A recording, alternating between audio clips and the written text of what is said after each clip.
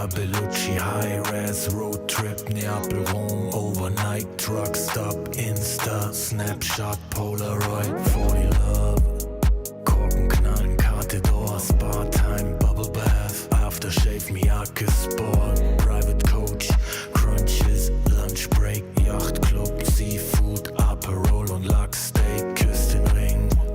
Wir haben Erfolg, Millionen Dinge und dein Lächeln spiegelt in meiner Persol, Pilotenbrille, Holz knackt im Kamin. Es werde hell, wir lieben uns die ganze Nacht, nackt auf dem Bärenfell, Wüstenstraße, weiter Himmel. Kawasaki, Speedboat, Karawane, F1, Abu Dhabi. Du bist meine Nummer 1 und nicht nur diese Nacht. Ich nehm dich zur Frau, trag dich die Marmortreppen zum Palast. Halbe Stunde Promenade, Lippenstift an deinem Glas. Soda, Zitrone, Haut glänzt, Haare nass. Ich schenk dir nach, du sagst wie schön ich bin. Ich küss deinen Hals und du lachst wie eine Königin. Leck die Lippen, ich bin dein bestes Pferd im Stall. Sind am Drippen, trinken Daiquiris aus nem Bergkristall. Schrimps und Limette, Monaco, Saint-Tropez, Dachterrasse, Whirlpool, Eiswürfel, Corbusier, Casino, Hopping. Die ganze Welt ist hier, Drinks für zwei, Champagner, Elixier, Traumpaar, Undercover, Americans, unsterblich, Grace Kelly, Cary Grant, allein unter Palmen. Und dazu kalter Cider, Sommerwind, Küstenstraße, Sonnenbrille, Alpha Spider, Hors d'oeuvre, schwerer Wein und klarer Kopf, Zigarren aus dem Humidor, Cohiba und Davidoff, Candlelight, sanftes Licht, Candelabra, deine Haut, China White, Seidenkleid, Balenciaga. Was die Leute denken, wenn sie uns reden hören, Open Water, Seychellen, Hochseeangeln, Segeltörn. Du bist meine Nummer 1 und nicht nur diese Nacht. Ich nehm dich zur Frau, trag dich die Marmortreppen zum Palast. Blaue Stunde Promenade, Lippenstift an deinem Glas. Soda, Zitrone, Haut glänzt, Haare nass. Ich schenk dir nach, du sagst wie schön ich bin. Ich küss deinen Hals und du lachst wie eine Königin. Leck die Lippen, ich bin dein bestes Pferd im Stall. Sind am Drippen, trinken Daiquiris aus nem Bergkristall.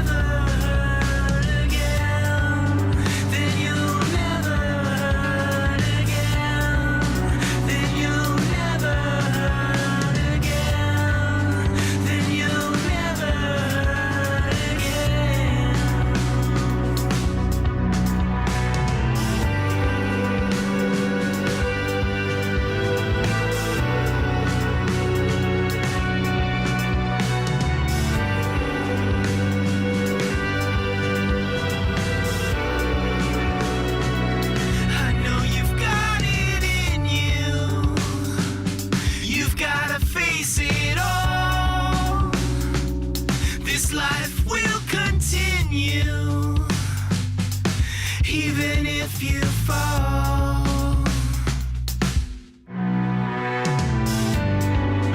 And your ghost wife with a head full of pain.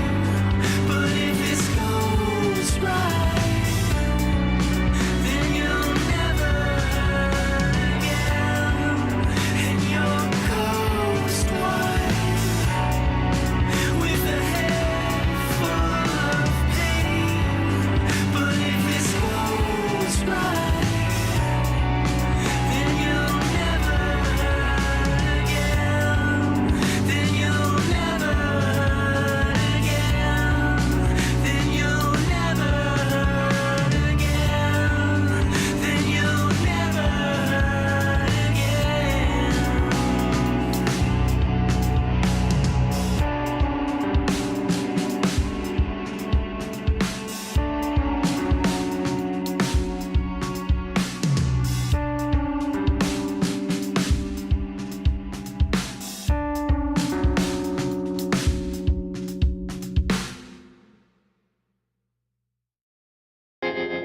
The voices in my head, they say I'm lost, but I found myself in the dark. The voices in my head, they said I'm lost. Blow me like a C4, give me what I want. Mad Max with you while I'm rolling up a blunt. They asked me where the body's at, I told them check the trunk. She asked me who the man is, I told her I'm the one. I told her I'm the one. You can figure where I'm from. I told her I'm the one. You can't make it where I'm from. Couple warrants and a gun to my name, low-key. Wood grain dripping and I keep it on me. Whole lot of new faces, I'm the real OG. Keep talking shh, and I'll put you on a white tee. The voices in my head, they said I'm lost. Blow me like a C4, give me what I want. Mad Max with you while I'm rolling up a blunt. They asked me where the body's at, I told them check the trunk. She asked me who the man is, I told her I'm the one. I told her I'm the one. You can figure where I'm from. I told her I'm the one. You can't make it where I'm from. The voices in my head, they said I'm lost, but I found myself in the dark. The voices in my head, they said I'm lost. Blow me like a C4, give me what I want. Mad Max with me while I'm rolling up a blunt. They asked me where the body's at, I told them check the trunk. She asked me who the man is, I told her I'm the one. I told her I'm the one. You can figure where I'm from. I told her I'm the one. You can't make it where I'm from.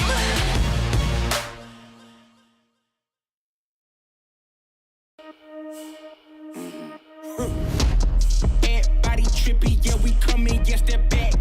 Yeah, we walking with a body bag full of cash. Cut from a different rare, we raise it like a flag. Unapologetic.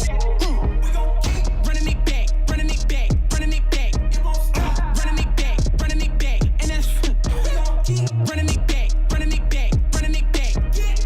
Running it back, running it back, running it back. Hey, 10 toes, I'ma never miss. Boy, I'm locked in, never take a loss in the sport, but I'm top 10. Giving work all around the clock, I know they watching. Got it out of the mud, ain't had no options. Oh, yeah. Let me go ahead and change my style up. Got that touch like Midas. Back then they wouldn't invite us. Switched up, now they wanna be like us. And now they dealing with identity crisis. I know, I ain't sorry, get a pity party. You could probably get it from your mama now. But if you pull up on me, you gon' see a body, cause I'm not the one you want a problem with. 10 toes down, if I stumble, watch me stand up. When it goes down, get the toot to your man's dog. You can blame it on your homies, got you hyped up. Whoa. Everybody trippy, yeah, we come in, yes, they're back. Yeah, we walking with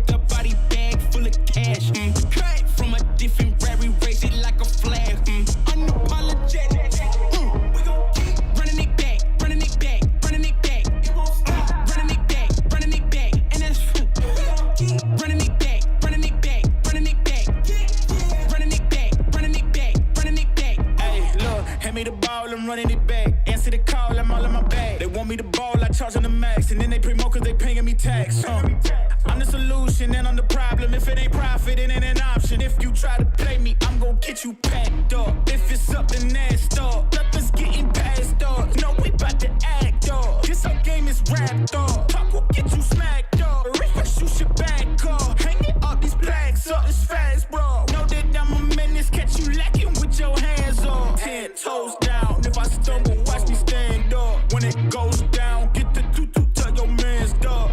You can blame it on your homies, got you hyped up. Whoa.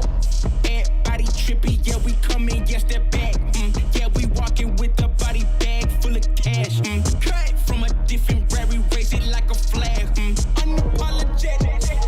We gon' keep running it back, running it back, running it back. Running it back, running it back. And that's we gon' keep running it back, running it back, running it back. Running it back, running it back, running it back.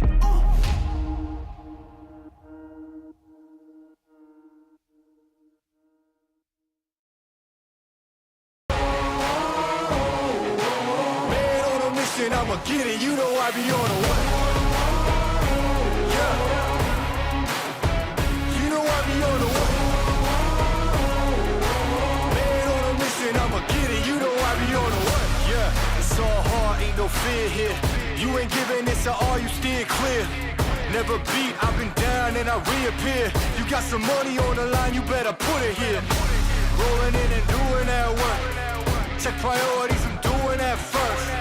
Checks big and I'm sure that hurts. But it's checkmate, we ain't selling short, know the work. Ain't nowhere to hide. You ain't gotta see me come and keep me on your mind. Cause I be on the way. Yeah. You know I be on the way. Man on a mission, I'ma get it, you know I be on the way. Yeah, man, we coming for them bangs. If they said I couldn't have, get the team. I got a vision for the things you ain't believe. And here's the motto, hard work, this over everything. It's that comeback. I'm calling plays, hit the pass, then the run back. Yeah, I'm far ahead and gotta run laps. But we ain't letting up, we never done that. Ain't nowhere to hide. You ain't gotta see me come and keep me on your mind. Cause I be on the way. Yeah. You know I be on the way. Man on a mission, I'ma get it, you know I be on the way. Yeah, I'm on the way. On the way. Yeah, on the way. I'm on the way. I'm on the way.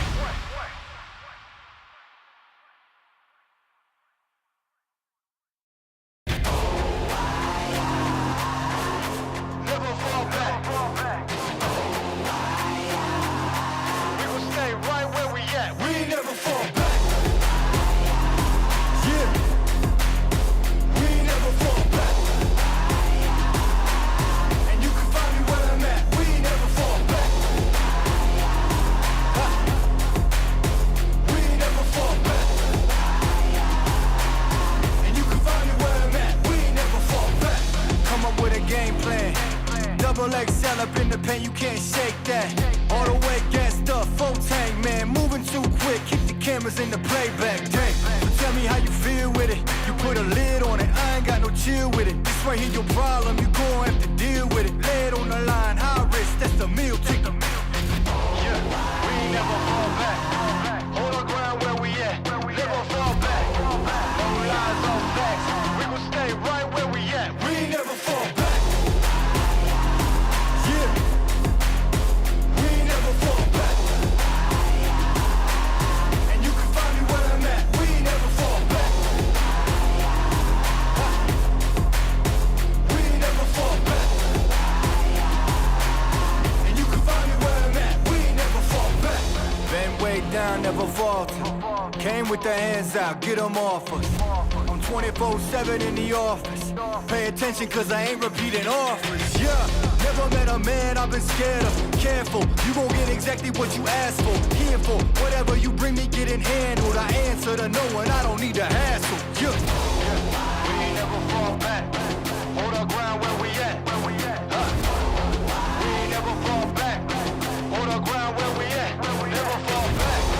We ain't never fall back. Hold our ground where we at.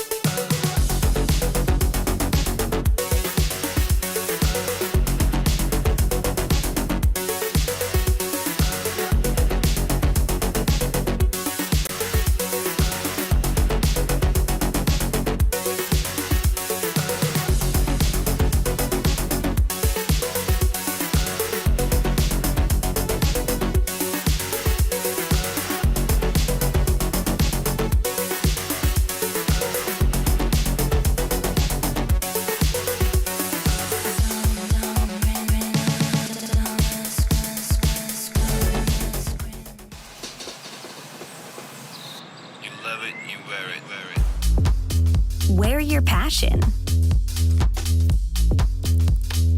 Share your passion. Wherever, whenever. Gaming is a lifestyle. Get your merch at shop.eslgaming.com.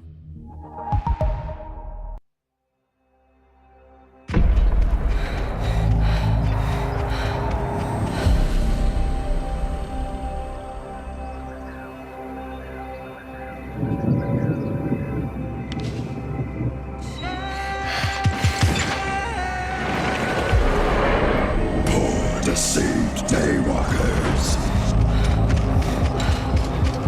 tricked to live in the light, crippled by the fear of darkness, taught to flee from it, blinded by daylight. You forgot the beauty of true darkness. I will make you remember.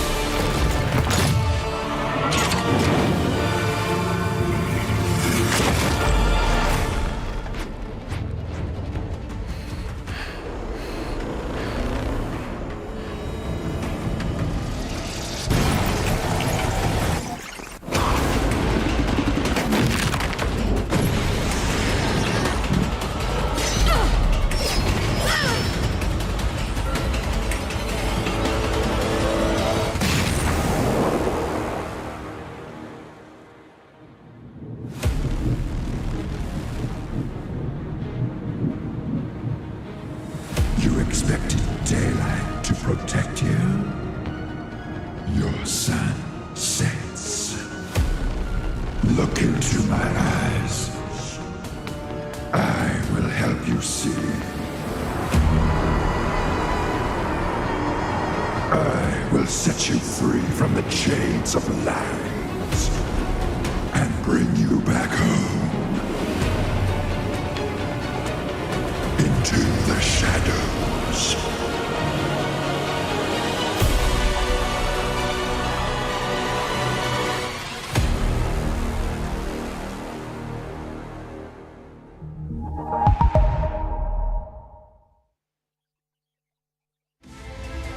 The ESL One Major is brought to you by Intel, Acer Predator, DHL, and Monster Energy.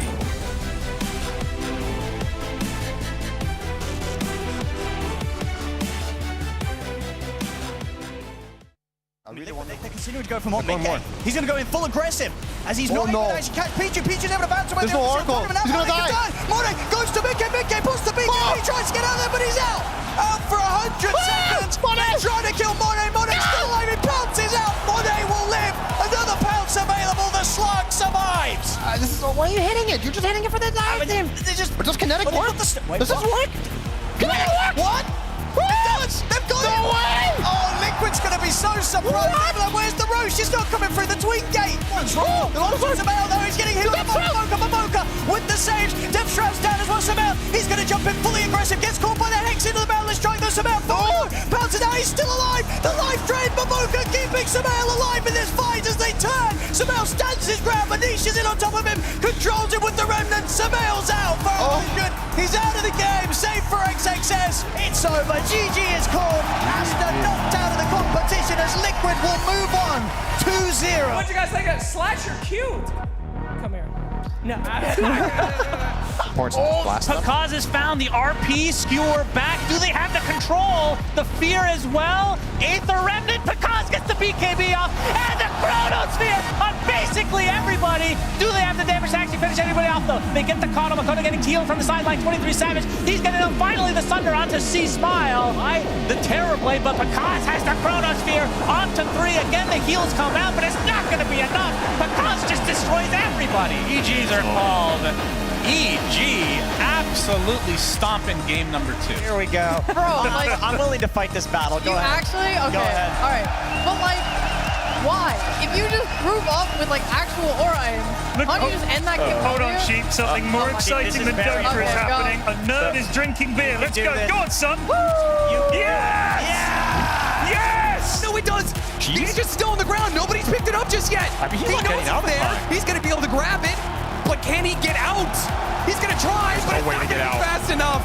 He takes away the cheese, he takes away the ages, but it's going to cost him both of his lives here. Pretty good. The roar goes out, though, stalling up a lot of play there. And Mickey getting some heals and able to go to town, taking the first hero down. Ursa starts to work on it, but the damage, it just doesn't match up. Not compared to what the Bloodseeker and the rest of Liquid are able to do to you.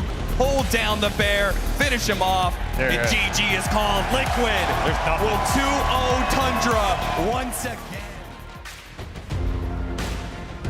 That was just day number 1, friends, but are you ready for day number 2?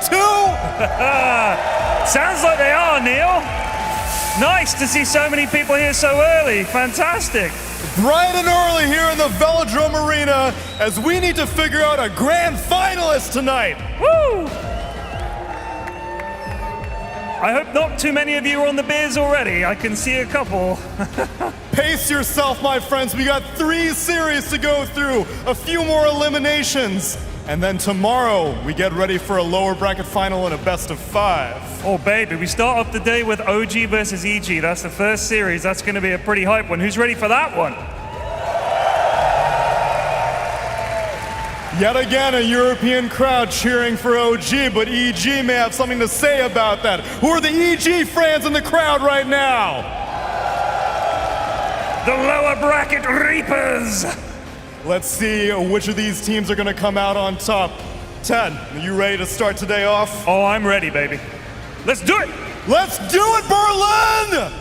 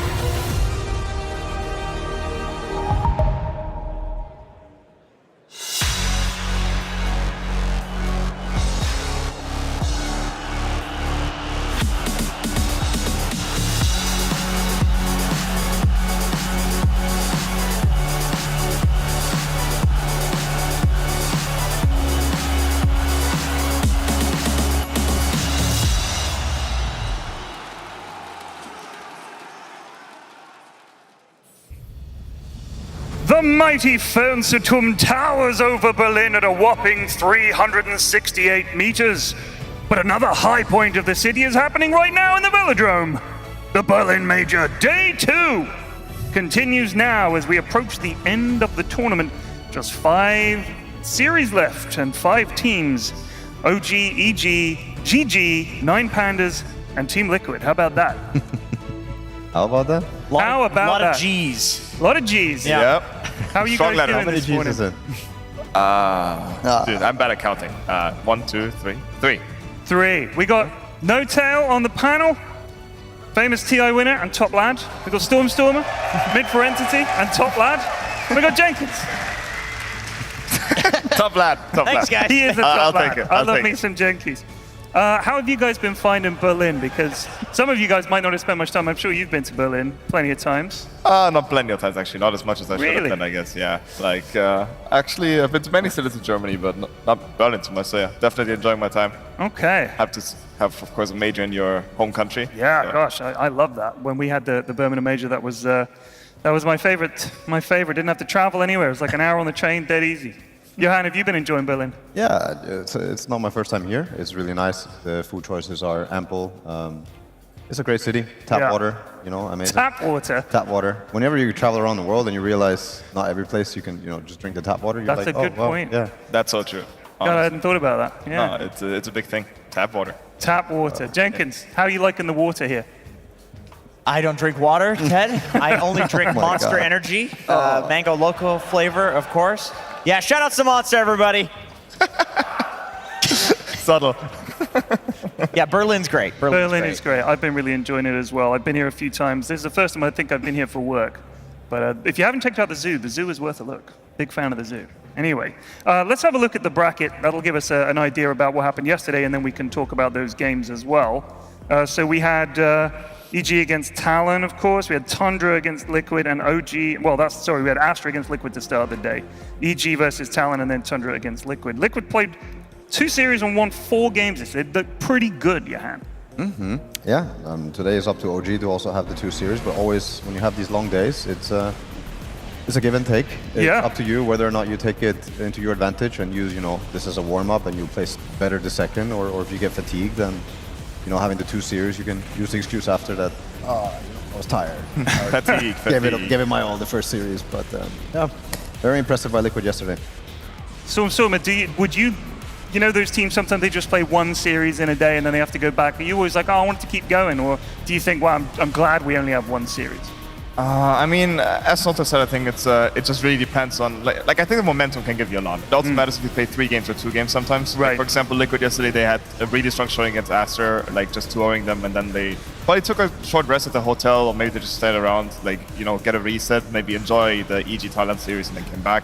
So, I mean, they 2-0 Tundra, right? So I think they were not too sad about it. Of course, Liquid against Tundra, I don't really know what it is about this matchup, but they just always seem to have like their number somehow. I think yesterday the panel was mentioning that Tundra lost to Liquid consecutively like every time, for the last 2 years. Yeah.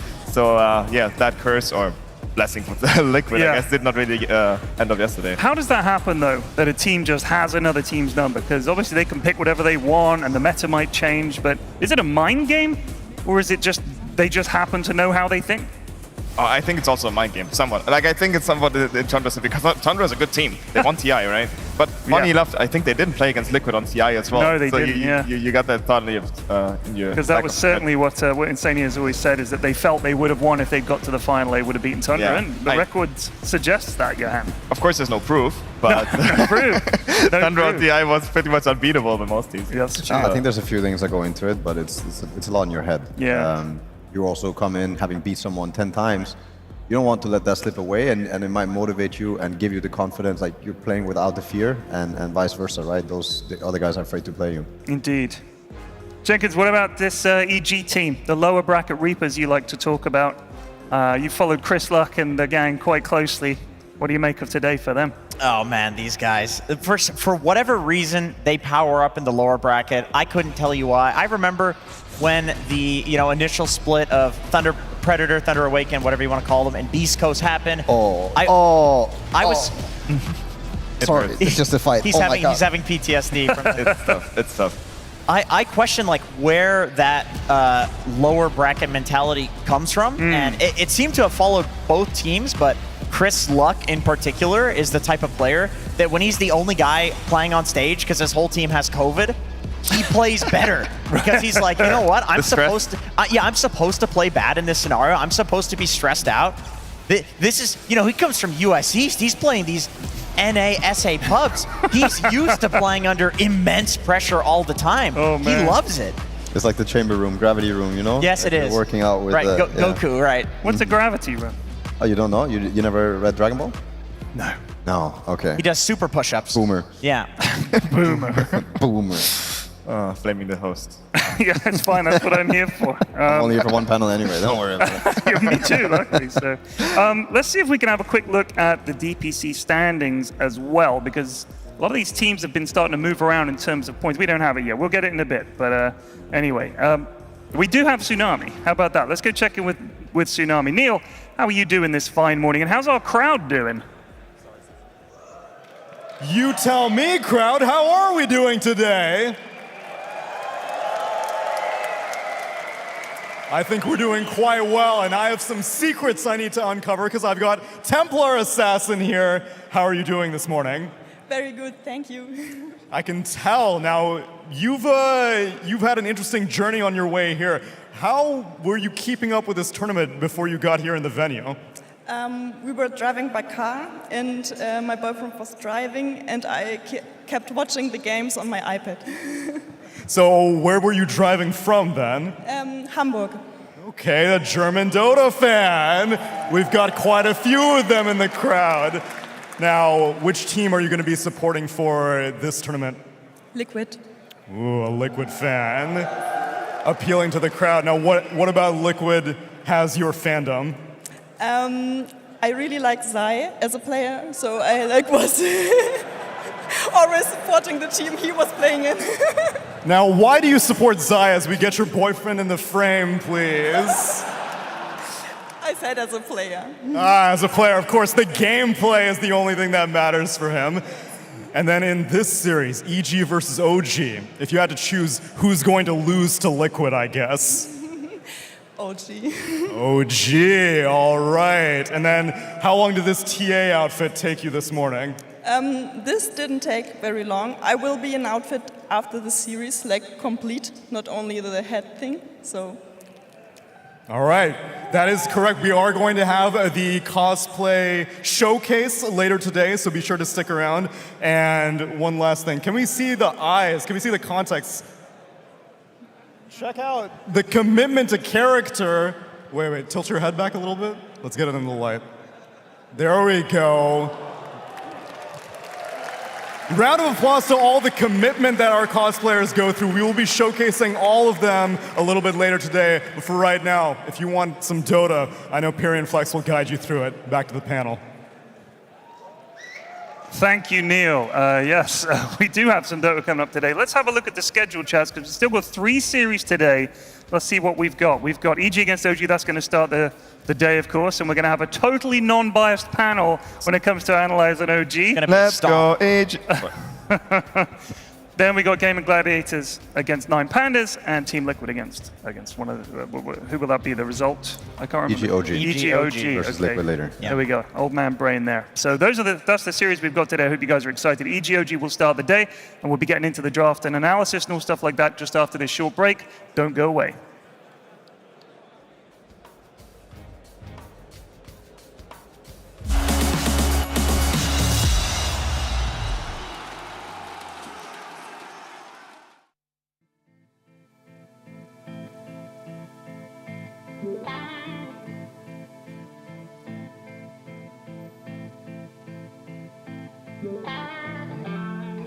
Takes more than money to force a change. Takes more than time to heal the pain. Heartbreak will light the fire. Heartbreak will light the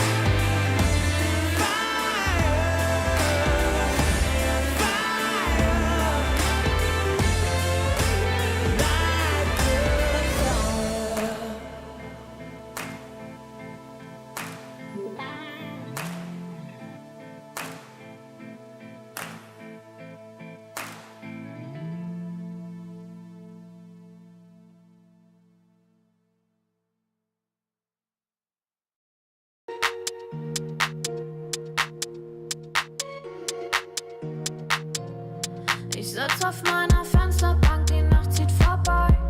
Ich blick über den Tellerrand, trinke Sekt auf Eis. Ein Teufel und ein Engel tanzen auf dem Parkett. Vielleicht sind wir unsterblich, müssen nie wieder weg. Ich sitz auf meiner Fensterbank, die Nacht zieht vorbei.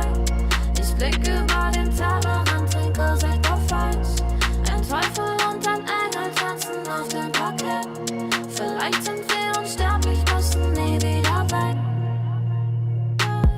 Backpack, Kippen und Drinks gegen Tristesse. Großstadtbild, komm mir nicht weg. Kopf fragt, mach kein Pisstest, nein. Ich will nicht auf deiner Party gehen.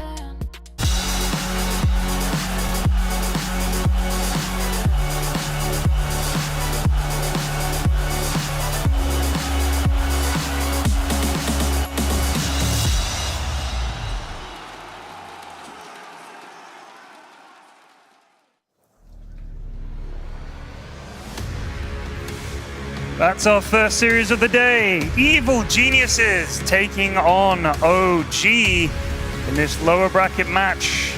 The loser eliminated. The winner continues to face Team Liquid in the next round. A daunting prospect either way. And I have a fabulous panel, of course, to discuss this game before and after, and to go through the draft and everything like that. Let's talk about EG first of all. They 2-0'd Talon yesterday. Did you guys manage to catch much of that game? What did you think? I caught a bit of it. I think I was paneling. Yeah, we were paneling. That's fair enough. No, kidding. Yeah, no, EG looked pretty strong yesterday. I think the first game against Talon was not so obvious. It could have gone either way. Yeah. But then they got a really strong amount of momentum from that game. And the second game, I think it was also Talon falling back a little bit and not really getting the grasp of the match anymore. There were a couple of little misplays, I think. Exactly, like they couldn't really recover. You could see some small pickoffs that ideally shouldn't happen.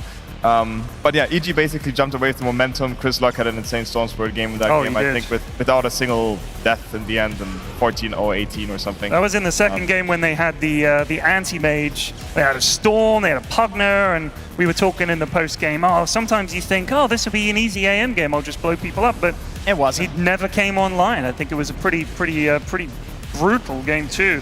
But talking about that game one, we haven't seen too many comebacks like that in this patch yet. It seems to be there's a big fight and then a team takes control. Why is it so hard for teams to come back, Johan? I think it's a lot to do with the economy of the patch and also the strength of certain items or items. It gets very hard to kill a lot of heroes. Depending on the lineup that you have, if you're choosing, let's say, a Lion or another support like Coddle that is more about control, and they end up getting a quick Crimson, Pavis plus Pipe, you can't kill anyone, and they have 6k, 7k gold lead, and it just feels impossible to approach the map where the enemy heroes are. Then you have to really dodge them, and dodging them means, you're taking risk, and if they start killing your heroes with the gold change and things like this, I also feel that you can't let that happen. Right. So I still think it's quite a big aura meta, buff meta patch. I hope that they're gonna maybe do something about that in the future, but for now, it has to be a style that you need to be able to play. Yeah. So yeah, that's what I'm seeing right now. And then of course Medusa is also part of it, like most unkillable hero in the patch right now. Yeah. Well, she seems to be the first ban material. She's pretty not much getting through. She's not getting through most likely. Do you think we'll see her again at all this tournament? Oof, potentially 9 Pandas might let it through depending on who they're playing against. I think if somebody comes up with an idea in a pub game or in their dreams or in their sleep, you could get the confidence from that and go, especially in the best of 5 in the finals. That's true. I can see a Medusa slip through. 9 Pandas have claimed that they can beat it, so they've been letting it go through, but we shall see as the tournament progresses. Anyway, the other team in this matchup is, of course, OG. And we have a little content. Someone spoke to them earlier, so check this out. Anytime a team has stand-ins, you obviously lower your expectations. Except for OG. Song of the Siren used, the stun there onto 2. Hector throws it on out the depth shroud to keep his buddies alive, but it does not keep them alive because they are down 22,000 net worth. And Slark is dead. Sacred gonna be the last one left alive. GG is called. It's always a treat to watch these like younger guys come together and then they just, some reason, click. I think they're just building their synergy very quickly amongst the players. They are just able to flourish whenever they have stand-ins at their events. I don't know how it works, but they're making it happen yet again. MC looks very comfortable with it, as we've seen in all those post-match massages, MC kind of looks like a shadow of his former self again. He's been an inspiration to a lot of players, not only in the offlane, but in just overall in Dota, the way that he's played. He's always been a grinder. They got to watch out for that one. Paparazzi being burned of much of his mana, has a little bit more to work with here. Has to slight, but he has no remnants to be able to jump to. That other one on the side wouldn't have been good for him. XG, DY trying to burst him, but the heal comes through. Kaka with the stolen shield crash could not deliver the blow necessary. Good arrow to be able to help out in his dying breath, trying to help JT here, but oh, the swashbuckle on a big swing from MC, 300 damage. Kittrack, standing in as a 5 position, I think that's really interesting. I think Kittrack's fit in really well. Of course, he also played with some of those OG boys before, so maybe he's familiar with how they think about the game, which I think helps. It seems like he fits in perfectly with BZM and Yuragi and stuff like that. This team just has so much synergy. They're super aggressive. Okay, they don't have Song of the Siren for 8 more seconds. Sacred goes to the stun up to the high ground, but, well, he's going to die as Hector does not have nearly enough damage to deal with heroes. But wait a minute, no, maybe they do. With the showing up Dark Mago, they might be able to make something happen here. Kittrack throws out that stun and, well, Jakiro just doing so much for them in this. It's very impressive that this team can continue to slot in so many stand-ins and still perform really well at tournaments. I think it speaks to that core of the team, Taiga, BZM, Yuragi, that have been there in all of those events, like how damn good those guys are. They're really, really high-skilled players. I think BZM is a top 3 or 4 mid in the world. They have their own style of how they want to draft, how they want to play. The BZM just sometimes is like, screw it, pick me Invoker, screw it, pick me Tinker. And it's working. Spirit Vessel spams coming out as well, jumping forward onto Moon, the Leshrac. It's just paper at this point. Phoenix gets dropped. Can Chidori get the kill at the very least? It's going to be BZM with an ultra kill. Can he get the rampage? He's trying to go for it. Dives into the fountain. Needs the last hit. And there we have it. Rampage for BZM. Well deserved. I think it's a very exciting time to be able to watch this OG team and have them do so well, especially with stand-ins. I think part of having stand-ins when you're doing well is like pretty strong because, again, there's no expectations on you and you feel all the internal mental stress go away. I think right now they're kind of popping off, and I think it probably will transition into playoffs. They're not setting the meta, but they're playing really well around these type of meta heroes that work well for them. So yeah, it's cool to watch, and I think we're in for a treat.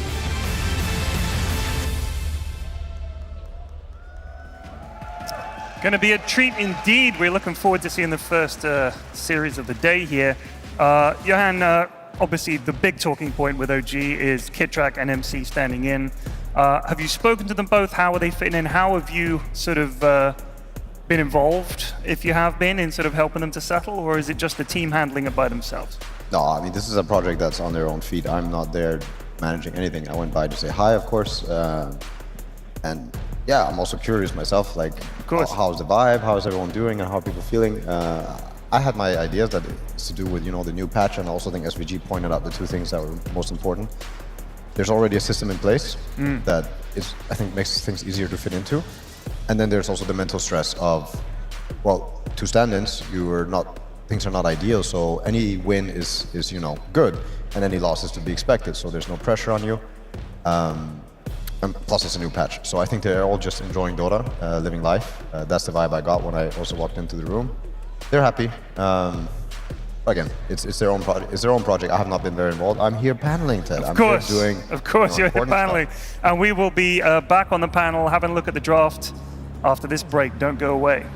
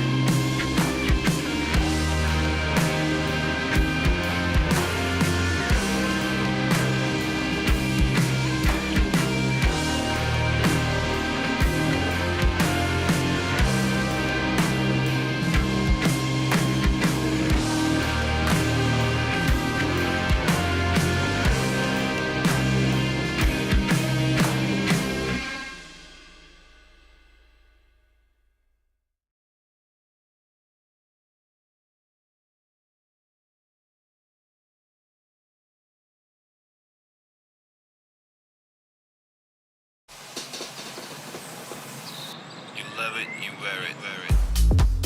Wear your passion. Share your passion. Wherever, whenever. Gaming is a lifestyle. Get your merch at shop.eslgaming.com.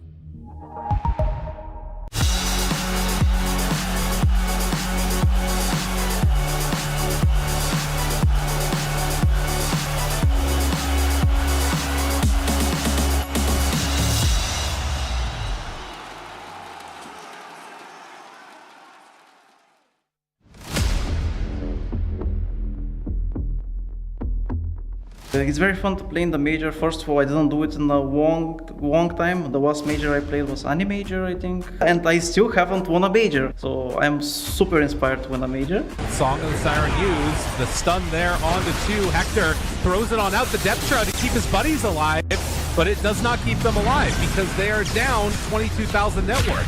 And Slark is dead. Sacred gonna be the last one left alive. GG is called.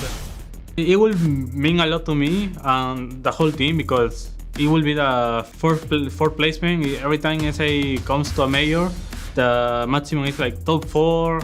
We cannot go through the placement yet, so we want to win. We want to get further in the tournament and even win it. It seems like this time the Crimson Guard does go off, but it's still a huge problem. There is far too much damage. The Donnies, it comes in, the Static Storm goes out at the same time. RTZ laying into the Centaur. His damage is not that immense, though. The Crimson Guard is blocking so much of it. Matthew with dueling freezing fields, but eventually does die. C-Smile, what a big hit. That is an overwhelming on-shot that Shopify will certainly remember. I know that OG always defeated EG in every single LAN event. So I will try to keep up with the guys and keep the tradition up. OG is a scary team for us. They have been like the only team killing us in every tournament. They're beating us all the tournaments. So it's our time to get revenge. I'm not confident about beating them, but I think we have a bigger chance than before. I just feel very special. Like when I walk on the stage, I hear the crowd. Even if they're not cheering for me exactly, I just feel that I'm one of the 10 players in that game. I feel important in that moment. We don't really do preparation for teams. We just keep improving, trying to fix our mistakes, because we had a lot of mistakes in group stage, and we are learning a lot every day, every match. Yeah, we want to take the major for home, for us, for everybody that is supporting us. The lower bracket Reapers have been sharpening their sides, and now they're ready to show up on day number 2 here in the Velodrome Arena. Ladies and gentlemen, please make some noise for Evil Geniuses!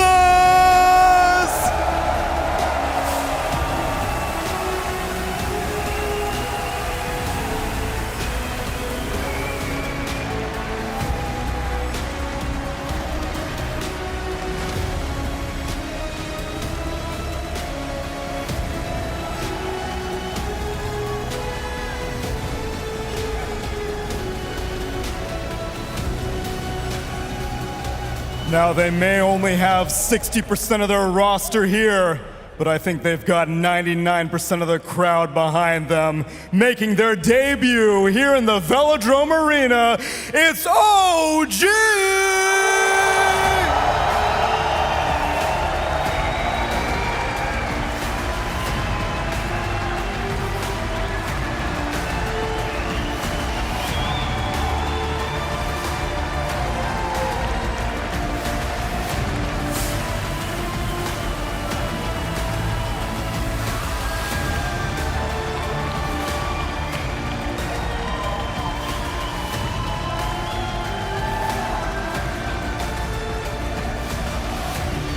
Now, if I could please welcome to the center of the stage from Evil Geniuses, Panda, would you mind joining me? And Mind Control.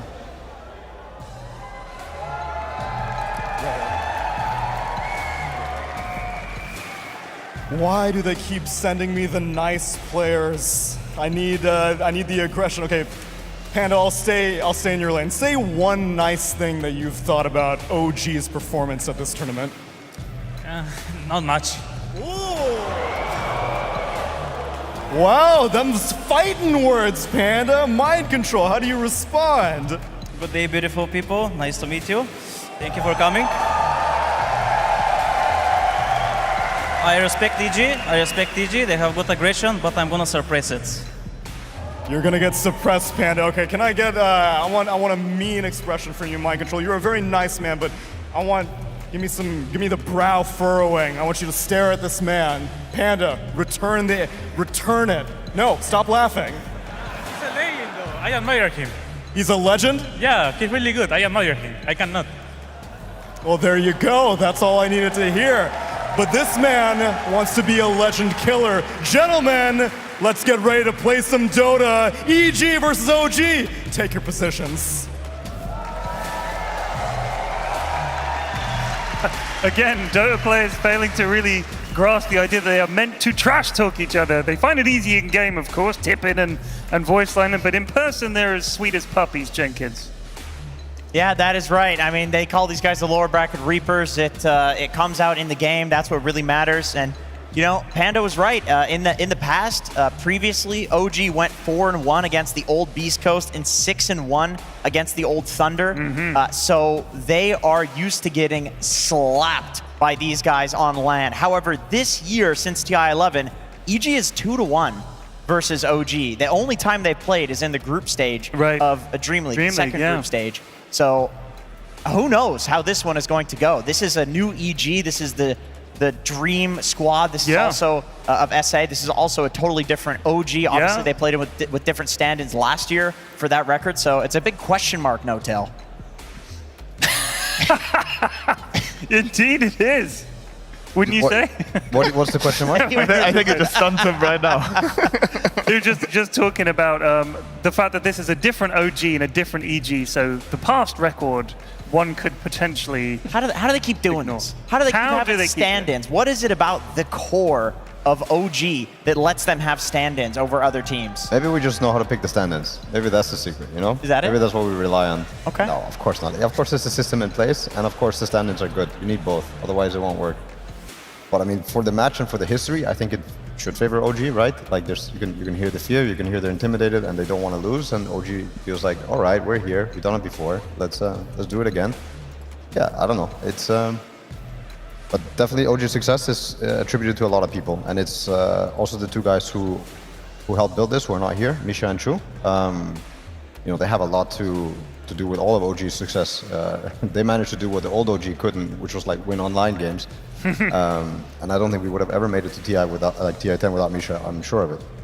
So thanks to those guys as well, the hidden warriors of the squad.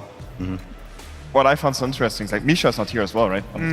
So it's not only two standards, but you could arguably say three maybe. I mean, the coach is in the back, of course, not one of the players, but there's two players being standing in, and the coach is also not there. That's a very good point, One more, how to say, part of the system, right? Yeah. So it's basically 3 or 6 persons missing, and they're still having this really good run. Yeah. Also, I mean, can I point out how much I love those interviews? Like, I mean, MC's energy is really infectious. Like, he's just having smiles across his face. Like, I think, like, no matter what is happening in these games, like, he's gonna stay positive in the game, on the stage. He's gonna enjoy himself. Same with EG, of course. I think Panda, he seemed a little bit intimidated maybe, but also gotta admire the honesty, right? Like, it takes a lot to admit that they're like, the enemy team has an edge on you, but you're trying to give your best. So what are we expecting to be the key heroes here, do you think, Stormstormer, for each team? I mean, I think Medusa will always be part of this. I don't know, I think the early phase will almost always stay serially similar. You see a lot of Underlords, you see a lot of Medusas, you see a lot of Cartels, a lot of Beastmasters, so I would be surprised if that changes too much. So we've had the 3 major, contested banned picks: Cartel, Medusa, Alchemist, I think, as well, Beast. Oh yeah, Alchemist, that's a good one, yeah. Yeah. So a lot of the times Alka's been banned, and Beast and Doom, I think people are thinking about. They want to pick Beast versus the Doom or something like this. I'm not really sure if that's the thought process for every team, but it used to be the classic. Like, they pick Doom, well, Beast can be a good answer. Yeah, but obviously interesting to see. Everybody would like to wait with the Medusa till second, if you're the second pick, because you want to have them think, what if? Maybe they're not even ready for it and stuff. I would also personally be really interested because right now it looks like the team that has first pick, the teams never wanted to get either Alchemist or Medusa. So, and they usually get the Coddle or one of the three. Yeah. What I would like to see also would be interesting to keep like 2 of those heroes in the pool, maybe even all 3, because that means that you get a trade-off. Yeah. But at the current state, people are probably just thinking the Medusa is just too unbeatable. We will see if OG leaves it in here. That would be, of course, a change of plans. There's some cute heroes that I think are worth mentioning. DM is one of the big Venomancer players. He's not here. MC can definitely play Veno, but EG also likes the occasional Venomancer on core as well. They even flex it to mid. Yeah, I think a lot more teams will start flexing it. There we go. Let's go. I love it. Man up. Man up. The Stormspear ban is pretty interesting. It might just be a filler just because simply they want to leave more heroes in the pool as well. Yeah, I mean, they're leaving the Dusa and the Coddle is also in. Doom, Beastmaster. Let's see. Chris Luck did absolutely pop off on the Storm yesterday, I believe, so maybe they saw that game. It is interesting though, because OG is also very confident Storm team, I think. Oh, what is this? This is like a game of chicken. Who's going to Gambit not accepted. Okay. I love it. Okay. I love it. This is some chess, some Queen's Gambit or whatever. Yes, this is Gambit. Accepted or being not. done. Like, this is... The Medusa Gambit. Yeah. Accepted or rejected? Decline. Let's see. I mean, you get the double pick, surely. On this Captures and this game just plays itself. So if you leave the Dusa in as OG, that's probably not an option, right? Because the 8 or the coming pick from the Dusa will be too strong. Oh, there it is. They just have to grasp it. Of course. It is going to be here. Okay. So EG have maybe thought this through already, that this might happen, and they might have an answer. I don't know what that is. I don't know what people think about anymore. I've seen the Anti-Mage. I've seen it lose. Yeah. What else is we it? saw Nyx Darkseer. Nyx Assassin, right? We saw the Nyxes. We've seen Nyxes win, but also lose. Do you guys think that Nyx needs the Darkseer to make the Nyx combo work? I think it's a lot better. You used to be able to run some other stuff like the Nyx Prophet, like Nature's Prophet. Yeah. But now it seems like a dead hero. Yeah, so it's pretty dead. I think it's very hard to make the Nyx work with a lot of different cores. So Darkseer is definitely one of them, and also one of the better heroes versus the Dusa. Yeah, let's see. Total Darkseer sounds a bit awkward as a potential laning duo, but who knows? Is there a possibility that EG just first phases a PL for Pakaz? I've seen that lose every time, though. I don't think did it win? It does lose. It does lose. It's just when you have only one pick. Yeah, sure. Really I mean, dangerous. I wouldn't be surprised if EG go for one of the. They have to go for one of these answers that they really believe in now, right? Because if not, you're facing 3 bans. Yeah, I think it's too risky to not like. So basically, you need a mana burn here, right? That's kind of the idea. Maybe they just Slark because it's Pakaz's most played hero in the tournament. So Ramses was talking because they kept giving teams Medusa and beating it. But also banning it at That's times, true. even At after times they saying were it. But banning. yes. That's true. Occasionally they'd sneak a They ban still in. respect it, yeah. But so he was saying, oh, you just kill the Medusa and then or kill the rest of her team and then kill the Medusa afterwards. Yeah. It's not as easy as that, is it? Easier said than done, quite often. But it's definitely a way to play, and it's a mode you can go for. I mean, there are heroes like Brewmaster that are superb at dealing with these critical mass cores and Medusas and stuff. Whoa. Okay. So I was thinking about Anti-Mage, PL, Nyx would have been one of those heroes. We yesterday saw an Anti-Mage lose, of course. It was against EG from Talon, and EG kind of smashed it and ran away with the game. They're feeling confident, though. It's a bold choice, though. It is a bold choice, especially this early. Yeah, the thing is, EG is once again the first pick team, right? So they now in the second stage and third games have the less favored drafting orders because OG can counterpick into both the other heroes, and on top of that, they have to choose lockdown. So they just showed the AM, so most likely they're gonna feel like these 3 bans have to protect against Anti-Mage's timings, which could also be the lane. Like he has a couple really bad lane matchups. So what's still in? I mean, because there's a lot that was still left in. Beastmaster is still in. You see they're banning the LC. Yeah, that's which it's not normally a hero you want to ban, but since you have this AM, you feel like maybe you have to protect him.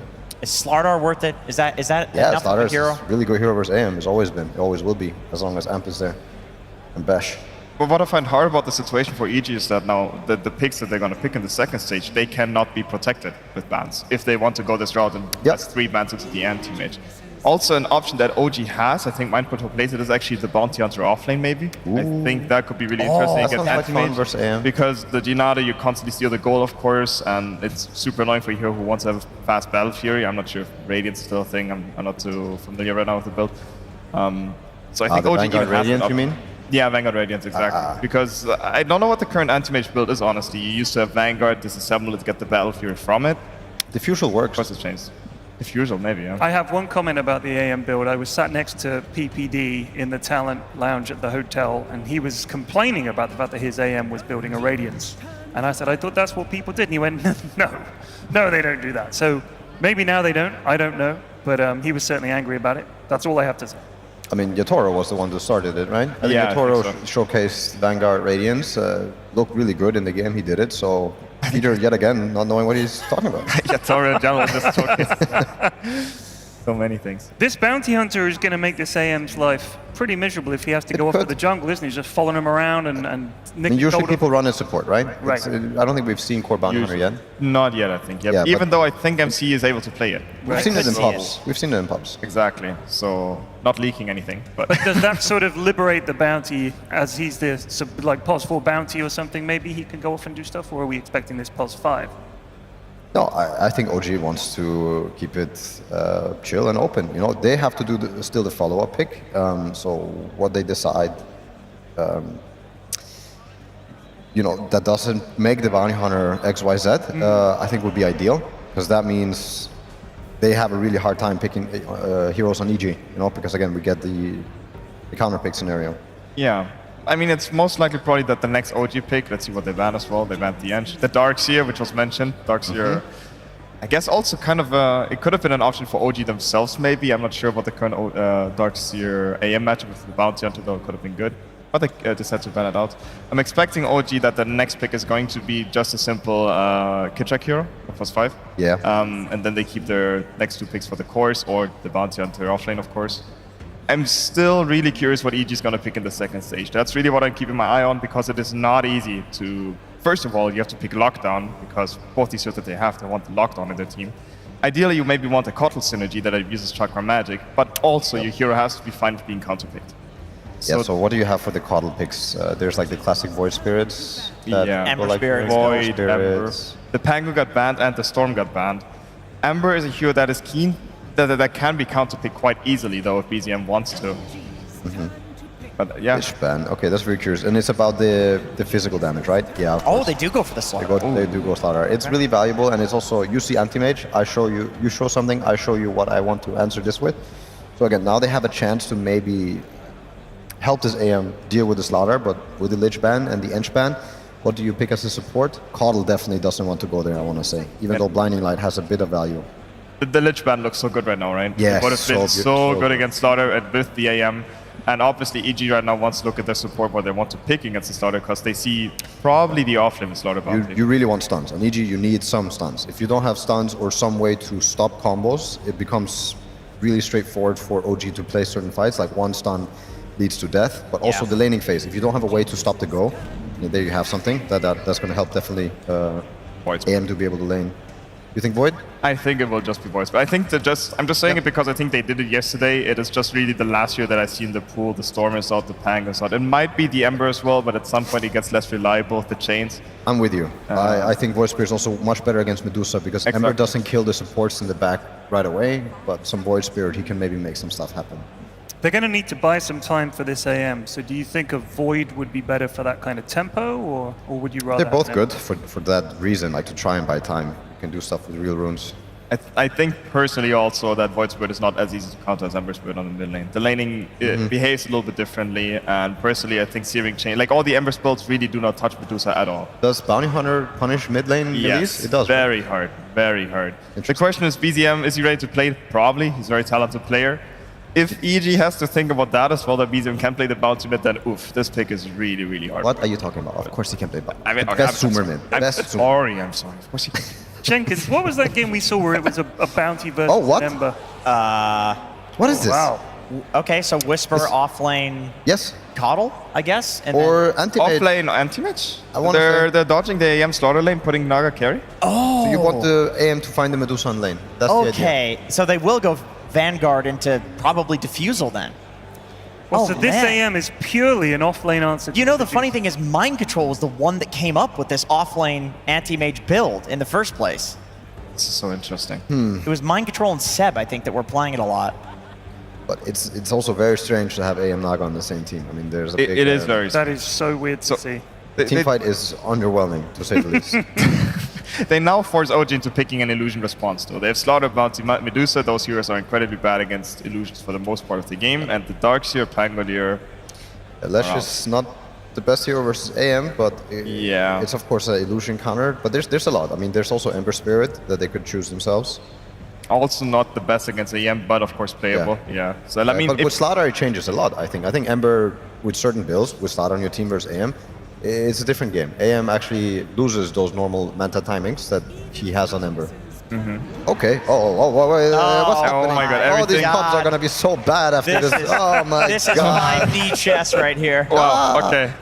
Who's playing one? All right, Okay, what is pause the 5 plan Dusa. with this Ursa? It's a +5 Dusa. Oh, so it's a bait Dusa. Calling in? I think it's a +5 So, Dusa. is there room for an offlane Medusa Okay. where she just tanks up and the whole thing is her ult? But Hear where's me the out, guys. Slardar go then? He goes. No, mid. it's Slaughter position 1, Okay. Bounty position 5, finding anti-mage on the lane. This AM is gonna just cry. He's like, why am I in this game, you know? And then you're gonna have Ursa versus another melee hero mid. I see it. Okay, sure. It's your team, and I'll tell you another. I'm looking forward to. I look forward to seeing how this plays out. Wow, and they're banning mids. Okay, that's actually so crazy. So you see Slaughter, Ursa, Medusa, you're still banning mids. Obviously, you're thinking this Medusa is probably gonna be a support. Yeah, they're calling that either one of them is support. Like, I mean, it's not Ursa support. I would bet on that, but That's such an interesting. I've seen Slaughter support before. Yeah, it's not bad. It's actually not bad. But you think it's more likely than the Dusa support then? And it's an Ursa offlane?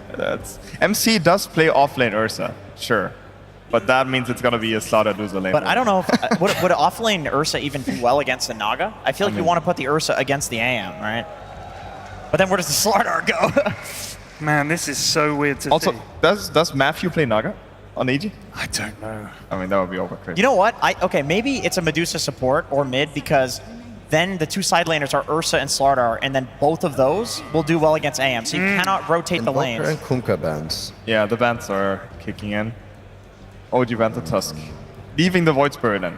Yeah. That is like the last hero. I'm not sure what other mid laners are even left. The pool is getting really scarred. I like the Tusk ban for the heroes that OG currently have. I also think if I was drafting, I would probably ban the Void Spirit, but there might be something that I'm missing. Maybe OG is also thinking, I don't know if they can do it, but if they would actually run the Bounty mid against Void Spirit, because that's also very Bounty as a favorite matchup. Yeah. I'm not sure if they're able to. I think you could run Ursa, Slaughter, or Bounty mid. Three of these heroes do well mid. Yeah, that's the issue. Banning the Oh, that hero is on the pool. Interesting. Interesting. I mean, it's also a good pick for them. Very good pick for them, I think. Yeah, that makes a lot of sense. Keeps even maybe the flex up on the EG, or what if? Good ban. I think it's a very good ban. Better than the Void Spirit even. Yeah, and now the Void Spirit staying in for OG, even though I do not know if they want to take it. They got more options. They could also... Oof, body language. Can you guys see it? Oh. Chris Luck is waiting. Primal Beast, maybe, for C Smile against the 3 melee heroes, now that Deuce is not a core. Venom. Oh, my god. Okay. Talked about it, but this is so weird. But they're flexing it with the Caudal and the not. Is the Caudal flexing core? I mean, the Caudal could be a core, the Naga could be a support, they flex it. Because of Venom's being a blind pick, right? Yeah. But EG played Caudal for this tournament? Yeah? They play Caudal offline, yeah, they have this tournament. This tournament? Yeah. Yeah, they have. Okay. But with this Venom being picked, if it is possibly a +3 against Ursa, does the Caudal have to go mid? C Smile also plays Venom mid, by the way. Yeah, exactly. We know for sure the Venom and AM. There's the Void. There's the Void. Okay, we're gonna have answers. We're gonna have answers soon. Okay, here we go. All right, I want you Prepare I want you to yourselves. tell me which hero goes which role, please. So we've got +4 Bounty, +5 Medusa. +5 Medusa, good calls to Okay, C-Smile. It's C-Smile C-Smile AM. Caudal, Whisper, Venom. Okay, so the C-Smile AM would have been my last guess out of all of these. This is really surprising. MC Slardar, So, okay. and then obviously it'll be Yuragi on the Ursa and BZM. It's Panda Naga, +5 Naga. This is wrong. No, this must be wrong. There's no way Pakas is saying This must be wrong. Pakas made carry. Let's go. Production. Wow, this is really. This is the worst draft for this to screw up on. There is an option that they misclicked, but I would not want them to misclick the heroes on a main stage. You don't get to remake this because at least you don't get a Valve like a TIA. You don't get to remake. Oh my god. Who was it that went through with it? And it was actually the old EG had to play RTZ and Fly. They misclicked heroes, and it was Fly click. What? Yeah. That actually happened. Oh my god. I just really hope this wasn't misclicked, but. I'm so confused. I hope it's a production error, and if it's not, maybe a CM carry is a thing, bro. It's a new patch. What do we know? Yeah, what have they figured out in the break days? Yeah. She still has the attack speed or a talent? I don't know. Well, I mean, diffuse a blade with the attack speed talent. That's true. That's the answer. That's the answer to POS 5 Juicer. Is that what you're saying? I don't know. I don't know. I don't know. All right, look, just look at the draft. Who do you think, quickly, who do you guys think has got this? Oh, there's going to be a remake. Okay, It's going to be a that remake. makes a lot more sense. Okay. Okay, that makes a lot of sense. So okay. someone was missing from the start. But yeah, so somebody was missing from the lobby. They weren't in the lobby at the start. So we're going to remake the lobby. I assume it's going to be, what is it going to be, a complete redraft or? No, it's not going to be a redraft. But at the same time, I do think hopefully the players aren't aware of who's picking what, because this part of the change has happened that you don't get to see what the enemy's picking, or everybody's picked their heroes. So yeah, this would be a little bit sad, of course, but now we're in this situation, I guess. Yeah. I guess OG picked actually the heroes that they want to pick in that order, the way it looks like. Maybe EG did not, but I really wanted to see that game play out, though. Still, I really wanted to see that. With the Pakaz main. Yeah. I'm still confused. Like, is Pakaz anti-mage or is Pakaz Naga Siren? I'm still not sure what. No, Pakaz must be the Naga. Must be Naga, right? I'm not gonna spill the beans here in case they can hear us, but I hope the game gets remade fast. And still, I'm not sure if anyone knows which lanes are guaranteed. Yeah. I think that's probably what both teams are thinking and talking about really hard right now. Yeah. So just talk me through this POS 5 Medusa. Is it good? Was it just a bait? What's the deal? I think, it can be quite, I've seen it sometimes in pubs. It can be a hero that is hard to kill, but can also be ignored. It has a stone gaze and a lot of HP, basically doesn't do much. They put a POS 5 here because it felt it got too countered probably by the AM, and they want to dodge and pick a favorable carry match with the Ursa. And Medusa is also probably even like a solid laner with the Mystic Snake buff and everything, so curious to see how that plays out. It just doesn't work with AM, that's the problem. Yeah, to find with the spell shield. Yeah, of course. Because even if you bounce, it goes back to you. You bounce it back. Yeah. So I guess you have to find the lanes. You'll find the other lane on the Dusa, I imagine, because AM can't just dodge when a support dodges you. It doesn't work like that. And what's the idea with the Venom here? You've just got, you've got a Slider, you've got an Ursa. So I think this Venom pick was just really a flex pick for EG, because they did not see the matchup. Super value, right? Yeah. Venom versus what? Is it Ursa, Slardar. Yeah, so all these heroes get annoyed. Melee heroes. Even Medusa gets very kited, right? So. Yeah, all these heroes hate getting galed up, getting slowed down by the Plague Wards. Maybe you can't some Slaughter Blinks in fights, and they flex between mid and off lane. Curious to see if the Coddle is going mid or the Venom is gonna go to the mid lane. I really just don't think it was Smell who is gonna go AM mid.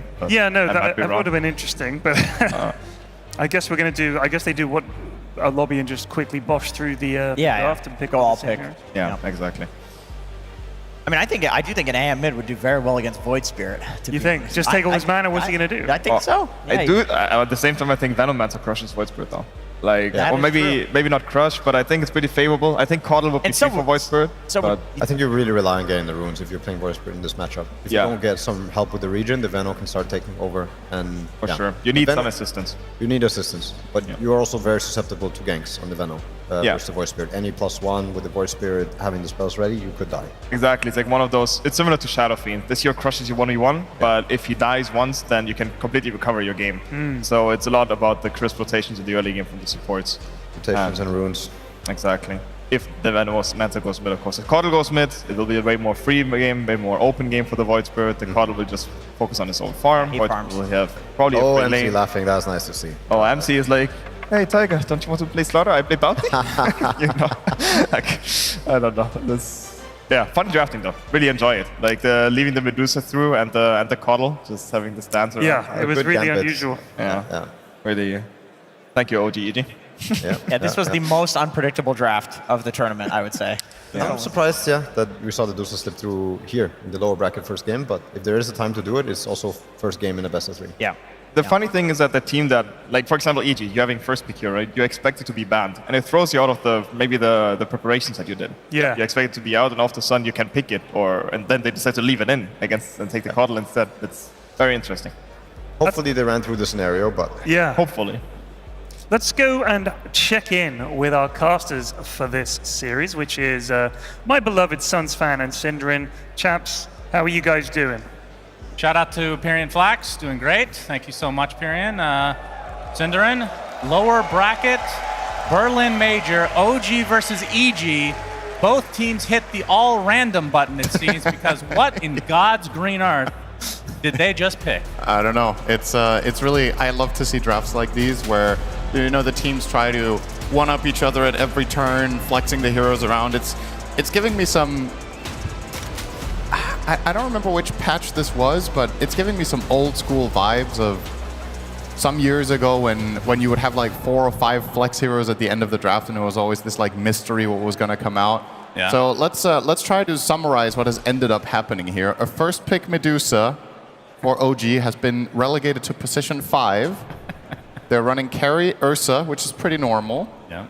Slardar off lane, mid Void Spirit, and a 4 bounty. So the Medusa is the odd one out there. Now for EG's side, we have a mid AM, off lane Veno with a 4 Caudal, which, you know, is somewhat normal, I suppose. That's the most normal thing, maybe. And Maiden Naga in the safe lane, depending on how they put their supports and whether they start tri-lanes, etc. But yeah, the 5 Dusa, who would have thought that one of the, if not the hero that is regarded as the most powerful one in the patch right now would feel threatened enough to go to position 5? That is very interesting. That they did this ahead of time. Like this is, I mean, obviously it's a flex hero between 1 and 3 that we've seen, but they have to know it's going to get hard countered, or at least attempted to be hard countered. So maybe, I mean, Stormstormer was saying he's seen position 5 Medusa in his pubs. Have you? That does not sound super good, but if it's actually successful, then surely we'll see a nerf that can play any position. Matthew takes a blood grenade, getting run down right now. Whisper gets off the Gale to help save his life, and will do so successfully.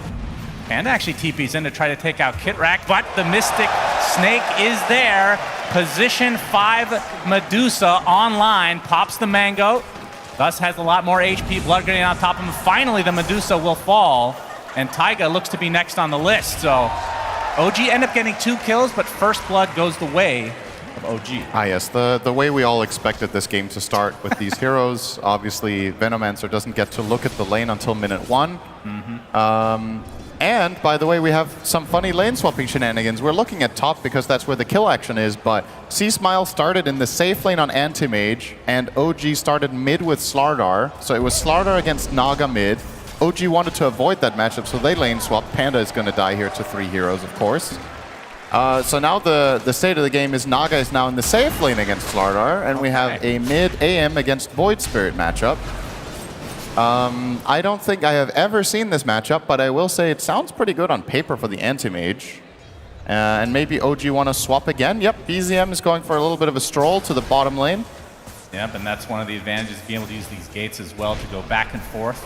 Musical chairs, as it were. Still 3 members of OG in this top lane. We've seen the prowess of the Bounty Hunter time and time again this patch with the stun coming out from Shadow Walk. Something that they definitely have to keep track of. Kitrak, and I mean, I assume the Lotus Flowers will be very important for OG, as Kitrak could certainly use it. And this tri-lane from EG is nasty, by the way. The Bounty Hunter is actually very important in this, but it looks like Taiga will perhaps make a little bit of a rotation. He was covering the Water Rune and takes that away, but yeah. It's a triple ranged lane top with infinite mana, because they have the Maiden Aura eventually, and they are going to have Chakra from the Caudal, so they can spam Gale, they can spam Blinding Light, they can spam Maiden's 2 spells, and all of that going into the Ursa will make him have a miserable time, and we're seeing that exactly now. Blinding Light back. Yuragi's in so much trouble. This is going to be a very easy cleanup for EG. That's a big kill.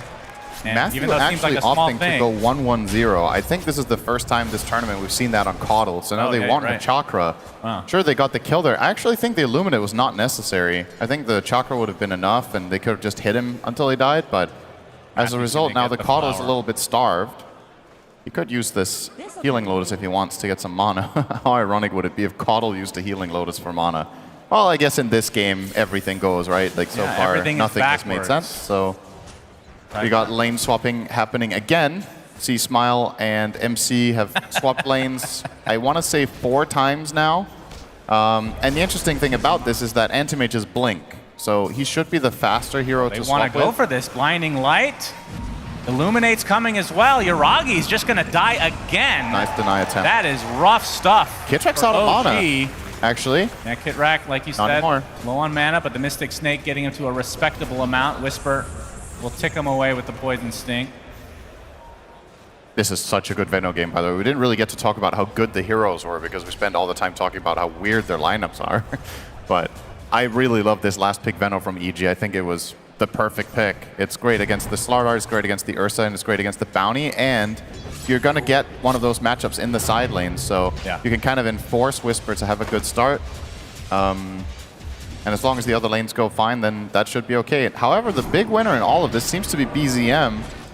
I'm not sure how he's beaten them out by this much on the CS, with AM having 15 and Naga on the 13. BZM somehow has 23. Well, they've both been moving.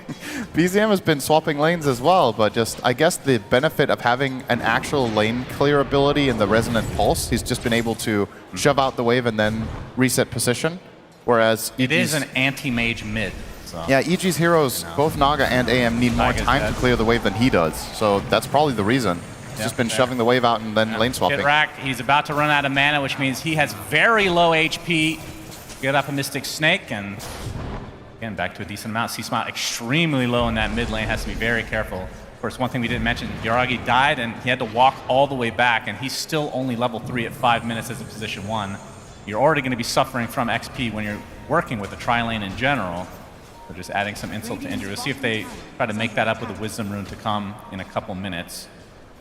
I mean, this would be a very good game to carry those off to your cores instead of the supports, potentially. Another Illuminate, hitting all 3, it looks like. And EG just continuing the pressure in this top lane. They can just There's the spam Frostbite all day. Another Blinding Light, Yuragi. He's going to try to go on top of Matthew, but another Illuminate's coming, that finishes him off. Matthew somehow lives throughout this engagement. Now Taiga's going to take the Gale. The right clicks with the Frostbite. He will be denied by Kitrak. A little silver lining there for OG, but for their position 1 Ursa, that is death number 3. They can't win this lane. Like, this is just so like the lane for me inherently is just extremely unfair. They could switch to Kitrak being the carry. It is Medusa after all. Yeah, why not at this point? Ursa with the 23 CS. Good job, buddy. It's time to be support. Yeah, they've sent Yuragi mid. He's level 3. Into the level 5 AM. I mean, the interesting thing about this is Ursa can probably just, float this lane even with a level disadvantage. It's a good matchup against AM. You don't care about getting mana burn. You can just keep hitting back into him. And BZM is level 6, so he can make moves. I really like OG's approach to solving this problem, because if you keep these static lanes, Ursa's just going to keep getting killed. Like that lane. Maiden Caudal Veno. Absolutely disgusting lane. Taiga and BZM both smoked up. Whisper looks to be the gank recipient. That's going to be an easy blow up for OG. So first rotation from BZM, and obviously providing a lot of space for Yuragi to finally get some farm on this. Ursa, Panda, take an astral step, but no more to come from BZM. And the Wisdom Rune's about to spawn. There's the stun from Taiga, so that's a freebie for him. And the other one is still left to its own devices. Nobody's even on the way, and there we go. We have a TP from the Bounty. BZM, he's going to take a Gale, though. He's in big trouble. Astral Step in 3 seconds. Does he have enough HP? Attempting to just TP out. Nice call. And he'll be fine. So despite all of this weird stuff that's been going on, OG have a 1K lead right now. Yeah, they've just found more CS, and again, it's primarily the Void Spirit's Resonant Pulse into lane swapping, and despite having these deaths in lane, Yuragi still has been able to, float a pretty good CS.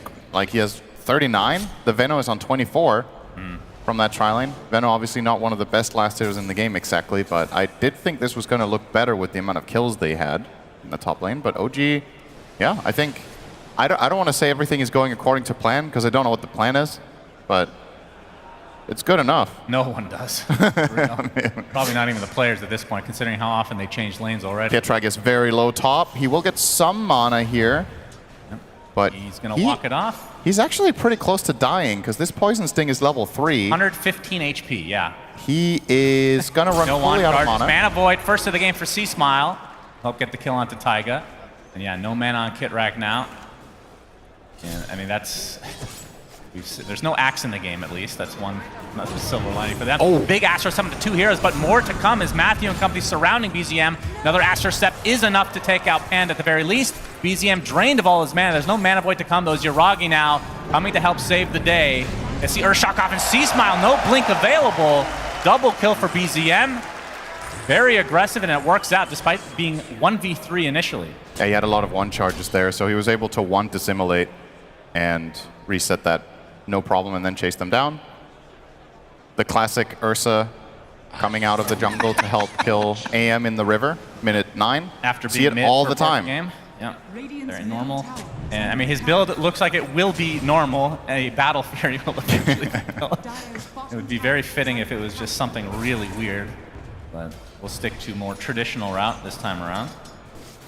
And from the AM's perspective, Mr. C-Smile, I mean, in terms of net worth, he's behind Yuragi, despite being mid the entire game. What do you buy on AM in this game is my big question. Like, you've got Vanguard. Are you going Diffusal? You're not going Battle Fury with a Naga. There's not going to be enough creeps on the map for both of you. Right. So, like, this is my probably biggest question mark about how this game plays out from here on out, because Pakaz will be very farm on the Naga, and he has some great core matchups. Naga is very good against Ursa, I would say, against the Slardar, so the win condition is pretty clear for EG. If Pakaz gets big and they start taking fights when the Naga has 2 or 3 core items, they can definitely win these fights, but how does AM bridge the gap?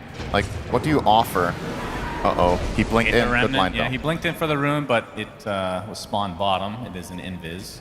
Yeah, that's a good question. We'll see what the itemization is after this this Vanguard for C-Smile. I mean, it feels like, oh, all right, C-Smile does get the invis, but they have the vision right now. Aether Remnant is there, locks him down, and another death for the mid anti-mage. Nice bait. Taiga was just sitting in Shadow Walk on the rune, expecting AM to blink and take it, and they just pile on him. He doesn't have blink cooldown, obviously, and they had a sentry overlooking that rune spot as well. So despite him getting the rune, he was still retreating to the left, and they could see him. So.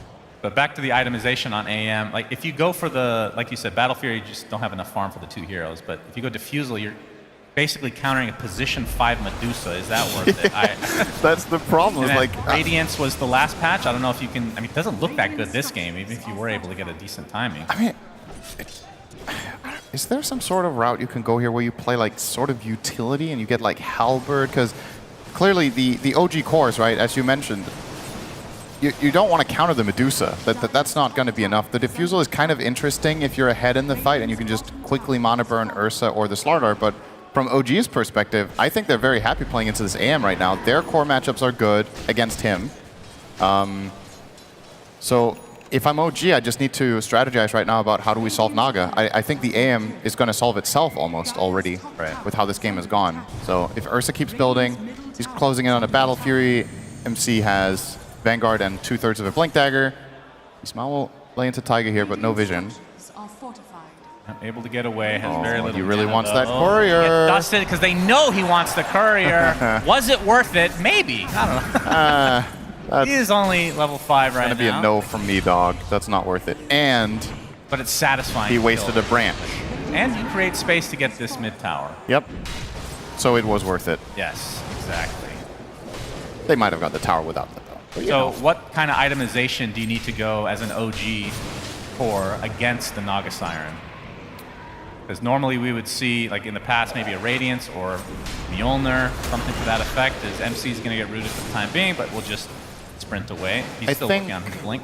So Ursa's going to go Fury, and he probably has to buy BKB this game because of the sheer amount of stupid slows and roots and everything the Radiant side has. So I think he probably goes Fury, BKB, and a dagger in some order, and then Basher.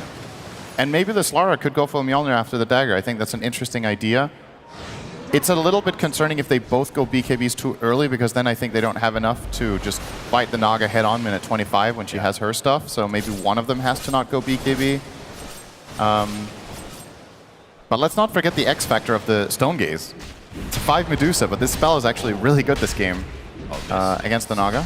So OG going for Roche. It's already at half health, but they have an idea this is happening. From EG that pops, so they have an idea now. Oh, they run into Taiga, so he's actually tanking the gank. So nicely done from him. Might even be saved here potentially, but no, he's going to be completely surrounded. Out of mana now. Mana Void is there as well. Sprint's MC running getting out. slowed down. Yuragi showing himself. Wants to go on top of C-Smile with that newly picked up Aegis. C-Smile. Obviously a lot of members of EG here ready to fight, but the Stone Gaze from the support Medusa is enough to keep them at bay for the time being. Gonna get rooted now, but BZM coming from the back line, looking for the nice astral step onto several heroes with the dissimulate to follow. Panda's done for, and now it looks like EG on the back foot. Whisper, gonna get approached now by BZM. Do they have the lockdown? MC not able to get close enough for a crush, but Whisper looks like he'll go down just from the right clicks alone. So OG, they get the Aegis, they get a couple kills.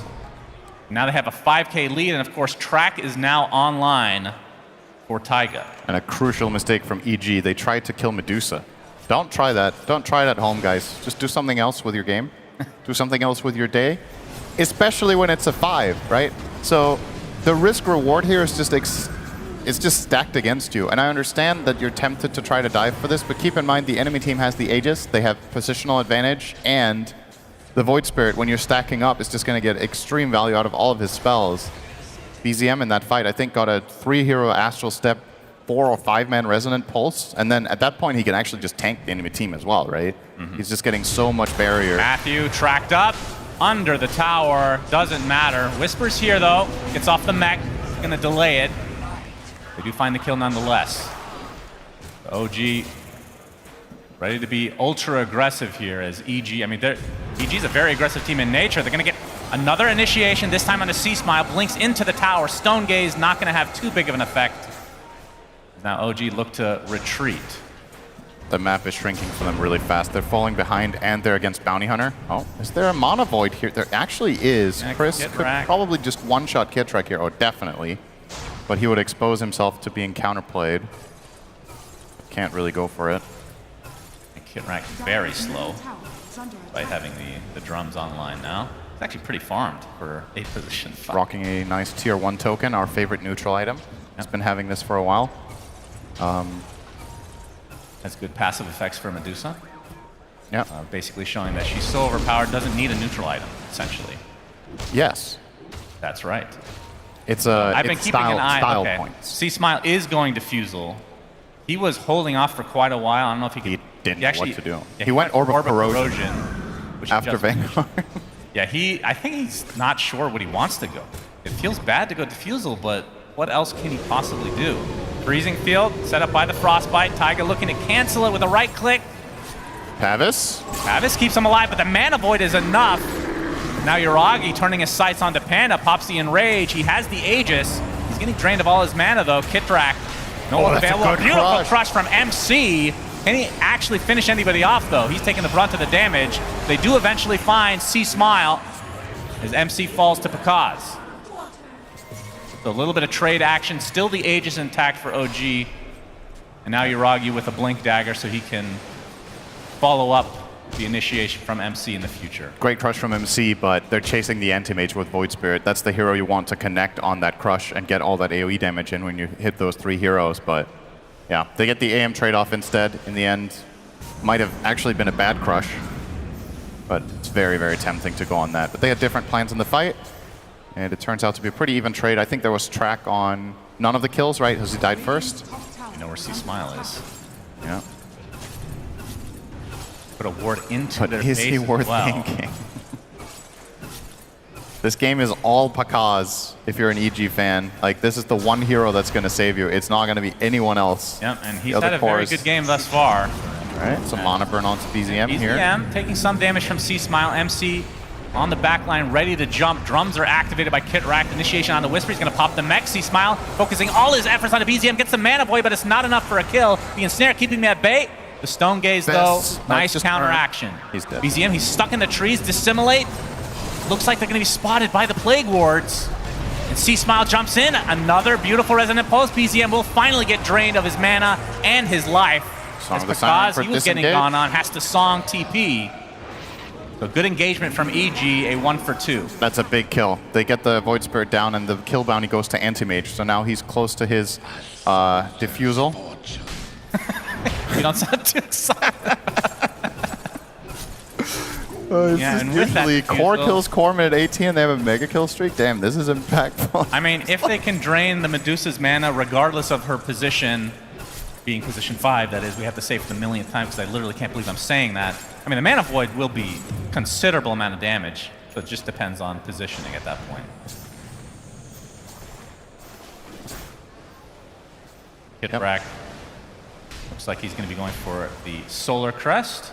So they'll have 2 diffusals now. Anti-Mage will complete his, Naga has hers, and is working on Butterfly, which is insane this game. The Ursa as well as Slardar are fully physical single target damage reliant, and Naga gets a lot of EHP by buying this item. Already has the Manta to dispel Corrosive Haze. And it makes me wonder which path OG are going to go with their itemization, because this doesn't feel like a game that they can just, you know, overpower the Naga right now and take full map control. It was looking like that could be happening 5 minutes ago, but EG kind of weathered the storm, and they've effectively bridged the gap to get Naga where she needs to be at this point in time. Pakaz will probably go for, I would imagine, a Heart after this Butterfly, or maybe a Scotty, one or the other. Unless he wants to go for a very aggressive build and have a lower hit point pool, but I don't think that's worth it this game. And BZM has completed Deso. So they have Echo Saber, Deso, we've been seeing that time and time again on the Void Spirits at this tournament.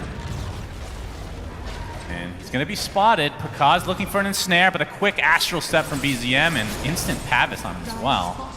Very quick reactions from OG. But Pakaz and company getting control of their triangle again.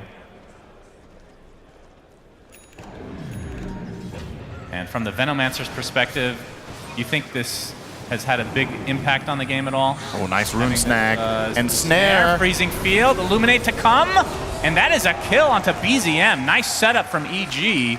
They might be able to get the tier 1 tower on top of that. That's that level 4 Frostbite against Void Spirit. He doesn't have a dispel of any kind. He's now starting to go for a Manta, but that's a big kill. They steal away the rune, they get the kill on Void, they get the mid tower. And they might even find Taiga here. Definitely pinging out his location. Blink Dust. Yep. He's dead.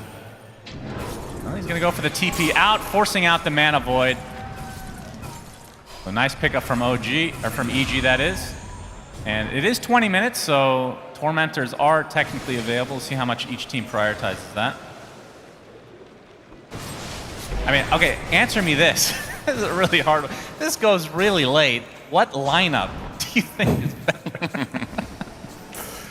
Considering Medusa's going for, I mean, obviously this is support, but it's going to be a support build. It's not like you're building her into a carry eventually, right? I mean, how late are we talking here? Let's say tier 5 neutral territory, 60 minutes. I love these theoretical questions. Yeah. Break your brain. Too much processing power needed. Yep. That's what I thought. See, sometimes for stuff like this, you could consult the win expectancy graph, but I think it isn't working because it's never seen this game before. Yeah, so it doesn't know what to expect. I'm not going to trust that percentage for anything. I feel like this game is, from my perspective, even right now. Like it's kind of, and keep this in mind too. The players don't really have the biggest frame of reference for this game either, and it makes for really interesting moments when you kind of you need to improvise, right? This is a, speaking of which, great play from Uragi. Going to be grabbing a shard for MC on the enemy side of the map. Wow, that's a good shard. So OG got both shards. That's pretty big. That's a major gold swing in their favor. And EG, in the meantime, trying to take Roche, which is obviously a big steal from any Ursa lineup. Going to be tanking that with an AM Pavis with Vanguard. It's going to be a lot slower than the Ursa, but we can see that OG not really reacting to this. They might be unaware that it's up even. And if OG do show up for this, Naga can Song and try to make a good moment out of it for them. But OG will be too late. This is big that EG get this. It's Cheese. Guess they put the Aegis on Pakaz. Yep. Cheese on AM, a classic mid-game Cheese carrier. Yep. Of course. I guess it was the best hero to put it on. You could put it on Veno too, to be fair, but I think it's more likely that C-Smile will be the target. And if you're Veno and you get targeted here, as long as you get your barrier off, if you get off Crimson, if you get off your mech and a Gale, you could probably die after that. I would expect him to get a little bit of a mana pool here. Whisper rocking 540 mana. Not the most. His ult is pretty expensive. Has reduced the cost by 5% with the Fairies Trinket, but I think he can barely get all his stuff off if he's full mana. Well, the Roche is definitely something EG needed because the net worth has been going in OG's favor for a little bit now. And I mean, it was stuck at 6K for quite a while, but a couple track kills help elevate the status of OG, and then those shards that adds net worth into the pool as well. As Yuragi actually picks up a Diffusal Blade, he's going to be going for... Is he actually going to finish the Disperser right away? Because that's what he has queued up. That's interesting. Dispel action for the Gale, I suppose. Blinding Light, potentially. Dispel Gale, Dispel Frostbite. Rack getting initiated on for now. Yuragi's going to jump in, going on top of Pakaz again. Aegis is there. He's going to Song a little bit early. They want to fight with us? Maybe they can take out Taiga on the back line here. Oh, they do. They spot him, they dust him, but there's a jump in again from Yuragi. He blows up Matthew right off the bat. And Taiga still being pursued by Pakaz. They'll find that kill, so it's a 1-for-1 as MC jumps in, gets a crush, and bashing up Whisper right now. Yuragi versus Pakaz. Pakaz out of mana thanks to the Diffusal Blade as Whisper finally drops as MC's BKB is online. Mana Void destroys the support Medusa. 3 dead for OG. Pakaz and company focusing down MC now. That'll be a 4th kill going the way of EG. Now C-Smile pursuing Yuragi again. Trying to go to top of it. That's a lot of Fury Swipes. That is a done AM. Not able to live despite using the cheese before that. He did not keep track of that counter. Like, Ursa has the level 10 talent for the Fury Swipes reset time, and this fight was so long. Even Naga couldn't pursue. She was still 12 stacked from the earlier fight. We're going to see a replay here. So how many stacks are on C-Smile? Wait. It's just Corrosive Haze. I think he had no stacks on it. Is that for real? Huh. There's no indicator, right? He's literally just... Okay, he just... All right, it's just the haze, and he blinks in and just gets No, he has 10 blasted. stacks at the end. Yeah, well, Yuragi hit him a couple times, so... Yeah, that happens. All right. So I don't even know who that favors. Obviously... Until bounty... AM died, that was amazing for EG. That's just a bit of a blunder there from C-Smile to dive for that. They do keep their Aegis intact on Pakaz, but he couldn't trade the Ursa off in the end. He was out of mana. He was 12 stacked on the Fury Swipes. He's not going to dive the tower. So, but yeah, this is... Oh, the dust, but Yuragi jumps in, a 3-shot Panda. Gracious. Another dust. They don't really stack, but Taiga will die. Takes 2 dust to take him out. He'll be okay with that trade. Pakaz posing aggressively here, just running straight MC in. being Gets the spotted. Diffusal off. Actually, Diffusal activated on MC, so he's very slow. The Inhibit, if you remember the name. I do. How could I forget? And yeah, Aegis, like you said, still there for a minute and a half. We'll see if they get full value out of this or not. And being able to kill Taiga relatively early in these fights can have huge impact because of that track goal. If he's able to get those tracks off, that's when the lead can really snowball in OG's favor. Just noticed, I don't know if we've talked about this yet, but Matthew doesn't have boots. I feel like this is very rare on supports. Like there's a small subset of supports that can play without boots. That subset is called Io and Monkey King, usually. Yeah. But on the Caudle, he gets 25 move speed from the Solar Crest, and the hero is innately pretty fast. He also ended up finding a Bullwhip, but that's not what he was planning for at the time. But yeah, this is interesting to see. This hero Really being not played without worth boots. the It's an 500 interesting gold. take on the hero. Not very common, I would say. Yeah, I mean, if he does get jumped by MC or Yuragi, I guess he's just dead anyway. I don't know. Yeah. It's strange. You could argue that boots could maybe get you in a better position. Theoretically, yes. That is true. MC rocking a tier 3 token right now as well. Just chilling with that. Yeah, I think pretty. these teams actually talk to each other. It's not like a pub, right? And they're just like, which item should I take? What's best for our team? Because since you can get duplicates, sometimes you don't want duplicates, maybe. I don't know. And he does choose the Dandelion Amulet, which is the magic block. Also gives him a little extra move speed and mana. Gets a barrier if he takes over 75 magic damage, which would be the case from Illuminate, Crystal Nova, and Gale, I think, because it's level 4. So yeah, that Dandelion Amulet should proc pretty easily. I guess even a Riptide. No, Riptide isn't enough. I'm assuming the 75 damage is after reductions, not before. That actually matters for whether Riptide activates it or not, because it does 85 magical. Yeah. Well, see, Smile will be farming up some Ancients. He did go for the Halberd and is... With the Halberd as well as Elven Tunic, he actually got a lot tankier all of a sudden. Now 2 heroes on their side have good evasion. Yuragi will obviously adjust to this by buying MKB on Ursa, an item this hero doesn't particularly like to purchase, but in this game it's just a flat-out necessity if you want to be able to stand your ground against these heroes. We'll see if they can find the flank here. Taiga with a good smoke break here, potentially. Will break the AM out and the Naga, and will die. Find him, but again, worth. Good play, though. Considering it was the entirety of EG smoking up, could have been a lot worse. Needs to protect Uragi's farm here, so he has to break that smoke for them, and Uragi immediately says thank you very much. TP's top, gets the bounty and starts farming up here. And obviously, EG's lineup, not the fastest movers, except the Anti-Mage. Veno is a very slow hero at crossing the map. Naga is decent, obviously takes the gate here, which will help, but it's not like a squad of spirit heroes or whatever that could quickly transform, or transition rather, to top and kill the Ursa there, so he feels very safe just grabbing a little bit of extra farm here, and now things will stall out a bit again. I'm a little surprised that C-Smile's been able to kind of keep up with the farm, considering he's an AM with no farm mechanic, like no itemization to help him farm at all, right? The classic, I wonder what killing AMs... these creeps one at a time is just so weird to see on an AM. Sure, this is relatable for a lot of the viewers at home. It's like 130 CS minute, 29 Anti-Mage. That's like me. That's great. Yeah. This is what I thought this would be a lot worse, though, if I'm being honest. That's Don't seem convinced. Yeah, I just have to be honest. You enter this game, and I don't know what I expected. So I can't say whether this is better or worse. Right. It's just so much. It's one of those games that is just a treat to watch because there's like inherent mystery in the game almost. Like it's like both teams are trying to solve a puzzle and they've never really had to solve it before. Oh, Kitrack and the gets draft an is just step Axe number Shard. one. That's very a nice. good one. Cold-blooded.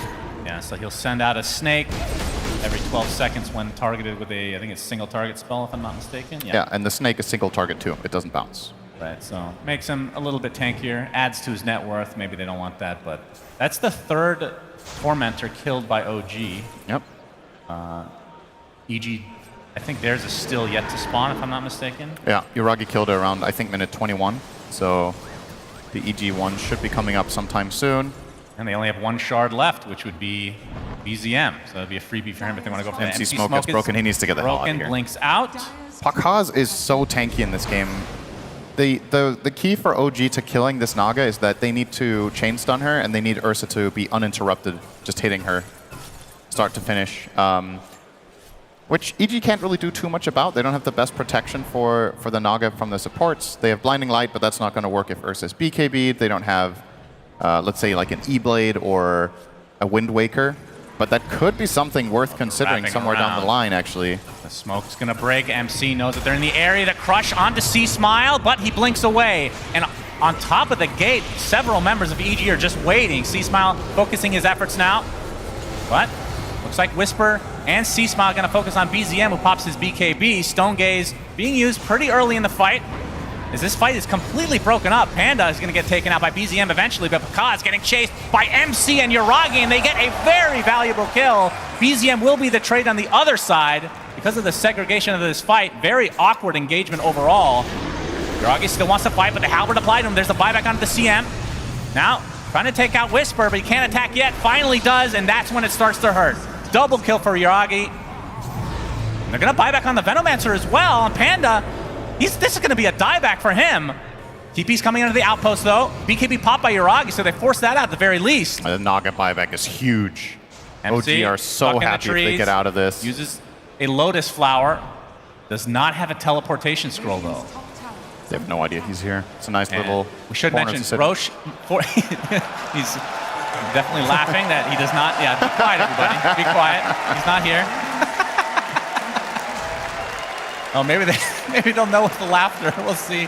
Roche will be spawning in 20 seconds, so this could be a big pivotal moment in the game. Loving the hush there. That's good. Yeah, so I think actually it's easy to say in hindsight, but I think a pretty critical mistake from Pakaz there, that when he uses Song of the Siren, I think he needs to run to his teammates. And he's out of there. So if you think back on how that fight played out, Pakaz gets off a song, and his entire team was fighting Void Spirit on the right, and Pakaz ran left. So when the song ended, all of OG could just pile on him, and he had no protection, and that's exactly what Ursa wants. Ursa and Slar just made quick work of him. Now Taiga. Yeah, he pops Might get blocked off he here. is dusted though. C-Smile going to work. There's the Frostbite to keep him in place. Gale as well. Taiga looks to be all but dead. Bart, the big crush coming in. Bandaboy was used. They're going to try to turn the sides on the C-Smile, but looks like he will survive. And Taiga did buy back in this. They do have a 13k lead right now, but this next Rosh is very important, especially if it's killed on this side, because this is the Aghanim Scepter Rosh. And Pakaz needs this Aegis too, because he bought back before. So this is very, very big if they can get it. OG will probably do something about this. You would imagine they're expecting this to happen, but they do have to fight into song. This is pretty hard. Yeah, Pakaz could just sing when it's low for protection. Let's see if he will. Whisper's going to block it off. MC. Whisper getting gone on. Pops the Ghost Scepter, but Kaz does get the Aegis, they get the Axe, they get everything. OG, do they just want to back away? MC taking the gate. Yuragi might not have a choice in the matter. Pops the Enrage. Going to work on Pakaz, doing a lot of damage, actually. Remember, the song is down. Fight has gone to the top side now, as Kitrak will be taken out by C-Smile's AM. And Taiga, this might be a dieback for him. A nice Aether Remnant from BZM, keeping C-Smile in place, but will be pursuing Taiga nonetheless. This will be a dieback for the Bounty Hunter from OG. They lose 3 overall, and EG gets so much out of this, and they're not done yet. Yes, they are. That was an illusion. That was a 13k gold lead cut down to 2. So they get 4,200 from the, or no, they get 6k rather, right? From the Roche synth, the Ag synth that they get there, and then find some additional kills. And they choose to put the Ag synth on the Anti-Mage. So now he has Blink Fragment. Just going to keep sending these fragments. I would imagine the Medusa, or try to cancel blinks from Ursa, or cancel blinks from Slardar. And just overall be a huge nuisance with this. I wonder if there was a better Axe in this game. Probably not, right? Like it seems like a very solid choice. Yeah. You could make a case for Naga to take it with the Ensnare, but Coddles isn't too bad either, as the defense is being mounted by OG. They pop the fortification to somehow defend against the Aegis and Cheese with a newly picked up Aghanim Scepter on AM. Pakaz, crush from MC. You see his shard going to work. It puts that temporary amplified damage onto them. Pakaz at half HP, not too worried though, as they're not going to focus down on the building. So tier 3 tower falls in favor of EG. Now they're focusing on the barracks. Be careful with these blink fragments as well from C-Smile. There's the crush initiation. But OG backing away again. So the range racks fell. They'll be able to defend the melee as EG back away. It's very awkward for OG to engage on these cores, because Anti-Mage now has AC, so he's negating a lot of the Corrosive Haze, and he has the Cheese, and Naga has the Aegis. And in order to kill either of these heroes, I think it's impossible for the Dire lineup to kill either of them without the Ursa. He's all of their damage against these guys. Void Spirit is definitely falling off. He has this one burst with his Astral Step, and that's pretty much it. Slardar is going to be missing a huge amount of his attacks because both enemy heroes have about 35% evasion, and they're both so inherently tanky. So honestly, this looks really, really hard for OG to approach this upcoming fight with the mounting advantages. And Yuragi basically can't afford to make any single misstep in the fight, or he's just going to get slowed down and controlled. Good crush here from MC. Will put some hazes on them. But a lot of his mana. Nullifier applied as well, but Pakaz, he's taking heavy damage from the Fury swipes. They'll buy him some space. Still 2 minutes on that Aegis, but obviously does not want to waste it without at least getting a set of barracks, but he's going to get initiated on that. Is the Aegis down? Does OG have anything left in their tank? Kitrak out of mana completely. Another crush from MC, pops the BKB. The focus is all on Pakaz. A big mana boy comes out to take out the Medusa, but Pakaz is dead. 100 seconds with no buyback. Aether Remnant cancels out that freezing field. Double kill for Yuragi. And remember, these are track kills as well, so everything very valuable on the side of OG. Looks like the Kata will be taken out in OG's base. C-Smile on the run, being pursued by MC, but he should be able to get out. Is he actually going to chase? He's MC's just waving at him in the river. He wants that high five. He won't stop until he gets it. This was not a 10k lead for OG. possible. That's an 8k swing because of the track kills. That was always going to be a hard defense, but OG just did it perfectly. They get the double crush, they follow up with the Ursa, and what OG recognizes, the way to do this is to go in 2 waves. They have to go on the Naga first, get Fury Swipe stacks up, and then re-go whenever possible and make use of those previous stacks. And They didn't really get to force as much out of Yuragi as I would have expected on the Aegis, so on the second life he can pop absolutely everything, and you have these 3 BKBs running against the Song, so they can't keep Hakaz alive. Really, really well done by OG there. In a tough situation, they make basically all the perfect calls to stabilize that fight. I assume that's MC. Okay, no, that's from earlier. Nice try, production. MC does smile a lot during the game, though, so good to see him back. Well, I guess he never left technically, but you know what I mean. Interact. Look at how much mana is taken from him just from one fragment. Yeah. That is so annoying to deal with. But OG able to get a tier 2 tower now. Obviously, the Roche will not be back for quite a while. So the question is, what can OG take with this last fight? I mean, they get a lot of neutrals. They expand the lead from 8 to 12K just during that time. That's one thing we never really mention is when you win these fights late game and you have to wait for these timers, you're going to be able to farm a hell of a lot more than EG. Yep. Yuragi's going to go and take, I would imagine, a fourth. Yeah. That is a shard for BZM. So the full shard completion from OG. And that one's kind of weird, actually, the Void Spirit one. The 8th Remnant. The watch range only pulls heroes, so that's good in a crowd. Does that work on illusions, though? That's my question. I just had the weirdest brain fart of my entire life. I just called a Tormentor an inhibitor because we talked about inhibit earlier on Diffusal. They could have done that. That's amazing. Well, what do you know? He didn't inhibit it, and by the way, it's not called inhibit anymore. It's called suppress now because he has the upgraded one. Oh, yeah. Then it gets a new name. So, what do you know? Okay. He's suppressing the... MC said in the interview they wanted to suppress them, so they've itemized for it. Yeah, we might see 2 in this game for the first time ever. That is not a super popular item. Smoke coming out from OG. 5-man looking for a big rotation here. Obviously, the next Roche is probably the game decider at this point. We're 40 minutes in, and we've seen how volatile the lineups are getting at this point. So if OG, the goal is, we've seen the recipe for success here. It is poke the Naga with the Ursa, reset, go again while Furious Wife stacks are running. Right. And the question is if EG can itemize to try to protect the Naga a bit better. All right, gonna crush on Matthew to start this out. Ghost Scepter's there. It looks like MC has to pop his BKB, but the ensnare still goes through, attempting to TP out. Mana Void does not go through that anymore. Good attempt. Close call. It's Yuragi able to get out as well, so no kills for EG. And I don't think Yuragi was level 25 in that last fight, if I'm not mistaken, but he now has the 3 overpower attacks, so we'll see if he even needs to reset before just taking out Naga. If you're able to get the double overpower, as it were, with the cooldown ready to go. If he gets a volley of 18 attacks through, he's in a very, very good spot for sure. And again, the question is, what do you itemize? I think maybe, what are the solutions? You can't, I mean, oh, hang on, Taiga almost died. Is this just going to be a classic? Almost dying there to the Tormentor. So they killed it and got gold, right? And also denies it from EG, who have shown a lot of interest in them so far. Yeah, they have not given a shit. That's for sure. They got one, right? Or did they? Or were they all stolen? Maybe they got one. I don't know if they even got one. That's another thing. We just need the UI. Yeah, let's just scroll through the entire game. I don't think they got one. Looks like all the shards were OGs. Yeah. And the question is, were there any shards that EG could have gotten that would be a big difference maker here? We've obviously seen the recall, but I guess the best solution they have for their Naga is honestly 4 staffs, but they only have one on the CM. I think, yep, they're buying one on Veno, so they're making the same judgment call here that... But even then, he's just going to be... He's going to be Dispersered, right? That's called Suppress, Dispersered, as we've established. Not going to remember that. Track coming out. They tried to get a blind dust on the Taiga, knowing that that would make a huge difference, taking him out of the fight before it starts, as Roche is available. Can you...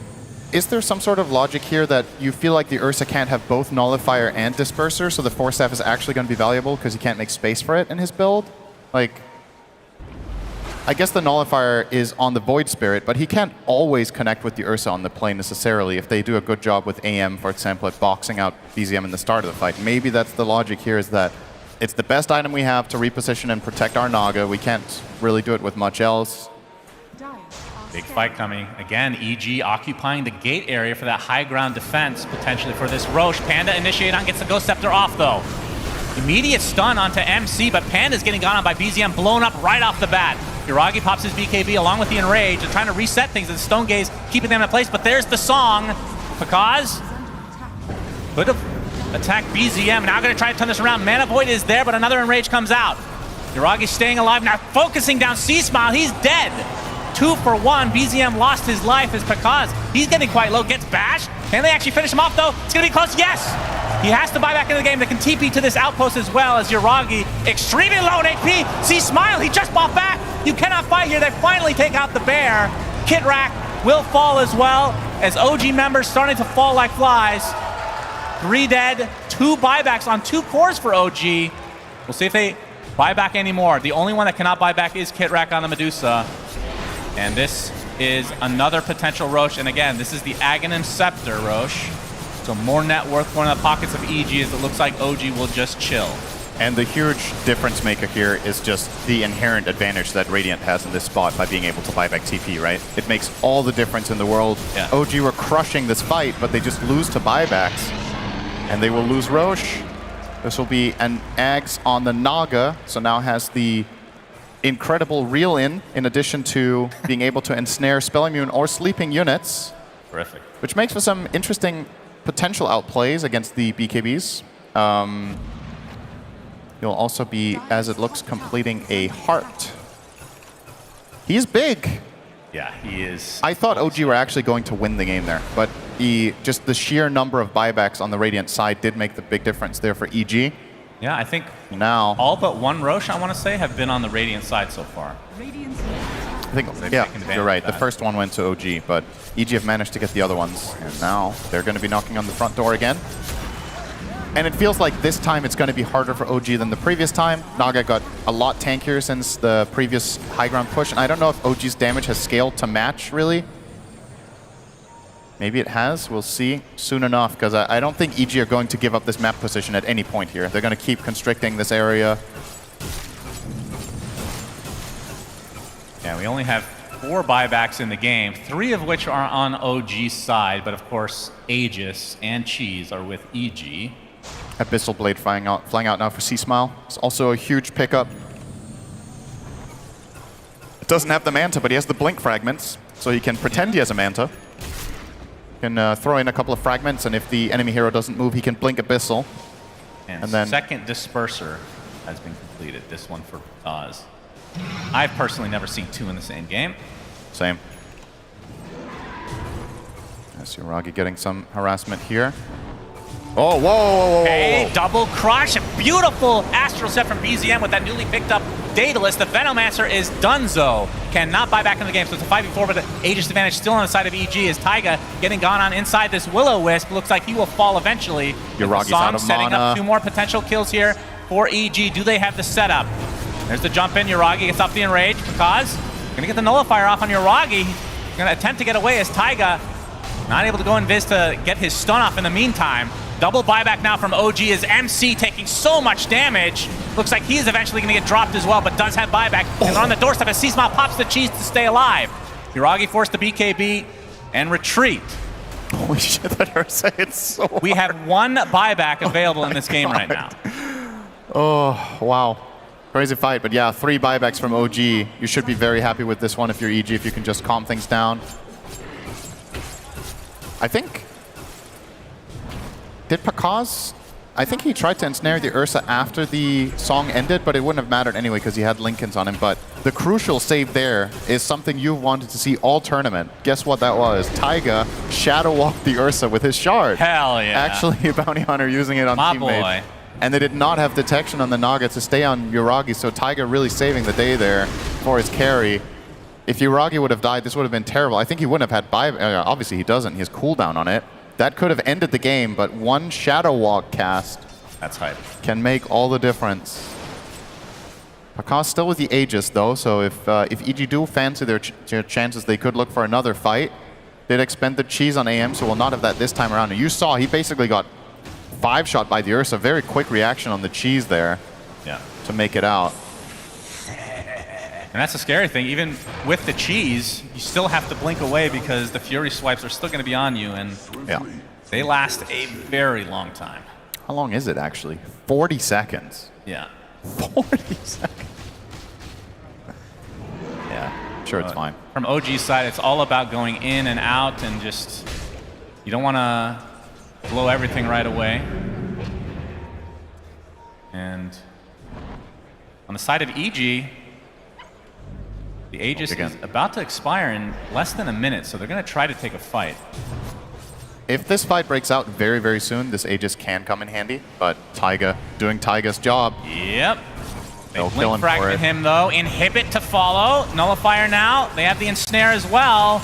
And it looks like he's going to drop in. He doesn't have buyback. No buyback, so 90 seconds, just like that, 5v4, EG advantage. 6 if you want to count the Aegis, but like we said, that will expire shortly. And I was going to say easily the most expendable hero, or the Dire. They actually want to fight MC with the initiation onto C-Smile, 4-step to the high ground, but there's the song to counteract it. They're going to try to focus him down while the BKB is up. It finally ends. Freezing Field on top of them. MC is dead as well. If he 2 bashes down here, for OG. BZM able to TP out, but still, it's a 3v5 defense now, as EG are going to be knocking on the door. They still technically don't have a full set of racks yet, but they will get more than one at the very least, as Kitrack has to deal with these annoying illusions. I mean, this mid has to lane be is way Megas, of right? EG. You can't fight without Corrosive Haze. It's such a big part of your strategy for OG. Can you possibly do this? Pakaz. He wants to get those stacks up. This is about going in and out. Nullifier applied, actually gets reflected, it looks like, thanks to that Lotus. This will be a second racks for EG. They just need to try and defend, but 60 seconds without mind control. This will be a tall task. In fact, they might just have to fight once that bounty comes up. Well, the top tier 2 tower is still standing, so there's a bit more time, but it should still be a flat-out 5v4. This Radiant lineup could take the rest of the base before the Slaughter respawns, so see if they can come up with any sort of defense here. Maybe EG are a little bit hesitant, actually. I mean, obviously, getting the Mega Creeps here is great, but it's the buyback status that's the most dangerous in this game. Naga doesn't have enough gold. Yeah. So maybe you just don't take the risk, farm the map, make sure you have your buybacks before you go for the killing blow. Maybe you could get another Roche as well in a few minutes. This could come back to bite them if they go high. I actually really like the call to not do it at this point. Yeah, make sure you have the discipline. advantages you need. Definitely showing some discipline, which South America notoriously in the past have not shown, but we've seen in the last few years they have upped the ante, as it were. And Many a game have been lost on high ground overconfidence with 2 lanes down. we literally cast a couple of them in this tournament, so. Yep. But the question is delaying it opening up the door for OG potentially as well, because maybe they could go for the Roche when that's eventually up in the next minute. You probably feel pretty good about forcing a Roche fight if that's going to be the end of the game, just because you have Naga. And especially if it happens in the next few minutes, so it's daytime. It's so important for the game, whether the Roche spawns at day and night, or night, because of the teleport advantage you have as Radiant bottom half, right? Yeah. OG on the flip side would love for this Roche to wait until minute 55 so that they can buy back and TP to top to take the fights there. So for it to be spawning in the top side of the map, it needs to be a max duration timer for Roche, which should be 3 minutes. And the earliest one is in 30 seconds, so if EG have even average luck on top of Chris luck, then they can get it before OG can get that advantage. But I don't know if they'll have... Okay, so Naga has buyback available, but not enough gold. Pakaz needs another 200. Buyback status is everything right now. All right, I believe EG will get their first Tormentor of the game. Keeper gets it, so 52 recall. minutes. Yeah. They have recall, look at that. Very nice. Could have been useful 30 minutes ago, but hey, just to say. It's also useful now. All right, Roche timer, 1.5 minutes. So that's going to be basically another minute and a half on top of that, while Roche will be in the Radiant side on the bottom of the map. If EG keeps scouting this pit and they're in formation and ready, they can absolutely force this fight on their terms. With Naga buyback available, so which buybacks do they not have? Only CM, but she's getting the gold now. So EG with a full lineup of buybacks, OG have 3 of them unavailable for 2 minutes. Yeah. So the timing is actually perfect, but keep in mind the teams don't have access to this information, and there's absolutely, I would say there's no way they know these exact breakdowns of how these things are happening. Yeah. So it is going to be a lot on playing on gut feel. And OG know how important this is. They're already starting to corral to the bottom area and starting to get some sort of control here. Taiga will show on Ob's Sentry combo, and looks like C-Smile is fancying a move here. I think this is a bit dangerous to TP in there. Yeah, BZM will get out. Opening. Not going to find it initially. Aether Remnant does connect on the Venom, but he's going to get Frostbit. Mana's being burned. More illusions being spawned. He's going to dissimulate away. Will-O-Wisp was popped from EG's side. Yeah, we can get that again soon with some chakras, though, so not the end of the world for him. Yeah, 20 seconds on Roche. And, I mean, the other opportunity for OG is to just defend this area, this high ground, at all costs for a minute without killing Roche, because that'll be too hard. It's so hard to zone control against Veno, though. Yeah, and Naga as well. Oh, good jump. Getting initiated on a nice jump. C-Smile getting really low. They burst him down. Will buyback and has the outpost control as well. They're going to take out the Naga as well. Again, buyback coming through for EGs. They are getting completely wiped. What in God's green earth is happening right now? They will mass TP onto this outpost. Now the pressure is on. OG, they're going to lose their Medusa to start this out. The second version of the fight is MC getting extremely low as well. He will fall in addition. The buyback came onto the Ursa as OG need to get the hell out of here. Roche is now available. Looks like Taiga will dodge it all and be able to live. All it takes is just a small moment of opportunity there for OG. The two enemy cores stacking on top of each other at the gate. The Naga and AM stood just held hands, and that's just not, that is not advisable in that moment. Again, EG with the buybacks will save this, but now that they've used them, all of them more or less, that was all 5. They've used all their 5 buybacks, so now sure, you might get an Aegis and a Cheese, but can you actually still high ground with confidence? Yeah. I don't know. OG only used the Ursa one. They're going to have a couple more to give on the defense. It is the Venom. This whole situation from EG can be completely averted if those 2 cores don't stack, I think. But it just gives OG such a perfect moment of opportunity to just pile on them and burst them down. And this is... All right. This would usually mark the end of the game with these items. 2 racks down, no. Aegis Cheese, but no. I don't know.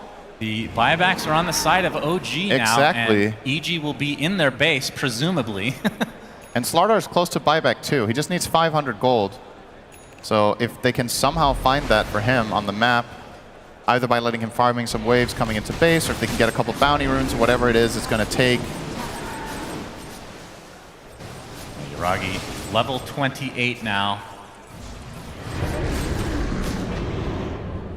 Incorrect, he's not. 29 now. I mean, if he gets that 30 talent, we were talking about this with Faith Beyond. This is a really good talent. Rage provides half benefits to allies in 700 radius is pretty freaking powerful if used correctly. And obviously, it doesn't have the exact build for it. And it says Enrage, but it should also work with this shard on Earthshock, right? Because then you also cast something called Enrage. So effectively, there is a build on Ursa where you go Octarine Core and abuse this mechanic. I don't think that's happening in this game at any point this late in, but okay. For the opening Smile. again, Taiga's going to be spotted though. Yes, buyback. He does. That's a freebie for EG. So the attempted backstab from OG not successful this time. Fishing for info. C-Smile sending in an illusion on Kitrak. These illusions just get decimated by BZM, but there's more where that came from. And even against Megas, I feel like OG can still technically defend, but we'll see how much they're going to put into this defense. More fragments coming. Very annoying to deal with. As Pakaz poking the range racks ever so slowly. There's the buyback onto Taiga. Yuragi and MC trying to initiate. They pop the BKBs and the Enrage. The Veno's dead without buyback. C-Smile now focusing on Yuragi, but he gets the Lotus Orb applied to him. Will-O-Wisp is going to be destroyed pretty swiftly. Yuragi completely out of mana, though. Do they have the backup? They force staff him to safety. He's A-okay. Now the focus on the bounty hunter. This will be a buyback for Taiga. Dieback, that is. Indeed, he goes down, so it's a 4v4. Aegis still intact for EG. Still poking that range racks, which will not regenerate. Yeah, he's going to take this one down. Medusa cannot defend this on her own. But the melee is going to be hard to claim, and you have to respect the burst potential that these Dire Heroes have. But keep in mind, BKBs were expended from Slardar and Ursa, which gives Naga total power play with Song of the Siren here. Song of the Siren into Will-O-Wisp could actually be a viable combo in this situation. wants to initiate, gets the crush only on one though. Now he's going to get ensnared, but there's Lotus. Yuragi jumps in, focusing all his effort onto Pakaz, who's already at half HP. He has to go away now. Has to be careful because of that Will-O-Wisp. Hex on BZM getting controlled! Man avoided down, does have buyback though. Will certainly expend it if EG go any further. Keep in mind, Pakaz has Aegis, so I don't know if this play even exists to begin with from OG. I don't think you're killing this Naga twice like this. Well, they're going to try. Well, the Fury swipes will persist. Something obviously to keep in mind. There's the buyback from BZM. It's time to chill for Pakaz for 40 seconds now. Let those Fury swipes run out. Taking an extra 735 damage per hit right now.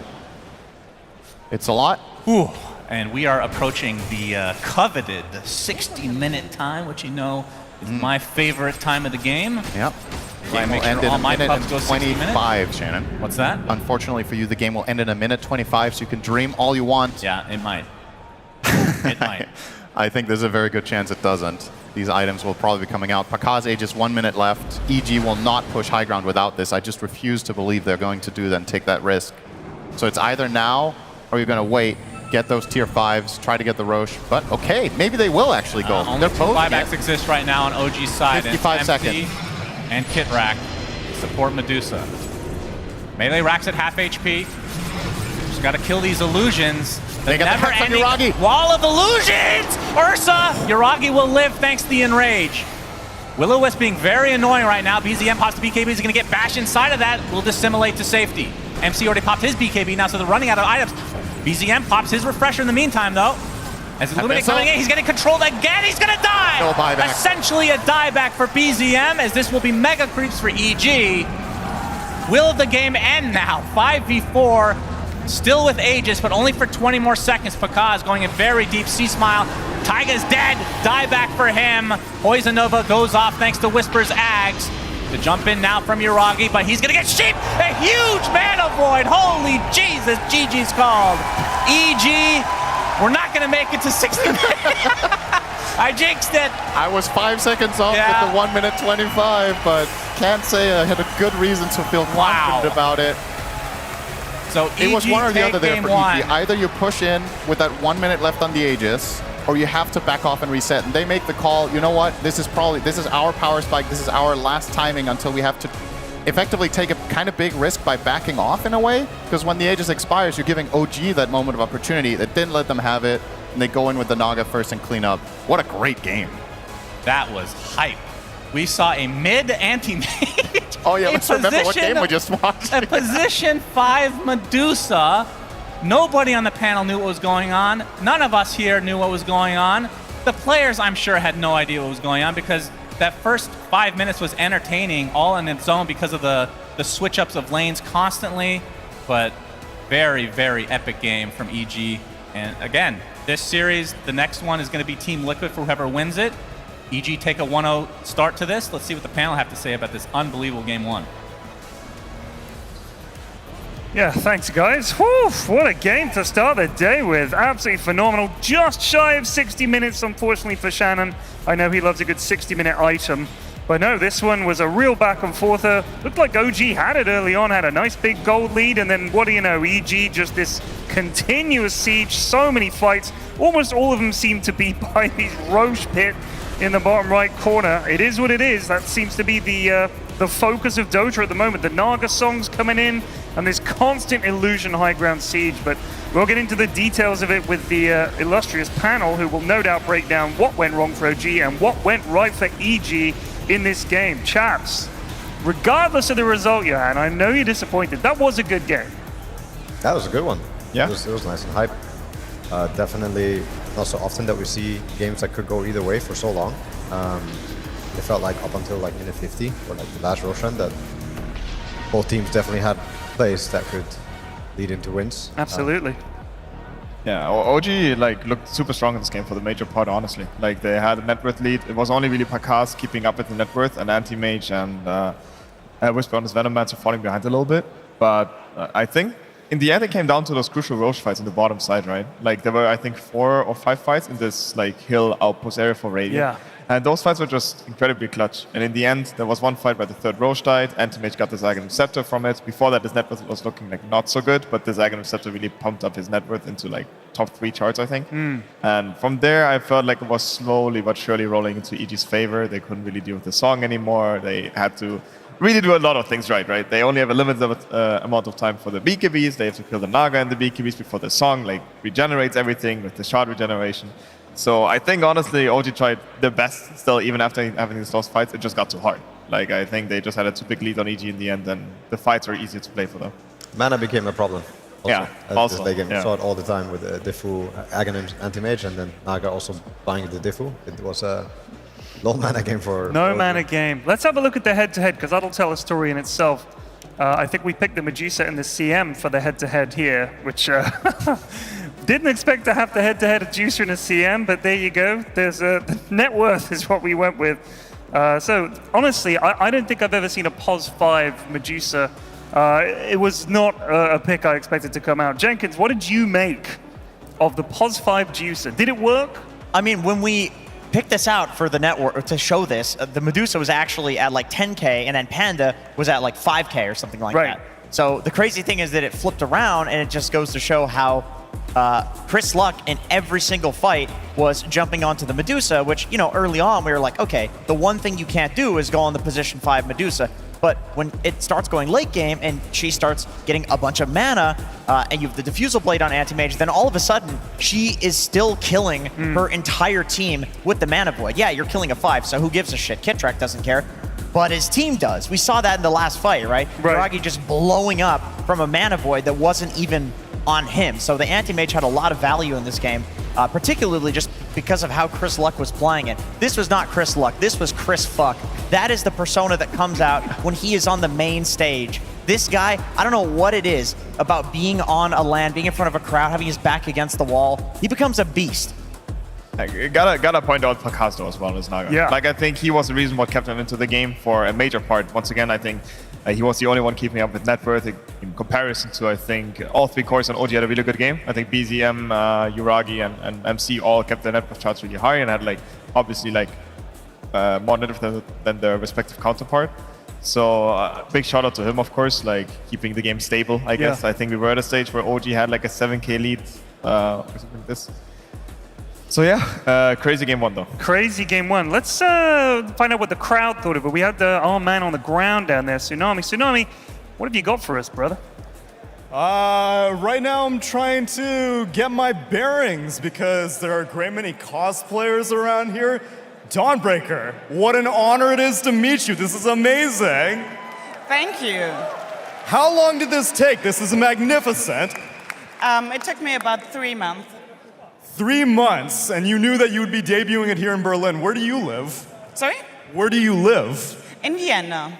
And you were able to transport this from there? Yeah, Deutsche Bahn had fun with me. I can imagine. And over here off in the distance as well, a hoodwink. This is, I mean, from the legs up, amazing. From the feet down, a little bit gruesome. Well, if you're a hater, then, you know, I don't know what to say. You just don't like my feet. I'm sorry, the anatomical correctness is actually much appreciated. Well, same thing with the tail, too. This is incredible work. And then I also think we have someone in a bit of a trance right now. I don't know. Hello? Are you? They just want with, magic's amazing. I'm gonna leave now. We'll send it back to the panel, but stick around between the series 2 and 3. We're gonna have our cosplay showcase. Stick around. Thank you, Neil. Yes, we will have the cosplay showcase. Jenkins and I are going to be commentating on that. Yeah, she should be happy. She just won. She just won because of that? It's not a competition, remember? No, I mean, Chris Luck playing the Anti-Mage. Oh, I see. Yeah, she won. I think she was meditating afterwards, so yeah. Right. Gotta recover, get all the energy back in. Also confusion. Why am I on the mid lane? Manifesting. Where's my support to flame? Manifesting the AM pick in the next game. That's what she was doing. Pick me again. Surely we're not going to see something that unusual again. I think we're going to see back to more normal drafts. If you think these teams are both loco enough to just push the envelope. Oh, that really depends, right? You can take a gambit and learn from your mistakes, do the same next round. I think the drafting order will change, so most likely you're going to see different bans in a different game. But yeah. Well, we look forward to finding out, and we're going to take a short break, so don't go away. We'll have game 2 right after this.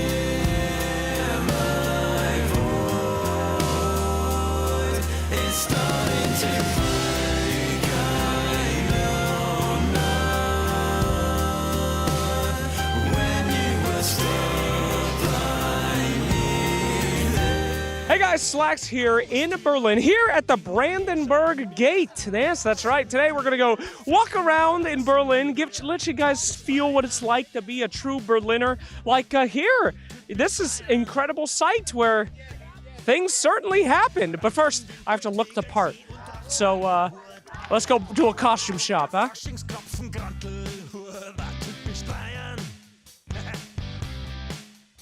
Welcome to the Reichstag. The Reichstag?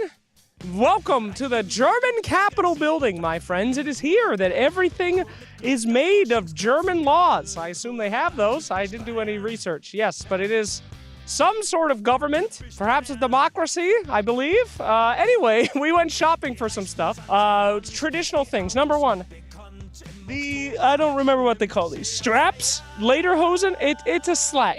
What it does is it's, from the Lederhosens, back in the day in Bavaria, they wore those all the time. Also traditional, the Troy Leone hat. I don't know how to say it, but this little hat also came from Bavaria. And it turns out Bavaria is part of Germany. I didn't know that. I thought it was a country, but maybe it is. There is one more thing that is traditional German.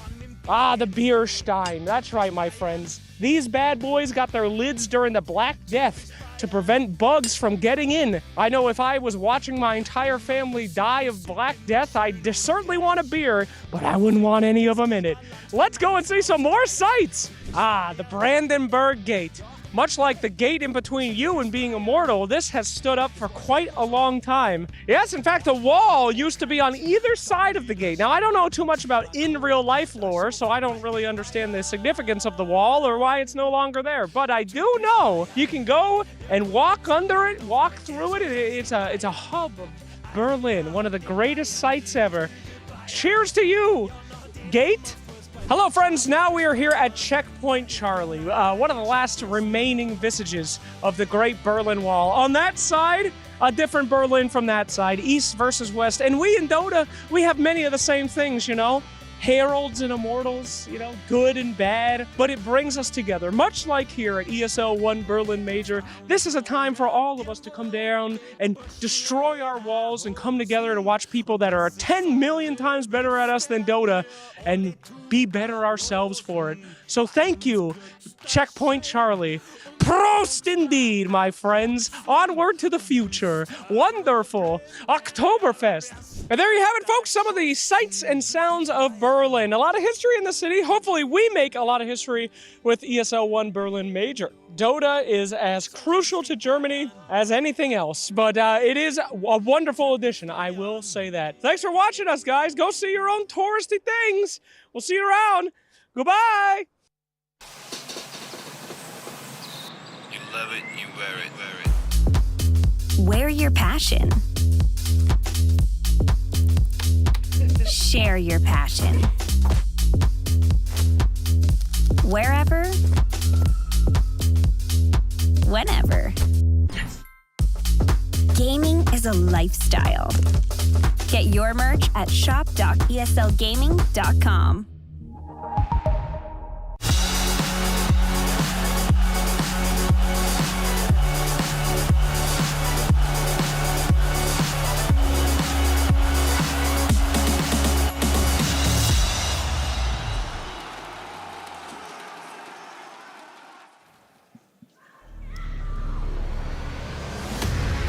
The South American Giants EG taking the first game in this series against OG. A heck of a game, just under an hour.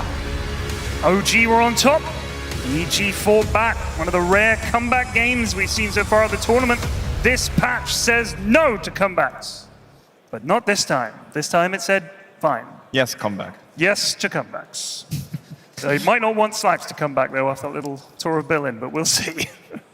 What are we going to be looking at into this game then, Johan? How does OG pull back? What are they saying back there?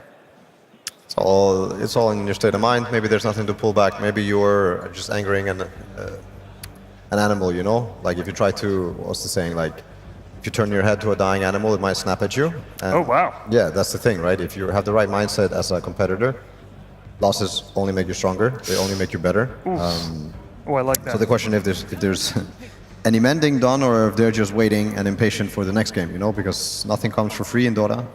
You have to play well, you have to be sharp, you let your guard down, you're going to get punished for it. So if losses make you stronger, I must be the world's strongest man. I might enter that competition. I think by no means also EG went out of this game and said this was easy, or OG went out of the game and said like we got stomped. Like, this was a really close game for a major part of the time. It ended up in EG's favor, but I think shouldn't shake them up too much. EG banning the Medusa this time around, and Coddle not getting first picked. Interestingly enough, Alchemist is out, Underlord is out again, Doom also is out the first phase. How has the Kotl looked? Do we have any idea of how this Kotl has looked without a Pango or a Storm or something like that for him to supply? It feels like a lot of people first pick him and maybe... We kind of saw that last game, right? Yeah. The Kotl didn't have like a chakra abuse. Anti-Mage Blink is like niche, but is only as good as Anti-Mage is fat or strong. But with these other heroes, it's of course an incredible combo, but I think on its own, it has a lot of value in this patch, simply from having Blinding Light from the laning phase. It's really a strong trading ability, and then having the recall in this map also seems to be quite an ability.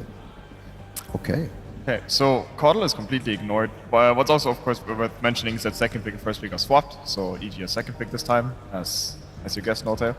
And yeah, they're going with the Kotl Monkey. I was thinking if they go Kotl Storm maybe, because they did that yesterday. They did Partner Storm, but it's similar, I guess.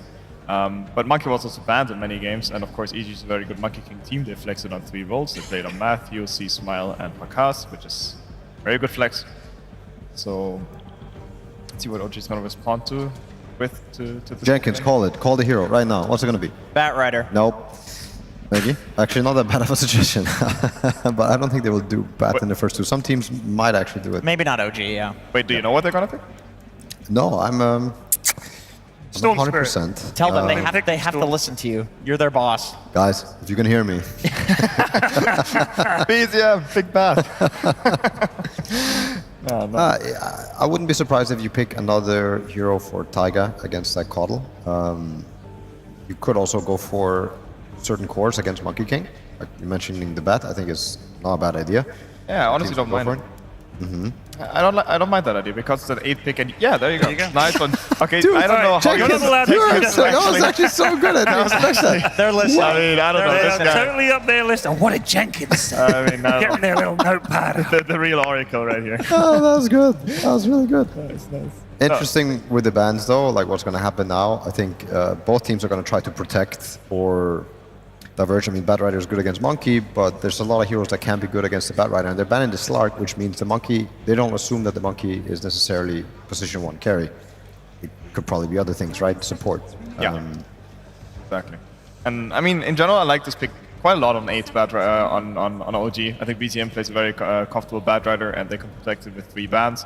And it's also naturally very good counter to Monkey King. You find him in the trees, you can knock him down. Lasso gets him out of the Wukong's command. So it's a very obvious counter to Monkey King. Yeah, MC, such a good Bat Rider player. One of the best, I dare say. I know Seb looks up to him a lot. Has looked up to him.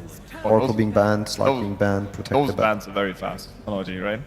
Yeah. Like, they're just getting kicked out. Slark, Oracle, they got their list. Now, what else could be there? Swap, Interesting maybe. with the Phoenix ban. I think it's good. I was thinking because we had an OG Phoenix game earlier in the tournament. Maybe more than one, but interesting. Okay. Yeah, these bans to me say that this is most likely an MC Bat Rider, right? These are side lane bans, Slark, Oracle. I mean, honestly, even if you play mid Bat Rider, you're annoyed by the Slark here on carry. He's hard to gank, he got the natural purge. I'm not sure it's that obvious that where Bat Rider's going. I can imagine they're gonna opt to pick carry plus support on the second stage and keep the Bat Rider flex open. So they banned 2 carries in the Oracle, and I think it's also some of the best carries you could play against Bat Rider. He is generally a good hero versus most position 1s in the game. There are a few position 1s that care a lot less, you know, Nags, Slark, maybe even PL, but I think even the PL suffers from certain long fights versus Bat Rider. You're always gonna, if you're able to take the long fights, you're always gonna be able to have that lasso threat and burst. But yeah, let's see. Yeah, it's a bit two-sided. If you find the lasso, the PL most of the time dies, but also he has like natural dispels on him. Yeah, and he also doesn't protect his team, I would say, as much as Slark and Naga help versus the Bat Rider to protect the backline. I'm just thinking. I think it's hard to pick carry right now for EG. But they have the order switch, so they have a better second phase. Yeah. Silencer.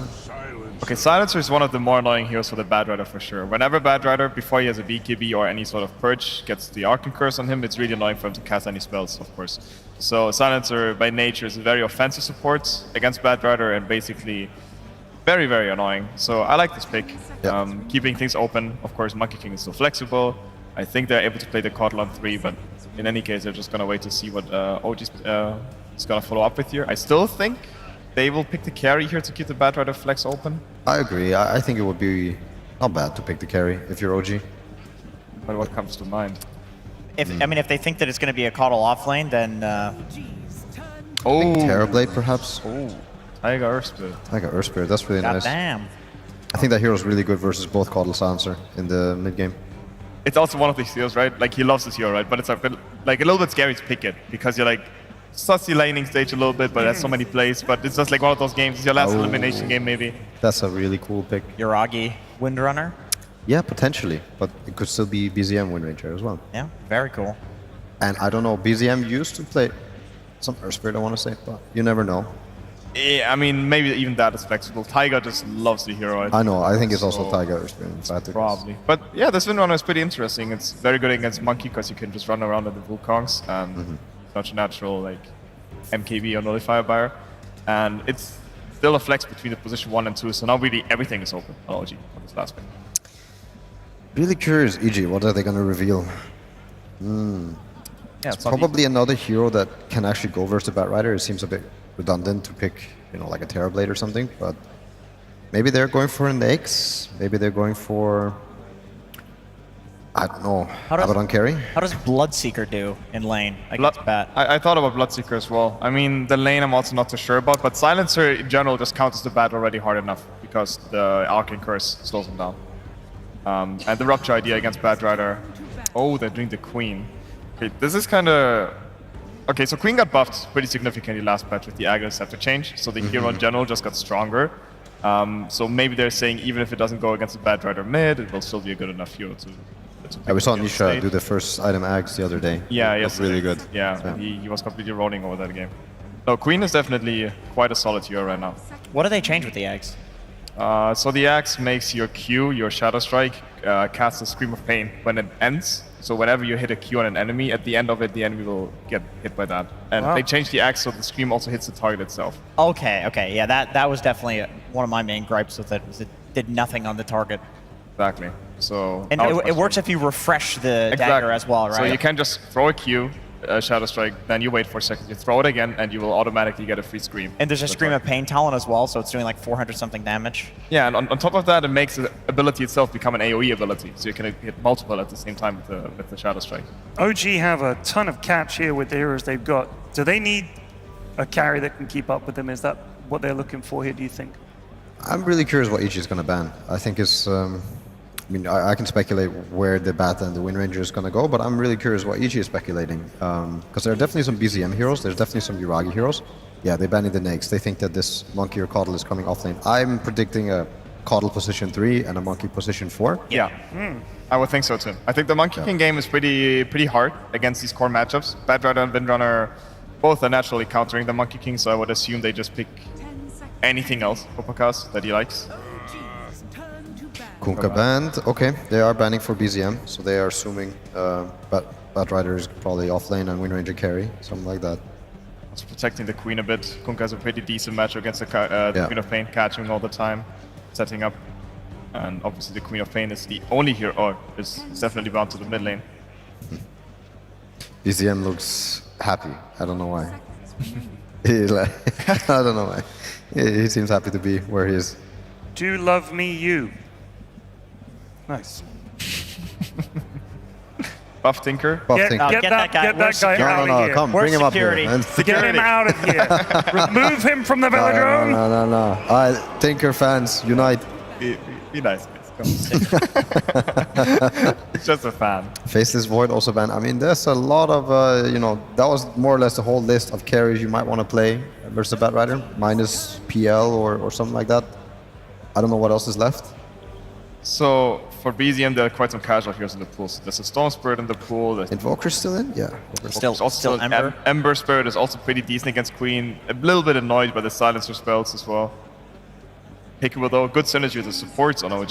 There's so many stuns. I feel like it could be a good Invoker game. What about Puck or something like that? Is there? I was thinking about a Puck. It's a little rough against Silencer. Like a lot of BZM's heroes are actually countered by Silencer.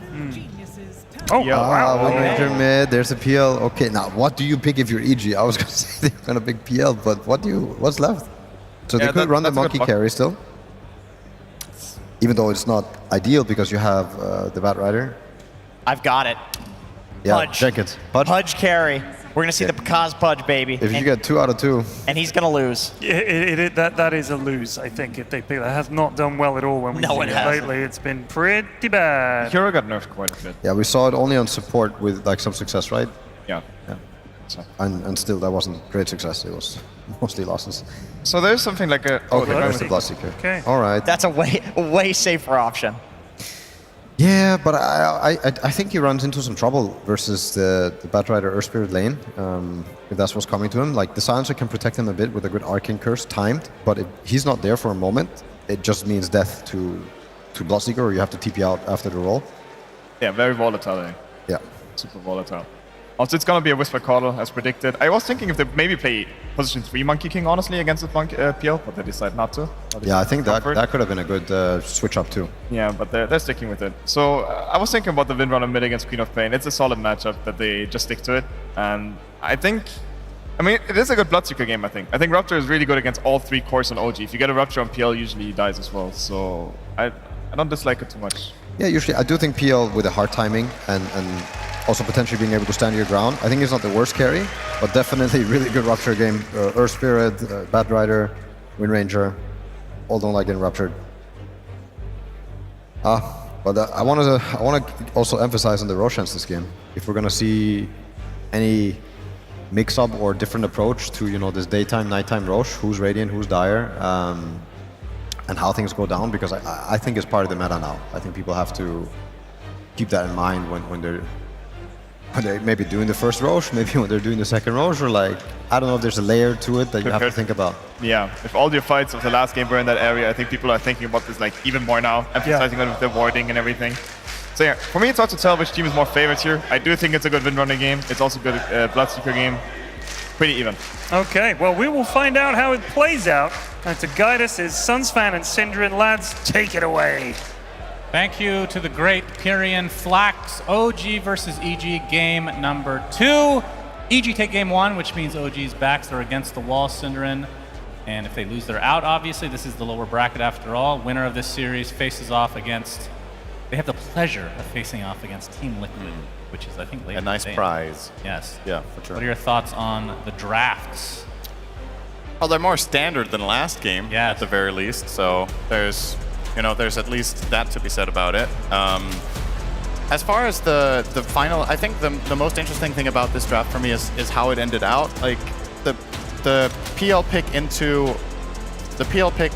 23, I guess you would call that, into the last pick Bloodseeker, kind of sets the tone for this game, because both teams have a lot of abilities to fight. Like, it's a very skirmish-heavy lineup from both sides. One side has Disruptor, who's like one of the skirmish kings on position 5. They have the Taiga Earth Spirit, who is all this hero does is initiate and take fights.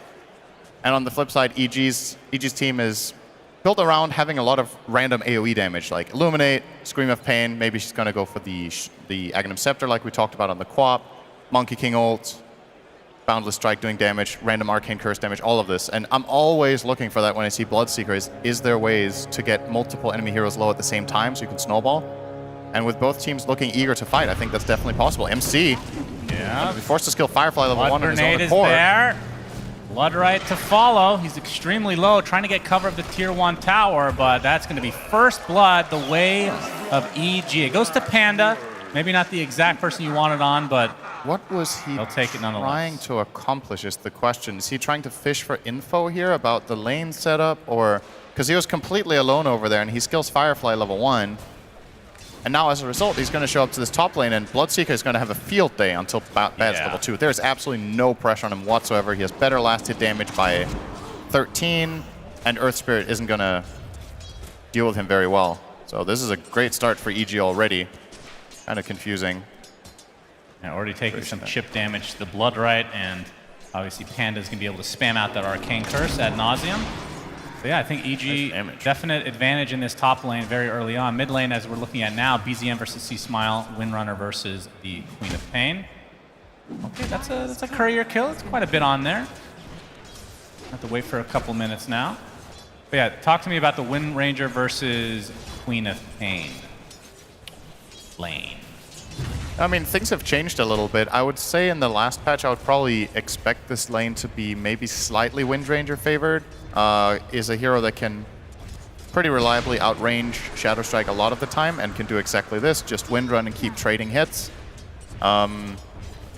Nowadays, I don't know if it's any different, to be honest. I would imagine BZM is pretty happy with the matchup that he's been given here, and I'm curious to see how C-Smile skills. Are you going to take the approach of, okay, this lane is not going to go too great, I'm only going to keep 1 in Shadow Strike, or are you going to double down on that approach? And he will. He's going to get 2 in it. Obviously increases the damage by a significant amount, and the healing. Let's not forget it heals now, since a year ago. Matthew is fine. It's perfectly fine. A-okay. Glimpse was already used from Kitrak, and yeah, I don't know if we're going to see the Aghanim Scepter on Queen of Pain. We saw it once earlier in the tournament. I didn't really get to see if it had any impact, but it definitely did a lot of damage that game. And I think in this game it's even better, arguably, because he's with Bloodseeker. Because one thing this shard or this scepter does do is massive AoE damage. Yeah, it was kind of weird before because it wouldn't damage the person that was applied on, which is very strange, which now it does. It's a pretty big buff to it, for sure. So yeah, gonna take a level 2 Shadow Strike here, and Chris will be happy to trade whenever Windrun is off as long as he has the Shadow Strike running. The healing is meaningful. It's 20 per tick, so a full Shadow Strike should heal him about 100. And how about the Phantom Lancer this game? Are you liking the PL pick into this EG lineup? I think so. I think the matchups are good. They obviously felt confident that the Monkey King couldn't really be played as a core with confidence in this game because he's against Wind Ranger and Bat Rider, so they kind of pseudo-protected a PL pick in that way. And he's good against the other heroes. I would say PL is... He's 4-stacked to Sticky Napalm, actually uses the Blood Grenade to slow down MC. That might have been the difference, in fact. Now MC forced out by Panda. Another Blood Right coming. Taiga. This is a battle over the Lotus! And Taiga will not get the better of that. Radiant's courier has been killed. But yeah, Matthew resigned to be the support Monkey King. I mean, he's always support, but the Monkey King isn't always. But yeah, Bloodseeker seems pretty good this game. Obviously a Maelstrom carrier against the PL. I'm very impressed with Mind Control's 15 CS, by the way. I think this is the best offlane Bat Rider start we've seen in this tournament in terms of CS. Yeah. Was not expecting that outcome, but has just been maneuvering the lane really well together with Taiga. Yeah, these first few waves are supposed to be the hardest ones for Bat in this lane, and he's managed to stay afloat, so good on him for that. We'll get him that early ring of health. It's going to help out a big deal up here. For multiple reasons. Obviously, you want to sustain yourself, but also you want to slow the Bloodseeker. And this item is constantly, if you think about it, slowing him by regening yourself. And Prakash just trying to get some right clicks in, knowing that he can just heal up relatively easily. He will trade with him all the time as much as he can. Take advantage of the trades happening in other lanes. The Queen of Pain against the Wind Ranger mid is a very aggressive lane by nature, so there will be damage dealt there. But and so far, so good for OG in the lanes, you gotta say. The Bat Rider was the one I was most worried about for them, and it's been going well. Yep, for sure. Eliminate's gonna connect onto Kitrak. Boundless Strike to follow. Matthew has his Jingu stacks up. The Glimpse is there though, but it won't save Kitrak's life. That means Yuragi can be left alone for a little bit in this lane, as we have 2 members coming through the gate. they just went at the same time, and the kick away, that might be a dead Earthspear, but Panda looks like he'll get the better of this as Taiga takes a tumble. Matthew still with those Jingu stacks, but the tower aggroing on top of him. He turns into a tree temporarily. Glimpse back from Kitrak should lead to a kill onto Matthew. Boundless Strike's going to delay it just slightly. So 3-1 advantage for EG early on. He's making sure with that Boundless to not die to the PL. I mean, you might throw it out as well anyway, but this way the gold gets split. I think is in their interest. Keep the PL as small as possible in this game because he is having, for the most part, pretty good matchups in the game. Yeah, we have 2 2 bottle refreshes mid for each side, and the 6-minute rune's coming up. I have a feeling this one is going to be hotly contested as the supports are just sticking around. Oh, BZM used Wind Run. If he goes for a CS now, he dies. So very important for him to weather the storm here. He might have an idea that Matthew's here because of the refilled bottle, obviously, if he was paying attention to that. I am. See Taiga here, but I don't really know if anything's going to come from this. Well, they're going to triple down on him. Yep, Shadow Strike. They actually get rid of a ward for the time being. As the rune is top, it's invis, so Taiga and Matthew just in a 1v1 battle here. Taiga will retreat into Kitrak's arms. BZM is struggling here now. He keeps getting level 3 Shadow Struck by the Queen, and now that he's low, the Thirst is starting to activate, so Bloodseeker in turn is having a better time as well. And if you are low enough, you're opening yourself up to getting jumped by Monkey King because of Thirst. Like, you can't hide in trees as that Wind Ranger, so he will go back to base regen up fully and TP back to mid. A little bit of an advantage gained here for C-Smile with the double support rotation. And they can afford to do that because their side lanes are good enough. Yeah. Caudle can float a 1v2 for a bit, no problem, and the Bloodseeker into Bat is very easy until Bat gets higher levels. Yeah, and both the Bat and Bloodseeker very close on levels. We'll see who hits level 6 first, because that could lead to a very quick kill. Looks like Bakaz might just get it on this wave. And we'll see where that first rupture will come. Taiga trying to take away the Wisdom Rune. He does so successfully. That's big for Taiga. Will he get away? Earn charge applied to Whisper, maybe just trying to deny to the Ancients potentially. Does have the roll in a couple seconds, but he's going to get bursted down by Whisper. So punished to some degree, but that's well worth dying. Wisdom Rune is very valuable. Yeah. It's if you think about it, let's say the kill was the worth horses, Cinder, and horses need to be held because C-Smile has that Invis Rune, and he will use it to walk in fire. Go ahead. Oh. That's something very important to say. He's scared of jumping in for fear of being traded away by BZM. Just barely spotted there by that sentry. So, first of all, like this whole Wisdom Rune trade-off, even if the kill is worth the same as the rune, the fact that 2 enemy heroes are spending so much time. First rupture of the game. Flies to Kitrak. Okay. The Shackle connects with the focus fire from BZM. Bakaz will just TP out very casually. So, if you're trading on the Wisdom Rune for a kill, but the enemy team is using 2 heroes there for quite an extended period of time, that's a win for you, because there's just an empty lane. I want to mention too, Bakaz, okay. MC going very deep, and keep in mind, he's literally one creep away from 6. The Roland's going to connect up Bakaz. BZM is here as well with some right clicks, but not enough to find themselves a kill. In fact, EG have come in huge numbers, and BZM's going to take a Sonic Wave, which connects on both him and MC. BZM ends up dropping. MC, Bloodright does connect, and Bakaz with a double kill. That one great flipping on turnaround that from EG. is important. Otherwise, I think MC actually gets out of that situation. I am shocked they didn't wait for 1 creep to get lasso. He was literally 1 creep away. Yeah, that seems like just a blunder. There's not enough value, and now he didn't. Yeah, he actually did not level it. Yeah, he skilled Napalm now. Yeah, interesting. Okay. So. Yeah, I wanted to mention as well, Bakaz had both Healing Lotuses top. He has now expended both of them, but obviously makes for these skirmishing fights. It's a very big advantage to have, and he's paying attention to it. Straight up going for the next one here. Gonna lose a CS or 2 on that, but knows that it's so important. This item is amazing against Batrider. Batrider is always walking a thin line between overdiving or finding the kill. You have this little extra burst heal of 125. It can make a huge difference. Matthew's gonna get eyes on Uragi, not gonna go for it. Know he's here. Scream of Pain to start. They can't really do this. Strike. Can they? I think it'll continue to pursue, but Kitrak is here. No way. With the glimpse still available to use, won't bother. They're pulling him out. Shield Rune activated on Chris will expire somewhat soon. Yeah, what are your thoughts on how Shield Rune has been this past? I think it's been really strong. I think it maybe the barrier's a bit too high HP. Too high. Is Matthew inside the kinetic field? Nice pick for OG Gonna get here. the Jingu stacks, and teammates are coming, but beautiful Boundless Strike will heal him up a good degree as Whisper in the area to assist. Oh, I had him dead for sure. BZM, he might still be dead. Looking for the Shackle opening. It's gonna connect. No, actually does not latch onto Whisper, but the focus fire is more than enough. So instead of losing the position 4, they lose their 3. As Kitrak's gonna take some damage from C-Smile. It'll be a trade of sorts. Big Bloodright coming from Bakaz. Panda's Dunzo, double kill for BZM. As eventually they do take him out. And it looks like EG are just cleaning up after the fact. So both C-Smile and Bakaz getting valuable XP and gold. And Yuragi obviously cannot fight until this diffusal's online. BZM's getting involved with his Wind Ranger, but as soon as Wind Run is down, this hero is extremely vulnerable to the Dire lineup.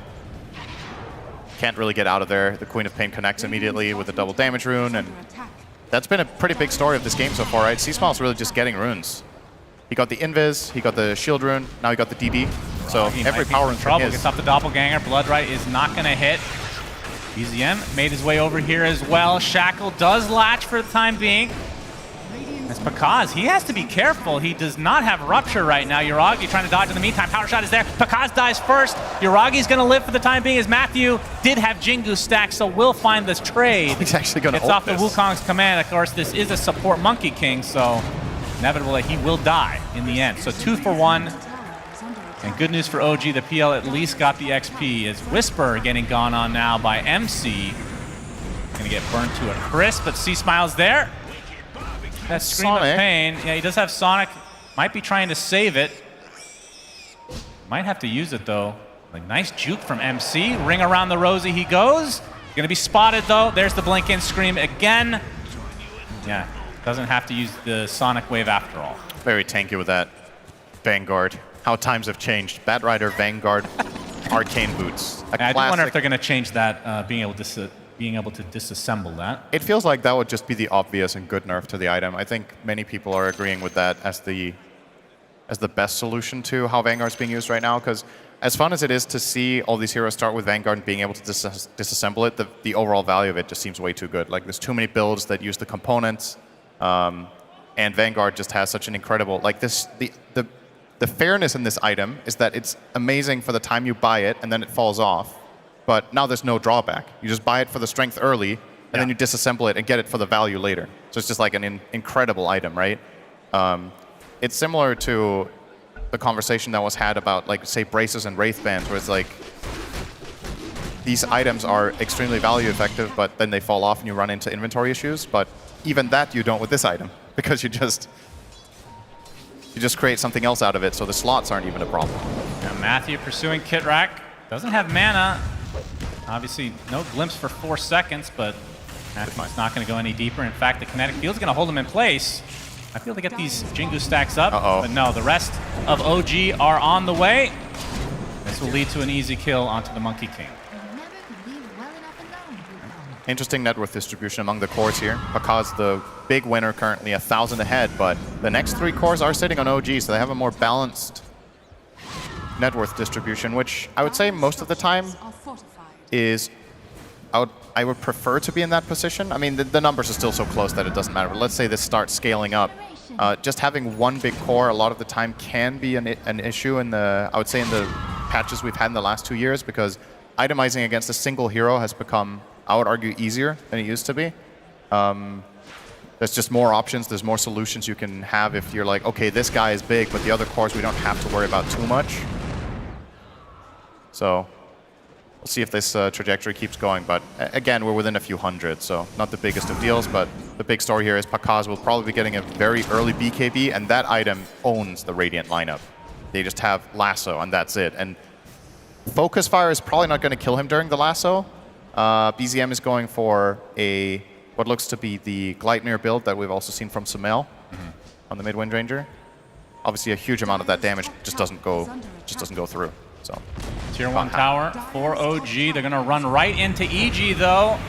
The quick roll away from Taiga. Is it going to be enough for him to get away? Boundless Strike canceling the TP. Gets Kitrak as well. Taiga will fall inside that Wukong's command. Kitrak going to be blinding lit, but no actual cancellation for the TP. And in terms of, I mean, No-Tail was talking about how Roche is so important, which it always is, of course, and the day and night cycle, how that's going to evolve over time with teams prioritizing when they maybe take the first Roche, which is really interesting. Do you have a favorite for each side in terms of who can take Roche faster or maybe has a better fighting capability in that Roche area? I mean, the only true strong Roche taking ability here is probably Focus Fire, right? And you also have the luxury as OG with all the peel illusions, if you do get to go there, that you can take it with way less damage taken on actual heroes, just have illusions tank a lot of it. So I guess them, but neither team is particularly great at it. I guess it is an interesting way of thinking about the pit though, right? Like, the average respawn time of Roche is 9.5 minutes.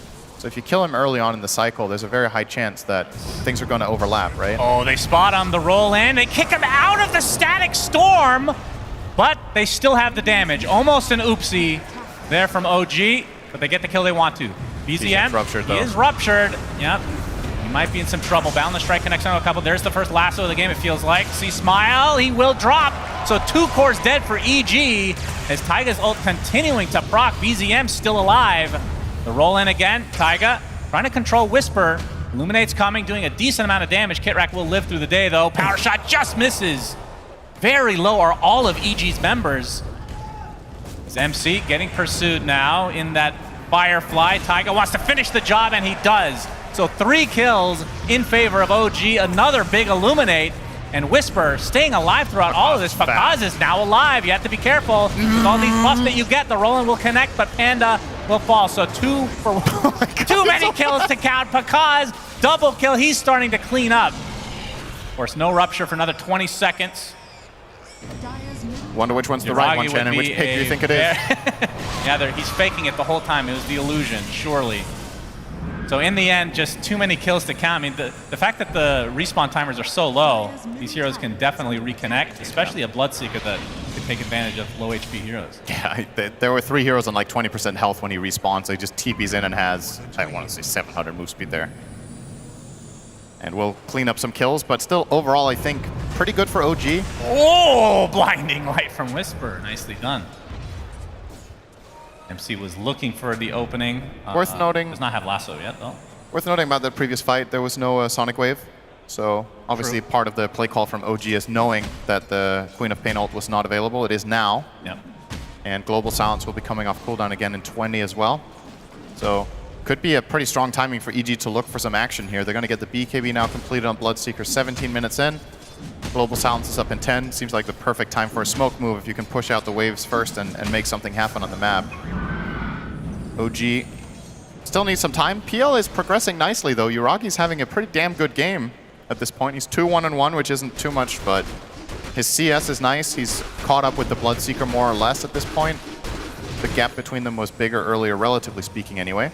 And the Manta will be completed. What do you think of the matchup of PL versus Bloodseeker? Because obviously Bloodseeker, we talked about a Maelstrom purchaser. Yeah, he wants Rupture Mjolnir will for sure. persist through Doppelganger. Yeah. You'll know who the real one is. Like, is that a real issue? I would say on a 1-to-1 level, Dota doesn't really work like that, but I think Bloodseeker is one of the best melee carries against PL for the reasons you mentioned, and because he loves buying Mjolnir. There's a lot of other carries that don't want to buy that item, but Bloodseeker doesn't mind too much. And I guess a little bit of a wild card in that as well. The new Ags could be a thing in this matchup. Yeah, could for the be. Bloodseeker. Glimpse back, so C-Smile's going to have to go back. That was didn't get anything out of it. Was that the Orchid reveal? It was. You had that earlier, but yeah, obviously doesn't cancel the Rolling Boulder, so not able to get a pick.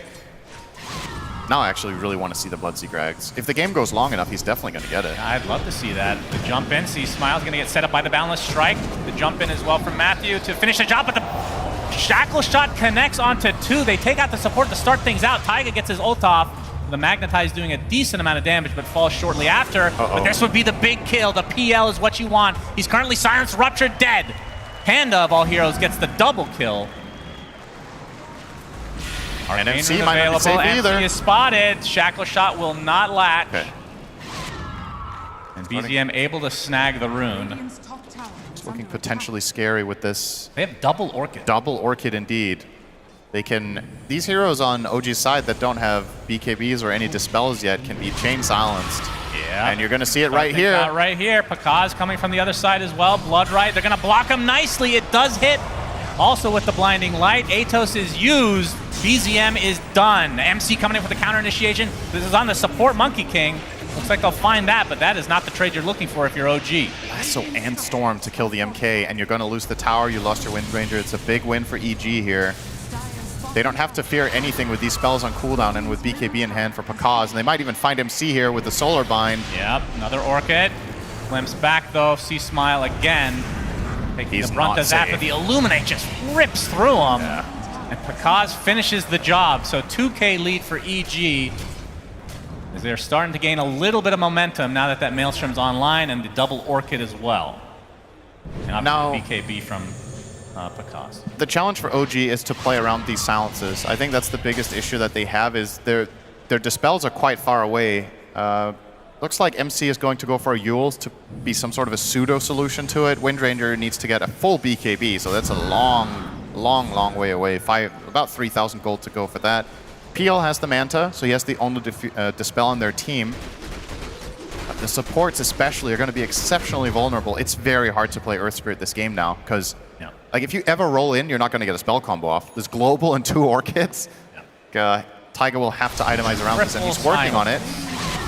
Oh look, EG discovered that Tormentors exist. Maybe it's the dire side advantage that you get with Tormentor. Could be.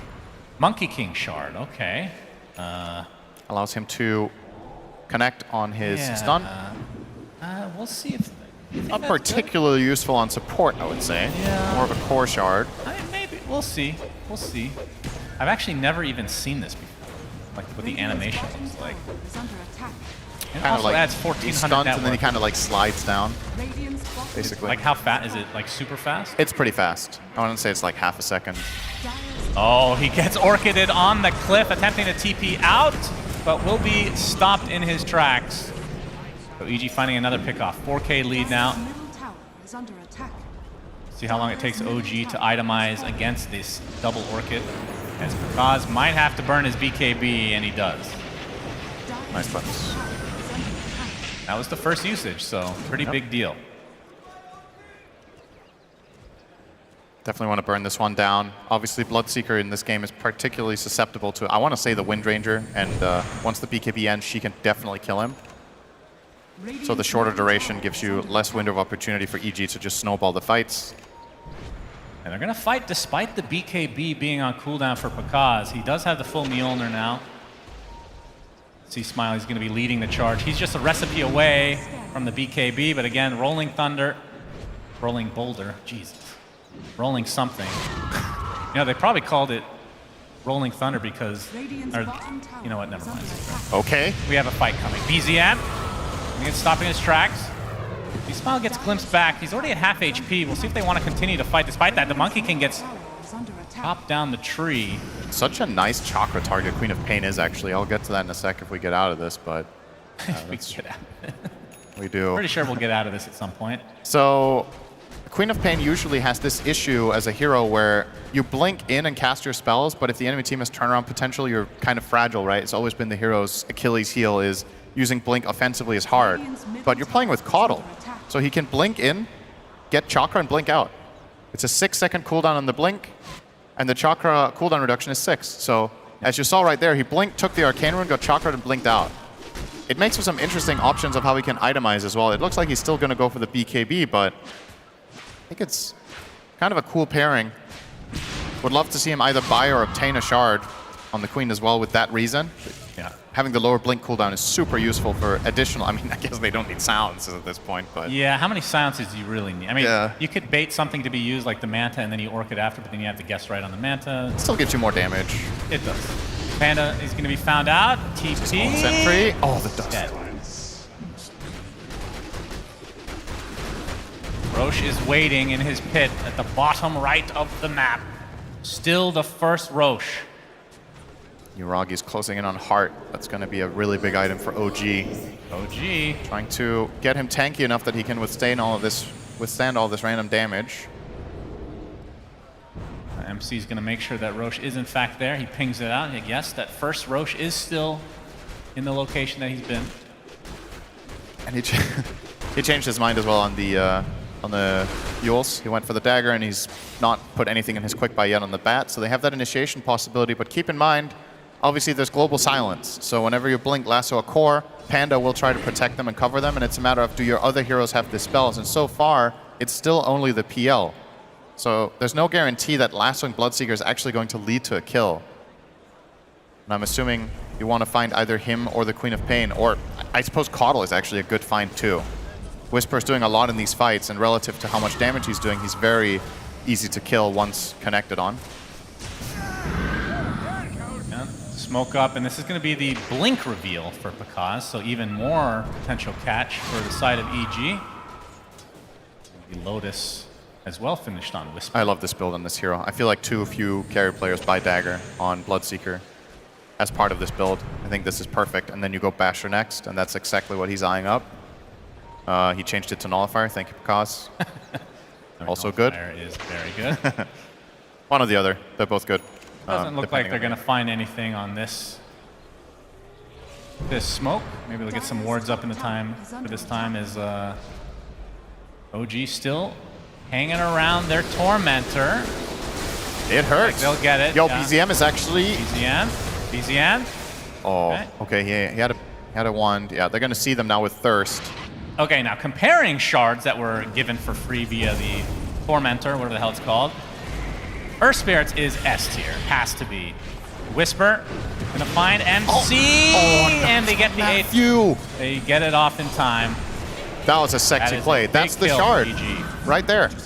He connected on his staff so he could reach the Atos. That was actually only because of the shard they got that kill. Well, what do you know? Okay. Looks like that shard's better than the Earth Spirit one, huh? Yeah. Well, we'll see. Geomagnetic Grip can grab allies is pretty freaking good. Oh, you love grab ally, don't you? Oh, that's true. If only we had an Undying in the game right now, we could double grab allies. And he's going to get spotted. Attempt to TP out. Dust on time. A couple times now he's been able to get away. EG only with a 2K lead, so very, very even game. No Roche attempts yet, which we talked about. Neither lineup can really take it super fast. So not a huge surprise, but Yuragi's at a point with that heart now that you can definitely do it, but it'll take some time. Global Silence, they want to get this kill on Pakazi. He pops his BKB. Already at half health, he gets off the Rupture, and Taiga, he's going to almost kill himself. Will attempt to TP out, but will go down to the Blood Right instead. Static Storm already used as BKBs have been popped galore. BZM taking the Sonic Wave, but C-Smile dies shortly after. Matthew's still inside Wukong's command, but he's brought down to his knees. 2-for-1 advantage for OG. Nice flame break, bringing Panda back. That's going to be another pick-off for OG, which should lead to a Roche. Yeah, this peel's big. And the jump on Pekaz, it might not have looked that good, but at the very least they forced out his BKB and the Global Silence, and yeah, he kills the Earth Spirit, but can't really reinitiate after it. Chris is trying to set him up on the Queen of Pain, blinking in offensively, but just gets turned on. That time he couldn't get the Chakra. Keeper wasn't in range. So no way to reset out after he used the Sonic Wave and dropped absolutely everything. And probably just the wrong read on the situation. He didn't have as much damage as he expected, and Pekaz couldn't connect on it. He was already half HP without BKB. He's not interested in running into that PL at that point. So nice win for OG there. The Roche will not be claimed though. Yeah, maybe just too slow. As ever in his pit. Sounds like we have OG fans here. Who would have thought? Any EG fans in the house? Oh, okay. All right, cool. Very nice. Maybe they misheard it and thought you said OG. They do sound similar. Shield Rune is there, will be denied by Kitrak. I mean, Whisper's so farmed right now. We'll be going for the BKB next. And very utility build. Not sure if the double Orchid has necessarily paid off. No, this was actually a problem that EG ran into. They cut down the tree. Okay. Nice roll in from Taiga. Matthew's going to be spotted thanks to the dust. Gets up. Okay, I saw the shard again. Yeah. That is pretty good, actually. He's going to die on the cliff, though, Arteezy style. And they're going to get the focus fire on the Panda. He will drop to the deck. The 2 supports dead. OG gaining momentum now. But there's definitely been a game like this for EG in the, I want to say it was during the group stage, where they also ran this offlane Coddle going Orchid, and I think their mid hero also went Orchid. And they ran into a situation where these items just fell off when the enemy team started getting enough dispels, and then you didn't have any auras because you're playing Coddle off. So we'll see if this ends up being a mistake. And you can theory craft all you want afterwards about what they should have bought. Obviously, Coddle can, in theory, buy almost anything, right? He's just a backliner with insane range on all of his spells, so he can buy auras. He doesn't need to buy a positioning item, even though he has this game. Bought a Blink Dagger to try to find angles to get a good line. Boy, this is slow. This is really slow. But it is the focus fire carrying it. Goodness. And they will take it out. PL tanking. Wind Ranger dealing the damage, and Aegis #1 will go to Uragi. Rupture on Taiga. He is dead. Smile will blink away. Okay. Pursued by MC. There's the lasso. They're coming through the gates with that Aegis intact. And they're going to be able to take out C-Smile as BZM, showing off that newly picked up Gleipnir. The rest of EG now on the run. Although BZM, he's going to get pursued. Whisper.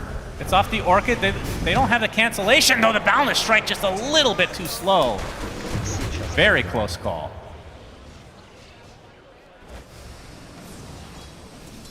And what's the goal for OG with this Aegis? What do you think is within their grasp? Because it's been an extremely close game. Just need to take out all these outer towers. Yeah, I think probably you try to get a 1-2 punch bottom and then maybe get the enemy Tormentor. Would be really good value for them. Finding Panda here, MC with a nice flame break. He has Gem as well. Panda will TP. Lasso he will get out. 2 seconds. Oh my goodness. That's cutting it close. Yeah, enemy Tormentor. We'll see how much they prioritize that again as the Butterfly now up for Uragi. He is huge. And the question is, will Pakaz have to go MKB? Yes, he will be queuing that up next. Glimpse. Yeah, Glimpse back. Whisper. He's controlled. He is dead. Very, very easy kill as the Rupture on the MC, but T-Smile doesn't want to go any further because they're already losing their Keeper of the Light. T-Smile, silence for a bit, will have to back away. There's the Gleipnir onto Pakaz. He gets shackled after the fact. Focus Fire is there as well. We'll pop the BKB, but he's just going to die within it. Huge kill for OG. Here comes Wukong's command to attempt to defend, but everyone from EG is dying. 4 dead, nothing lost for OG. This got out of hand for EG real fast. This is probably at least a lane of barracks. Like, you cannot possibly fight this PL without your Bloodseeker. He has 2 lives and the Butterfly. OG might just almost end the game here. Like, this lane is absolutely dead. They could look for a secondary one as well. This Glyph will delay things for a bit, but PL doesn't give a crap about this. He's just going to keep banging away at the tower, feeling as safe as ever, and his teammates, all they need to do is just watch him win the game right now. Or to go for Whisper. The Lotus actually reflects, but it doesn't matter. Whisper will fall. 50 seconds of no Keeper, and he's a very big part of this high ground defense. Yep, no buyback on him. 2 towers for now. No barracks technically have been taken, but this frees up 2 lanes potentially for OG. Focus Fire for the top melee racks, and we'll see if they go back mid to finish the job. And in fact, they will. So looks like 2 full sets of racks for OG, basically out of nowhere on top of the Roche kill. They find a couple pickoffs and just snowball this lead. I don't know if they even need to leave the base. I feel like Uragi can just, I mean, okay, they have to take the bot tier 2. So they have to leave the base for that reason. But if they had taken bot tier 2, I think he could have just stayed and pushed the tier 3 as well. MC, another tree broken. That is a long ass stun into a lasso. Matthew, I'm sure just trying to, that's pretty, I can't get used to that. That's actually really good. Trying to jump away, pouncing left, right, and center. On the tree will TP out. Space. Get away, yes. Of course, he wanted to kill the wave to delay this, but he delays it in a different way. MC was like 30 mana short there from a kill, probably. Couldn't get it done. Gets the tip from Kitrek, though. Good try. Still a minute left on the Aegis here for Uragi, and he has now picked up a full Ag, so now has the Bouncing Spirit Lance. Bounces twice and it prioritizes heroes, so a lot of extra random team fight damage. Yeah. Diffusal in the backpack currently. We'll swap that in immediately when the Aegis expires, of course.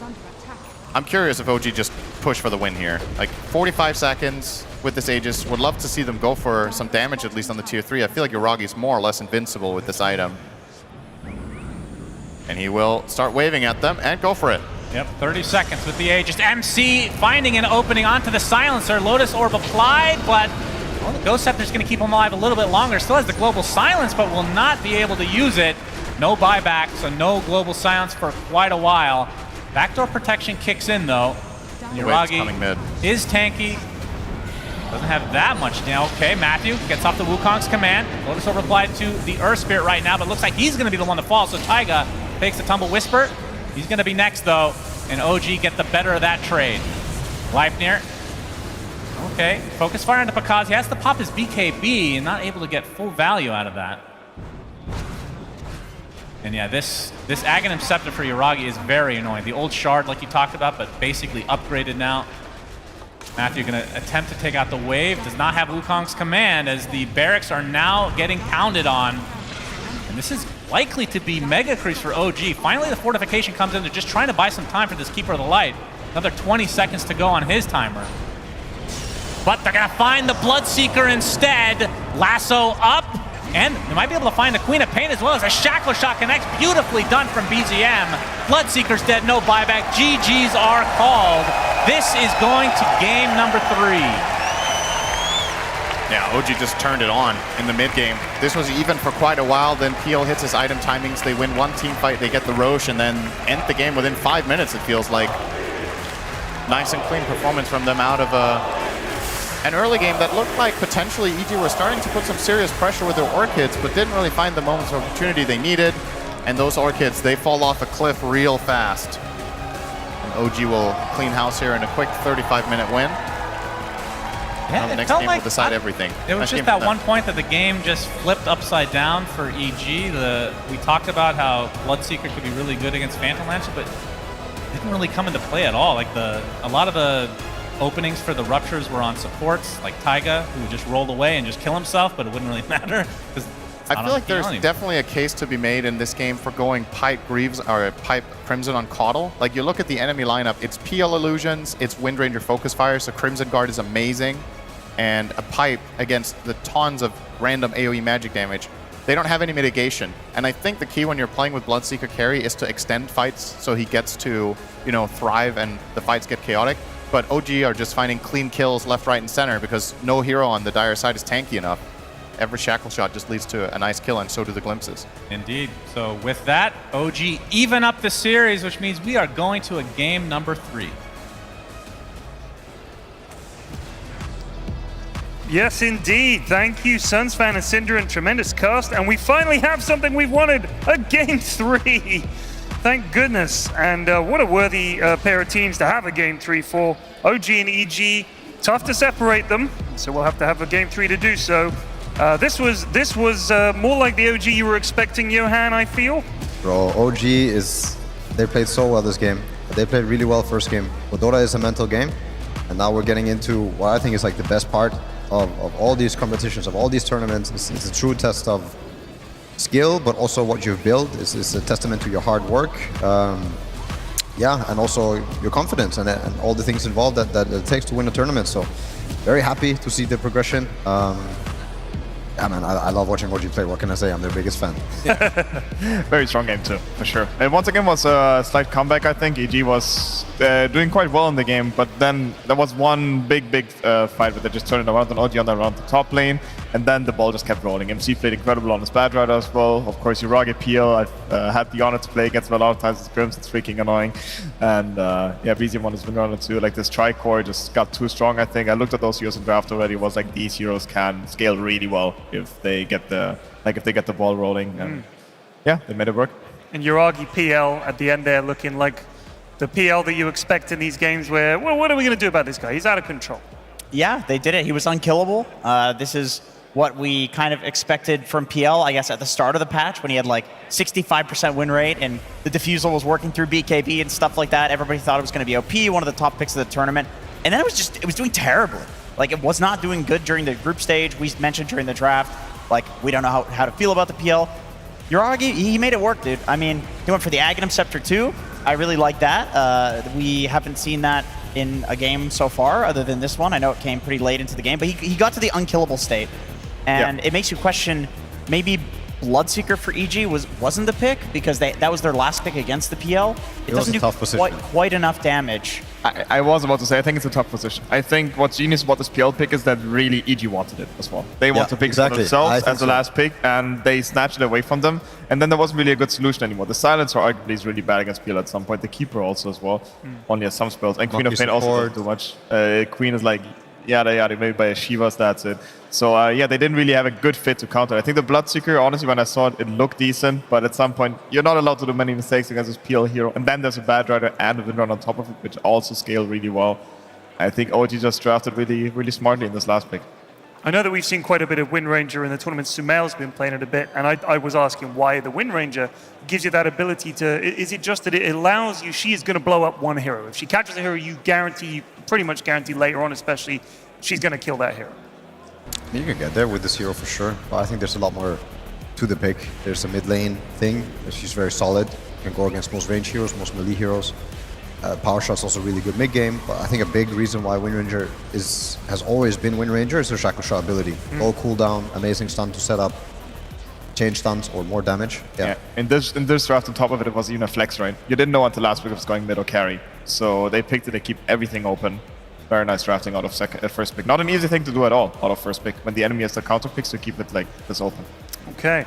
Well, our man on the ground, Tsunami, has someone to talk to. I'm not sure who. Let's dip into Tsunami's world and find out. Neil, can you hear me?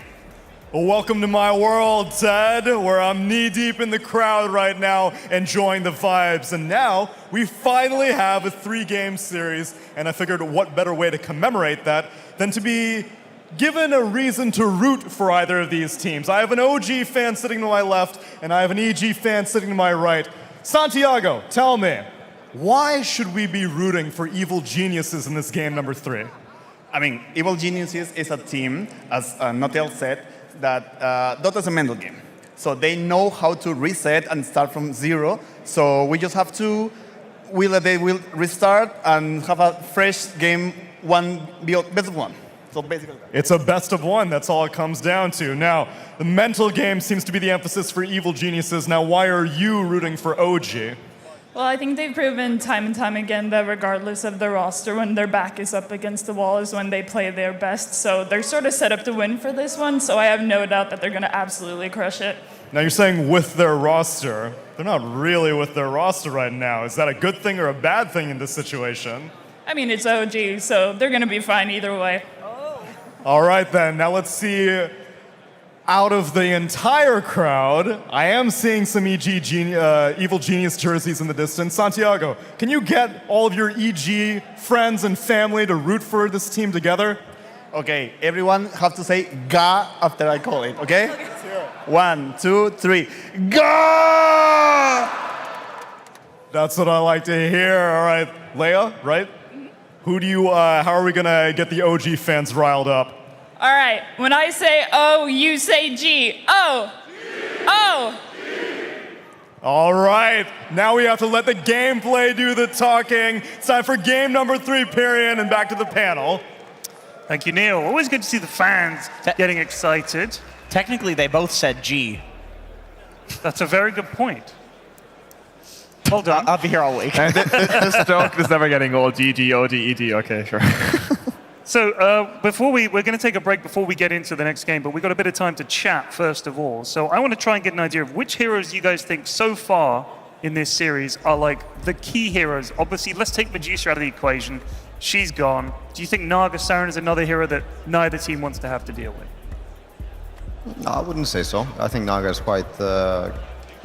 it's not something that scares people this patch, but it's something that you definitely want to think about with a lot of your approaches. Like if you're having a Slada Ursa and they end up picking Naga, yeah, that feels pretty good. But when you don't see many things, anything can lose in Dota. But I think the contested heroes, if Alchemist slips through for whatever reason, I would like to see that also get challenged. We already saw Medusa get challenged, but yeah, Caudle as well. It's like what are the solutions that people come up with? Now we saw Caudle twice, but for the first time on offlane in the playoffs. It didn't really work, but yeah. I think these are the heroes that still excite me, minus the Medusa, because we just saw. Yeah. Alchemist, Caudle, other approaches to deal with it? Is it really that strong, or is it just because people haven't figured it out? I do think that the illusion heroes are looking pretty solid. Not just the Naga, but the Naga and the Peel. I mean, first game the Naga one, second game the Peel one. TB was ignored in this series as well. This hero is pretty good as well. But now we just have one game witness where respective illusion hero just won and looking pretty strong. Of course, the games were still like not obvious by it, but in the end, those illusion carries somehow worked out.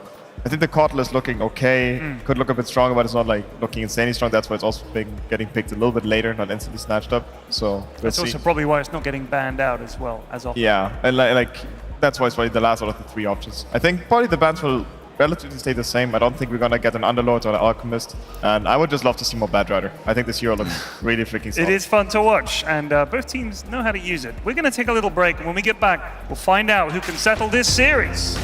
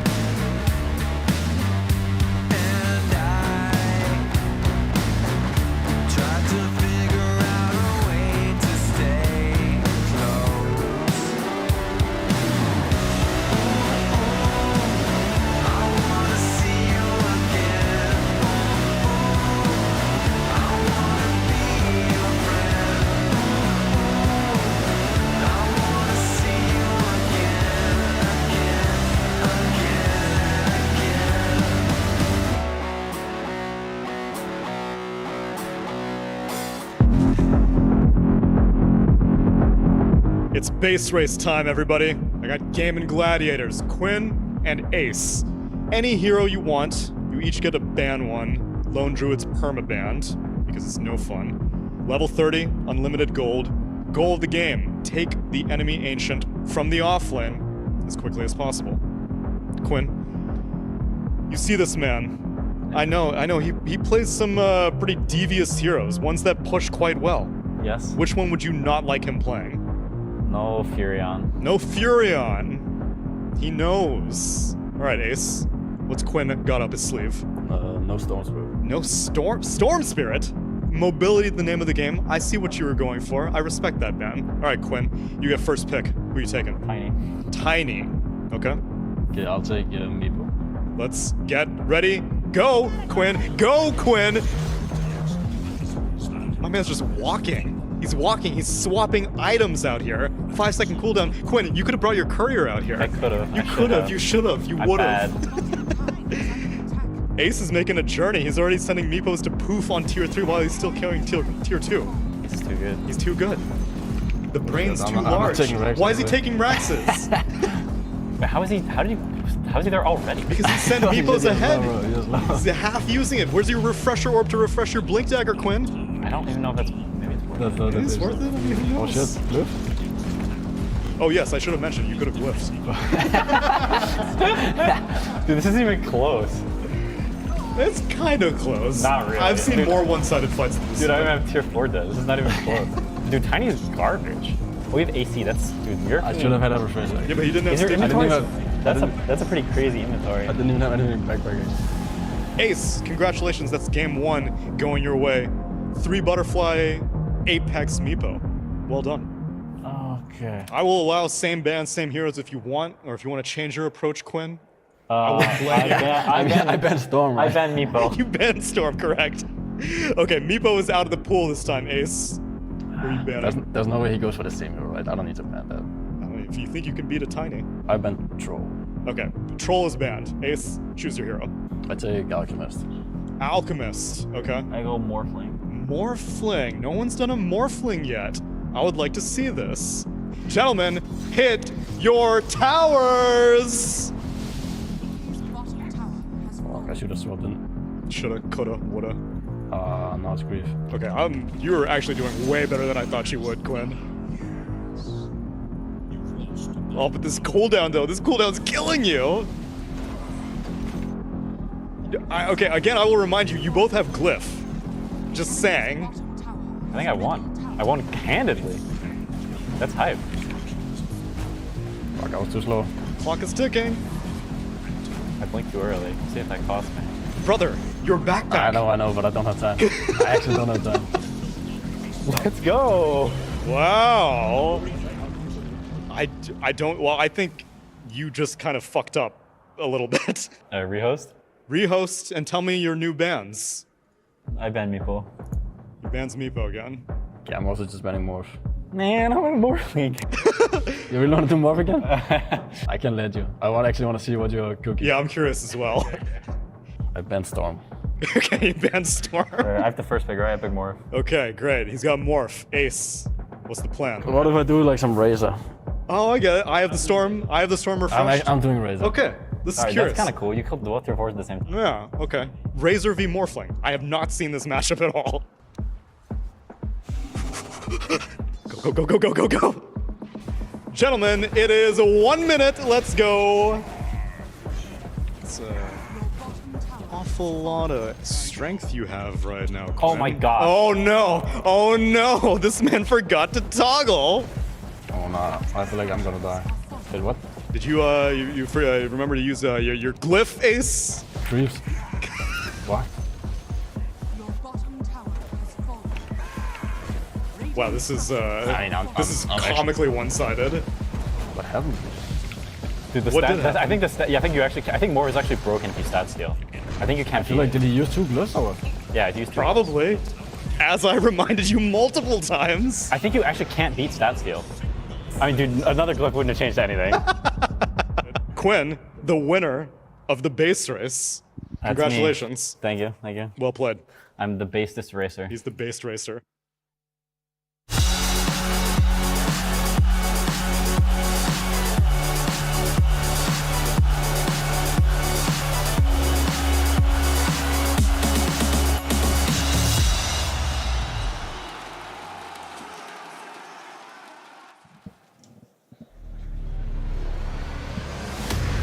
You're back.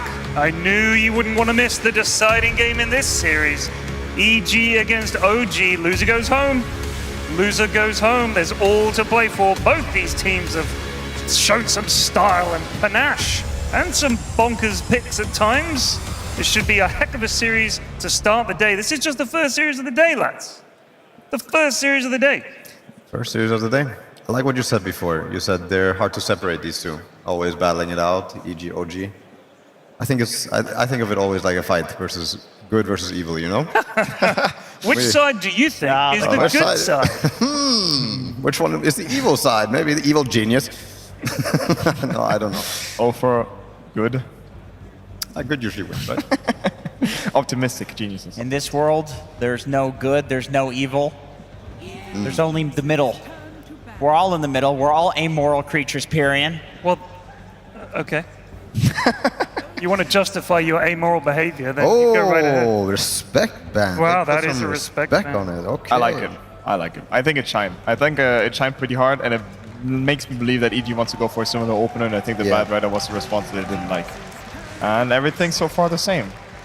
I can imagine that EG will go for the same opener, or what they did yesterday is Pagma Storm, which is still a really strong combo. Or Coddle. I was going to say, we're going to see a Storm. return to the what do they call, the gas station, or the battery meta, where you have like Storm plus a Pugno. I think they at least consider it. Like their C-Smile is a Grandmaster Stormspirit player. It's a hero you can definitely blind pick. It's not the best against Disruptor, but it's a bit two-sided matchup as well. If you find the Disruptor first, you usually kill him instantly. Oh. Coddle it is at least. They are still debating though. Could still be Storm. Yeah. Could still be Storm. And the Monkey. Okay. So exact same openings. Yeah, they just identified the probably had a talk like, hey, this Bad Rider pick was just a big problem for our opener. We couldn't really play carry Monkey anymore. So I think Venno would be good if OG decided to.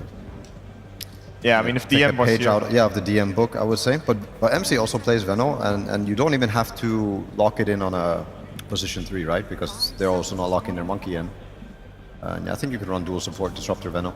Tiger plays Venno like really comfortably, right? Yes. Yeah. They could do that. It is not the best lockdown. You would have to find a solution for it later again, but it shouldn't be a problem. They managed to do that first game as well. Have you seen our son? So that's good. 731? Oh, this is too raw. Oh, that's a patch. Oh. That's the one who was born. Oh, that's good. We'll keep our eye out for him, but I don't think we haven't seen him in some time. I think we might have seen him in the group stage. EG might pick it up. Yeah, just one. No, they love that hero. Or they did. Ah, damn, I missed my chance. I was going to say Jenkins, call it. You had a few seconds, but... I would have said that. You would have said that? Yeah. Uh-huh. Another one for you then. Yep. Wind Ranger, very good pick, don't you think? Yeah, I don't mind. No, like, of course, it's like really, really good against Monkey King once again. Now it's picked much more early, though. And there are some counters that can be annoying. It's a little bit unconventional, but especially heroes that pierce through the Windrun. They were not really picked last game except the Rupture, but there are some heroes which come to mind, like, for example, Shadow Demon, not so popular right now with the ulti. Doom. Maybe something else can now be easily picked up in second stage by EG, but I think I like it. The Bad Rider is out of the options, of course, and they flex it on both core roles. So I can see the replacement being really for good reason. Phoenix Band, they did that last time as well. Very good versus the Monkey. I wonder if they're trying to protect position 1 Monkey, like for later on. Yeah, those bans make it seem like it, right? Like it's either that or they really want the Monkey to go off lane and they don't want him to face the Phoenix. They want at least to have the option, right? They have like two very confident Monkey King players in the mid and the safe lane, so they want to make sure that this is at least pickable. OG banning out the Naga, that's one illusion hero. The PL is still being in the pool. That being said, Windrun against PL is pretty damn good. If you get the focus fire off one time in the fight, like it will keep following him, of course. So one mistake from PL, the hero usually dies to Windrunner, so they might let it through, even though the illusion heroes have been winning the last 2 games in the series. Okay, Darkseer ban. That tells a story about something, I think. I don't know if it's something EG would have done before or would have liked to do with the Monkey King core, like a Darkseer position 3. Yeah. It's a lot of synergy between the two heroes. I mean, Naga, Darkseer, both traditional counters to Terrorblade. Yeah, I was about to say, it sets up for the TV pick a little bit. If they want... It would destroy the flexibility between Windrunner, because I think MC does not play Windrunner. Maybe he does, but... I think he does, but I don't think it's been probably a long time since he did. Yeah, probably a higher chance Yuragi or BZM Windrunner, right? Those fans urging a pudge pick. So we have Seb who loves Wind Ranger off lane, and I did tell him to play like Seb, so he can come in. Oh, God. No. I just play like Seb. What are you saying, Ted? Sorry. I was saying those fans urging a pudge pick are trying to get one of the teams to throw. That's a plant. That's our plant. Good job, guys. Respect banning the Earth Spirit. They think this pick really did a lot last game. That's interesting. Like it felt really good, right? Tommy had really good impact, landed good rolls, and it's always a threat to the Monkey King, right? With the instant tree cut. Yeah, enabled the Bat Rider as well, and of course he's a Grandmaster Earth Spirit, as you could see last game. So I like the respect. Good thinking. So yeah, they could go for the TV option. Slark, pretty casual ban. So it's more or less the exact same bans, minus the Darkseer, like second phase for OG, in same order. Last time they banned something against Darkseer, but they also banned the Naga Slark, but they had a Bat Rider. Yeah, exactly. Those were like Bat Rider bans. But I mean, these heroes, they make sense to me. Like they're just really strong meta heroes, all 3 of them, I would say, in the current state. So yeah, you can't really do too much wrong by banning these. Is EG Dire? Perfection! That's a good question. Because if they are, I'm just thinking, Slark, Nighttime, Roshan, Dire. Yeah. Thinking Nighttime heroes already, One level ahead, yeah. Yeah. Dire Slark is too strong. For the Roshan fight. I'm using it. Someone's time is upside down. Someone's time is upside down. PL got banned by EG, so that's not going to be in. That is so much respect, I think. There's a lot of carries already out. Alchemist, Naga, Slark, PL.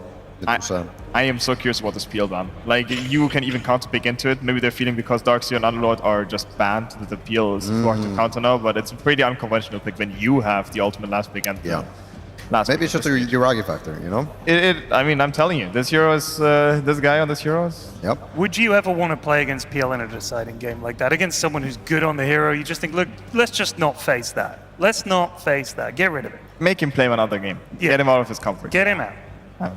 I can't believe Doom and Beastmaster are both still in the pool. That is a very good point. And both teams probably need their offlaner. Yeah, as I mentioned earlier, I think Doom against Windrunner is also very old school counter. Like, it completely counteracts the hero's mobility and everything. Interesting. I wonder if they're still flexing the Monkey and the Bounty now, but there's a good chance that the Monkey or the Caudle is going to be core and the Bounty is support. Because we haven't seen a single core bounty hunter game, I want to say. Yeah, not yet. It's really interesting for sure. Because I don't think there's a Panda hero yet. Maybe Panda can play the keeper, and then they have their +5 at the pool, but pretty interesting choice. He's not played it this tournament, at least. Well, if you're OG, I wonder. So the TB option is still in the pool. Naga and Doxy were banned for it. So I think they TB put looks up for really that. good also. There's a Beastmaster with a classic, with a casual, Nice. with maybe just a Rubik or something, just a off-lane combo that they paired. He could also lane with the Disruptor, I guess, but that lane, maybe not the strongest. Tech keys. Maiden. Okay, CM. That also denies it from EG. If they are going to be running the Whisper offlane Coddle, CM would still be good. Well, now I think they have to pick either the carry versus the beast, or they should pick a mid hero versus the Wind Ranger. But that's the thing, right? The Wind Ranger can be carry hero. Yeah. Can't forget that. And I think it's one of the better ones versus Monkey Carry. For Panda, Lich looks pretty solid. Got banned out last time, if I recall. But I don't think they can pick Lich here. Like I said, I really think they have to pick a hero versus the Wind Ranger or the Beast. Unless they're really happy with the Monkey versus the Beast, then yeah, then they can go back for another support that supports him in his matchup. But then you're again going back to a position 3 Coddle. And it didn't really look so good last game. That is the thing. If you pick the Lich, then you lock the Coddle into core position already, except with the bounce. But the draft will look a little bit weird. There's a TB for EG themselves. Yes, I think they should, for their own sake, look at picking something more solid, with some confidence. Okay. Wow. So this is a flex pick for EG. This has happened multiple times. They like flexing this between Percuss and C-Smile.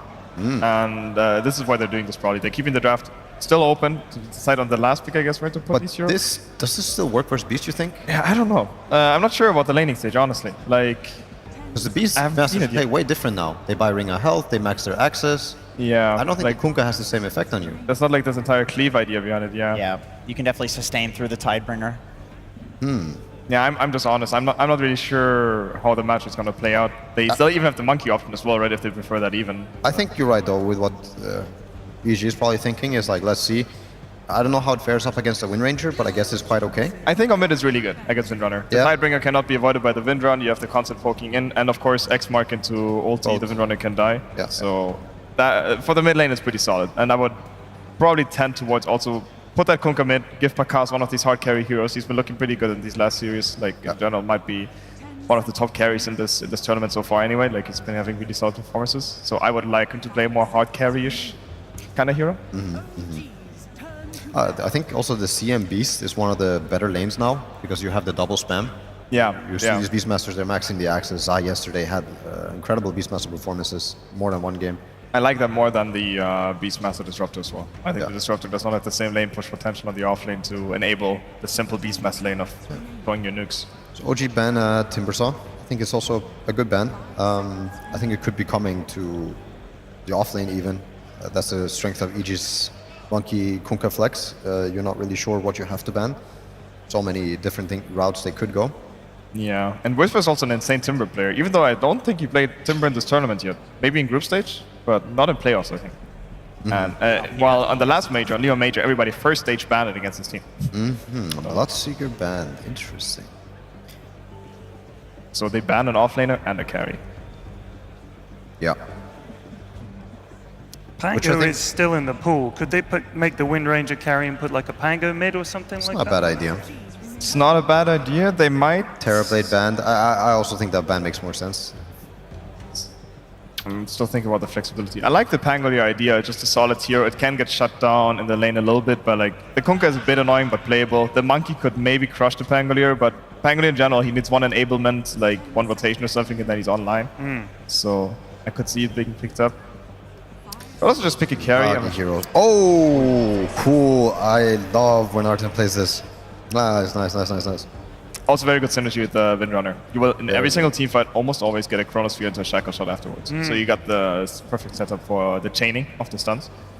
EG could now, once again, maybe do an offlane bounty or something, but I'm not sure if they're up to do that. Bounty, offlane Monkey too. Yeah, I'm not sure it works. Could we see something like a Wraith King? We've seen teams do that against things like Chrono, against Roar, where they can say, well, at least we'll have a second life. Is that a thing they could do? It's not particularly good against Windrunner. The Windrunner ulti stays through the reincarnation, so you kill him once and then you kill him twice. Okay. So I think that's more than whatever. If I was drafting for EG, I think I would really feel like picking some added team fight and damage for the mid game. Yeah, I think so too. I think the damage is a problem. Off lane. Venomancer, maybe. Then put the bounty as a 5. Depends on if Panda wants to play it or not. He's not yet this tournament. Doom. Oh, it's in the pool. This hero's still in the pool actually against Windrunner and Void. But we have, I mean, I say we, OG has Beast. I love it. It's okay, you're not casting. You can be biased. I am biased as hell. MC Beast versus this Doom Bounty Hunter, finding the monkey, finding the Coddle. I really like also what OG have going, but EG's lineup, solid, much more solid than what we saw before, I want to say. I will say I think the damage, what you addressed, didn't really get fixed by this Doom pick. No. Like, there's not really too much follow-up damage on the boat and everything except the Coddle spells. So it might be that always the heroes on OG get out with like tiny amount of HP left. But I do like the Doom against Windrunner, like so much. I think me as a Windrunner player, I hate playing against this hero. Yeah, I think it's a game of Aegis. Whoever gets Aegis, it feels really good this game. I'm looking a lot at the supports.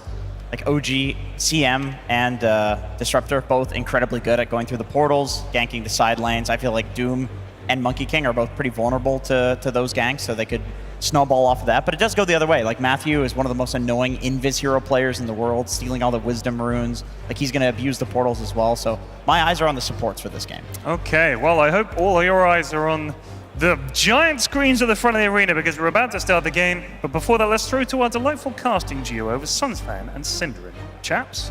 Shout out to Pyrian Flax for the third and final time today. We have OG versus EG. Game 3 winner of this faces off against Team Liquid. And we have, I was going to talk about Kunkka because we haven't seen a whole lot of this hero in this tournament, which I'm sure we'll get to. A final pick Doom, which has been first pick, first ban for so many of the games in this tournament. How is that even possible? Yeah, it's a good question. I kind of ask myself the same thing. Like, what happened to this hero? What have the teams figured out over the course of the last 2 days? Is it specifically because of some lane matchups? Is it because the pacing of the game has changed a little bit to be perhaps a bit too fast for the Doom? It doesn't seem like the games we've had here at the main event have been faster per se. So yeah, it's a bit of a mystery. Curious to see if we'll learn more about it later on when maybe another team picks Doom earlier in the draft and we're like, that's why. Because in this series, for example, EG with this Monkey King pick, they've been picking it, somewhat early, which is considered one of Doom's worst lane matchups. Maybe it's a respect thing among the teams because they know both teams have good Ursa and Monkey King players on their carry role. Could be many different things, but we do see it come out here last pick for Whisper. Gotta feel pretty confident. I think it's a pretty good Doom game. Biggest concern for me for him is the Beastmaster matchup. I think this hero is very, very good against Doom. You get vision on the map, so you can't find the Dooms. Roar is a hard single target lockdown against Doom, who thrives in, just moving freely in the fight. OG definitely have the tools to deal with this. And we'll see how it goes. And in terms of the Kunkka pick for C-Smile, I mean, he's played this a fair amount in past patches, but I feel like this is the first Kunkka I've seen on this patch altogether. I don't remember what the hell was changed. Is Banner's still 30 seconds to spawn, but what are your thoughts on this hero right now? I'm guessing in theory, because you probably haven't seen it either. It feels very hit or miss to me overall. He has some good lane matchups. I think in this game he does fine against Windranger, but shouldn't really win the lane necessarily, just probably draw. For me, Kunkka is a lot about whether your teammates really come together with you when you're strong, and I think this hero's spike for me is in around the mid-game timing, like 15 to 20 minutes is when this hero is best relative to the field. And the question is, are EG ready at that point? I would say Doom might want a little bit longer. Monkey King should pair pretty well with the Kunkka though at that time, if he has 1 or 2 core items, so we'll see.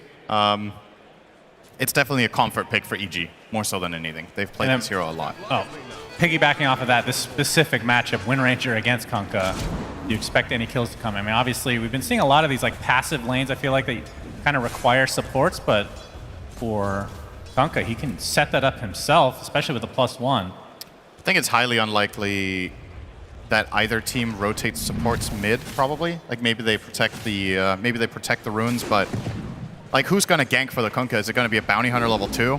Caudle isn't ganking.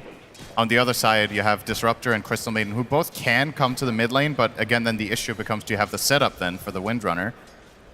Hard to say, really. I feel like level 2 Bounty Hunter has actually been very impactful at this tournament. Yeah, but it's not really been around mid. It's mainly been around the side lane. Yeah, they've been going through the gates, and that is true. As we can see, the stun out onto Yuragi, but time walk away.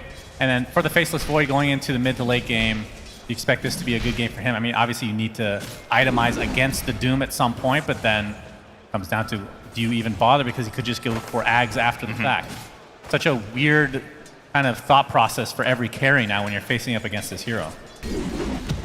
Yeah, I personally think one of the best counters to Doom late game is the supports having Force Staffs. I think that's what you want to have. The Blood Grenade. Oh. Back into the tower he goes. MC, the Blood Grenade now placed onto him. Another Blood Grenade on top. Pakaz will fall first. Taiga gets first blood, and Mind Control somehow lives. That's a lot of Blood Grenades at his face. Yep. No points in Jingu Mastery here, obviously going for the Tree Dance and Boundless Strike combination. And Caudle is only level 1, so he couldn't really offer much more there. And a great start for Mind Control in this lane. He's not the one to get the kill, it will be Taiga, but keep in mind you're playing Beastmaster against Monkey King, which can be a tricky matchup. You add the Caudle Blind to the mix to knock you into the Monkey. Getting even a little bit of help early on can go a long way. Yeah. Well, early on, very even in the mid lane. And like you said, unlikely to find any type of kill here as they try to secure their range creep. The mind game there on the power shot. Actually ends up hitting because C-Smile tries to dodge it. Yeah, in terms of what I can see was actually changed with Kunkka, not much. Obviously the stun from Ghost Ship was lowered, just like every other stun in the game. Yeah. As Kitrak and Yuragi. Counting on Matthew a bit, another Blood Grenade used, which will in fact get that kill onto Kitrak. Matthew able to dodge out that one tower shot, so we'll eventually live here. Might just suicide to creeps, we'll see what he wants to do. Or just wait for that courier. Get a little snip snipe. Tidebringer no longer gets silenced, so it's treated as a passive essentially. That's true. And that's it. I don't actually see notes on Torrent being changed, which, is that not considered a stun? That's interesting. That's one of the few things that was not lowered with the rest of them. There's like very few stuns in the game that did not get nerfed. That is one of them. Matthew will suicide to the tier 2 tower to get a full refill. And I guess if you want to talk a little bit more about this matchup, Kunkka is one of the heroes that has the longest range single target catch in the game out of the mid lane. Windranger is a hero that plays a lot around mobility and angles, so I think a big part of the reason EG are grabbing this hero here is they want to have that reliable catch. Matthew showing himself, and as usual, this bounty hunting early on is very impactful. Another Blood Grenade just to secure the kill. And I mean, another thing we can think about from the Kunkka perspective, not to keep harping on this hero, but we love talking about the new ones since we've seen the other ones so much, but very good counter in the right hands against the Glimpse as well. X-marking the spot on yourself true, yes. or allies. Yeah. You don't need to expend the BKB. And Glimpse has been extremely powerful in this patch because of the fact that it technically can taper over through BKB. As Matthew gonna get slowed. See the sentry nearby, but he will find the gap. That might be a bigger part of the counter pick than we have given it credit for, actually. Because, you know, it's like you're looking at multiple aspects at the same time. Another attempt top, nice blind. Still 3 members of EG here. They're going to take out Taiga. MC has to be careful. Another stump coming, but Kitrak, he's going to help out a bit. It's the Thunder Strike. Pakaz does have the Jingu stacks to illuminate to follow. MC getting very low. And they do find the kill with that last Janata. I feel like this is the highest impact hero we've seen from Matthew all tournament. His bounty hunter games have been stellar for the most part, and so far so good. He's found kills in both side lanes 3 times over now. And perhaps the time for a gank mid is out of the question now that you've secured those side lanes, like especially when C-Smile hits level 6. But they might try to make it a surprise play earlier here. BZM will dodge out that Tidebringer. Yeah, Shackle's not going to connect fully. BZM, he's going to be spotted now by Matthew. X marks into Torrent with the Tidebringer doing so much damage. Trying to pursue him through the trees. And that is going to be another kill via Matthew's ganking. That is in all 3 lanes. He's had huge impact. That is such a beautiful and unexpected kill. That was basically perfect the way they set that up. But now that he's gone, Pakaz is in a little trouble. Trying to get those Jingu stacks up. Matthew, he finally comes back into the top lane. and because he's going to dodge some attacks. Nicely done. Kills off MC, lives through the day, and they're going to find another kill on top of that. So instead of dying, Pakaz gets a double kill. 3K advantage at the 6-minute mark for EG. I feel like this is concerning for OG, you gotta say. We saw this bounty hunter yesterday from EG as well in their previous series and made for one of the most one-sided games of the entire tournament when they got off to a start like this. So OG, you really gotta keep your heads cool. Try to not get too fragmented. Look at this heat map. He is all over the place. That is insane at 6.5 minutes. Yeah, thank you for pointing out the dot in the fountain as well. That's right. Yes, he has been there. MC, he just TP'd back here. Illuminate's coming. Boundless strike to follow. Down he goes again. 8-2 for EG. And BZM is forced to try to help out now. Matthew, he's going to get frostbit. There's the focus fire to come from BZM. Gonna pop that wand with the shackle shot now, but it's not gonna be enough because it's gonna go invis. They don't have vision. So BZM forced away. See, Smile has come now with that haste rune. Bottom lane as well, Whisper solo they kill the Faceless Void on the other side of the map. EG's getting literally everything. They're getting the Wizard Room. No, it is denied from BZM, so very small silver lining. Power shot misses, but wouldn't have been a kill anyway. But EG dominating. They denied the Wisdom Rune. That's I think that's the first time I've seen that minute 7 in a game. Usually, you know, you really want to try to grab it yourself, but BZM didn't have that luxury. And yeah, off screen, just Whisper getting the faster level 6. And this is a terrible matchup for Void Spirit to lane against whenever Doom gets out levels you. You're just never safe when Doom is available. So for now, Yuragi can sit there for a bit. He obviously knows there's a minute and a half until the next time he's in danger, but as soon as that comes about, you either need to bait it with supports protecting you, or also taking a serious beating. Yeah. There. Time walk that off. You either need to bait it or just get the hell out of there and not play the lane, and that feels terrible as this Faceless Void. So everything going EG's way in this early game, and remember, the Bounty Hunter has obviously been crushing the lanes, but you also have Doom scaling. MC, Matthew showing himself again. Here comes the first boat of the game, and MC dies again. He's level 4. Number 4 for the level 4 Beastmaster. That is a rough start. EG have won literally every lane. Absolutely. Especially the side lanes are just complete curb stomps at this point. Like, look at, oh my God. Is there anything EG can't get right now? Well, they didn't get the Wisdom Rune. That is true, right? But they did. I mean, this is a level 8 Doom against level 4 Beast. Yeah. This is just not fair. Like, seriously. This is going to be quite the climb for OG at this point. And you got to look at who do you play around, right? Because let's say the Void has a bad game. Then you can at least play around the Beastmaster, you know, his timing, make moves with your offlaner. But Beastmaster's game is atrocious, so you can't really play with this guy. You kind of need to let him catch up. So your only option falls on BZM, but he doesn't have help the Javelin yet. Well, that spawned like 2 seconds later. Did you notice that? What's up?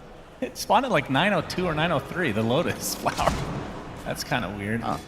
Wait, it doesn't spawn after you take it, right? It doesn't. It's just every 3 minutes on the dot. Minutes, yeah. Okay, so I think it's slightly delayed. Slight bug report there from Volvo. Oh, Yuragi being spotted by Matthew, who's level 5 right now. There's nobody else near, so I don't think he's going to have enough damage. Although he time walked. The tomato could help out. Yep, after the time walk especially. Gonna pop the wand to try to stay alive. TP's coming in. He actually has to use the Chronosphere. Maybe they can get the kill on top of this now. The Frostbite. Look how many members of OG have come to try to count. Black can't speak. Matthew. He's actually gonna live. No. Finally, the glimpse comes out. They lose the Crystal Maiden. So it's a 1-for-1 support-wise. As EG.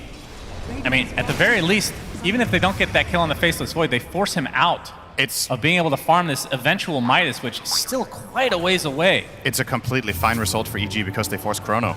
And we have the X marks. Nice shackle shot. Yeah, gonna avoid the Torrent as a result. Pakaz, though, is in the area.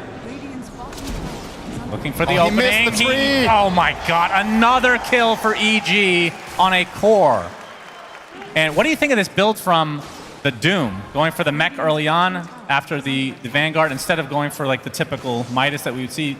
Feels like they want to fight immediately and just take advantage of this big lead that they have.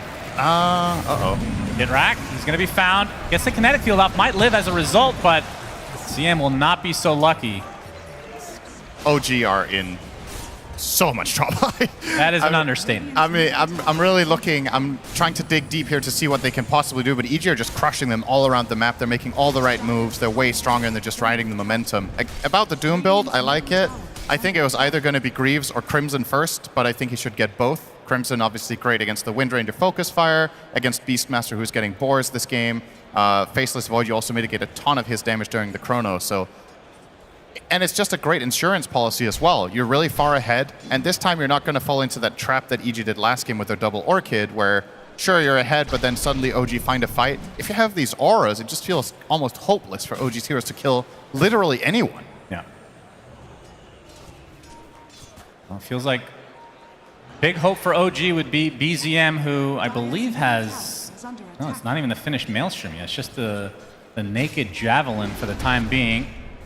Gonna back up Yuragi as Whisper was thinking about using Doom again, but we'll play it going safe. in with Glimpse here. Yep, they see him, they glimpse into the kinetic field. This will be a pretty big kill for OG, they need it. Yuragi gets there with the time dilation as well. Primal War from the sideline. Whisper's gonna stay alive! No. He gets off the mech, he gets off the Doom, and now Yuragi's gonna pay the ultimate price. Focus Fire still applied to Whisper. He's gonna get blinding lit back. BZM trying to finish the job, but he's gonna end up dropping as a result. Getting extremely low. He's tracked up. Down he goes. 4 dead for OG.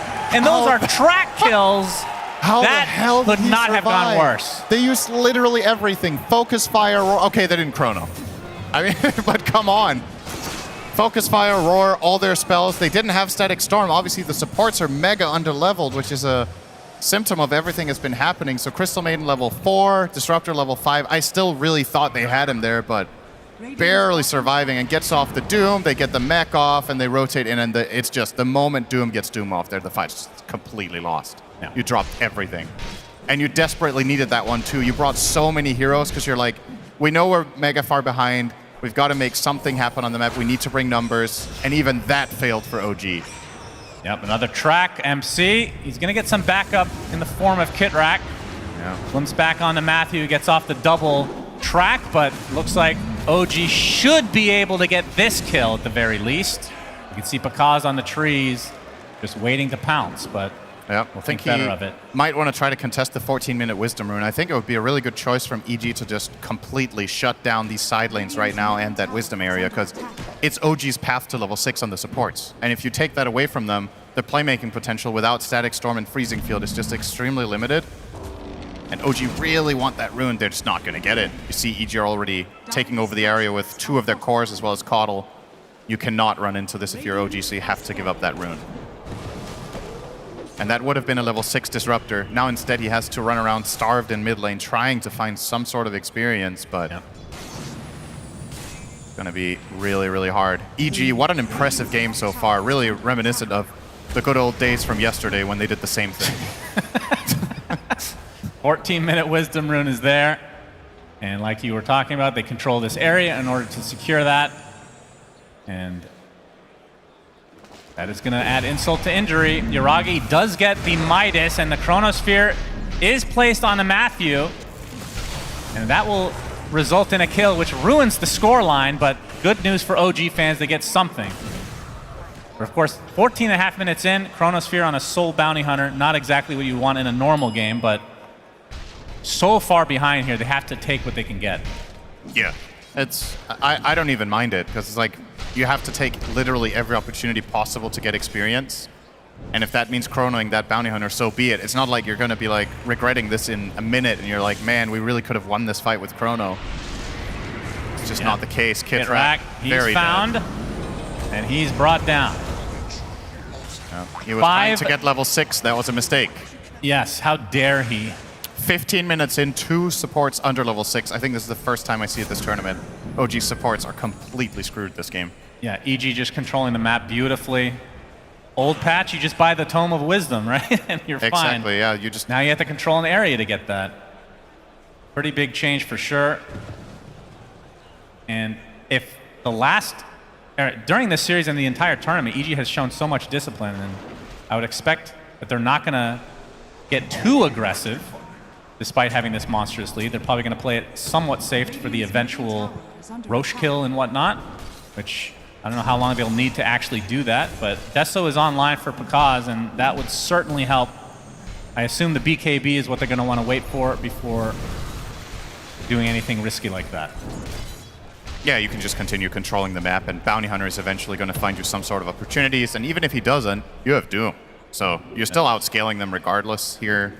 All three of your cores are very, very happy in this game. The Halberd online on the Kunkka is going to offer you a lot more protection in case a fight does break out.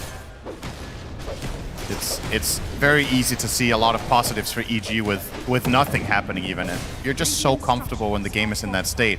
And you look over at OG's side, the only way you really make moves is probably off the Primal Roar or the Chrono. And both of these cooldowns obviously crucial. The Chrono that you know is not available, so you just get a free tier 2 here. OG just cannot defend this whatsoever. Yeah.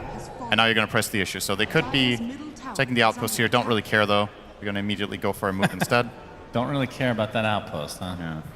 Doesn't seem like it. Matthew almost saw Yuragi there, but not quite. He is pinging out the ward. He's recognizing, all right, since Bounty Hunter was just here in Shadow Walk, he's probably warded this, and he would be correct with the ping. And Yuragi 1,000 away from finishing Maelstrom, which again, like, he needs these items in order to actually become a Faceless Void late game, but it's just still an item on top of that away from really getting any substantial kill with the Chrono. Yeah. As Kitrak and BZM occupying this side of the map, which is not allowed, so they will exit immediately. Yuragi's going to get tracked by Matthew in the meantime. And at what point do you think Roche is going to be a thing for EG? Because obviously they can't see what we see in terms of the net worth. This is astronomical. I'm sure they have an idea. Oh, trust me, they know they're for it. They've been here enough. Dust. We'll spot Matthew. Kitrak just needs a little bit of vision. He's going to be able to get the glimpse back. And this will lead to the kill, even using a freezing field just to make sure that they get it. Yeah, they kill this Bounty Hunter. It's the only kill they found all game, with the exception of a singular kill on the Monkey King in the top lane. Bounty has 5 out of 6 deaths. Panda, everybody else with a clean game. He's showing himself, gets off the slow. Whispers here with a casual right click, and that'll be the kill onto the Disruptor. Chronosphere from Yuragi, trying to take out this Keeper of the Light. Nice Shackle shot to fall. The panel talked about that combo, and a couple kills going the way now of OG. Pakaz jumps in though, gets off the Wukong's command. He's all alone. Interesting decision here. C-Smile has now come to back his teammate up, but not a whole lot was gained from that Wukong's command. Yeah, EG are going to have to back away now. Spreading a little bit thin there and getting punished. OG being tight, getting a good Chrono and Static Storm combination and finding that big kill on the Doom. Definitely got to push them in the right direction. Need a lot more than that though. But it's the first step on one of the most steep recoveries we would have had to see all tournament. Yeah, I mean, we've seen it, I think, once. There has not been many comebacks of this magnitude in this patch so far. Yes, it is. It feels like, I don't know. This patch, you can control more of the map, and by controlling more of the map, you deny even more than before, because there's more objectives that you need to secure. So it feels like it's really been a one and done for a lot of these games. But I think the Roche is kind of the wild card here. Basically being able to spawn on different sides of the map could potentially give an opening to OG. And I mean, the Chronosphere is like their big Roche taker in terms of fighting in that pit area. But C-Smile's going to find BZM. X marks. Shackle's going to disrupt this combo, but he actually ends up connecting anyway. Boundless Strike onto 2. Pakaz pops the BKB, and Kitrak is just dead on the sideline. Literal collateral damage. He took a Boundless Strike and a Kunkka Cleave, died 100 to 0. They didn't even see him. 2 dead for OG. Yeah, obviously cannot fight without this Chrono. C-Smiles here, has the tidal wave. All right, showing off. Making sure OG knows that he has purchased that. You guys see this? It's gold, you don't have it. Spotted now. He's going to have to roar the bounty, attempting to TP. Make it out. Oof, yes. Close. Doom almost in range with the Doom there. Time to move. And Mind Control getting, let's see, about 800 away from the Helm of the Overlord. Obviously not going to be, none of the timings on the OG side are going to be good. All right, what's the ultimate dream here? It's got to be a big Chrono into what, though? They don't really have, like, they have the Static Storm. Freezing field on the edge of it. Freezing field on the edge, and you just have to get good procs with, yeah, okay. I mean, that's the dream. There's no better combo that they have, And right? They're going to find Coddle. Get Frostbit, focus fire, set up by the shackle shot. Pavis is going to keep him alive a little bit longer, but will fall in the end. Taiga now going to feel the brunt of Pakaz's right click. Oh my God! Pakaz! Oh my God! All right. Oh, that is nasty. That just happened. Look at that reaction. He's like, oh, okay. It's like he's playing with cheats. C Smile. Oh, is he actually going to run into MC? The tidal wave brings him back out of the corner. Oh, he got knocked down. Yeah, he's in the area as well. Gets stunned for the time being, but they'll find yet another kill. And EG running away with this game. But they're still going to play it disciplined, and maybe now is the time to Roche. You have 12 stacks on to the Desolator. And this Monkey King just feels untouchable right now. Yeah, give me that replay. Yeah, let's see. He had a lot of HP. He was full HP. Okay, Doom. So not quite full HP, but close enough. That is insane. You would think there'd be like a Daedalus on top of that or something, but there's no items on OG to withstand a burst damage like that. That's why Deso is such a good item on Monkey King in games where you're ahead, because obviously you have the natural crit from Boundless Strike, so minus armor items like that Deso just have incredible value. Roche number 1, a freebie for EG. I assume Pakaz will take this so he can actually start hitting some buildings. They're going to take the gate as well. And this is the list of comebacks that you're seeing here in the stat, but the information not available is what time was this lead? Yeah, because true. the 17K lead at minute 22 is definitely an incredible challenge. Yeah, he's tracked. Shackle shot will not hit, and he gets decimated. If Pakaz does not get stunned, he will kill you. Of course, he still has that BKB at 8 seconds right now, so used it once. See, Smile. We haven't really talked about the Kunkka, but how does he look so far? I assume you're going to say great because they won all 3 lanes. Yeah. Can't complain, you know, he's 5-0-5. He's found some good X-Mark catches. He's done what the team needs him to do in this game. Tier 2 tower looks the way of EG as well. And from OG's perspective, is there, I'm trying to look at anything here, Cinderin, an item that they need to wait for before they just go all in and try to get something out of this? I don't know, man. I'm digging deep right now. Yeah, dig deep. It's not even about the Doom, right? We were theorizing before the start of the game about what are they going to do about Doom with Lincolns and stuff. We're not in that range yet. They need to buy damage, and they need to have a way of even standing their ground. So you see both Windranger as well as the Void eyeing up BKBs. My concern is when you get these, can you actually even kill the enemy heroes? Greaves, Ghost Ship, Illuminate. The Coddle has... He's dead. Oh, hello. Coddle has the Solar Crest and the Pavis, so all of this physical damage block is actually very effective against the Windranger. Of course, keep in mind the way barriers work. Pavis on a high armored hero is strong, and Monkey King with the 20 armor, Doom with the 20 armor. It's a tough time to be an OG fan right now. Indeed. Because 3 minutes left on the Aegis, has the MKB for the Monkey King. So fits the lore. I think that means he's time to hit. He's ready to hit some buildings. Yeah, Matthew. Matthew with the pipe. Okay, Yeah, he's gonna get dusted, but he's mega tanky. People are coming through that gate. Taiga will attempt to TP out, and we'll be fine. Boundless was on a 1 second cooldown there, so did make it away. Yeah, so pipe on Matthew. They have pipe, Greaves, Crimson, Pavis, Solar Crest, and Illuminate, and Ghost Ship. Good luck. Yep, that's a lot of damage mitigation. And they also have Pakaz, so... Yeah.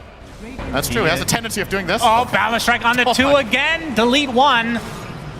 Gitrak able to sidestep that tidal wave, but now the buildings are taking heavy damage. You see the ping from Whisper, Faceless Void is missing. Literally the only thing that it feels like can go wrong for EG here is if they stack up too hard. Yeah. Just don't give them that big chrono opportunity. Still with pretty much confidence here. Yeah, Rocky gets off a triple Chronosphere. BZM is going to get blinding lit back after the focus fire. They've done very little damage because of all the items you talked about. Even the Static Storm was used. Torrent into the tidal wave. MC's done. 44 seconds. There's the Doom onto BZM. He's also done. First lane of racks to EG, and I don't see them stopping anytime soon. Still a minute and a half on this Immortal Aegis. 3-man Chrono, 2-man Shackle, full focus fire, power shot, all the stuff they had. They didn't have the Crystal Maiden, I guess, but they got them to about 80%. Yeah. And I don't even think there was a ghost. There wasn't even a ghost ship. Yeah. He didn't use the ult. He was in the Chrono. Saving it for a rainy day, which might be now. Taiga gonna live, but the buildings won't be so lucky. That was the last fortification for a while for OG, as they are about to get knocked out of the Berlin Major. EG gonna get their second lane, and considering that they've already taken out all the outer towers, no reason to stop. Going for the full megas now. Tier 3 already at half health. What can OG do? They do not have Chronosphere. They didn't have damage even with the Chronosphere. That's a nice shackle onto 2. Wukong's command comes out though. That's gonna be the death of Taiga. Does have buyback, will certainly use it now. But this Wukong's command is just keeping everyone outside, which means mega creeps are very close for EG's side. Matthew, he's gonna take the brunt of the damage from OG. Boundless Strike comes in. Yuragi is the focus, but he time walks out. Static Storm giving him a little bit of space, but mega creeps for EG, and they've taken almost no damage in the last 10 minutes, it feels like. They are genuinely invincible. I think, no exaggeration, they could tank every single spell OG has perfectly and still live. Oh, Tidal Wave onto 2. BZM forced to pop his BKB. Boundless Strike doing heavy damage as usual. And EG, this is the discipline we're talking about. They are going to back away and reset. Yuragi doing a little bit of a dance. Yep. He's going to get X'd into the torrent. And EG are going to wait it out. The Pakaz is 400 away from finishing Aghanim Scepter, so those soldiers will be able to take the tier 4s in Ancient pretty soon. This looks impossible. I don't know if you can get... I'm trying to think of anything. They don't have Tidal Wave on their side. I'm thinking of like some repositioning into Fountain, but there's 4 stats. I don't know. Really grasping at straws right here. Maybe they can bait them in by dropping items to make like a little trail of breadcrumbs in toward the fountain. I mean, that used to be a South American special, dropping items and deleting them, right? So maybe they'll go back to their roots and even this game up, but highly doubtful. As OG are very likely to lose this game. Maybe EG are just having fun on stage. Just like, we'll enjoy the moment. No? Yeah, why not? I'm pretty convinced. I obviously don't mind them playing it safe. It's a huge stakes game here, but I'm pretty sure they could literally just walk down a lane on 5 full health heroes, and if OG throw their entire arsenal at them, they will still survive and use their auras. And that's considering a potential 5-man Chrono, 5-man Freezing Field. I just think the math is not working for OG anymore in this game. I'll trust you on the math. It's tough. Well, C-Smile might frontline here. He has a shield rune and 3.2k health. Yeah, Yuragi's gonna spot it, gets a Chrono onto 2. This is a lot of damage to the Monkey King, actually. The roar to follow, but now the items have been activated. Pakaz still living through the brunt of all this damage with the Focus Fire applied as well. He hasn't even bothered using his ult yet. Everybody from OG's dropping like flies. GG's called.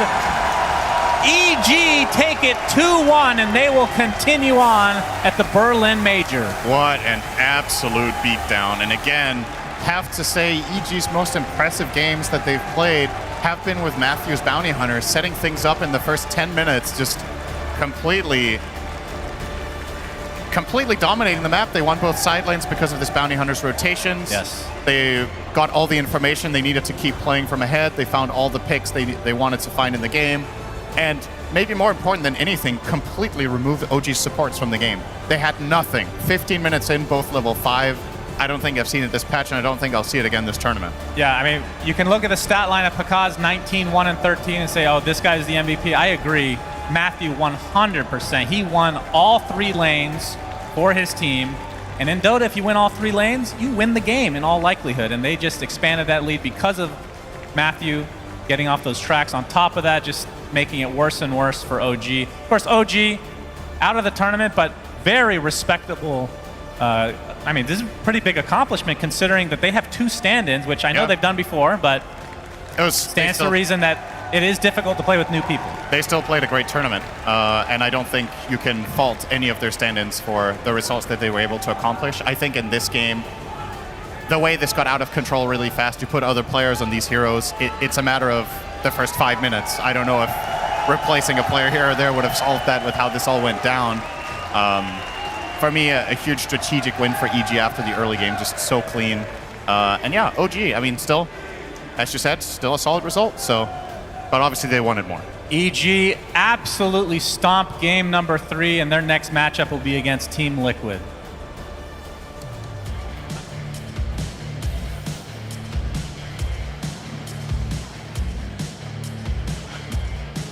Yep, thank you to our casters. Phenomenal work there. And as Shanna said, a massive result for EG. Absolutely superb performance by them. But OG absolutely should not be embarrassed or upset really with how they've done. A team with 2 stand-ins has made it to top 5. That is an incredibly impressive result. I know you're disappointed, Johan, but you must be proud of the lads. Oh, I'm not disappointed whatsoever. Yeah, nothing but pride. I am super happy to, be a part of this and gotten to see what I got to see, what we saw. It's it's not. I don't think it's every group of people that could pull this off. Big shout out to MC and Kidrak for helping us out in the tight spot and proving the world that they are amazing at what they do. Yeah, absolutely crazy series. I mean, this last game, it reminded me of the second game against Talon yesterday. Something about these EG players, they just get fired up when it's like, when they're with their backs against the wall. Like, incredible performance by all their players. Also, a big shout out, of course, at Off the Sudden Panda. Never played Caudle ever before in this tournament. Now he plays it, they just flex it, and everybody just freaking rolls around. Really, no players, like, I think all 5 players on EG are looking really hard right now. I think it's not like 1 or 2 players are like doing outstanding jobs, all 5 of them. So, Jenkins, you had a great stat. Yeah, I mean, this is the South America dream team. Everybody expected big things from them. And of course, we have 5 Valve events in a row that they have achieved top 6. But it has been 5 years since South America has made it past top 6. It's incredible. So they're doing this for the first time in 5 years. And when this team got put together, this is what everybody expected from them. So it's good to see that finally come to fruition. And let's see how far they can go. Indeed. And let's see if they can talk about how far they think they can go. We have Tsunami standing by with Matthew. One last round of applause for OG, making the best of an unfortunate situation, please.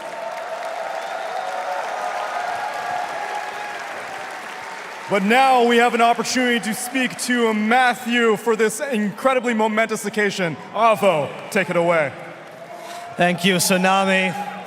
Hello, Berlin. Let's set up the stage a little bit. If you guys can remember, Stockholm Major, a team by the name of OG beats Thunder Awaken with Matthew. In Arlington, the same team beats Beast Coast once again, stopping South America from getting top 4. And here in Berlin, this very team beats OG, getting the first top 4 for South America. Matthew, ¿qué significa para ti ser el primer equipo sudamericano en llegar al top 4? O sea, en realidad más que un significado es como que llenar un vacío, ¿sabes? Es como que el año pasado tuvimos todo un año de puro top 6, top 6, top 6 y siempre como que llegamos al top 6 y como que mentalmente no estábamos tan bien. Teníamos las ganas de ganar, pero era difícil. Y ahora es como que también nos quitamos esa espina con OG, que todo el año literal era la razón por la cual quedábamos top 6 y nada, estoy muy feliz de haberlo logrado. He says last year, it was all top 6, top 6, top 6, and the mentality wasn't quite there. It was like filling in a void to finally reach this top 4. And to also do it by beating OG, who had denied them this so many times, he feels incredibly happy right now. Matthew, is this your ceiling? Are you satisfied? ¿Estás satisfecho con un top 4? No, todavía no. O sea, ahora que ya pasamos la valla, es como que quiero llegar a la final. He's beat the biggest obstacle. He's ready to go straight for the final, this man. He's not satisfied with top 4. Acá hemos preguntado esa primera partida, una locura de partida. Picasteis picks un poco extraños como ese anti-mage de medio, cambiasteis líneas, al principio comenzasteis a perder. ¿Qué pasó? Explícame, ¿cómo ganáis esa partida? O sea, ni siquiera nosotros sabemos cómo hemos ganado. Parecía un overthrow. O sea, fue como que... era como que solamente contrapiqueábamos lo que ellos hacían, porque queríamos piquear Medusa en 8, pero teníamos que como la idea que lo iban a hacer en 6-7 y lo hicieron, y solo fuimos anti-mage, pero no era lo suficiente, así que solo dijimos, cuando comenzó el juego dijimos, hay que jugar como si fuera un overthrow, y hay que relajarnos, porque estábamos como que muy mal en draft mentalmente, pero solo nos divertimos y nos reímos y ganamos.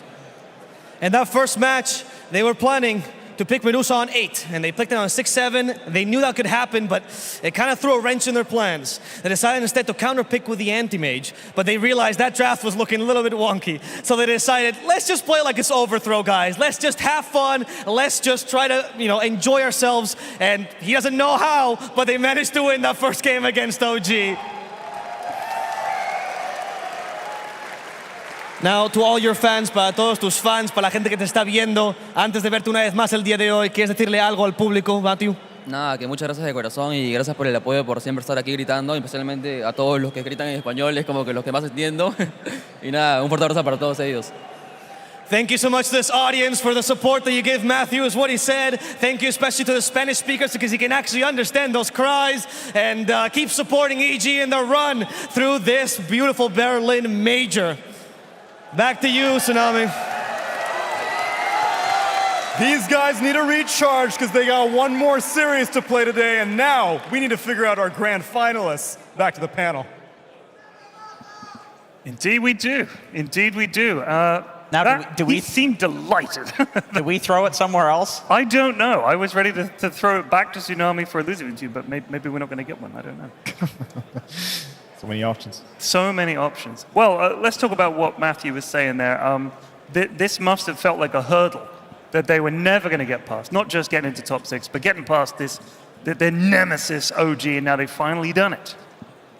Yeah, it's been pretty impressive. Like he said in the interview before, he's not confident they can beat him, but they will try their best. He was staying very humble, and third game they smashed them. Sorry, no tail, but it's in the end what happened, right? It's so the truth. They played really well, more than deserved. They did play very well. We've now got Sir Action Slacks, I believe, on the floor with a DHL drop. So let's go check in with him. Get ready for the DHL drop. Grab yourself a DHL drop sign and customize it with your message. Make sure we spot you in the crowd, because if you're lucky, one of our special deliveries is coming your way. And for all of you watching at home, type DHL drop in the Twitch chat for a chance to win a €150 gift voucher. Hello, my friends. That's right. We are back once again for another DHL drop, my friends. Very, very good time for everyone here. Now, again, most people in between games, they might get up, they might leave, but the ones that stay, they are the most dedicated, and they are the ones we're going to reward here today with what's inside the box. Very precious things. So we're going to go through the audience one more time. We're going to read their signs, and we're going to give away some prizes until we find the grand winner. To start things off, I'm just going to throw about 15 Purge faces into the crowd. Ah! There you go. Look, they love it. Oh my God, I hit my camera guy. Are you okay? Purge has a very chiseled jawline. You got to be careful. All right. Are we ready to do the DHL drop, my friends? Come, every bot. Come, my beautiful bot. Let's go ahead and read some signs. This might backfire. That, you know what? It certainly did. But here's a sock. Enjoy your sock, my friend. Ben, stop taking my mid. Ladies and gentlemen, that one, I'm going to give you a bunch of different faces. And I'm going to give you a sock. Whoever you are, Ben, you're garbage compared to this guy. Any words for Ben? Give me my mid, bro. That's right, Ben. Never take mid again. All right, let's see. See Dota sad face. That makes me depressed. Yes. Send help. No toilet roll in the men's room. Well, I can solve that. Here's 15 Sheever faces, my friend. Enjoy that. There you go. Bring back Archon Craven, my goodness. BSJ is a dangerous psychopath. That is also true. Here you go. Here's a sock. Well done. All right. Average DHL drop winner with Purge's face to serve. I'll get Slacks tattooed on my arm. Don't do that. Don't do that. Don't take a sock. You signed it. I know I signed it. Here, take the coveted black sock. That one. Please don't tattoo my name on your arm. And Dota and in life, fountain dives are risky. Oh, that's true. The doctor is not in. Very depressing. From zero to hero, you expected daylight to protect you. That's a Night Stalker quote. You know what?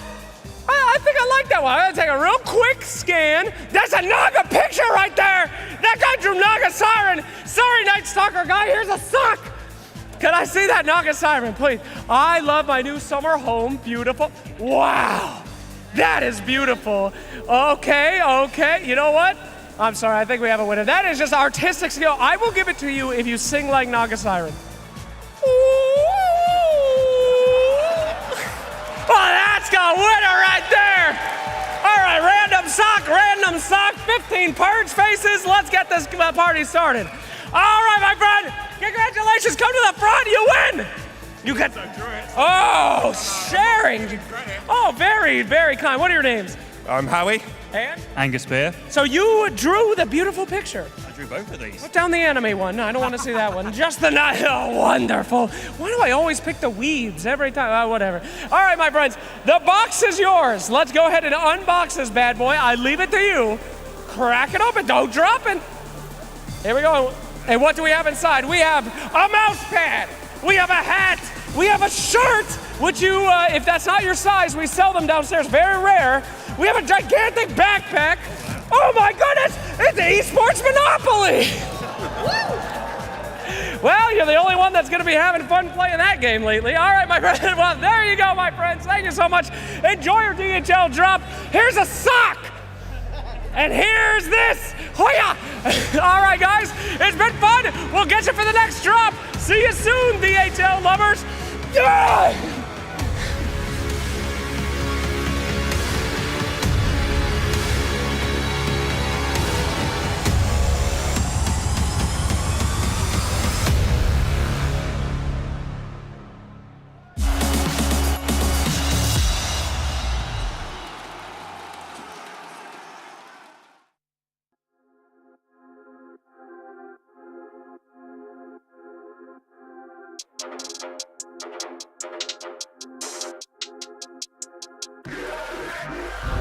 You can't manage this, can't break this, boy, I'm funded.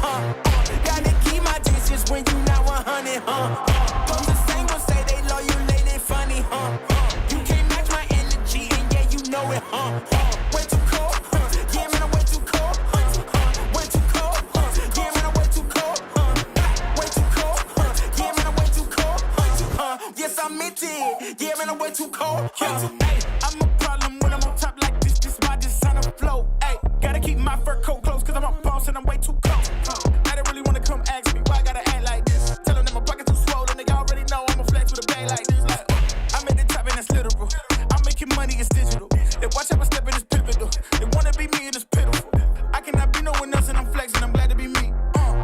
There's no angle they can come for me, boy, I'm 0 degrees. Way too cold. You can't manage this, can't break this, boy, I'm funded, Gotta keep my distance when you not 100, Don't the same will say they love you, late and funny, You can't match my energy, and yeah, you know it, Way too cold, yeah, man, I'm way too cold, Way too cold, yeah, man, I'm way too cold, Way too cold, yeah, man, I'm way too cold, Yes, I meant it, yeah, man, I'm way too cold, Yeah, I'm killing it, I'm the realest. Ain't gotta say, gotta know you feel it. My flow got a code, sick as the illest. I know that I'm great and they about to witness me going in. I went way up, about to go again. You see me on the telly, then you tell a friend. Cause you know I'm about to rain, it'll never end. Cause I got big dreams, big goals, never settle, gotta keep on going on. You say you got it, and I'm Red Bull, I got the wings and I ain't coming down. No. I keep it straight, every line is so intentional. This is your moment to let it go. You know that I'm into it, I'm way too cold. Too cold. You can't manage this, can't break this, boy, I'm funded, Gotta keep my distance when you not 100, Don't the same will say they love you, late and funny, You can't match my energy, and yeah, you know it, Way too cold, yeah, man, I'm way too cold, Way too cold, yeah, man, I'm way too cold, Way too cold, yeah, man, I'm way too cold, Yes, I meant it, yeah, man, I'm way too cold,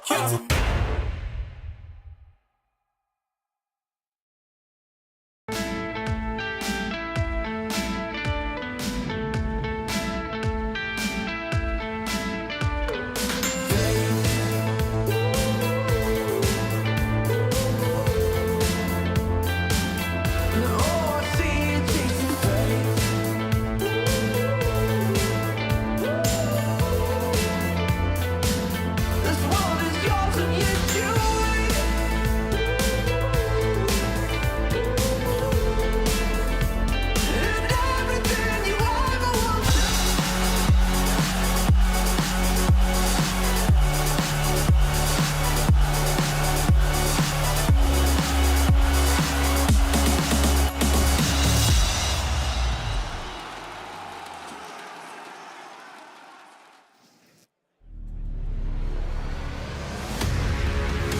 upper bracket finals. Gaming Gladiators and 9 Pandas. Both of these teams have secured a top 3 finish at the Berlin Major, but one of these two teams will secure themselves a spot in those grand finals tomorrow. Will it be Gaming Gladiators?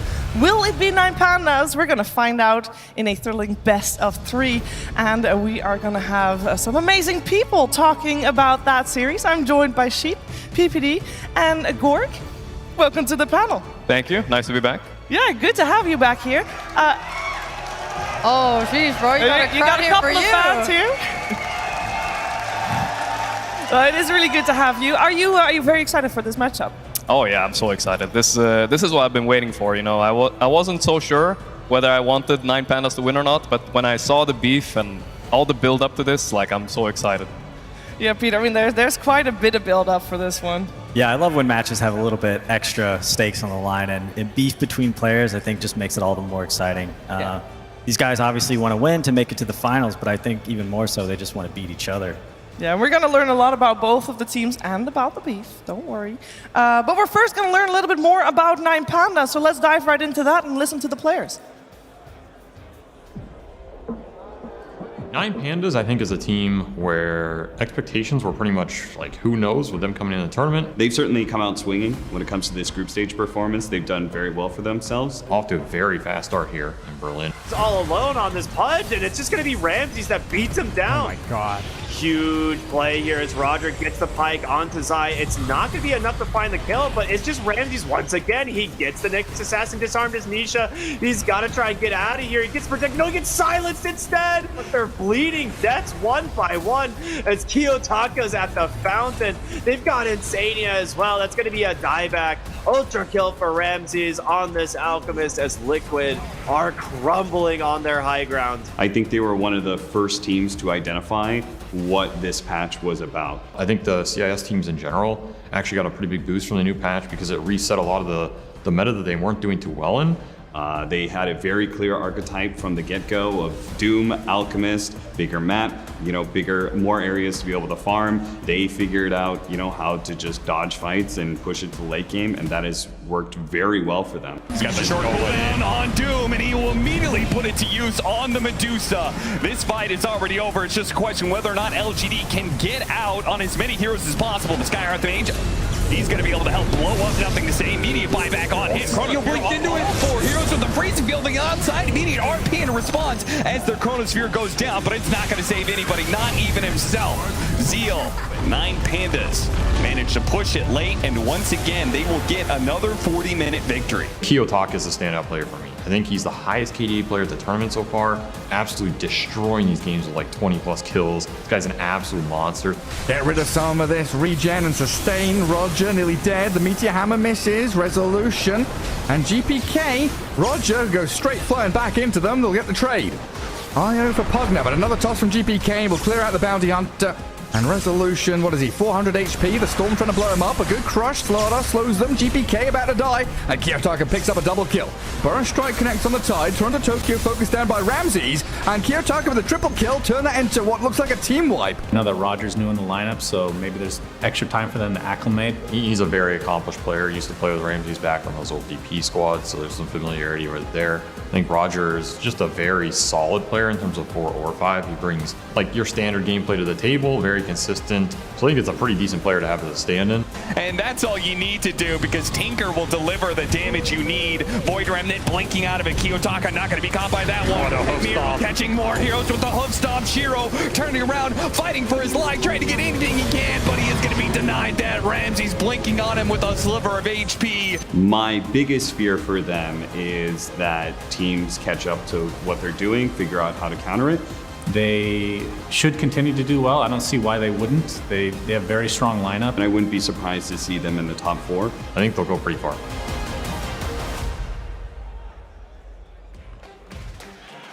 Top 3 secured for 9 Pandas. Can they make it to the grand finals? Now, before we get to the beef sheep, this team, 9 Pandas, they have done exceptionally well, especially in their series against Thunder the other day. I've been enjoying all their series. Like I'm just like thinking of all these standout games, like Kiyotaka's Tinker game where he just 1v9 the entire map. You know, Roger playing that Chen where he's just using the little troll creeps with the skeletons to like push and pressure the map. Like these guys are being creative, they're being fun, their openings are different to other teams. I love seeing the things that they like to play with, and I think that they have the potential here to upset Gaming for sure. Now, when we talk about Nine Pandas and the beef, I do think that maybe not everybody is, up to date with what's been happening.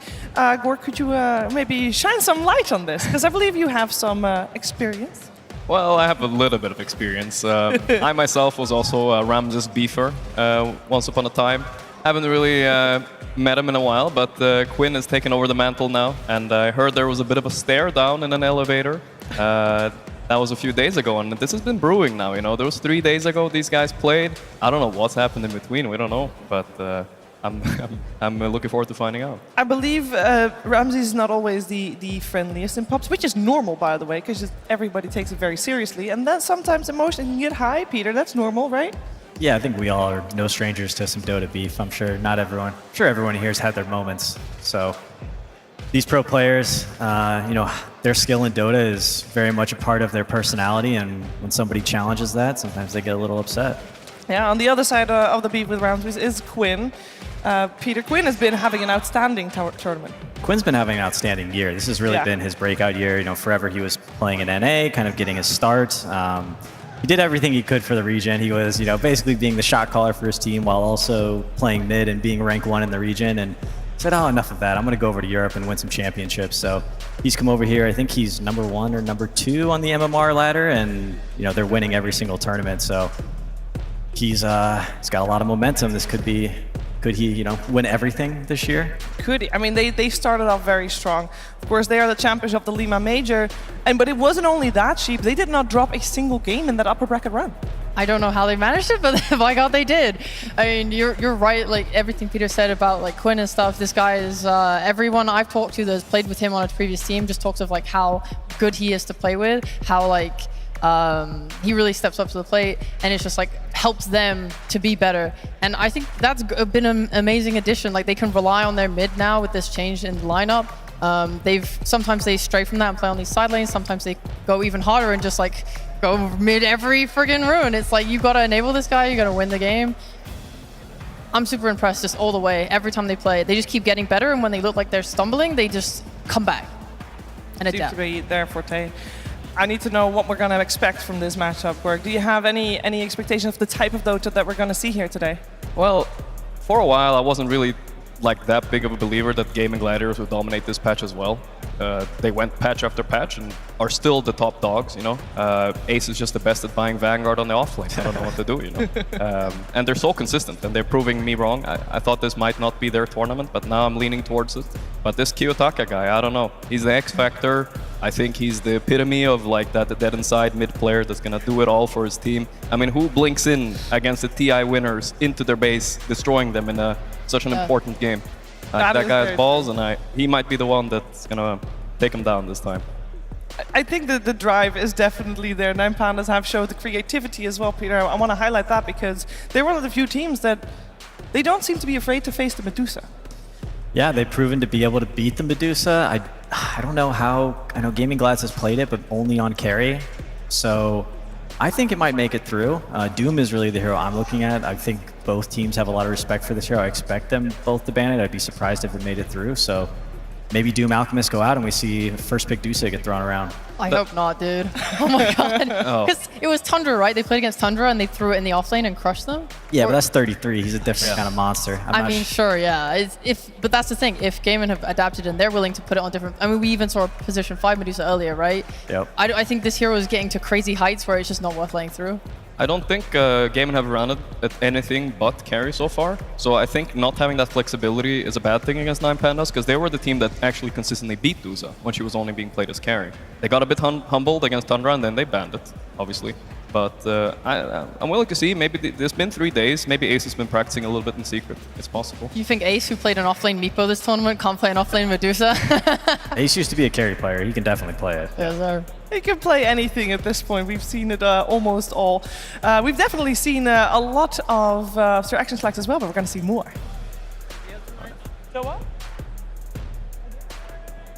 Oh, hey, hello. Sorry, we're talking about you. Yeah, you know what? You want to talk to me? Now I'm going to talk to you. How you doing? What's your name? Pretty good. My name is Amir.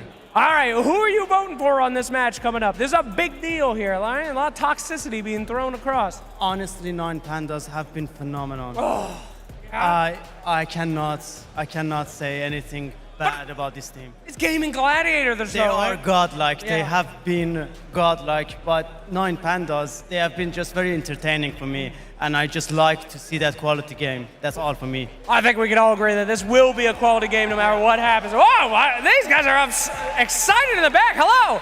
Anybody want to be on camera? What the hell happened here? Wait, you guys spilling drinks? Are you all right? Yeah, we're all right. What you got there? What balloon we got? Oh. I guess. I think is that Bane? Yes, it is. Oh, that's good. That's a little nightmare right here. Things got a little frightening for you. What happened? Can anyone describe the lost beer? It's just water. Just water. All right. If it was beer, we would have drunk it up from the floor, right? Yeah. Ah, that's my bar right there. Fantastic. All right. Quinn loves Ramses. Great sign right there. Hello. Celery high ground. Anybody want to be on camera? Any camera people right over here? My God, not a single person looked left. That was terrifying. An LD picture there. Nice Aegis nerd. Thank you, my friend. I'm sure someone's going to feel so stupid when they get the Aegis. You got to Blitz, sheep panel. Make it happen. I don't think we can do that. They're still in the tournament. He has to get eliminated first, and he's doing a pretty terrible job about that. Hey, guys, what are we talking about over here? You guys hanging out? You chilling? What's up? How you doing? Oh, doing great, bro. Oh, nice, bro. You got the GG shirt on. How you feeling about this one coming up? It's our man Tofu, German pride. We're representing here, hometown Berlin. So we do everything to support them, yeah. Can you say a special message to him in the forgotten language of German? Oh ja, Tofu, mein Lieber, die Hundehütte ist hier und supportet dich. Hey! Fantastic. Tofu ist mein Lieblingsessen. Sorry, is that right? You really mean Essen? I'm not going to go back to school. All right, thank you very much. Thank you. 3 years of German I took, actually. I learned nothing except for die Ecke and that sentence that you heard right there. Gaming Gladiator fans, how to win against 9 Pandas ban Tinker. Do you think we're going to see a Tinker? I don't know. Maybe. Well, your sign is not effective then. You need to go spread some noise up there, my friend. Alliance, I've got some terrible news. I'm sad too that they aren't here. Oh, it's okay, you know. There we go. Gaming Gladiator's face paint. Quinn is better than Miracle. That's a dangerous side. Do you have an escort out of your way out of the arena? That's very frightening over there. Forget the coronation. Sumail is the king. Oh my goodness. Where were you during the DHL drop? That was an easy win. I got pushed out the way. Good, but because it was too easy for you, my friend. Congratulations. But Guy, hello. Celery, GG, very nice. Oh, and big Tofu fan. That's fantastic. Any words for Tofu? Why do people love Tofu so much? It's always Tofu. He's my little bro. He's your little bro? Yeah, I know him since birth, so let's go, Tofu, let's go! Hey, let's go! Fantastic! Anything embarrassing you can share with us about Tofu since knowing him since birth? He's still pretty handsome, so... He was handsome during birth. That's not embarrassing at all. That's just normal. All right, anyway. All right, guys, what do we say? Oh, okay, we got a 9 Pandas fan over here. That's what I like to see. Here we go. Any encouraging words for 9 Pandas? I just stepped on someone's entire purse. My bad. Heard some crunching. Sorry about your phone. And I spilled the beer. This better be worth it. All right, we just rampage. Any words for 9 Pandas? Kiyotaka Tinker. Does that mean pick Tinker? Yes. All right, pick Tinker, baby! Woo! Okay, fantastic. The crowd is ready. One more time, crowd. We ready for this match? Yeah! All right, well, they're ready. I'm ready. Hopefully our panel is ready to bring it to you. We are very ready for this match for sure. There's one thing that I do want to point out though, because we have got a lot of people in the audience, and that is great. Not everybody is used to playing in front of big crowds though, especially, well, obviously Gaming Gladiators is. But 9 Pandas have a couple of newer faces here. Peter, how much do you think that will impact their performance? Or maybe it will rise them to the next level. Sometimes that happens as well. I think the Dota players have good energy, and they love playing in front of big crowds like this. This is kind of what we all sort of dream and play for. You know, it's not just the money and the DPC points, right? We want the big trophy, we want the moment, we want the fans cheering for us. I think they've got a good mix of, you know, the rookies, so to say, but also the veterans. Having Roger stand in, I think, is super impactful. Ramses is like 24 years old. He's like kind of the veteran on the team, but Roger has similar experience, major champion himself. His heroes are good this patch. They've got a lot of things going for them right now. What are you going to look forward to most in this match? Which lane, Gorg? Is there any lane in particular? I'm looking forward to when the mid lane ganks the safe lane. That's what I'm looking forward to. When That Quinn moment makes his way up. particular. Yeah, and then Yeah. someone types something maybe. You think there's going to be typing? I hope so. Not just the tip? The typing is a new meta, PPD. I mean, I appreciate some typing. That's Some next smiley level. faces. Typing takes creativity and wit, whereas Yeah, the tip is Valve kind of bailed everyone out with an easy taunt there. We're going to get to game 2, and there's going to be like no extra drafting time for either team from just multiple penalties. There's no penalties, right? You're allowed to all chat, I think. I'm not sure, but Depends how far it how goes. useful is all chatting if everybody's got you muted? That's true, actually. That's you know, extra difficult level. Tipping goes through, right? Who cares? We'll pretend they can see it. It'll be fun. It will be fun. I think we'll have a great upper bracket finals on our hands. That is exactly what we're going to witness. It is about that time. Gaming Gladiators taking on 9 Pandas after this.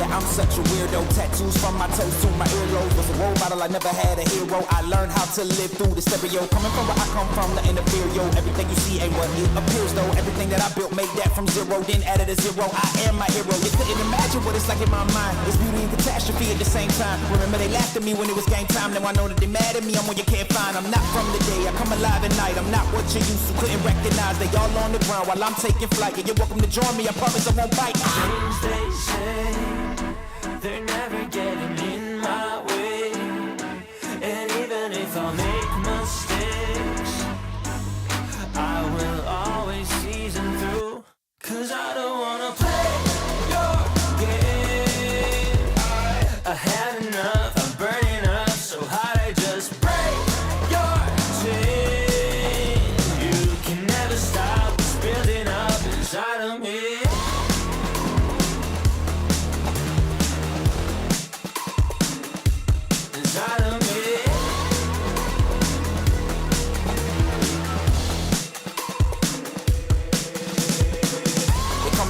I guess I don't fit in with the imposters. I'm taking the mask off, prepare your conscience, prepare for honest, cut off all the nonsense. I'm all of your shot, girl, wonder who shot you. Go call the doctor, boom like the chopper. Don't you get chopped up, I'm here to stop you. Whoever wants smoke like a roster, break you off proper. Things they say, they're never getting in my way.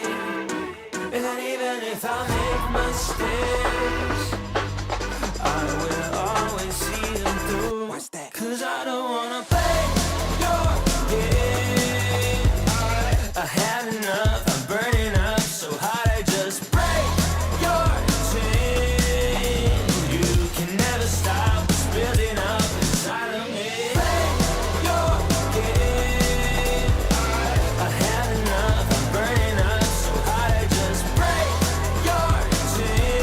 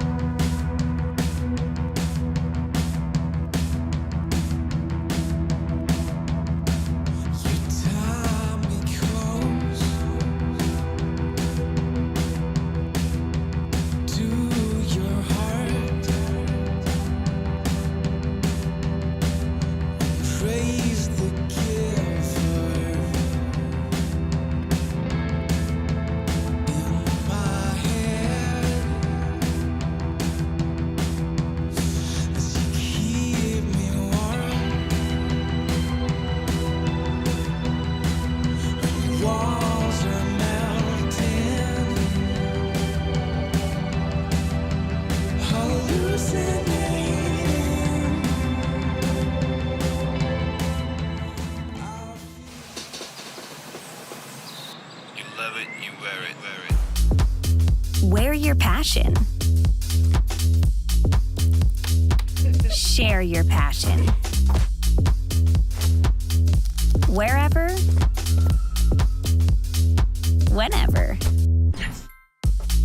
Gaming is a lifestyle. Get your merch at shop.eslgaming.com.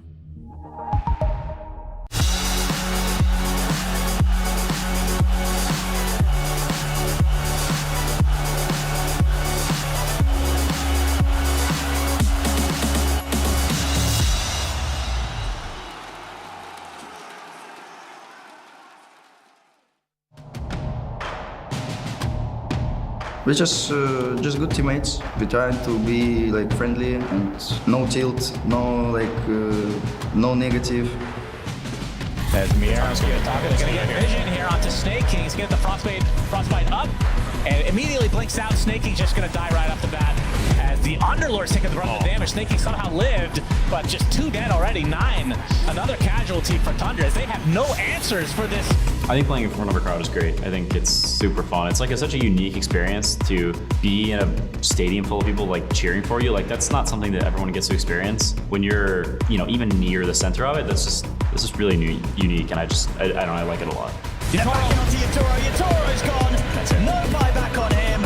They'll move him for more. Triple kill for Dracho. He's going to look to clean him up here. Mira ultra kill. Collapse, the last one left alive. Give that man the rampage. There's a vortex. Just pushes forward. He really wants his rampage. They're not letting him have it. I assume this is going to be quick enough to still grant it. It isn't. From game started when you run to the people, shake hands, something like this. You have something here, No fire. Oh, he got in! Immediate orchid it up now. He's sniped up. Ravage going down. They're doing everything they have to kill Ravage, but he gets off the time walk. Now he can get off the Chronosphere. Oh, they doing enough damage, and now there's Chronosphere with the trees raining in. It's a problem. It's a big, big problem. Medusa losing out on a bunch of mana. They have all these illusions. Expectations versus 9 Pandas. I think it'll be fun. I think more spice and drama being in Dota is just more fun for everyone. Like when there's stakes, that can get a bit dull after a while. But the human emotion, that's spicy. That spice doesn't go away. We just don't care, We play with standing. We don't have a pressure here. We just play our Dota. It's fun. It's new patch. Trying to get fun and no pressure. How deep is the Ramses lore? He just flamed me in pubs a lot back during Optic days, and then for some time after that. So I'm just like, you're gonna flame me? All right, let's see if that flame holds true. I'm not thinking to win tournament. If I'm gonna think about this, we're not gonna win this tournament.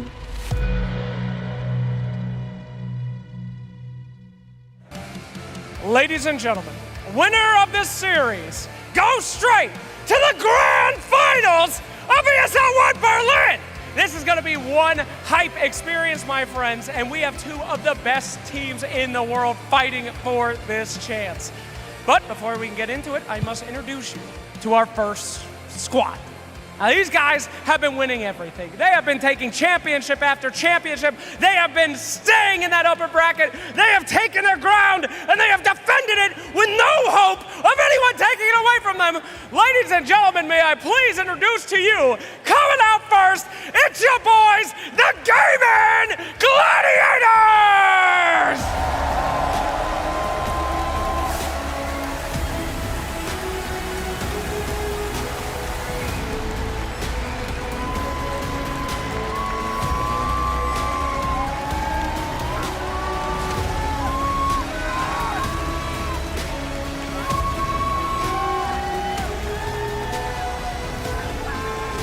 Fantastic. And their opponents, of course, not a team to scoff at all. One of the most creative teams that we have seen in this entire event. A lot of people didn't know if they had what it took, but they have proved time and time again that these Pandas are a new breed. Ladies and gentlemen, give it up for one of the hypest teams in the tournament, 9 Pandas!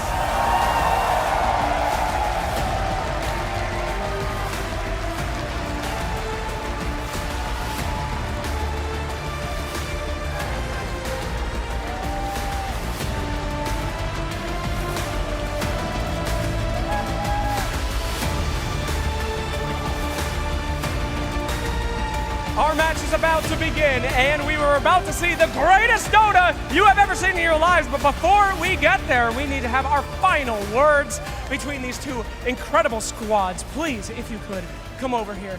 One final sentence before everything is on the line. What do we have?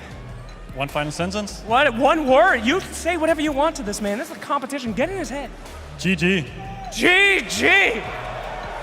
Creative. Ramses, any words for these guys? I know you've been looking forward to this for a long time on the main stage.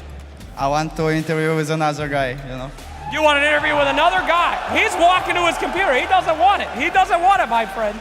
Well, I'll tell you what, how about we let actions speak louder than words, and we get you in that game, and you can say everything you want to say to him right in the game, my friend. Get in there, destroy, get in there, educate, and we're going to bring you right to the action. Gaming Gladiators and 9Pandas, they are indeed ready for action, and they have got some ties to solve. This is actually the third time this year that these two teams will play each other. But all the previous times were in groups, and it was all 2-game series, and it was all 1-1s, including one time, of course, this major. They came from the same group. They were first and second seed, and they tied at the end of the group stages, and that was a good match, don't get me wrong. But this is when it really counts, Sheep. A big smile on your face just looking It's just at what's happening. Dude, it's just hype. You got like this 1-1 that needs settled from the group stage. They talked about it a little bit. I think Pandas were of the opinion that in that series, it was an outdraft on both sides. Like GG outdrafted them game 1, left them with 0 chances. Second game, they won the draft and won the game. They think that they have a lot of different signature heroes, and they think the draft is going to be the most important part of this match. Draft will be very important. It has been, Gorg. I mean, this patch, what are your overall thoughts on it and how it applies to competitive Dota that we see here? I'm losing all my pups, so I don't know. But competitive Dota, I think people are more like relaxed. You know, you get this mindset that they came in with. As we saw in the video, that 9Pandas is a new patch. You can feel relaxed, no pressure, new ideas. So I think it's just bringing something fresh to the table for a lot of teams that were kind of like, you know, it's not about being bored about the patch, but it's more about like it becomes really stale after a while, and it's really letting some new teams loose, I feel like. New teams losing is always refreshing. That's not the case for Gaming Gladiators, though. No. No, they've been on top. How can the team adapt so fast to the patch, Peter? Do you feel like Gaming Gladiators have something special that they are able to just, I don't know, cruise here almost? I don't know about cruise. I think they're finally going to meet, you know, some fierce opponents in these final days. They're going to have to prove that they are still the best team. Mm-hmm. I just want to take it back to Ramses for a second. Like sure, seeing him, like he is just. He gets it, man. He gets it. This is just about having fun, and this experience is maybe not necessarily once in a lifetime for a champion like himself, but you don't get too many opportunities to play in front of a crowd like this, and I can tell that he's enjoying every moment, and I'm really happy for him. I mean, for both teams, but I mean, Ramses. I mean, he was fearless. I will say that. Yeah, I love that expression he had. Like he was really fearless. He was ready for some banter upstage there. But you know, Quinn, he's all focus. I also can respect that. I think he was zoned in already, and he's going to show it in-game. We will see it in-game, and I know that a lot of people are curious, but the priority went the way of 9Pandas, and they chose first pick, after which Gaming Gladiators, I mean, they chose Radiant. Come on, everybody chooses Radiant nowadays. It's the same every single time, so we should head into that draft momentarily, and it's going to be very interesting to see how the first stage of the draft goes, because we've seen a little bit of variations. We are right in the thick of it here as well. 9Pandas, they will remove the Keeper of the Light. Other heroes to keep in mind, obviously the Medusa, but also the Alchemist and the Beastmaster and the Storm Spirit. There's actually a lot of heroes. Don't forget about Doom. And Doom. Yeah, can't forget about Doom. You forget about one, and your game is over. This guy has gold cheats on. That is true. What are you going to do? I don't think Gaming Glads has. I think the only time they played against Doom was 9Pandas, and they lost that game. Yeah. So I feel like it's very unlikely that they're going to let it through. They've also had a ton of respect for the hero themselves. They've pretty much first picked it every time it's been left for them, and I don't think they've lost a game with it either. One hero that both teams have been prioritizing a lot is actually TB.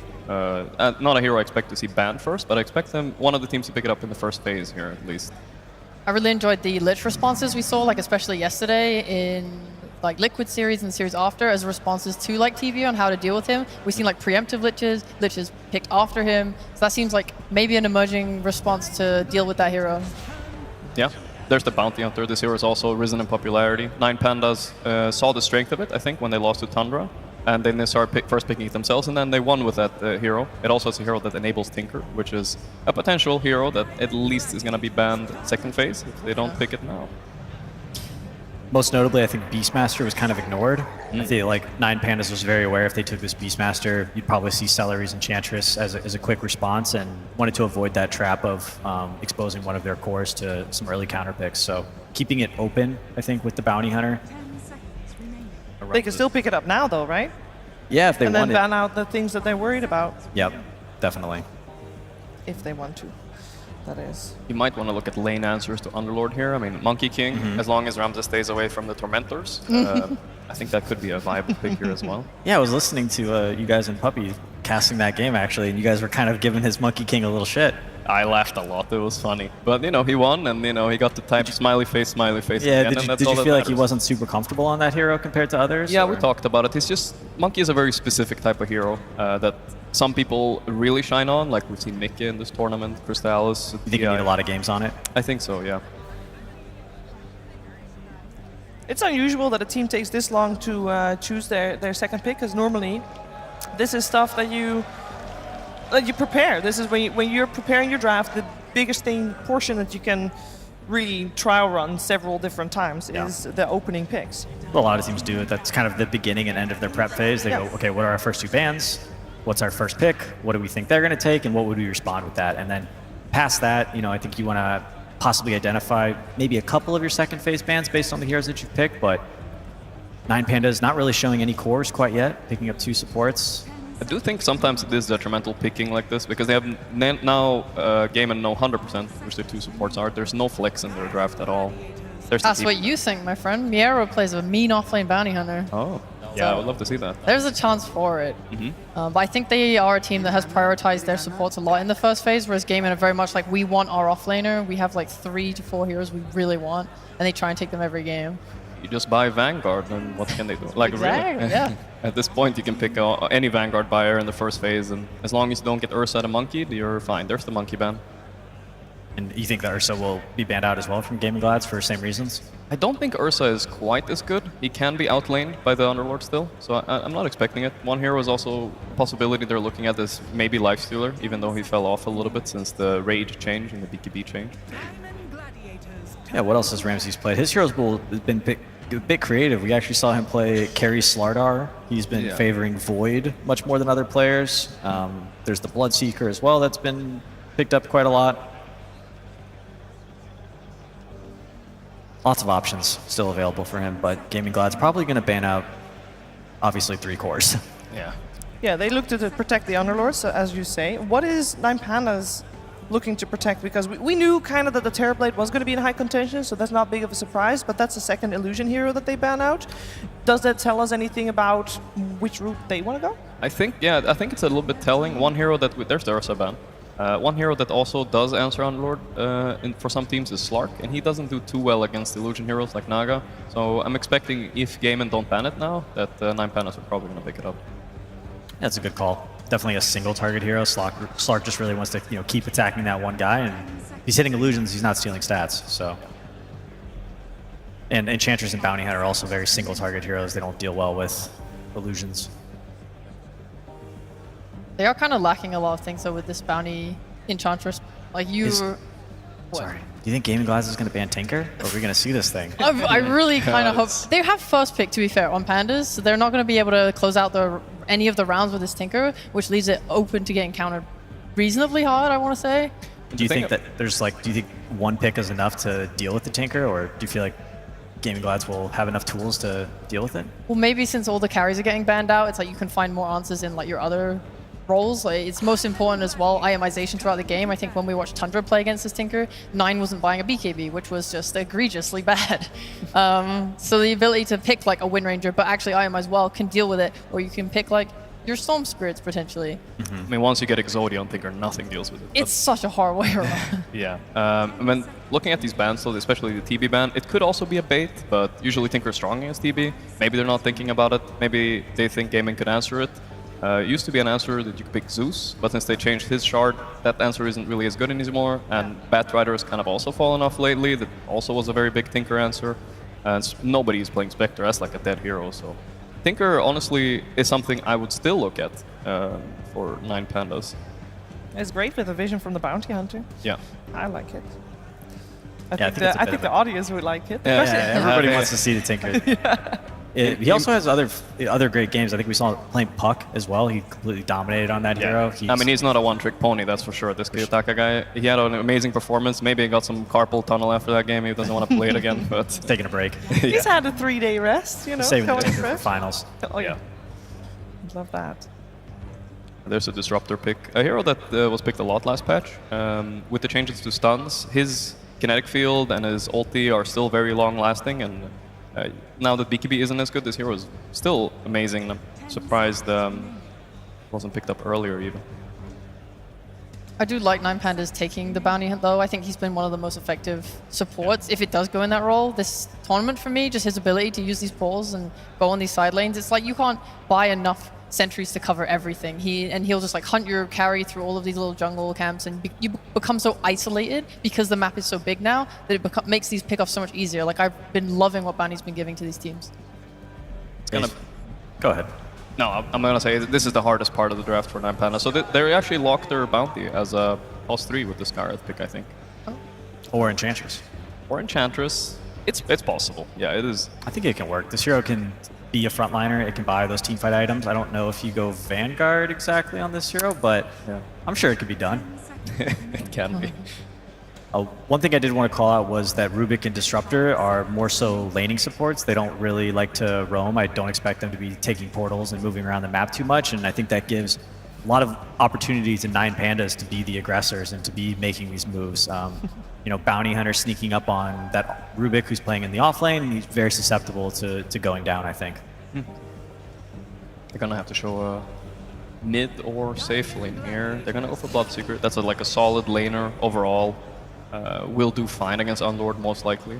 Like some kind of lockdown, but not really. Like these guys don't have many stuns. Obviously, you can stun out of Invis with Bounty Hunter, but I wouldn't say it's like a reliable, like long-range stun, for example. Like their team fight control is lacking. True.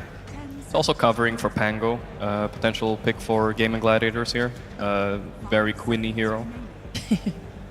A lot of teams will go for this double like wave push offlane to deal with like any potential like counter pick. So even like an Underlord Rubik could lane up against an Ursa or a Monkey King, for example, if they just keep shoving the wave in.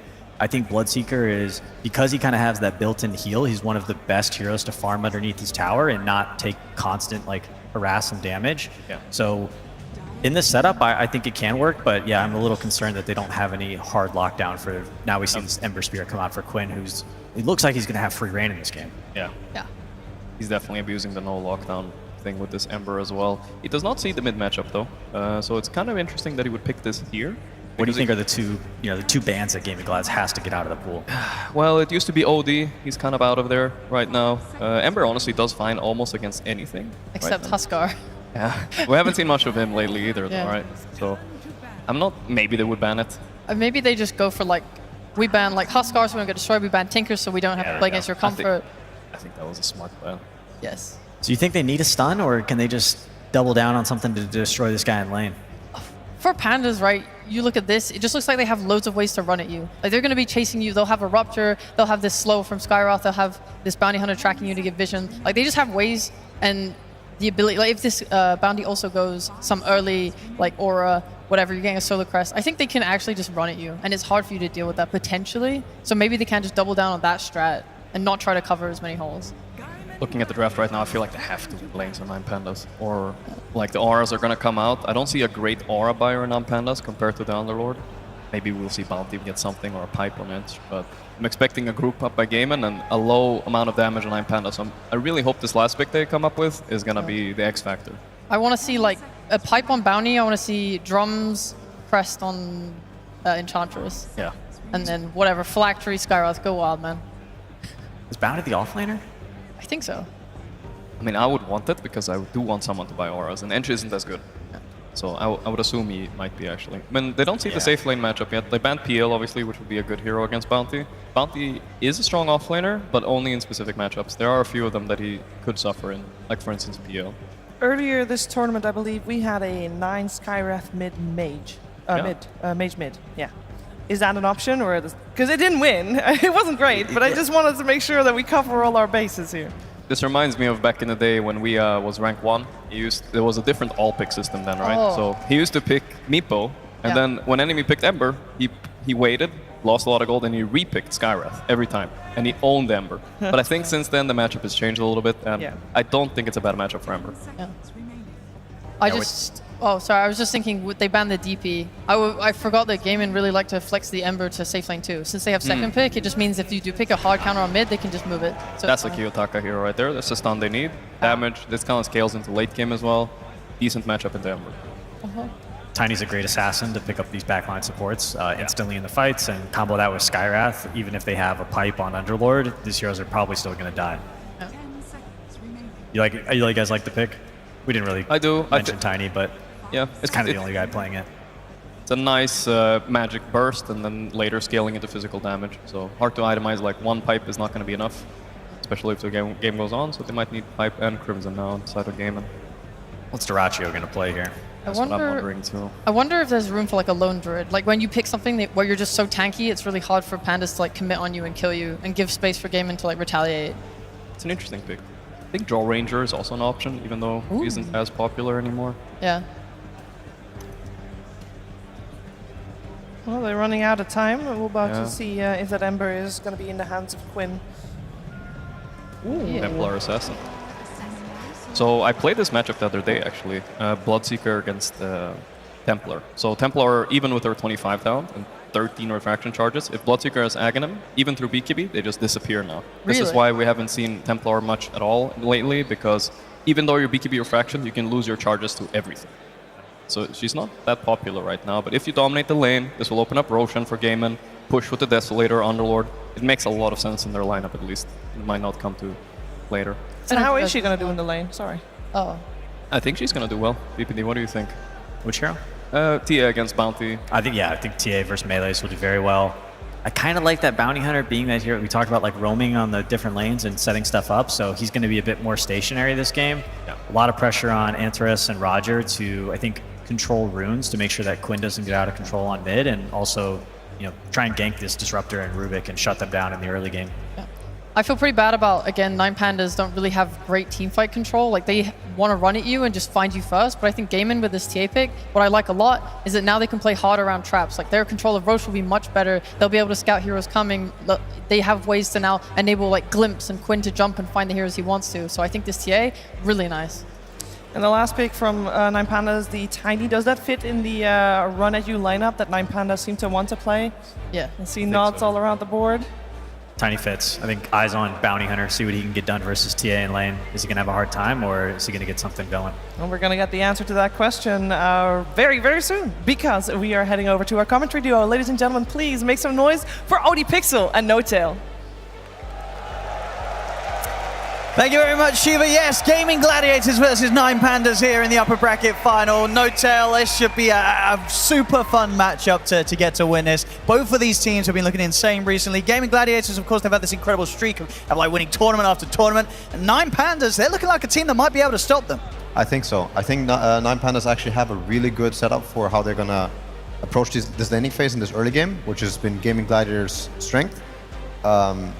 There's a few things to talk about the game, but first, I think it's really hype because we got Ramses versus Quinn. I think everybody is waiting to see what's going to happen, who's going to tip first. Is it going to happen before the creeps even meet? But lots of interesting stuff to take into consideration. I think the way 9Pandas approached this game was very lane heavy. You have the Bloodseeker, the Bounties, the Skywrath, the Enches. These are heroes that are... It's a lot about the lanes, it's a lot about the early game, and I don't like this last pick TA as much, but I also think it was really good because they needed to find something range. Yep. But the range heroes that we've been seeing from carry roll, other than Medusa, I think it's been one Drow game, something like that. Yeah, it's been very limited to the range. A lot of the times, really, it feels like in this meta, you want to have this kind of carry that can just go in. And I guess TA sort of has that to some element with the refraction, but there's certainly ways for 9Pandas to get through that refraction. Tiny has a really good skill set to killing TA. The same thing with Skywrath if you have the ulti. But without those two tools, you actually run into trouble. You want a Bloodseeker who hits really fast and really hard, but that won't happen until later. But yeah, we were. I was thinking before if they would swap the bounty and the Bloodseeker, so they'd have the Bloodseeker facing the TA, staying on that lane, but more so to enable this bounty hunter to go against the Underlord, because I think that matchup could be heavily bounty hunter favored, get him off to a good start. This early Vanguard bounty hunter can also mess really hard with the mid lane, with all the lanes more or less, wherever he chooses to go. They're gonna need a lot of heroes to respond, and the way it works with the Janata is you can't just accept him standing somewhere getting Janatas off, so excited to see. I think it's the first core bounty hunter we see in the tournament, I want to say. It was not super sort of, but we were seeing indeed a lot of it in the support position. I mean, some teams, definitely not afraid to show it. We talked a bit about it on the panel, but I think it's the first bounty hunter core that we actually see. Yeah. I mean, did you like it sort of been upped in priority this game? You sort of see the strengths of this hero when it is given the 3? I think so, especially after seeing Matthew, how he destroyed OG with it. I even had the idea in mind before that this bounty hunter and tri-laning and with the teleports is probably underutilized. I wouldn't be surprised if it jumps up in priority for the rest of the tournament. We'll see how well Miro is going to be able to lane it down here with the backup of Antares against Duracho and Celery. Should be pretty fine. I guess one of the strengths of being the offlane bounty against the TA is you've got that good base station, that good amount of armor, right? Turning up with 8 armor, it's going to be kind of tough for Duracho to bully you out of the lane. Yeah, Roger also playing the Ench. I think it was kind of a deny pick as well. I want to say they picked it at a time where likely Gaming Gladiators could have picked it after, like the next phase. But we've seen Roger play before. He's very impressive on the Ench, so it's cute to see when you have teams that contest the same heroes. And you kind of see what else can Celery do. I don't know if it's his first Rubik game, but most of the time I think Tofu plays it for them. Hero's getting a little bit lower on this bottom matchup. Hero and Antares trading as best as they can with Duracho and Celery. Yeah, brawling. It's going to eventually obviously benefit Ramses up top and should have a decent time here getting the CS with the backup of Roger against Ace's Underlord and Tofu's Disruptor. And then this mid matchup, what do you sort of expect to see from both of these players this game? Because we've had a lot of games where both Quinn and Kiyotaka, these two, they've been popping off from the mid lane. Has a lot to do with the runes. Oh, the nice toss back into block. He's getting a lot of tower. He's gonna die. He's gone. Woo! All right, there we go. Eyes on the mid, Kiyotaka here, getting that first blood on Quinn as he steps up a bit too far. Under the tower. Almost got a kill bottom as well. I mean, what a start there. Got to be careful with that tiny around in the lane. Kiyotaka seizing that opportunity. Quinn, can't let that happen. Yeah, so you asked me, what do I expect to happen in the mid lane? Well, things like this changes everything. Like getting the first kill can snowball a lot. But at the same time, supports can wheel it back in. If you get help at around the 4 and 6 minute rune, I think this is some of the most... Oh, not again. It's going to use just the one tower hitting this time. Can't quite get him as deep as last time. 14 for 5 against the 9 for 3. Having that first blood and having that edge in the CS as well. Kiyotaka off to a hot start. So when you have a bounty hunter in your game, especially as core, I think the hero that really wants to connect with him is the one that gets online early with some type of magic burst or ability to run down heroes, and Tiny is definitely one of the best. So I expect him, if we're also looking at really good timing on the Vanguard, I expect these two to connect and cause a lot of havoc early. But likewise, if Ember manages to get some good runes, I think he's going to look at this Bloodseeker lane and potentially rotate here, securing a tower with the Underlord Vanguard. Definitely a high chance that Ace and Tofu can set up, especially once Tofu's got the levels. We'll have that glimpse to sort of drag back and keep heroes in range of any sort of TP coming in from bottom lane. Back up. See if they can go for Celery. He isn't going to be stunned. Oh, he should. Oh, no, Mira's going to actually hold back. He'd rather go back, get the creep wave, a couple of range creeps coming in under the tower. Doesn't want to waste time chasing Celery on the Rubik. So Celery will be able to live a little longer, get the bouncer in. Antares, he's going to continue to try and commit for this, but Duracho's coming in with the backup.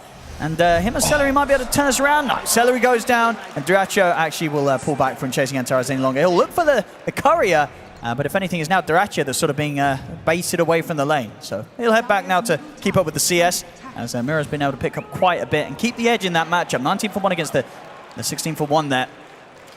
They're really setting up themselves for success. Quinn getting a bottle refill mid. It's going to help the mid lane situation. Bottom lane, though. Let's see if they can get him this time round. There's the mana gone. They've got the Ancient Seal as well. Duracho's got Refraction up in a second. It's there! back up just in time. We'll give him a bit of a chance as he gets underneath the tower, and it's not going to be enough to save him. Oh my god. Antares, the final bit of damage comes in, and they will still manage to bring Dyrachyo down. Up on top, Ace trying for Roger.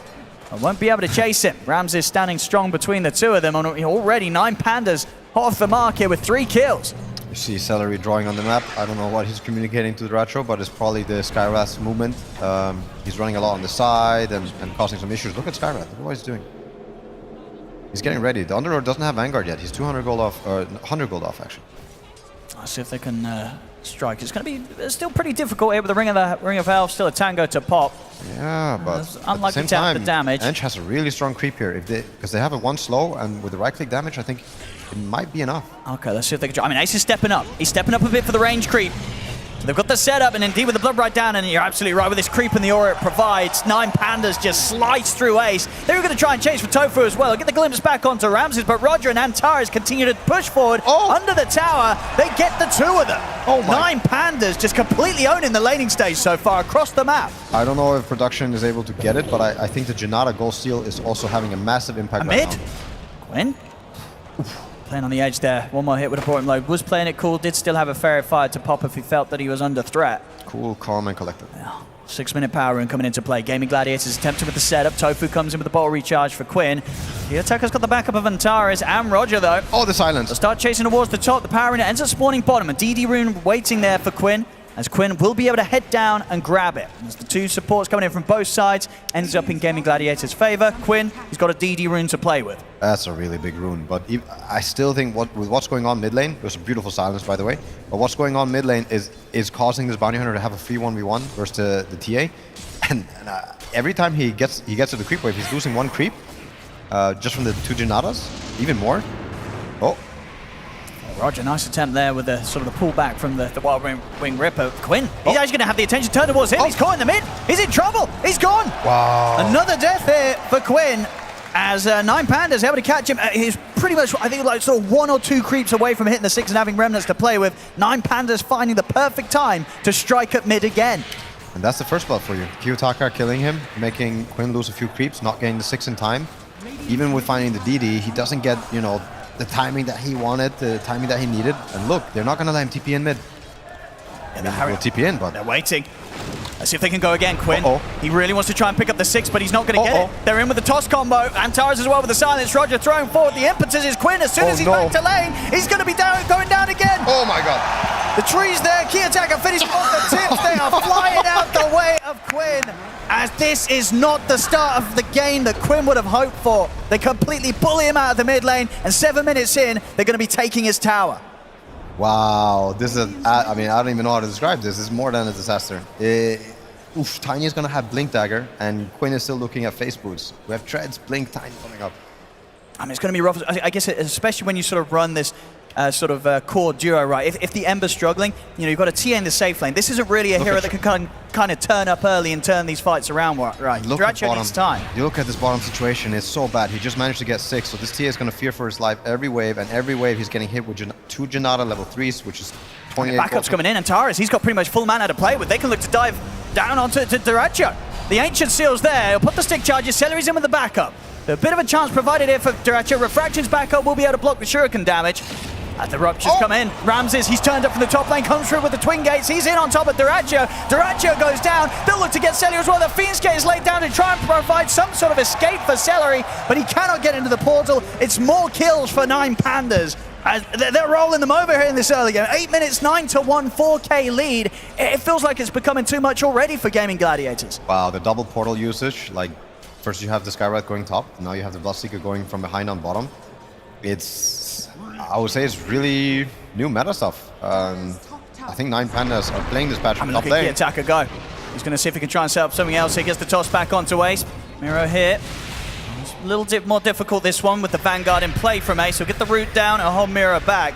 Still a fair bit of damage done there by the 2 of them. I mean, Gaming Gladiators, they've got to be so careful. Kiyotaka running around that. We're 9 minutes in. This mid-tiny, he's already got his Blink Dagger. Wow. Quinn, Desperado mid, pulling the wave away from the action. I think he wants to Flame Guard maybe 2 waves together with a creep camp. And top lane, they might still even get this. Miro and Antares, they're kind of diving in aggressively onto Ace. And see people coming from Tofu. This time the supports, they will be there to back him up as Miro. He'll pay for that one. Tried to push his luck a bit too much. Gaming Gladiators still managed to pick up the kill.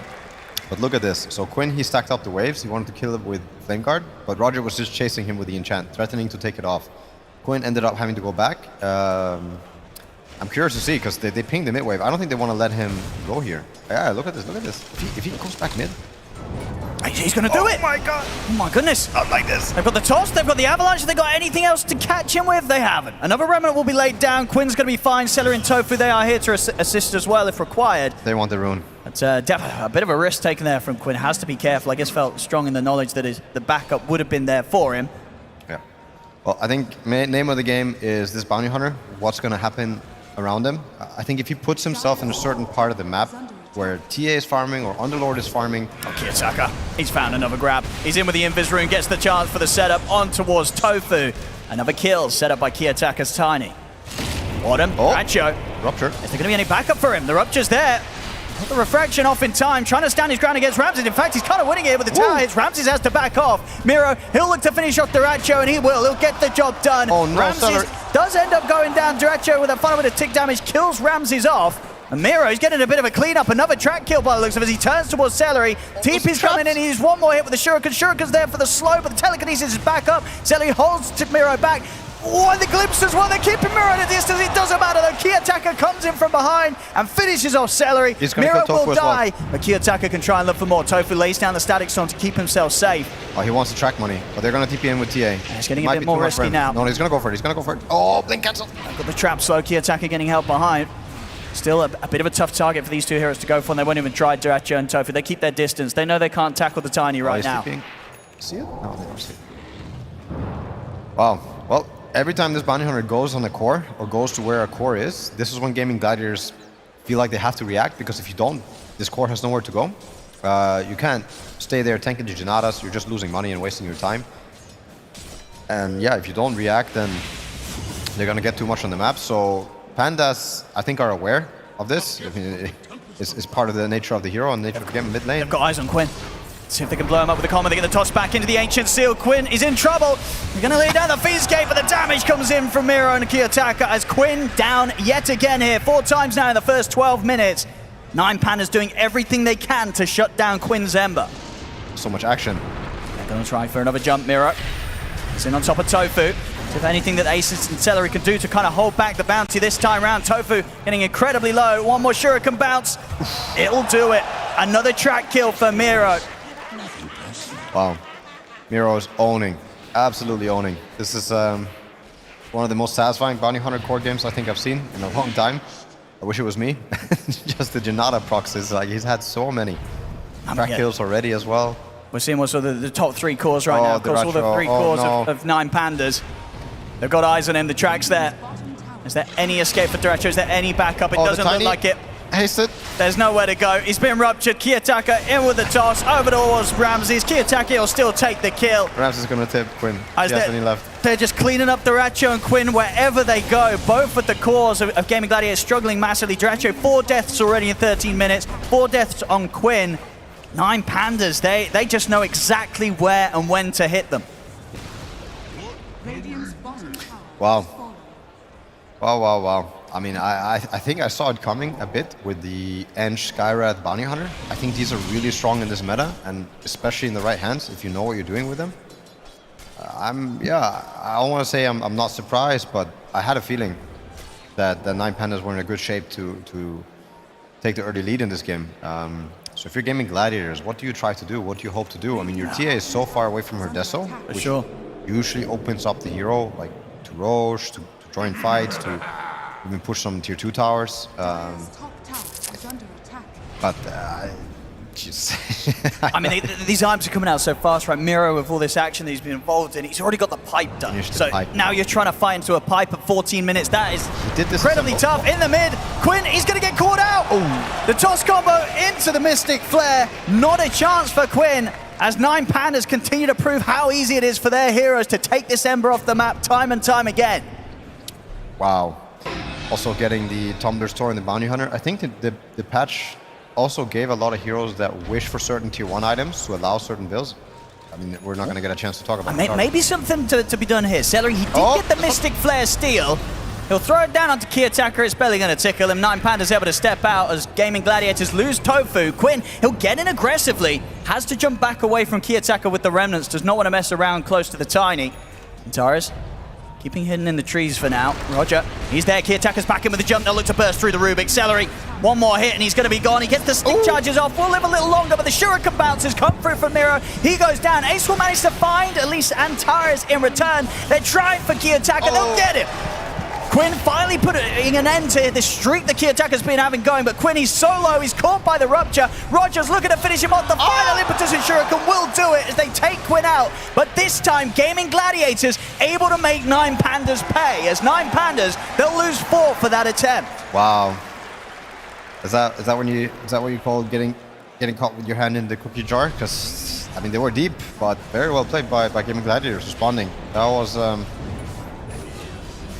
oh, well done. I mean, we see sort of this time just the fact that they turn up with the numbers. Ace is there, ready to stand strong, and 9Pandas, whilst they do run around and look for the squishier kills, and of course this very end moment, still get Quinn as he's taking too much damage in return. Gaming Gladiators, when they bring the numbers and can find sort of these 5v5 situations, they can punch back hard, and it's giving sort of space for Duracho to catch up. And you see Ace, kind of as we sort of see him in so many of these Gaming Gladiators games, even when the going gets rough for the rest of the team, his farm, it's always steady, it's always solid. You know, you can always rely on Ace to find the gold in this early game. It's been a bit awkward for him sitting top lane and seeing his team kind of lose the other 2 lanes really hard. He's been trying to provide portals and try and join the fights, but what we saw was him getting 2 successful Firestorms together with the Disruptor and Ember spells, and they have to repeat this success. The Firestorm is a great tool to even cut through pipe, but to kill these tiny heroes, to kill this Enchantress, to make Bloodseeker BKB. So they have to find a way to involve Ace in like all these engagements, I feel like, because if they don't, yeah, it's going to be this slow poking, prodding where Gladiators, they won't have a single chance to take a fight. Miro looking for Lotus Orb, I want to say. He had it queued up before. I think it's going to help a lot on like the route and for people to kind of disengage, but at the same time, it won't help you on kinetic field. Ace farming jungle, but now getting a Jinnadat. The rest of 9Pandas are going to try and run towards Ace. It's close towards the tier 2. They're going to try and set up for this one. Oh my god. Then they go with the Rupture, put the mech, they get the toss back with the Rupture combo. Huge amounts of damage done to Ace. Beautifully executed, very nice. Yeah, pure damage, baby. Cuts through your Vanguard, Cloak, mech, all these tanky items, all these auras. If you manage to get this, I think even later in the game, yeah, this Underlord, he won't feel safe. It's proven to be a good answer for him. I mean, Ramses, 2-1-6, only died the once this game, and just these items flying out. Yeah, the BKB Maelstrom, and he's going to be well on the way to upgrading that to the Mjolnir.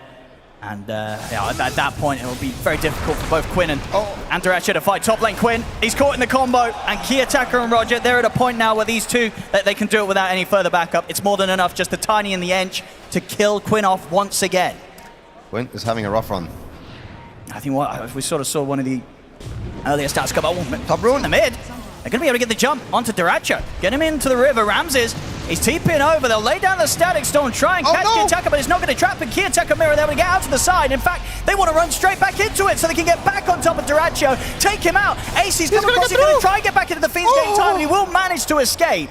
Only barely, though. Oh, dear Lord. Just another situation where it seems like every single fight, Gaming Gladiators, they're either losing their mid or they're losing their carry. So many casualties on these two cores. Beautiful. Shout out to Roger. I think this is amazing. This is so smart. I don't think I've seen any Enchantresses by this Orchid in a very long time. But this is a game for it. This is definitely something that I would do, I want to say. Like, if you think about it, how can he contribute to his team? Do you buy Force Staff? Do you buy a Glimmer? I don't think you can save versus Kinetic. What you could maybe argue for is the Glimmer will help you, or a Medallion can help you, but I think an even better defense in this case is a better offense. Like having this early Orchid threatening the Ember, which is a big core, sure, is great. You can threaten the TA, but more importantly is you solo kill these supports with one enchant. And that forces them to kind of throw their spells at you, which opens up the fight a lot more for the core. And I think he wants to play in that way because he can go in front and not worry about the TA or Underlord trying to go on him, so he just threatens himself with Orchid. So very smart, very unconventional. yeah, I think Roger's feeling it. Let's see if this next pickup will sort of change the outcome of the fights. Ace's managed to complete his own pipe. Maybe a bit of a chance that he could protect those that do get sort of jumped by the tiny combo if he's around and able to pop up the buff in time. Of course, as you mentioned earlier, still that threat of being caught by some sort of toss rupture, which will just completely annihilate any of Gaming Gladiators' heroes right now if 9Pandas are able to get that sort of perfect setup with the distance required. I mean, I think Ace really wishes he could play in a different way in this game. Like, he could show aggressively on the mid lane, hit the creeps, and be like, use spells on me. But I don't think it works versus this Rupture Toss. Because the pure damage is too efficient. You don't have to commit too much to it. Tiny is finishing his BKB. Oof. He's having such a good game. 20 minutes in. An insane farm from 9Pandas, still holding the 3 top spots. And of course, on the other side of things, for Gaming Gladiators, Quinn continues to sort of struggle behind. I mean, a point now where we can see matching here the farm. We go, Roger. Radiant, daytime, just like the OG game. How are... I think they'll be able to fight this, right? 9Pandas, they're going to want to head down here. They definitely want to fight it. Do we have buybacks on Gladiators? They've got to cut just the 2 supports right now. 50 seconds and Duracho will have his to play with. I mean, this is a fight that could get messy for Gaming Gladiators. They've got to be careful how they take this. They know that 9Pandas is heading for them. They'll catch them out with the trap. Ooh. Quinn, trying with the chain setup. Follow up. And Ace holding the high ground, but they have got eyes on him. Triple silence they're thrown down onto Ace as they fully focus the Underlord. They won't have the damage to follow. Static Storm comes out. But likewise for Gaming Gladiators, they won't have the damage to kill off Mira throughout the duration of having the Static Storm upon him. Kiyotaka, he's in with the combo. They get the toss back, and Duracho just gone in an instant. Ramses spots the BKB. He's ready to run them down. Duracho got just enough money for the buyback, so he will return to the fight. And it may not be an easy fight for them to take. Walk it down onto Quinn. Quinn with the movement speed though has the distance away from 9Pandas. He'll actually run it back in aggressively to rejoin the rest of the team and take down Miro. And Quinn, he wants to go in for more. He'll get the slight chains combo off on towards Roger. Roger turns the Kiyotaka back in with a 2-man avalanche. Ace, he's so low. Duracho, he bought back for this. He's down again. Alpha 70, Ace gone as well. Quinn desperately jumping in, attempting to at least finish off Antares. He will get it. Takes out Antares. Ramses also incredibly low in this sort of situation. Ramses is going to stand his ground because he knows the Kiyotaka's coming back in with a combo to send him on a Quinn. Ramsey's still alive and ready to go for more. Over towards Celery and now towards Tofu as 9Pandas will get the team wipe and more. Wow. Oh my god. Oh my god. What a fight. That was so clutch. I actually thought for a moment Gaming Gladiators were going to do it with the buyback on the Duracho. It started looking a bit sketchy. But no, they keep focused. They don't kill the Underlord first at all. Like, they managed to kill the Duracho twice before they finish off the Underlord. Yeah. Yeah, they're playing really cool, calm, and collected, I would say, on 9Pandas. And I think as well that Antares had the... Was he sort of tossed up? Because he bought back and he was immediately there, right? I think was that sort of the toss buyback sort of situation? Because he started to TP in the middle of the fight after you buy back because he was like, hang on, I'm already here. Replay, but I think it must have been the toss. They must have fixed that. It's a feature, young man. Anyway, something caused him to immediately back down by that pit when he bought back. And I think you can imagine. I was sure that was maybe no, he bought back and he was glimpsed. Oh. I think he was glimpsed, died, bought back, and then the glimpse brought him back straight to the fight. I think that's probably what happened there. So ended up working out quite nicely for them. So Tofu did a whoopsie. It may have been if indeed that was the glimpse play. Could have also been a stolen many things. It was one of the things. Someone had to figure it out. Well, but anyway, back in action, yes. A 15k lead now. Yes, but Roche is not dead yet. I wonder if this means anything. It looks like Gaming Gladiators are giving up on returning to the buy area. I don't think the game is going to look fun when 9Pandas get this Aegis. I want to say they're going to put it on the...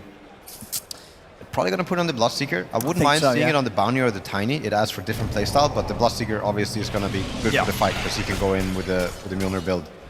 Yeah, I mean, he was really... That sort of that end of the fight there where it was sort of down to Ramses and Kiyotaka. You know, Ramses knowing that, you know, there's no running. When you get that low on the Bloodseeker, you've got to full commit and hope for the kills, hope for the burst of lifesteal. And he did exactly that. Stood his ground, worked out perfectly. 14k ahead, and now with an Aegis in the hands of the Bloodseeker. But you really see the synergy that they have. They managed to pull it off in the middle of the... Like, they were holding onto the Rupture and the toss. And then as soon as TA showed, they instantly went on her. While she was, I think, mid-air, the Rupture was getting tossed. So they're very obsessed with, you know, maximizing this damage. They're not trying to just tiny combo one guy and blow him up. No, they want the maximum pure damage that the toss can bring, that the Rupture can bring. And is there any sort of way to defend yourself? I mean, what do you do when a team's running at you and doing this toss Rupture combo? You really want to control the Tiny, and I think the best thing you can do, I I mean, there might be another way, but I think the best... Oh, Quinn. Oh. He's gone again. Oh, this Skyrat is really proving to be a problem for him, but they have the double. They had another silence for him in case the first one wasn't enough. Again, I'm loving the Orchid pickup. But yeah, the counterplay, I think is you kill the Tiny after he jumps in. Sure. Much harder now that he has BKB. You don't really have the items for it. But yeah. Yeah. I mean, I guess the other thing as well is you could try and anticipate for getting some sort of static storm down, but it's so hard with how instant the blink toss. Plus, it's not reliable if Tiny chooses to BKB, you know, True. the toss as well, which he might as well. Like if the rupture happens on a really important kill, you can definitely expend your BKB and be happy with it. Bottom lane. I don't turn into anything. Taking a bit of ice. He's terrified. He's like, get me out of here. I don't want to mess around. He doesn't want to lose any more money towards Miro. I'm curious how much money he got from Janata this game. I want to say it's been quite a bit. I mean, yeah, it has to be. 500 something when or he's more. playing this off-lane bounty. I mean, 800.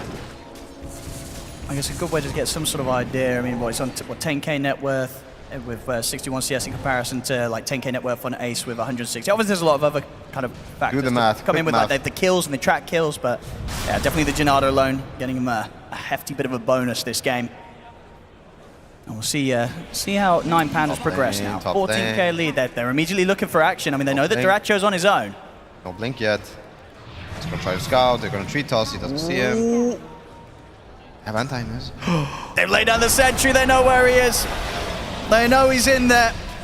As Antares was prepared, make sure that they have the vision. They even wait to get their track in from Miro. Get that bonus, and now the next round of items are coming out. Shadowblade's going to be on its way for Kiyotaka, so it'll be even more difficult for Gaming Gladiators to ever be prepared of this Tiny setting up for the blink toss setup. It's looking hard for Gladiators. It's looking really, really hard. I wonder what's going through 9 Pandas' head right now. Other than, of course, they have Aegis. They want to pressure. They don't want them to farm. But are they thinking about the next round of items? Are they thinking about the second Roshan? Are they thinking about how we can hit the high ground? Yeah, I'm not sure myself, but those are questions I would be asking. I mean, sort of how good would you consider Gaming Gladiators high ground? And is it very easy for 9 Pandas to just sort of push up to the base and kind of charge in? Well, the toss play poses a big problem, because if you're going to have a hero show himself within toss range, he could fall to the combo, but it's much easier for them to defend high ground.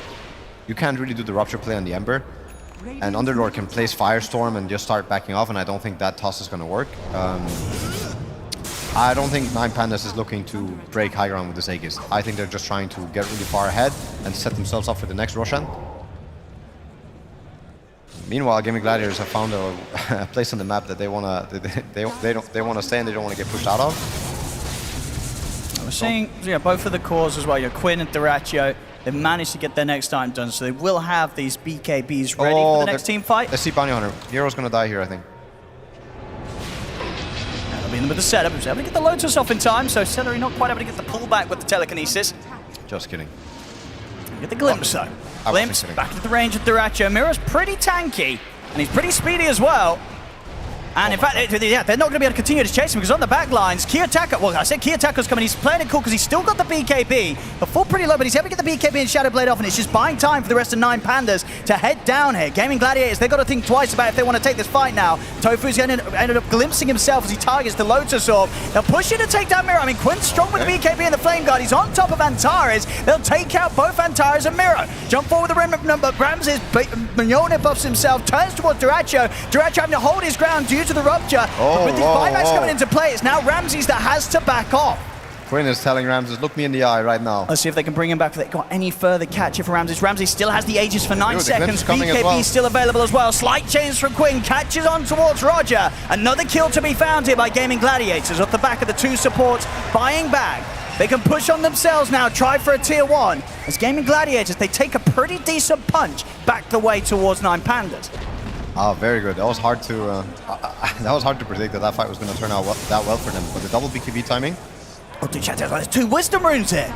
Oh, Duracho having a bit of a nice surprise there. Gets himself pretty much an easy level and a half or something. And also the Tormentor's available. They've got 3 heroes here. See if they want to set up. Duracho's going to try and get the meld stacks so he can take it out super quickly. And with the help of the safety of the refraction, he can instantly able to take it out. He'll go for the TP away. Miro not going to be able to close it to get the hit as the telekinesis is there. Celery doing what he can to hold back the two of them and make sure the stun doesn't come into play onto Duracho. He'll die for it almost certainly as Ramses chase him out, and Celery dies to the rupture, but a great save there as, yeah, what a beautiful moment for Duracho. Easy XP and easy escape. Wow. I mean, he had 2 hits on the Bloodseeker with a basher. I want to say that was cutting a little bit close.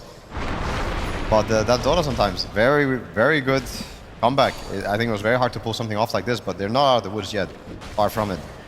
I think the double BKB gives you a bit of hope. Like when you saw how that fight just turned out, Ramses wasn't there from the very beginning, which was the biggest problem for 9Pandas.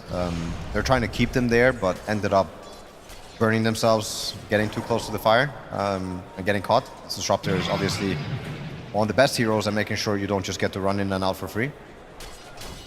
Absolutely, signs of life from Gaming Gladiators. The question is going to be if they can replicate that in a situation where they won't be fighting around that sort of outpost, where they can bring the backup in, and in a case where they did use both buybacks on both of their supports. They definitely had to use that extra firepower to take those kills and force 9Pandas to back off.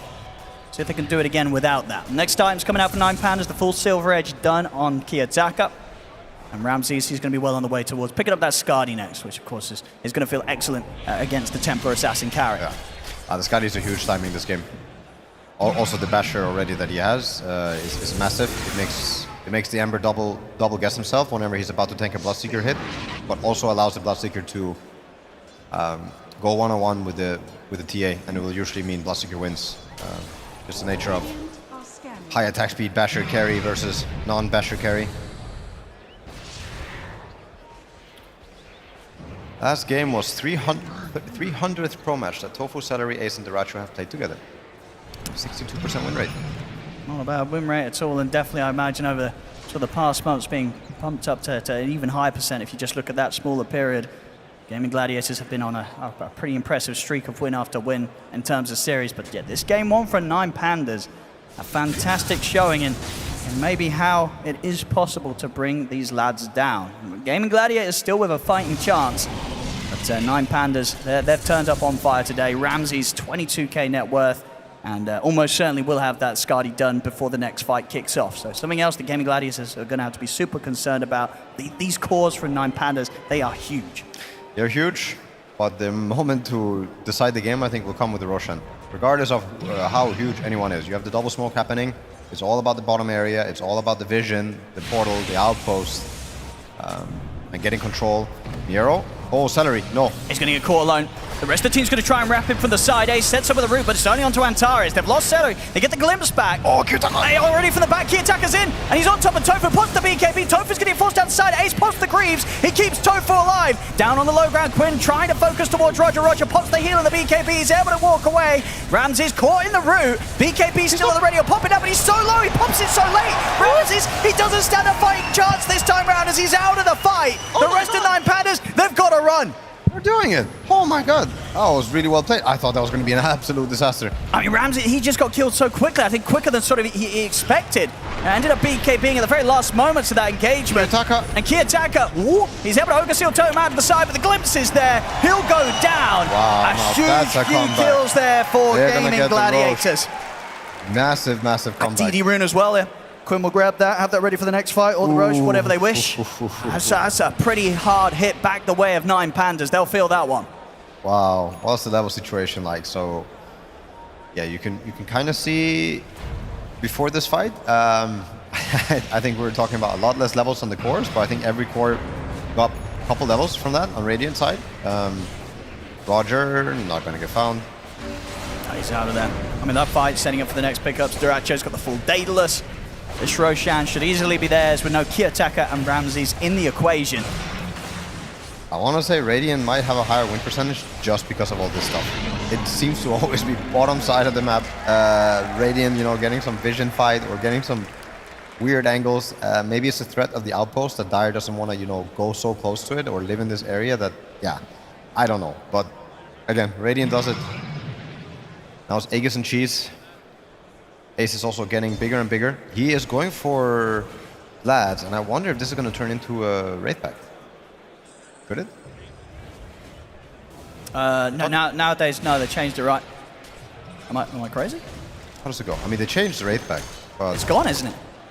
Oh, they actually removed it. Excuse me. I thought nobody was just, I thought they nerfed it to the ground, so nobody was buying it. So he is just going Vlads for the sake of it, which is good. I mean, it's very good last game. Let's see. See now, because I mean, the difference now between the two teams, it is closed massively. Just 2k gold lead now for 9Pandas after pretty much a game where they've held such a massive advantage for the longest of times. But that last fight, those last two fights, Gaming Gladiators is doing it with the buybacks the first time round, and then that last one, he's able to do it straight up in a situation where Ramses just gets killed off too quickly. And once they do lose the Bloodseeker, and Kiyotaka sort of revealed his hand with the jump in and the burst, it's not a lot more that 9Pandas can do in the stretched out team fight. So they have to, at all costs, try and protect Ramses, make sure that Bloodseeker does not start the fight dead. And you also see Miro, he went from having the best Bounty Hunter core game of his life to probably a rather mediocre one. Not being able to capitalize on these fights, not getting the track kills. Now you see him start to fall off. There's still a lot of fighting power between the Bloodseeker and the Tiny. They're still ahead in gold as a team. I think once you finish this Aghanims and Skadi, you're gonna feel your next power spike, and that's probably fight time if you can find a good scenario or a good area. Iggy's gonna last still for 3 more minutes. I think Gaming might look to hit high ground if given the chance. If you can't cut waves or what's it called? Redrag attention somewhere else. Kiyotaka's eyeing this up. I don't think he'll want to jump though. Gaming Gladiators, they'll show themselves and look for the tier 2. Kiyotaka, I mean, maybe considering jumping for a support. But yeah, it would be risky. Hasn't quite got the rest of the team ready to connect with him. Best thing he can look to do is cut the creep wave. Yeah, cut the wave. If the catapult dies here, it means no more push. We're still just counting seconds for the Aegis. Oh, the catapult didn't die. They glitched Still for there. it. Yeah. Push on a bit more. I like this play. 2 minutes to poke with the Aegis. Yeah, no glyph, no glyph. So if you don't have anyone killing off the Wisdom Rune Revenge, Kiyotaka is gonna get one. Okay, yeah, no high ground push. Aegis 2 more minutes. I think we're gonna see the next power spike being hit without any fight being forced. So as good if you're a 9Pandas fan. If I was Gaming Gladiators, I would really try to force something still in the next 2 minutes. Somehow cash them, use the Underlord ulti, close the map in on them, or maybe even hit the high ground. But hitting the high ground I think is really hard. There's a Rupture. Go for Duracho, but they're trying to toss him back in. It's the Aegis target as well. It's yeah, not really a way you can start the fight here on the defense. Well, I think it works if you toss him back into the base, because respawning there with Aegis is usually certain death anyway, if Bloodseeker doesn't have to use his. So I like the idea, but the execution obviously faulted. Yeah, it's Rupture cooldown, 40 more seconds. I mean, they're stepping out at the base, 9Pandas, maybe seeing if they can still find a chance to go whilst Gaming Gladiators have relaxed a bit and split up. Split up, but are you ever really split up when you have Underlord? That's true. The thing. All he's got to do is lay down that Fiend's Gate and sort of bridge the distance between them. And bump into each other here. Kiyotaka getting focused by Ace and Quinn. He's got a fair bit of backup. Kiyotaka, see if there's enough to get him out of there. He's already falling down to half HP. He may feel forced to put the BKB. He does, but he's already down to half health. It was so late. They're just going to continue to push on and chase him out. The physical damage, it'll be done. Kiyotaka, he's gone. And Quinn, he's seeing if he can set up for more. He's in with a slight change, closes the gap onto Antares, and Antares will fall. And with the Fiend's Gate, Gaming Gladiators, they close the gap onto Ramses. He has to BKB and run.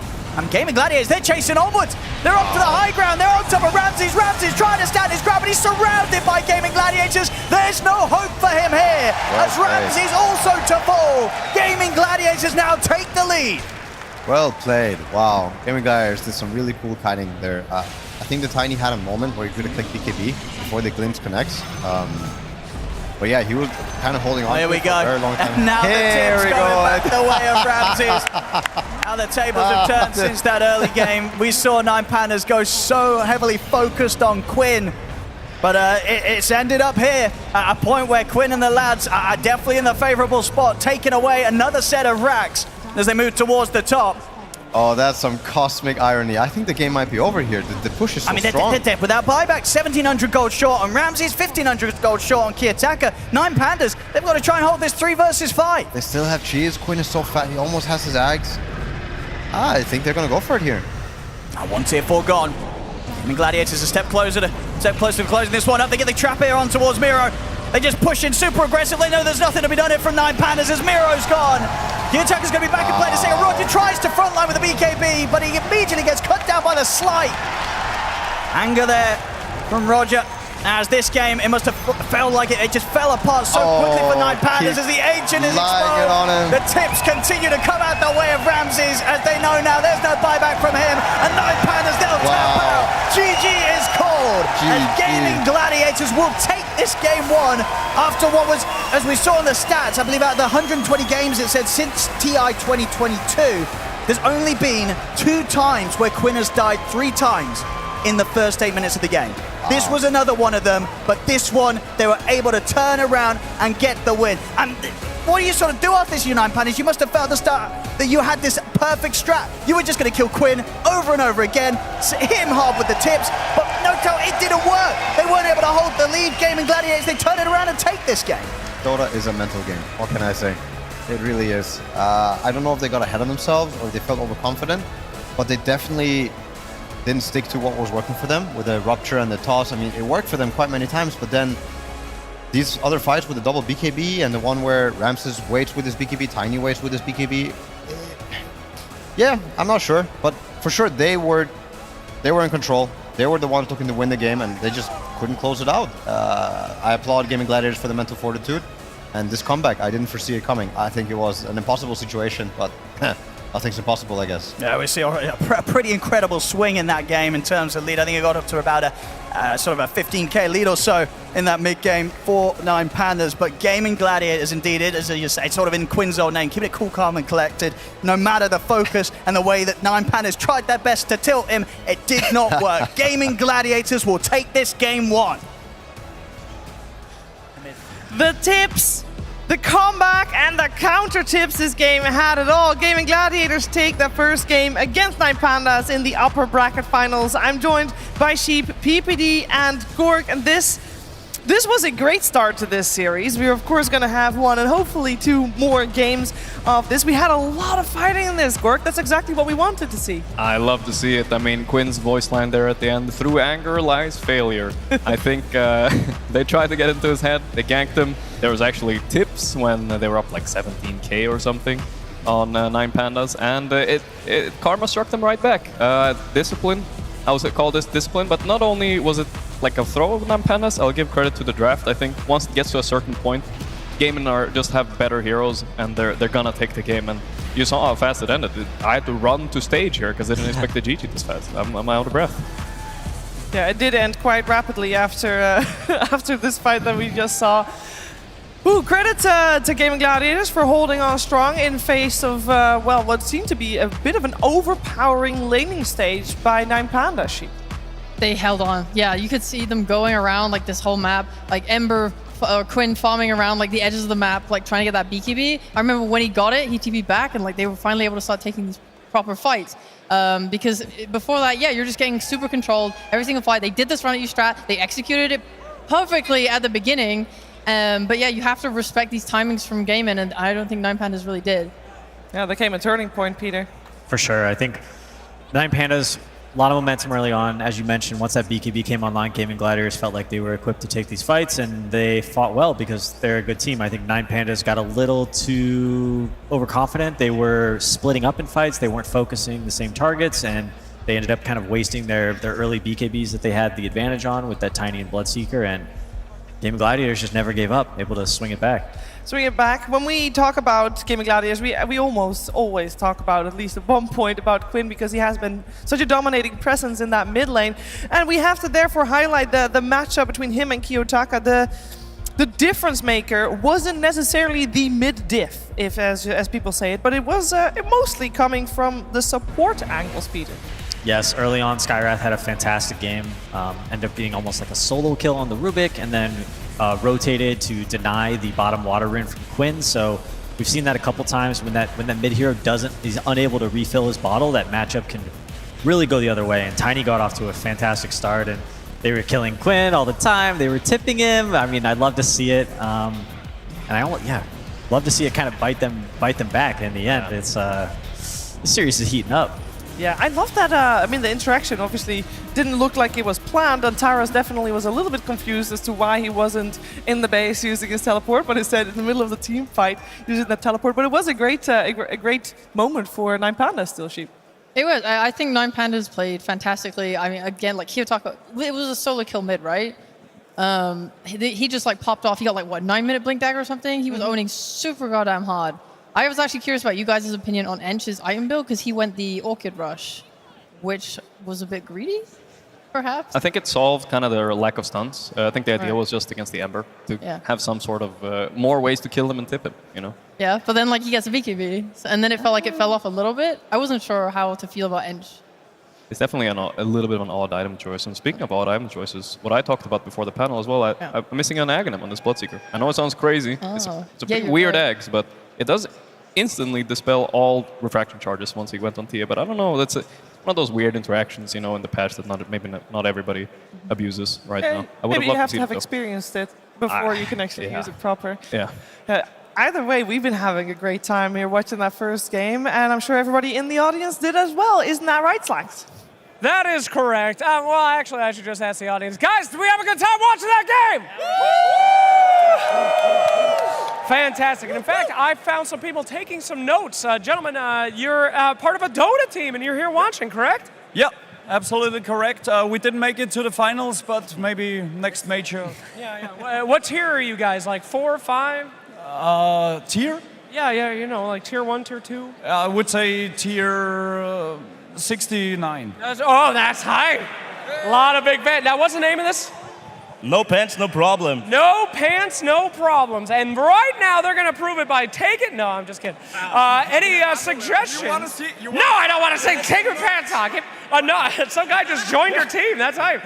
Gentlemen, what did you think of that last game? Any advice out there to the pro players listening right now from No Pants, No Problem? Well, it went as expected from us. Damn. I can't add anything. Thank you so much for coming. It's great that you got your way in here, sir. You're always gonna stick to your plans, so if you pick those heroes, you have to execute them perfectly. Great. And Bacon, one word. Yeah, what do we say? It's GG. It's GG from the start to finish. Okay, fantastic. Well, thank you so much. No pants, no problem. And actually, I hear that Tsunami has another fan. Tsunami, who do you got? You got somebody? Yeah, I see you're talking to some veterans who have been to a great many events, but I found someone. Could you introduce yourself, please? Yeah, hi, my name is Alicia. This is my first esports tournament. I've never been to a tournament before, and I'm enjoying myself very much. What were your expectations coming into an event like this? Are you expecting this many people to be all interested in the one same thing of Dota 2?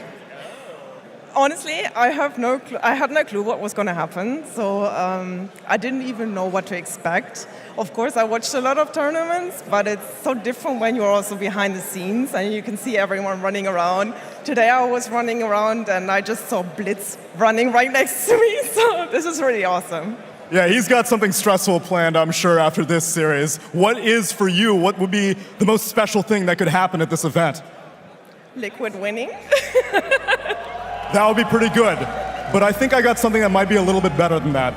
This year we met 8 years ago in a pub, and we started feeding together.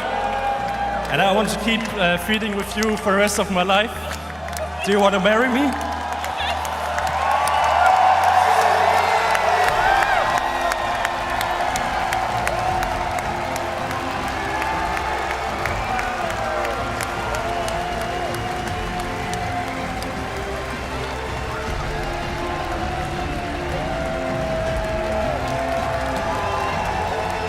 Berlin, can you feel the love?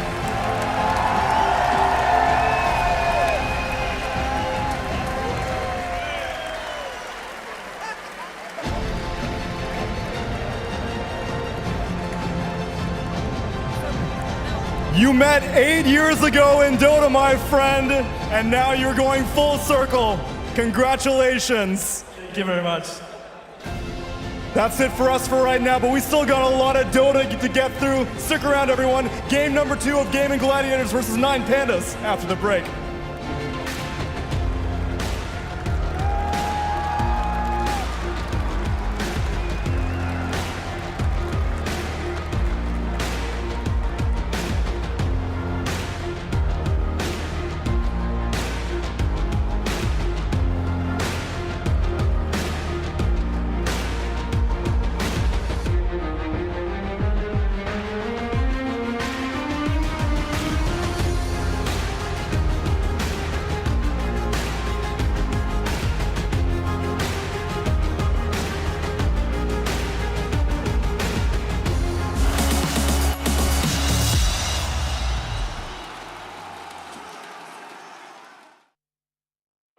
I'ma keep winning, winning.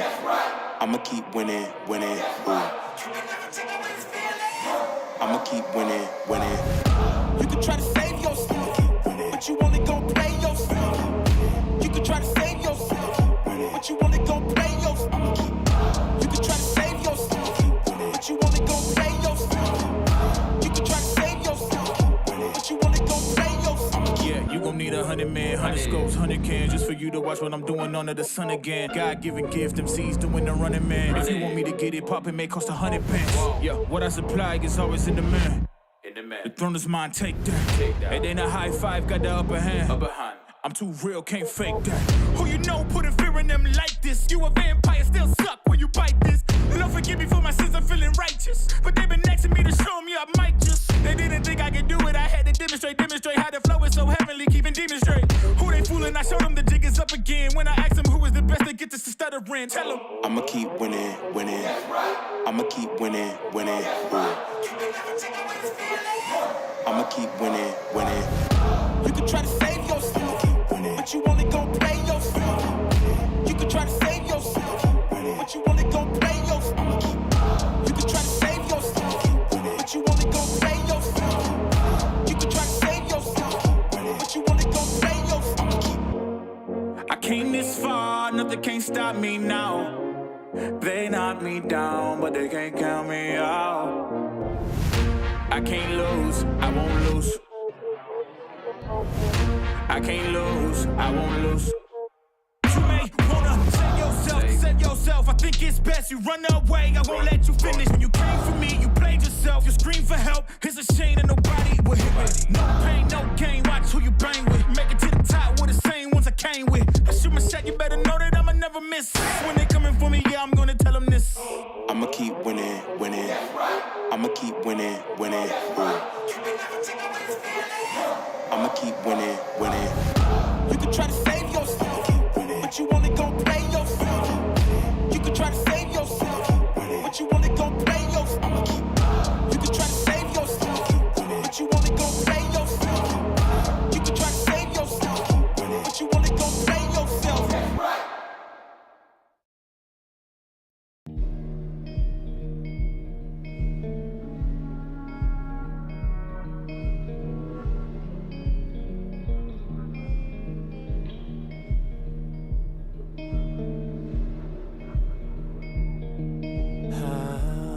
Strong is the hammer in my hand. How long can you force me to dance? There's a crisis in my heart and in my world, and I saw you smile when I fell into the dirt.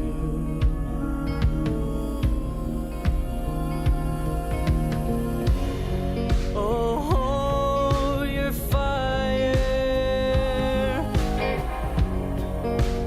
I don't belong here. I'm not calling you a liar, but I know you don't know me.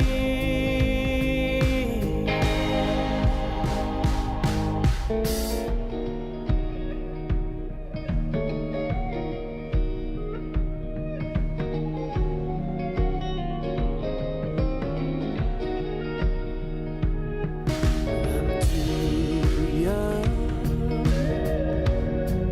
for bitterness like this. I've grown too old to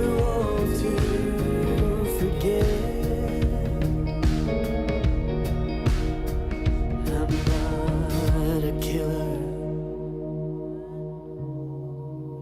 but killing never fails.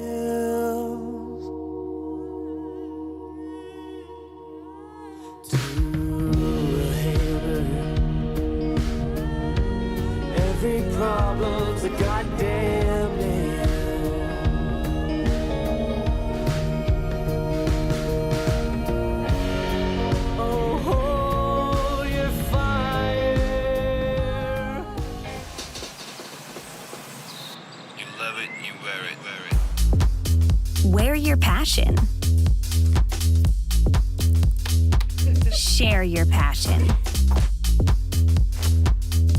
Wherever, whenever. Gaming is a lifestyle. Get your merch at shop.eslgaming.com.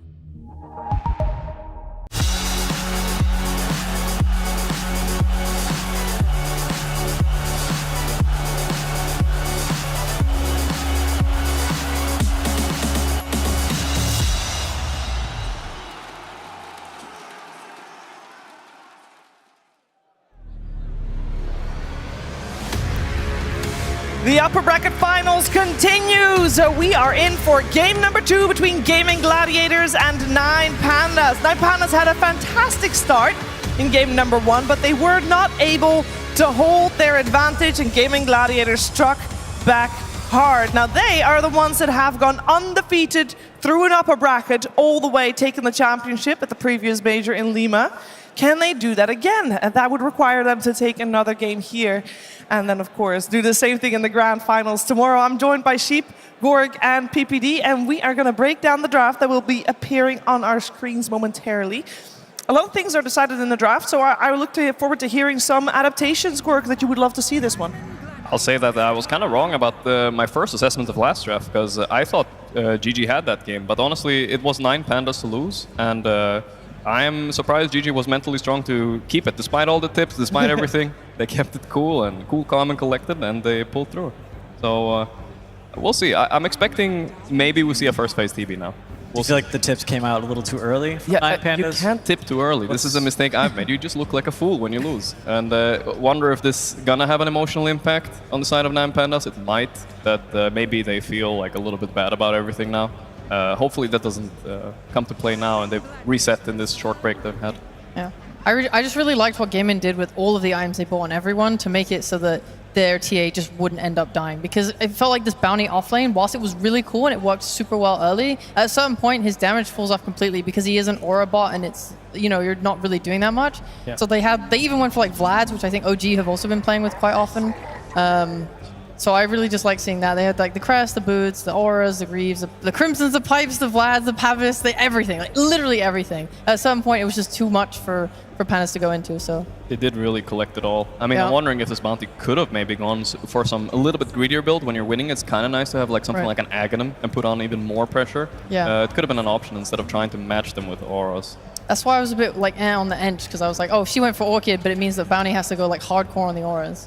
Really think they just misplayed those fights. They were they were kind of focusing the TA, and he was just eating up all the damage with their fraction, and then the supports from 9 Pandas were getting picked off by Ember and Underlord, and when it came, Bloodseeker and Tiny were kind of all-inning with their BKBs trying to kill TA, and they weren't able to take her down.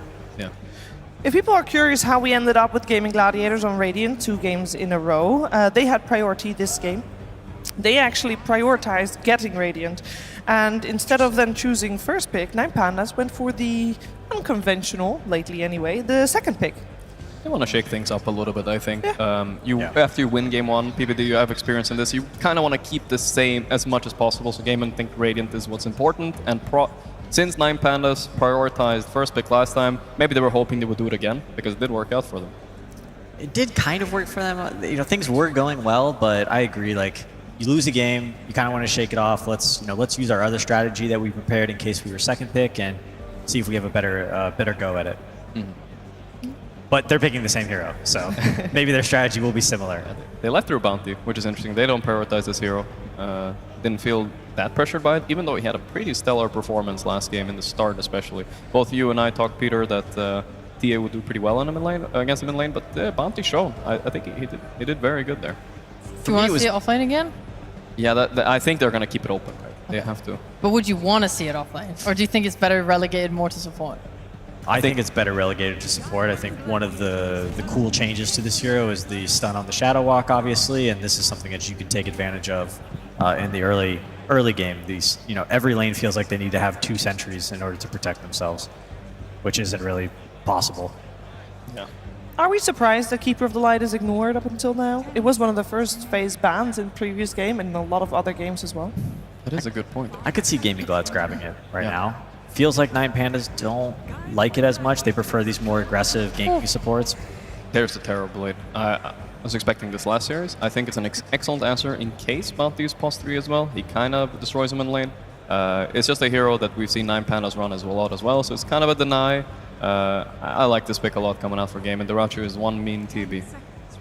They're just getting full comfort, and it feels like every game kind of just get their comfort. And there's a lot of supports still in the pool where I don't think they needed to go for that then. And it's like now 9 Pandas, do you want to start banning like mid heroes to kind of target Quinn, or do you want to target some of these support heroes like Disruptor and the Ench and all these others? I mean, there's a lot. There's also like the idea of this Lich, right? Obviously 9 Pandas get to pick first, but I'm assuming these are their 2 supports.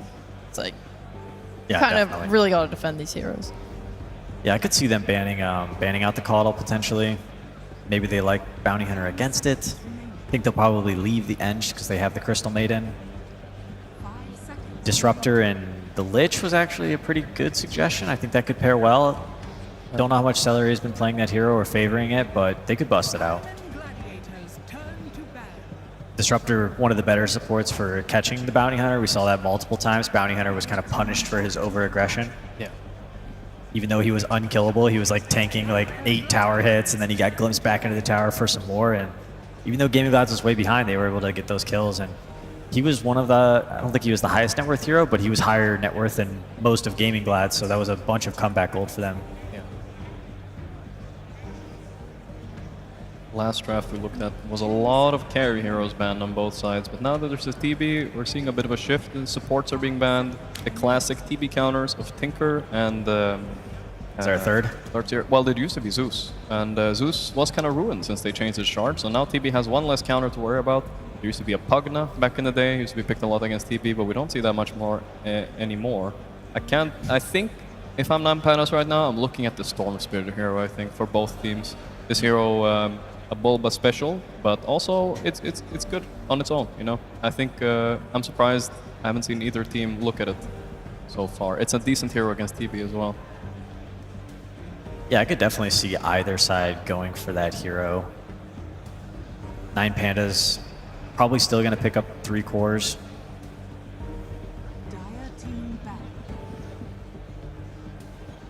Seeker ban against the Underlord, so the matchup will change. One thing that we do see this game compared to last, that Underlord's counter are not being banned out on lane, so no Ursa, no Monkey ban. This opens up a lot of options for 9 Pandas here. Are those heroes okay against Terrorblade, you think? I would say, yeah, both of them actually match up fine against Terrorblade. Monkey King can itemize, for instance, Maelstrom, and TB can die in his ulti. It's a decent carry matchup for him. Obviously not the best one. TB also used to be countered by Drow, but she's also changed a lot lately. Ursa can match up fine against TB, like especially you do have, like if you get to hit him with 12 overpower hits or 18 later on, he will die. So do you think then, seeing Underlord and TB, for 9 Pandas they have to open with potentially a core, is it better to pick like the carry versus the Underlord, or is it better to pick like an offlaner against your TB? So that's a judgment call. I'm not exactly sure. There's also Slark, so they have options, and they could wait for Gaming to show more of a hand before they pick their carry. I think I would rather pick my offlane first. 10 seconds remaining. If they pick their offlane first, it would also mean that they cement that Bounty Hunter as support. And perhaps they want to keep that flex potential open, just in case. Yeah. Maybe they should just grab Storm. Yeah. Before Gaming Glass decides to pick it up for themselves. I can definitely see the Gaming Glad, so they're just picking up Pugna Storm as a response to whatever Pandas bring out here. They love that stuff. Should we ever be worried for Gaming Gladiators? I know they haven't played it in a little bit, but they used to play it a bunch. The IO, obviously still in. Yeah. Also good with the Terrorblade. Yeah, I definitely could like IO. With especially pairing with the Storm though, and I'm obsessing about this hero. It's not You're confident in this Terrorblade Bounty Hunter matchup? Yes, I'm fairly confident. I'm surprised they actually locked this in as an off-lane, the Bounty. Things can go wrong. I mean, last game, honestly, Bounty did very well against TA. Maybe they know something I don't about this patch. Yeah, I was good commenting on it earlier, but we went to something else. I think it was more so Gaming Gladiators' decision to put Rubik as that position 5 in the safe lane up against Sky Bounty. He really just wasn't able to have impact, and that kind of ruined TA's early game as well because that matchup went so poorly. So, we kind of thought maybe the TA would have a great time versus Bounty. but he didn't really have much of a support to play with, so yeah, lane kind of went the other way. I guess like they still have the same sort of theory on Nine Pandas of how they want to take their fights as last game. And even though Bloodseeker's gone, you can still complement. Like you brought up Monkey King, you brought up the Ursa. There are all these very brawly carries that are still in the pool that will complement what they did last game. If they can just fix the issues that they had closing out the game, where they threw, then it's going to look a lot better. This is exactly what Liquid did. Was that earlier today or yesterday? I can't even recall, but they actually had Silencer, Techies, and Storm, and it worked really great because you would have Storm zipping in, finding that initial pick, and if he was ever in trouble, they just boom global. And Techies was kind of the same thing. Techies would follow up on that Storm grab, and then Global Silence would kind of allow Techies to jump in and then run out, and then still be able to fight later on. There's the Monkey King for the Underlord. I think it's a good monkey pick. Can also mischief dodge the bombs in the lane. Helps a lot against the harass coming out from Techies. I'm assuming Techies is going to play on the Underlord lane. I do like also, speaking about the Silencer Techies synergy here, now that Techies doesn't silence on his, what's it called? I keep calling it Blast Off. Blast Off, that's the one. Now that he does Suicide, I don't want to say it, but now that he only stuns and he doesn't silence, they don't kind of overlap and they synergize a little bit better, I think, these two heroes as supports. I really enjoy Techies. Yeah, I agree with that. They gotta ban it, I think. We just saw it. Like they for sure watched those games. They only really have the Skywrath silence. I don't think that's enough to deal with Storm. Storm can just kill Sky first. Yeah. Does Quinn play a lot of Storm? He hasn't played at this event, but I'm sure he has the capability to. His hero pool's actually been pretty small this event. He's played the Pango, the Ember, the Void Spirit, Leshrac, Ricky, which was not good, and Dragonite. I feel like Ember could kind of achieve the same things. Like he could still jump in and be saved by that global silence. And if it's a hero that he's more comfortable with, you can see they're here discussing it. It's really up to him. Hey man, what do you want to play? And oh, you want to play that? What do you want to ban to protect it? One thing that could come out a little bit as an X factor for Nine Pandas, since they have last pick, and we haven't seen it yet in this event, but Kiyotaka could pick up an Ember mid if they decide to go for one of the spirits, like Ember or Void Spirit. Well, they removed the Void Spirit. Ember's left, Storm's left. Gaming Glads gets first pick out the phase, so will Kiyotaka have to go for something like that Tiny or something a little more unconventional? I would honestly ban out the Tiny if I'm them right now on gaming. Unless they have some idea of how to deal with it mid. Yeah, that would be weird for them to just do the Ember into the Tiny Sky again. Yeah. It went so poorly last game. Sort of. I also think it's like last game when Gaming were behind, they had really good like playmaking potential with like Disruptor, which I think is a little less on Silencer Techies. So if they pick a hero here out of phase that gets hard countered by Nine Pandas and you're expecting this monkey lane to go well as well, they lose 2 lanes, things go similar to last time. I think it's much harder for Gaming to make plays. Maybe they can just play really defensively and like wait for them to mess up. Sure. But they need like a really good mid that can either have a good time or just like be able to make those plays in mid game. Yeah, Gaming was able to stay in the game partially because Ace had such a good game on the Underlord. He did. That may not be the case this game. Yeah, this time they have a way better carry matchup on the safe lane. Yeah. But they're gonna ban the 2 melee spirits. I'm thinking they're never gonna run this monkey safe lane. Ooh, they stole it. They stole it. Quinn Tiny. Has he played it yet this event? Not this event. I don't think so. Okay. So what lanes well against a Tiny? Like Death Prophet? Death Prophet used to be. Now there's no percentage damage on her Siphon. I doubt we're gonna see that one. Does he play Kunkka? Bad against TB. Kunkka. You could play Necrophos maybe. I've got to get an initiator, I think. Somebody's got to start the fights for Nine Pandas. They need somebody to set up for the Sky ult. I really don't think that they should go like semi-carry, mostly damage, wave clear hero. There's also Bat Rider. I don't love it. It is a hero Kiyotaka plays. Oh no, Invoker. All right. Well, we saw this hero earlier. It did not do well for BZM in a couple different games. I don't love it, but the crowd loves Invoker. I love Invoker. Let's give him a chance. Is it viable? What do you think? I think it's viable, sure. I've seen so many different builds of Invoker, especially since the Meteor Hammer change. Everyone does their own thing. I'm not really sure what kind of direction he wants to go with it, but I hope he goes for some early aggression with that track and abuses it, and doesn't play too slow at least. Maybe a Witchblade, and it could definitely be viable. Good hero against TB later on, has control. I've just heard from like Fog complain about Invoker for like the entire event because like all the stun durations got changed, so like your combos just hit much worse. Like you don't have the damage on the meteor anymore that he used to. They took that away, so his potential to like kill you and have that hex timing is much worse. Like the hero in general just looks despaired. I don't know. So why pick it here? What's good about it? That's the one thing I wanted to mention. That this time I don't think they're running into the same problem they did last game with like a worse late game, mid to late game kind of lineup. This time I think 9Pandas can match up. I think Invoker, Monkey do match up well against their cores at least later on. Oh, I hope that's the case because I think we'd all want a third game to this best of 3 series. But let's see if 9Pandas can do it, or maybe Gaming Gladiators will secure their spot in the grand finals. We're finding out together with Odie Pixel and Notel. Thank you very much, Shiva. Yes, Game 2 just about to be ready here after this draft with Gaming Gladiators versus 9Pandas. We're getting some Invoker coming through. Some of the teams have dabbled with, but very sort of mixed success. Do you think this was sort of the missing piece to the puzzle that 9Pandas needed this game of their draft? I'm really excited to see like how the meta is developing. We can see kind of bans and scenarios that I think even the teams don't predict. You have a lot of mid-heroes banned. I don't know if this would have been the go-to counter pick for Kiyotaka, or if you would have chosen what was left in the pool, but so many things were banned. I still think the name of the game is early game versus Gaming Gladiators, and I'm wondering how this Bounty Hunter is going to match up versus TB on lane. I think it can go really well if you get the early Vanguard, but if you don't, and certain things happen on the lane, I think the TB can stay there and even stop the Bounty Hunter from entering. So, yeah, slightly concerned always versus a Gaming Gladiator team. I think teams need to be looking at how to get into these lanes and how to make sure the game starts to snowball. But for sure, they have a much better mid to late game matchup versus Radiant lineup than they did last game. And how sort of easy do you think it's going to be mentality-wise to sort of recover from the way that first game went down, right? 9Pandas, they came in as confident as ever, throwing out their tips, and then that whole sort of comeback the Gaming Gladiators was able to pull off and sort of put 9Pandas back in their place.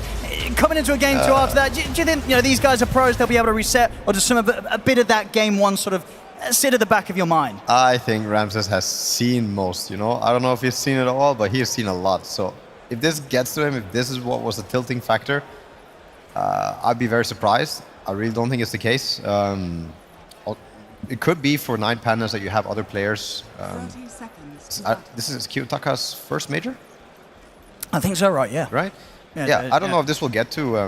Well, yeah, it used to be Depressed Kid, right? So...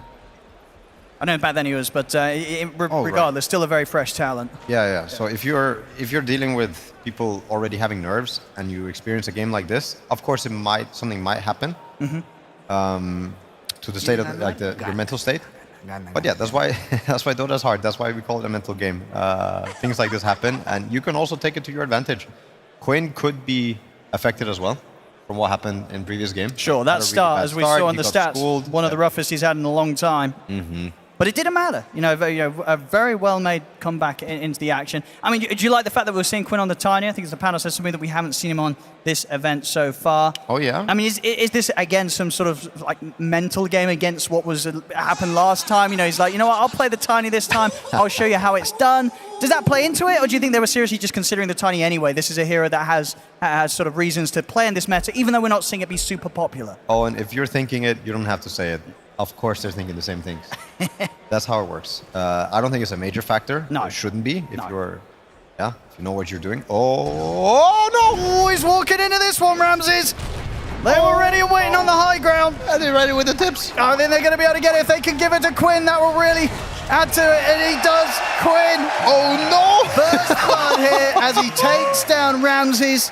And they'll play it classy, of course, Gaming Gladiators. They saw what happened when 9Pandas start throwing out the tips early game last time. This time, they're not falling into the trap themselves. They'll just take the first blood, they'll walk away and get to their lanes. Okay, I like this approach. Again, if you're thinking it, you don't have to say it.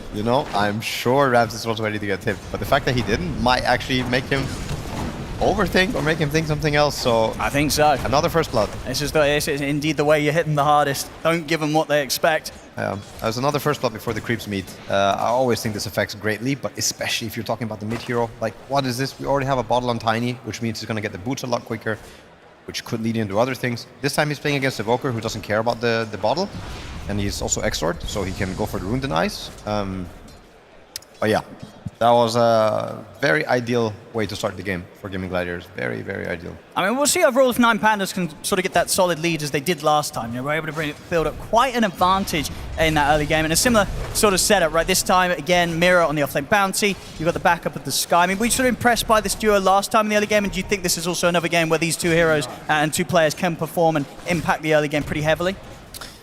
Well, I think the Bounty Hunter has potential to snowball more versus a TA just because you can get to the Vanguard point easier, whereas you have meta on TB, which I think makes the Vanguard timing just potentially come a few lanes later. But at the same time, the Bounty Hunter is not playing versus Disruptor, and I think Disruptor was a really annoying factor. Oh, bottom lane. See if they can do it here with the Metamorphosis. A couple more hits, one more. They can't quite get in range, and Taurus will survive. Yeah, there we go. There we have it. I don't know if the Bounty Hunter will get to the next wave here. But they're like these small differences. I think the Disruptor is also quite a big thing. Oof. The arrow. What is this? He's stepping up. I mean, they're going to try and go for the kill, and they're going to get it. What? I mean, that was a close call to make, right? I mean, you felt it yourself. It was like, are they really going to get away with this? And they did. I mean, Miro does stick around, get caught by the curse. -2. Is he going to die? The Ring of Hell free gen, and he's got a tango as well. He's going to be put in the side strike. It's there as well for Kiyotaka. As Miro and Antares, they're playing it hot here on the bottom lane. Not only setting up kills for themselves, taking out the Ratio, but setting up kills for their Invoker in the mid. And look at the lane pulling. Look at the lane. Oh my god, it's such an ideal scenario. If the Bounty Hunter could force the TB to put these creeps into tower, it can't. This is some high-level stuff. I mean, both teams, this would not have happened a couple of years ago, but now teams are so good at the game. Yeah, it's a lot about the lane position. You see how they get away with a bigger creep wave. You don't have time to talk about this. Top lane. Boundless strikes there. They're able to take out Ace. They might be able to get Tofu as well. Now, Ramses, he'll pull back. The wave's coming in. Doesn't want to waste time or HP chasing down the techies. Again, 9 Pandas, as in game 1, getting these kills in these lanes. There's so many things I wish I could say, but I just don't have the time in these games. There's so much stuff going on every time. This Bounty Hunter, I don't know if it's like a Bounty Hunter effect or if it's this Gaming Gladiator early game effect, or maybe this is just the meta of Dota that you have to play like this, but yeah, constant brawling. I wonder when the first teleport will be taken, or Twin Gate, and if we're going to see something similar to last game in that regard. Top lane. Going to try for Tofu. Antares making the move to join the forces up top to go towards the techies. Tofu, he's going to be taken out here. This final burst of damage will be enough to claim his life. Same time down bottom, Gaming Gladiators try to strike on Miro whilst he's alone, but a bit too tough to take out. I see in the mid, Quinn. He's going to go for Kiyotaka, but the Cold Snap's back up and the Forge Spirits are out. Sunstrike's going to be there as well. Quinn is going to get hit by it. It's not quite enough to take that straight away.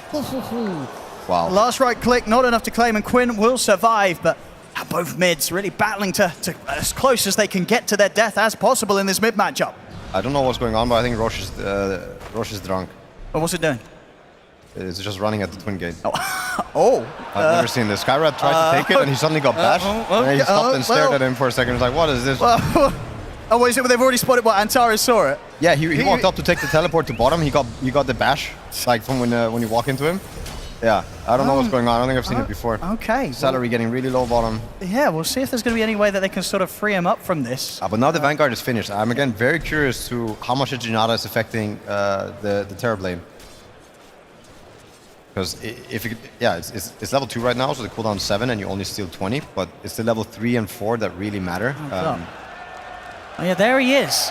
There he is. He's a walking man. He's putting a show on for us. I wonder if something will happen in minute 5 if he just goes back to the pit and the bug gets fixed. That could happen, yeah, we'll see what happens. Yeah. It would be such a sad surprise if you're TPing top from bottom and you get bashed. Cancel your salve or something. He's well and truly stuck there. Mid lane. He's going to get tossed back. Quinn doesn't get it. I can't get it. But there's a TP. He might get it now. Yeah, Celery. Ooh. Not gonna be able to with the creeps around him as well. Very nice ward from Antares. I think the tree has been cut. Oh, no, you just saw a tree respawn. It had like perfect vision over mid before. Yeah, we've seen this Monkey King versus Underlord a few times, and I talked about it last time I was on the panel, or last time I was casting as well. Quinn. Mid lane. This time around with the backup of Silence. He didn't get it. It's still not enough. Kiyotaka's going to be able to turn. Meanwhile, Ace does kill off Ramses. We'll watch the action here in the mid as Celery gets caught by the Frostbite. 9 Pandas, they find the kill in return. But top lane, Ramses was punished whilst on his own, as both Ace and Tofu able to blow him up. Ooh, bottom lane. This TP doesn't enjoy what's happening. This Vanguard Bounty Hunter is just too much to deal with. Lane. See if they can try again for Quinn. Oh! The tree's actually able to bring Kiyotaka down. With a Verify, hold on. He's going down. They will get him. But Quinn, against the three of them, he takes down Kiyotaka solo.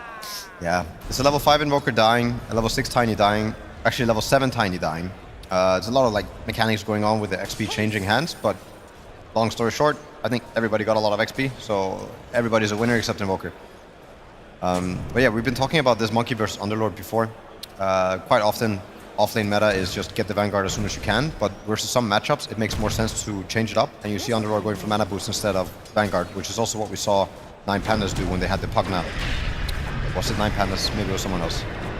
Oh, it was Aster. Sorry, Aster had the Pugna Underlord, and he also bought mana boost versus Monkey.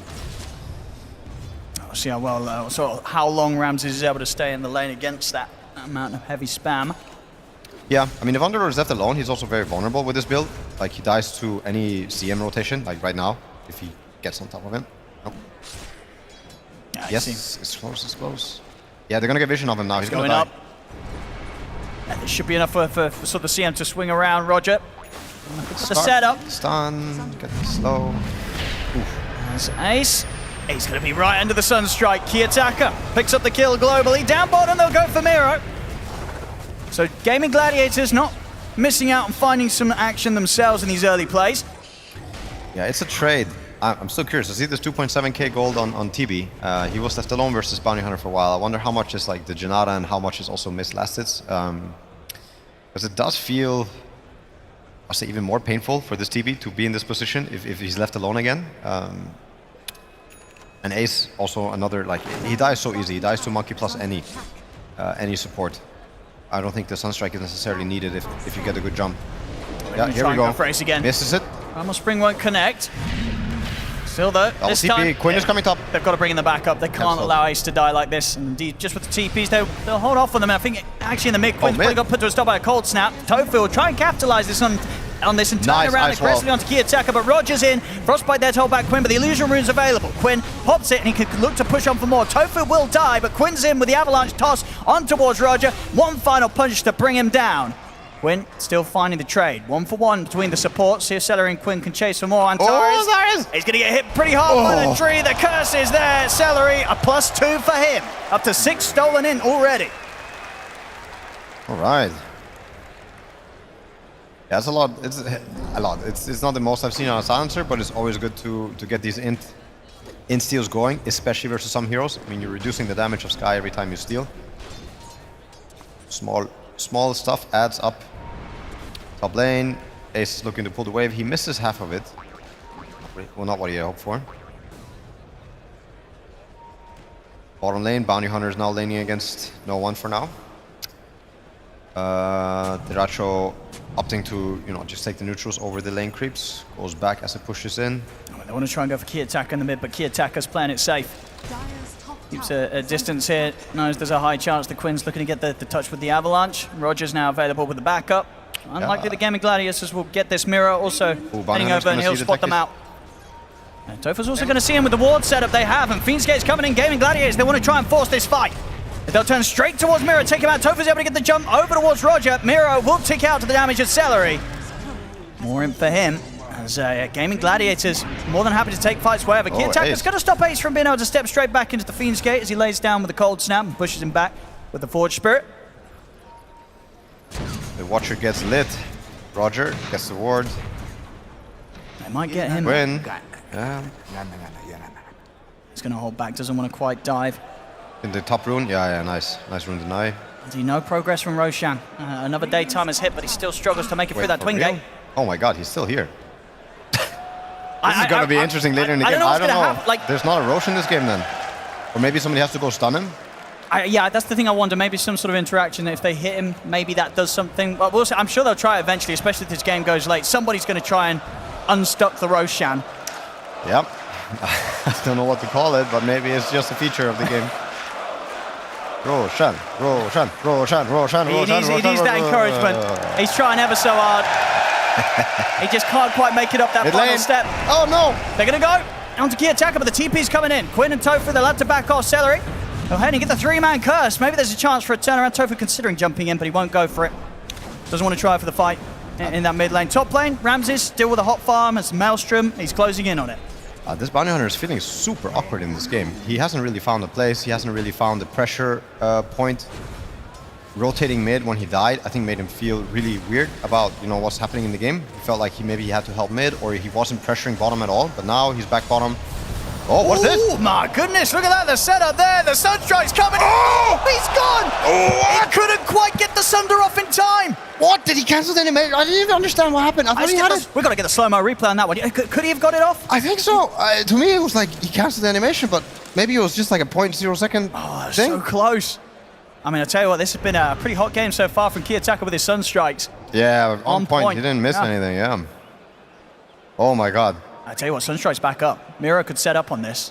This Bounty Hunter just went from sad to happy. Yeah, very happy. Too far into the tier 2. In fact, Tofu, turn around, drop the mines out. Oh, where are they going? Coming in, they want to kill Miro. Backup's headed in, Ace. He'll turn up, they'll take Miro down, catch him in the route. And now see if they can get Roger as well. They get the catch, damage comes through from Duracho with the Metamorphosis. Gaming Gladiators make sure that 9 Pandas will be pushed straight back out of the jungle. Yeah. I don't know how to feel for 9 Pandas. I'm actually feeling worried for the Bounty Hunter. Running man, top lane. Nice, Boundless Strike, Sunstrike, Kiyotaka. This man's making the moves. I feel it's been a long time since we're sort of 12 minutes in and this amount of Sunstrikes bottom lane, we're not done yet. Trying to push, he's caught by the Ancient Seal. The Mystic Flare taking him out. Derecho, this time he can get the Sunder off. They turn, they take out Antares. If Roger's able to survive that last hit from the illusion, it's enough to claim him. This time, Duracho stands strong, gets the double. They won't quite get the connection on Tamiro. Tamiro will be back underneath the tower. But still, this time, the big point being that Duracho does not die, gets a couple of kills, and can continue to hold his spot now at the top of the net worth, just ahead of Ramses. We'll see again there. What's going on? What was that global for? I think he was trying to sort of put a stop to the Mystic Flare, but it already came out. Oh, excuse me, I thought it happened in the game. It was the replay I heard in my ear. Oh. No. Oh, okay. It hasn't got a refresher quite yet. No, yeah, I'm looking cool down. 80 seconds, okay. The replay, yeah. Okay, Quinn TPs, they're grouping up for a smoke. And Kiyotaka looks to be the target. If he shows his face mid. I think maybe he likes it there. He's at less risk of getting killed. Yeah. Where it goes back to one of his pits. They're not proven to be the safest part. He hasn't had a high success rate surviving in those. Oh man, Kiyotaka, he smells something. I think 9 Pandas, they got a really good read of the game. I mean, to be fair, Gaming Gladiator's been mid quite a few times. Celery trying to sneak behind the tower to get a ward. They see the Invoker. They're starting to move in. Quinn shows himself mid. It's a tough position to be in. I don't know how to approach this mid tower. They might just give up on it. But they feel really bad because they're getting no trade for it. No damage on the tower bottom. Nobody's even farming the top wave. Ramses is probably at the safest camp in all the map. Yeah. Yeah, I feel a bit off about it, but at the same time, I guess it's not the biggest loss.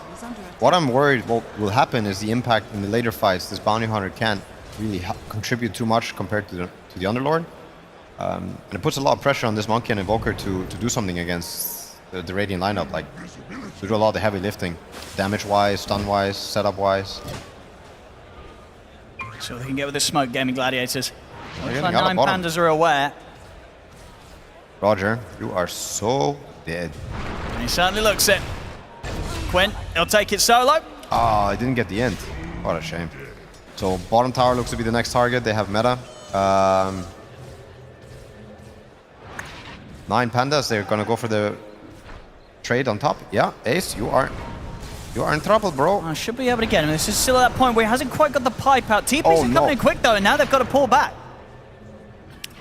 Was not in trouble. No, they won't be able to commit Just for him. Frank. And in fact, he's got the full mech done on top of the Vanguard now, so not an easy target to go for. Well, tease around with Tofu, but again, they do not want to step up to the high ground with the fact that Ace is ready to set things up. And the Duracho, he's also moved to this top half of the map. Duracho's ready to push. There's the tracks. They should know, but 9 Pandas set up here. If they're forcing this, that means they want the fight. They're ready for the fight. 9 Pandas looks like they're not.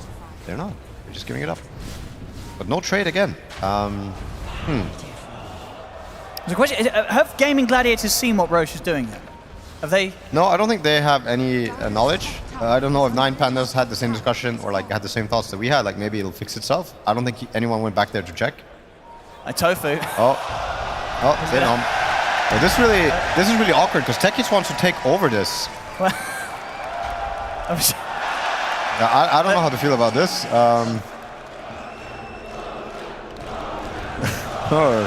Maybe it will be a roachless game. Who knows? I don't think he's going anywhere. I think he's well and truly stuck. Well, nobody stunned him yet. I think that's the only fix. That's true. That might work. Yeah. Well, maybe if they come and hit him with an avalanche. We'll see if Quinn tries that later. But strange mechanic is Techies can't really mine up the twin gate on the dire side for now. But maybe later in the game you can. See bottom mirror. Scouting out the Ratio. I mean, him and Taris and the Sunstrike from Kiyotaka, that might be able to do it. Oh, they found him. Let's see if they can do it in the combo. Here's the setup. There it is. The global silence. It came up almost instantly. I mean, fantastic preparation there and reaction from Celery. And it's going to be enough to keep Duracho safe. They turn and they'll be able to take down Miro by the looks of it. He's speedy. Actually, maybe he's too speedy. He's getting out of it with the phase boots. And in fact, okay, Miro will at least be able to run away. But great reactions there from Celery to make sure that the combo wasn't in play. And I believe... Oh, but we're not done. The Sunstrike coming in. Oh, the dust, it doesn't hit. Oh. Let's see if they can... no, they're out of there. Oh, run. Okay. Are we just looking at Roche? Bottom lane, they're looking. Both teams are looking, I think. Quinn, use the whole combo right now. He's vulnerable if they manage to close the gap, but there's a sentry on the wave. He knows. So that's a blink back. Celery gets some spells out. Celery's been very good with his positioning, sort of just keeping his cores covered. And as we saw, knowing when to pop that global and make sure that even Duracho, when he's farming out alone, will consistently be kept safe. Now it's going to be even easier for Duracho to counterplay with a man to complete. I mean, that's a MVP support, right? He's just looking at you farm, even though there's like the smallest chance of you getting jumped, ready to save you. Good stuff, good stuff.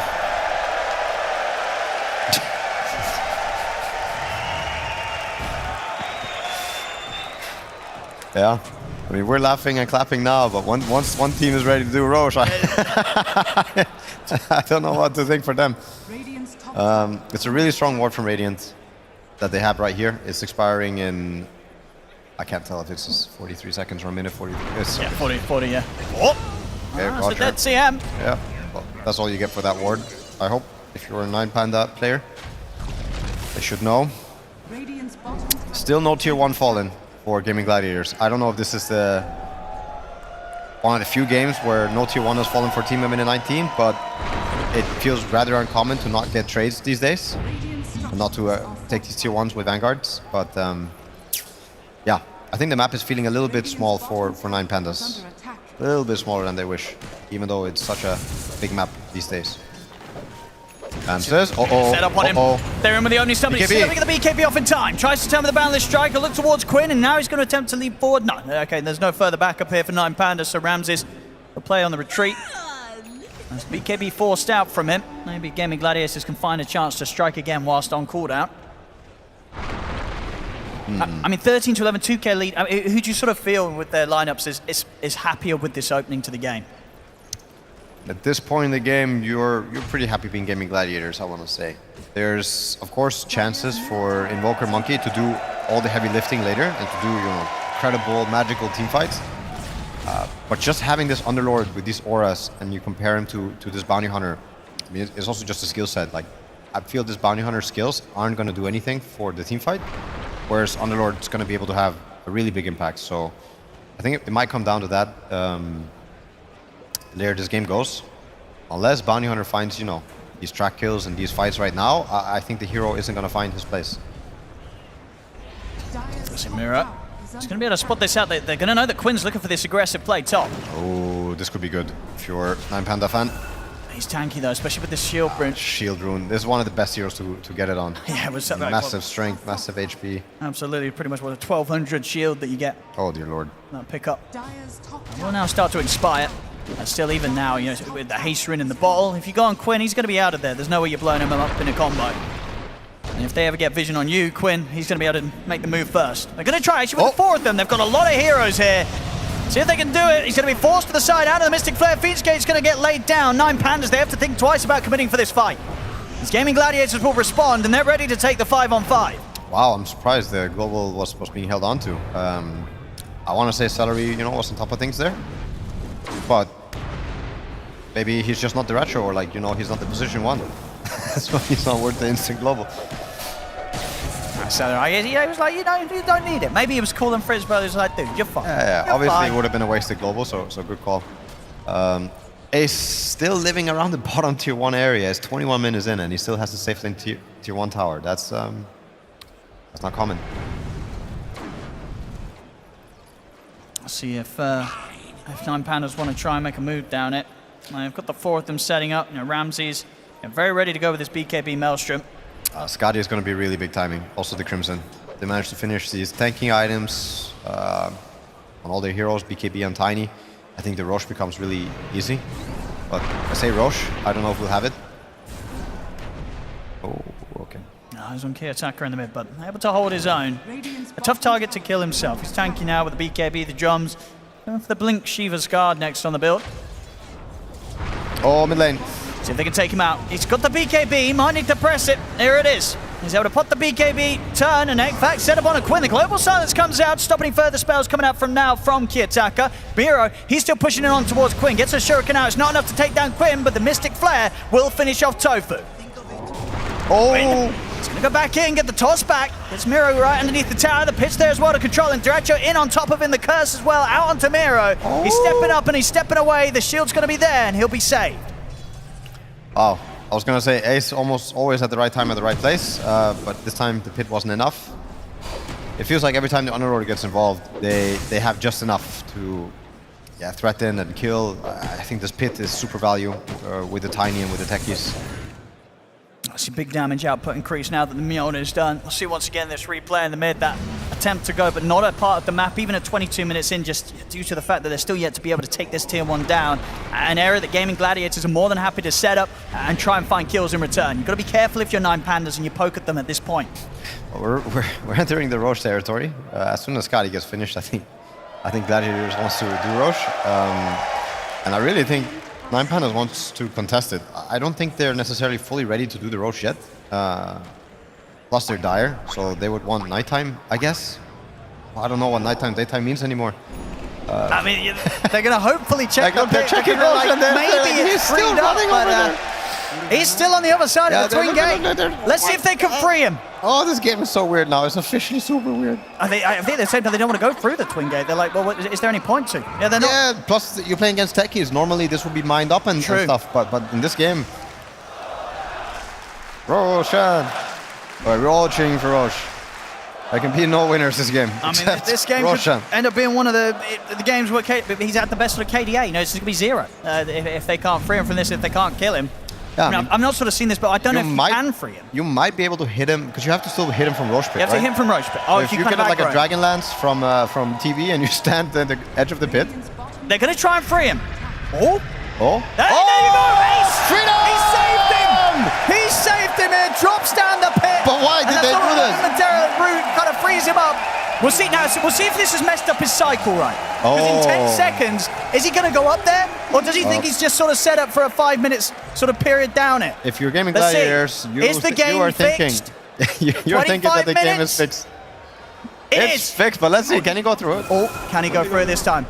Okay, he can. He's figured it out. Roche, he's back to his old self. And all things are good in the world. Over he goes towards the pit. We'll get spotted out by Kiyotaka. He'll now be able to spread the news to his team that Roshan is back to his usual activities. Gaming Gladiators, they're going to be going for him. We'll see if they can get her in time, as they are set up on the bottom half of things, but they're not really that close to the twin gates. So likely, the Gaming Gladiators, they will be able to take out this Roche. So a good job there. The Ace was able to free him. And unfortunately for Roche, an end to his survival at 25 minutes in. Yeah, well, that's new. That is new.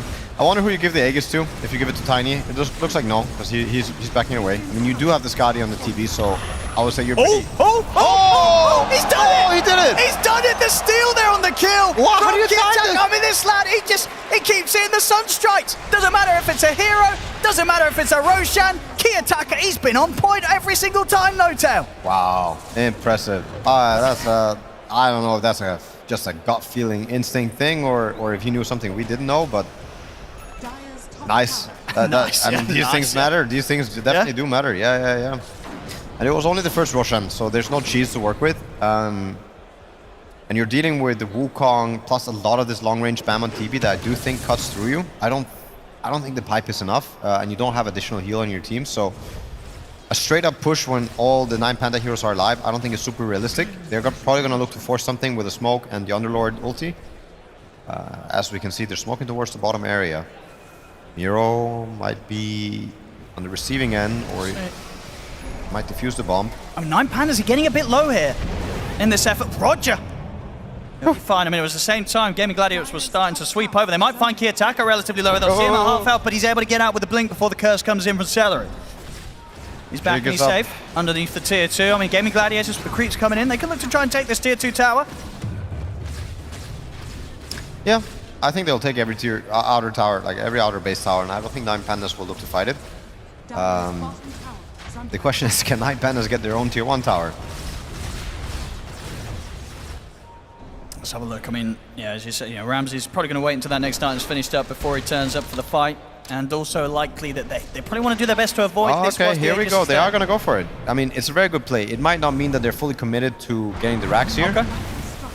Let's see how Look much at they this can mid get. lane. I mean, in the mid, Quinn, he's a bit Gonna separate force from the rest his of the team. He's going to have to press it. He'll get forced to the side. He's trying to keep his cool, but he gets caught by the tornado. Sunstrike coming in. He'll bring Quinn down low, but not quite enough to kill him. Backups here. Duracho pushes forward the Metamorphosis, but he's not quite able to finish up Roger. Ramses, Boundless Strike down on towards Duracho. Duracho disarmed as well, as they won't be able to get in and fight as aggressively as maybe they would have hoped with this Metamorphosis for now. They'll look for the quick reset. Fiend's Gate here as they go on their way back towards base. Oh, Sorry, towards the fountain. Base. They'll fuel up. Quinn needs some healing. Yep, get those pickups. Full solar crest. Oh, look at this. They're trying to prep him for the return. The Balance Strike down on the 2 of the 9 Pandas. They're more than happy to take this fight. As Ram. He's get the Sunder off. They couldn't quite kill him even the once. Duracho is going to be perfectly fine. Oh my God, Ramses, what have you done? Now they've got to run. Because Gaming Gladiators, they're stepping up towards the base. Duracho is looking up towards the tier 3. No. They're going to be able to take out Kiyotaka here, as he couldn't quite get back to the safety of his base. What have you done, Ramses? What's going on with today? Everybody's holding their BKB forever. I thought Quinn was also, living life on the edge there by not pressing the BKB, and he kept getting gone on, and then getting back into the portal. You get the double bounders into the Wukong. That was a great start. I thought that was it. Yeah, but Ramses didn't click the BKB. He gets the Sunder off on the Monkey King, and Quinn, no BKB. Oh, let's see what they can get here. Antares, they'll get another, and Quinn, he's out and he's alive. They can push in and take down Roger as well. Oh no. 3 dead on 9 Pandas. Gaming Gladiators, they can keep this push going. The Ramses and Mira, they're watching from the trees, but with just the 2 of them, and the Age is still on Duracho, they're not going to want to mess around. They're probably just going to have to watch and let these go. Fortification is there. Kiyotaka's going to be up in a few seconds. Yeah, I don't know what to do to save this Rax. I don't think they have the time to save it unless the Invokers poke.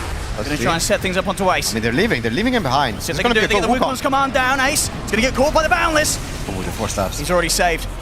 Gets out of the range of the ultimate, and they're ready to start throwing spells back in. In fact, Duracho is considering getting in on this. He's going to have Sunder back soon to go again. BKB now done for Duracho as well. Super strong. The Sunstrike down onto Quinn. They bring him low, but this time he will put the BKB in an effort to escape. Quinn survives, gets back to the safety of the rest of the team.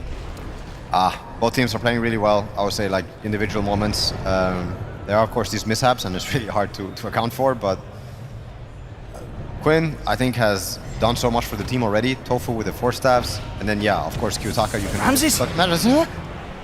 He's pushing out on his own. He has got BKB. If he feels threatened, they know he's up there on this tree. In fact, the creeps went up to it, but they won't spend any further time looking. Ramses, he's out and away. We'll be able to get back to the base if he wishes with the TP scroll. It is available. Duracho just straight with the BKB. He's ready to go. Immediate Metro and BKB. He really wants to take this Rax Duracho. Quinn in the side jump. Oh no! Key attacker. He already had the BKB off. They turn to get the Frostbite off onto Quinn. Miro tries to push forward. The Crimson Guards pop. Miro still trying to beat into them, but Tofu jumps in, closes the gap on a key attacker. Miro is getting taken down here by the damage of the illusions, falling incredibly low, but Ramses turns Battle Strike onto Tofu. Sunstrike as well. They take a Tofu down into 1 for 2. Buyback comes into play from Roger. There's no BKB on Radiant lineup. Quinn, he's in again with another jump. Gets onto Ramses. BKB down. Ramses is gone. Out for 70 seconds, and no buyback available on Ramses. As Duracho takes the Rags, takes another kill as Roger's out of the game as well without buyback. I mean, Gaming Gladiators, they can push for so much more here. They get the catch on Antares, another one to be found. Miro also out of luck as triple kill for Duracho, triple kill for Ace. They're running out of buybacks here, No-Tail. Wow, impressive. Duracho really manning up here. He's playing the TB, I would say, he's feeling the game. He's playing the TB as aggressive as he can, pushing things to the limit. I thought for a moment it was looking really sketchy, like no BKBs on the heroes, but yeah, with the Ramses' death right away without getting the Wukong. And the Wukongs, they looked like they could have been so good, both of the last two that he used, but just ended up not being it, and now not getting the chance to cast the third one before the two sides go down. The game is looking really hard now for 9Pandas. I don't see... The attacker.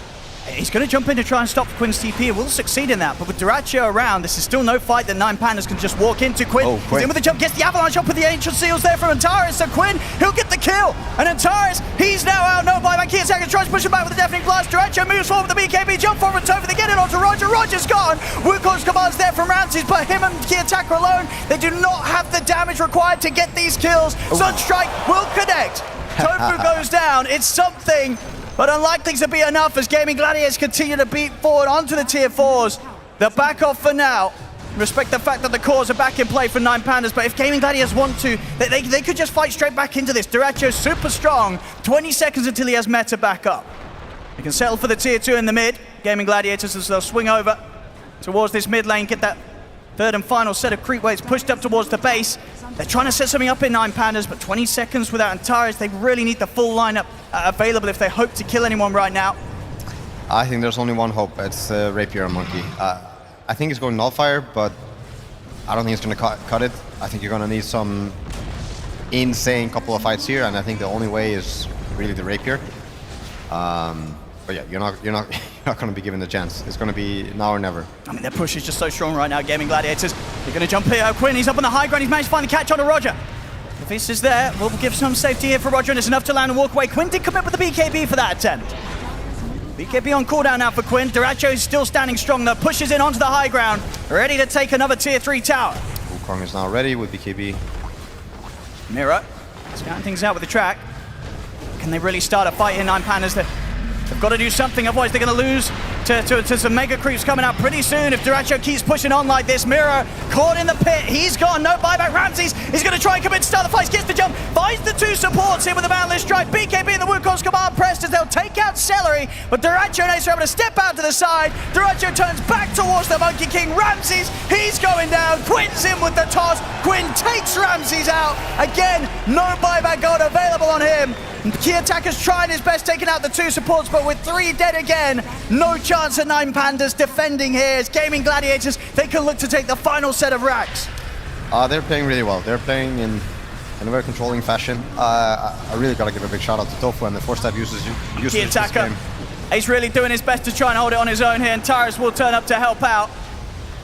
He'll manage to survive, throwing out whatever spell he has left, but it's not enough. They don't care now.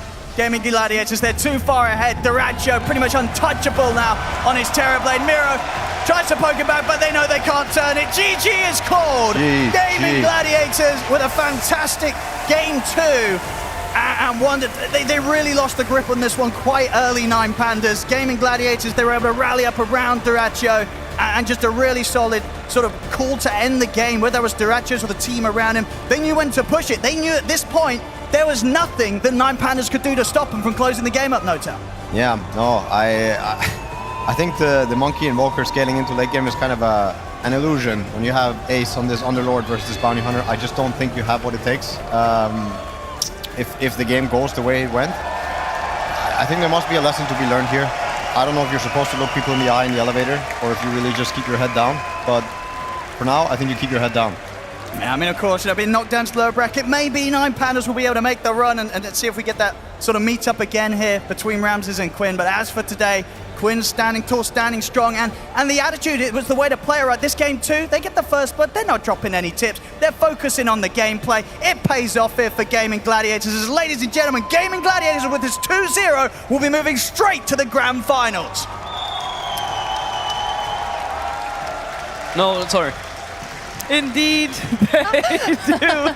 Gaming Gladiators straight to the grand finals once again. An extra $25,000, an extra 50 DPC points, and an extra grand finals appearance. And the last two they were in went very well for them, might I add. Gaming Gladiators, great performance here. 9 Pandas, they fought hard though, especially after losing Ramses at the start of that game. Still able to make this game very even for a long time.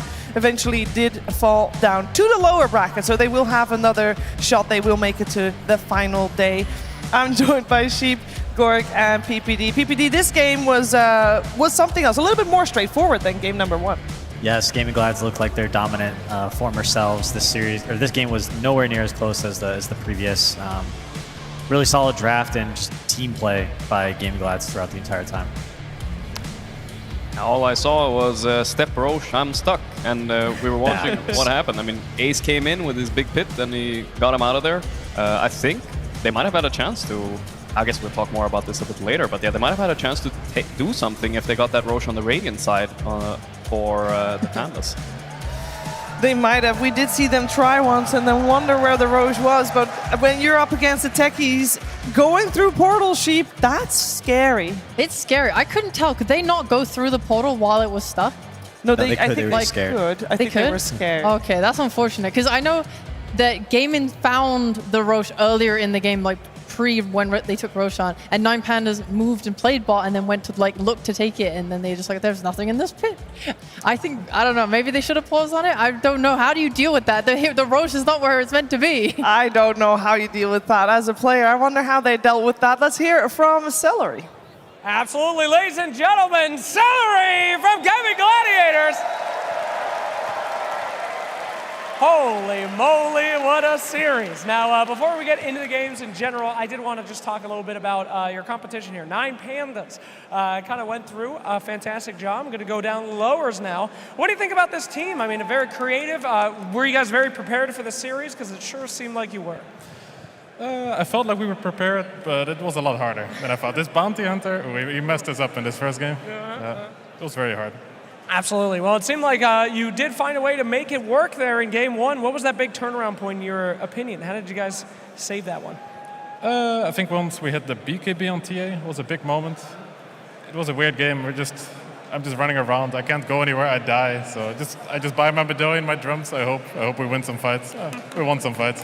You certainly did. Now, if you thought game 1 was a weird game, let's talk about game 2. That was wild. Any thoughts on our boy step-sister Roshan getting stuck? What's going on there?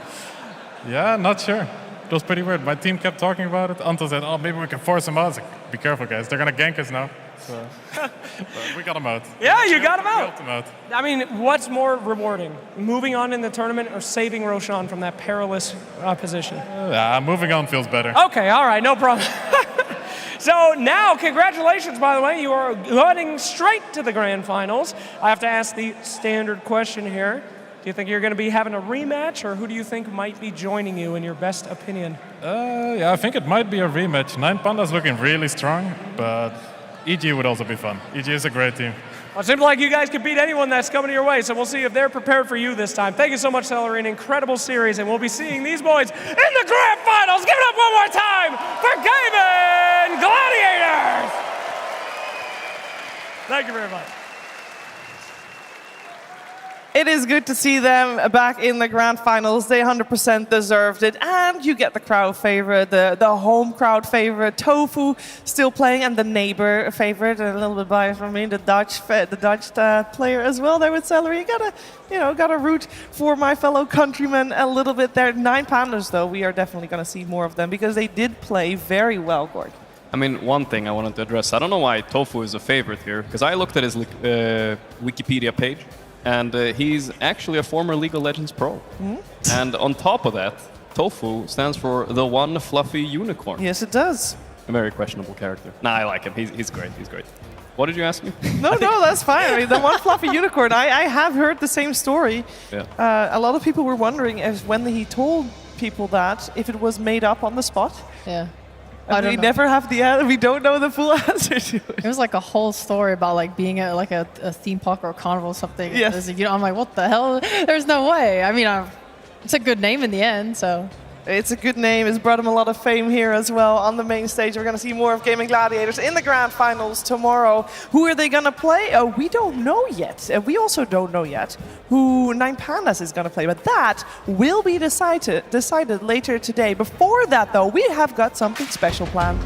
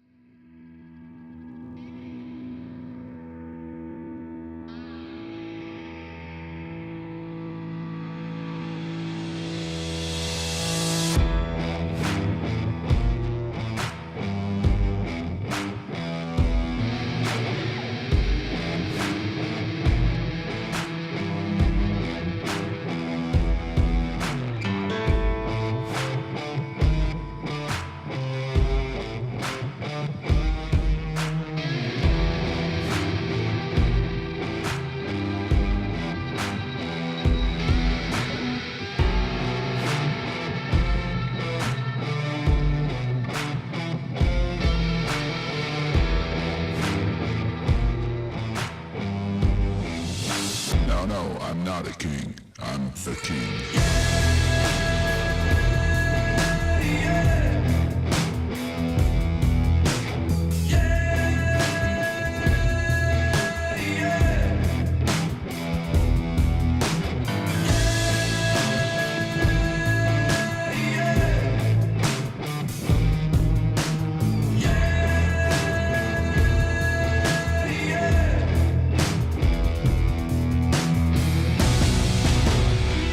Just wait a minute, I got one last ticket. Do you wanna come with me? I gotta say I'm on the business. Say I wanna just believe me. I said I wanna take you out there. I got one last ticket. I got one last ticket. I got one last ticket. I'm the king.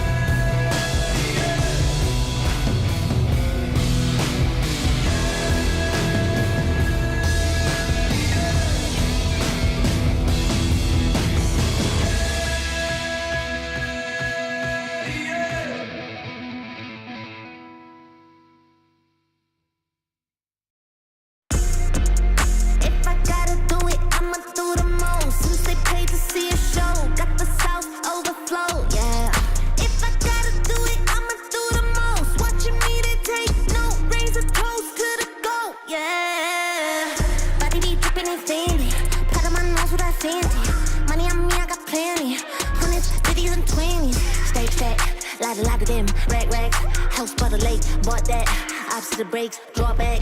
Paddock on my wrist, I'ma hit 'em with a drip drip. They gon' pay the VIP to get a pic with me. I'm a star, brand new keys to the car. I'm the boss and the king and the czar. Got them so high, so addicted, telling me I'm the only queen of his heart. Guess I let you co-star. If I gotta do it, I'ma do the most. Since they paid to see a show, got the sauce overflow, yeah. If I gotta do it, I'ma do the most. Watching me, they take no razor toast to the goat, yeah. If I gotta do it, I'ma do the most. Since they paid to see a show, got the sauce overflow, yeah.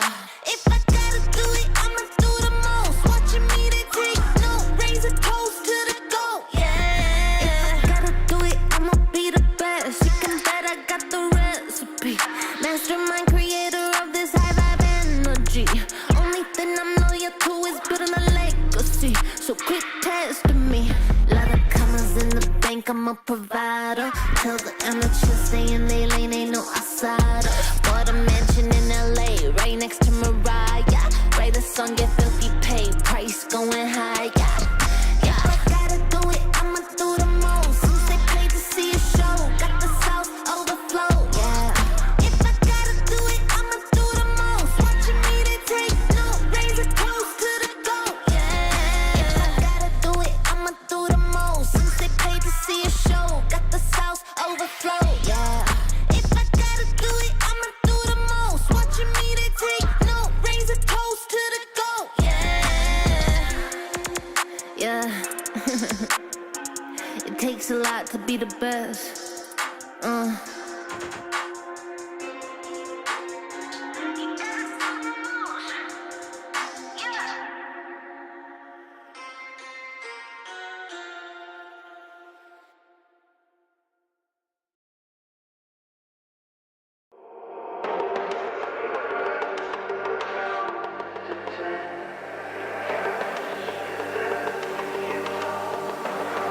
Scream out. I see you turn around. Stay out. You shine the brightest now. There's no doubt. This current's changing, changing. Still about. There's danger waiting, waiting.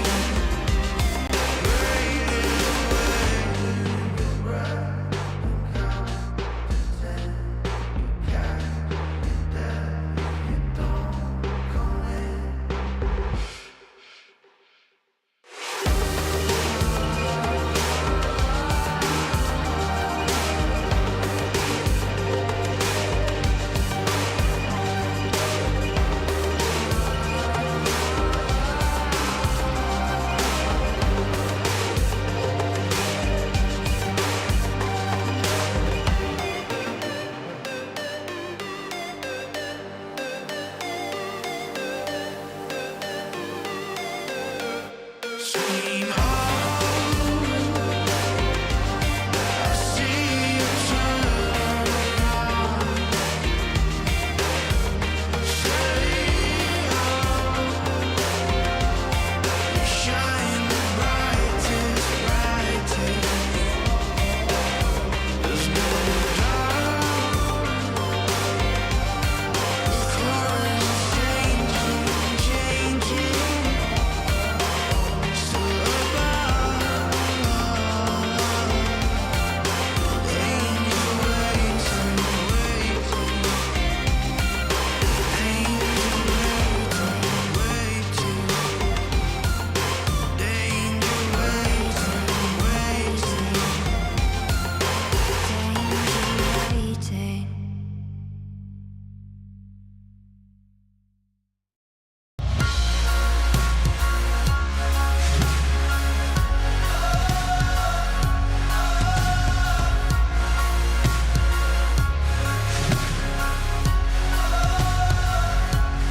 Neues Kapitel, weißes Papier, Seite und Titel, Mitte 20 und hier Zeile für Zeile, offener Blick, find nur beim nach vorn sehen zu mir selber zurück.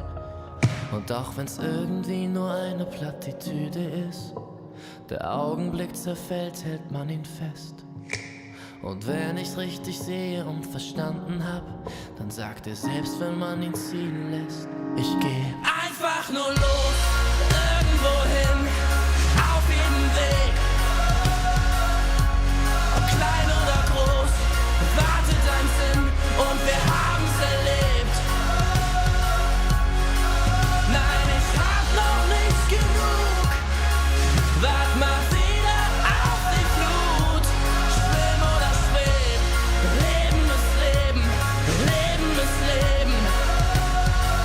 Solange sich alles bewegt, solange sich alles bewegt.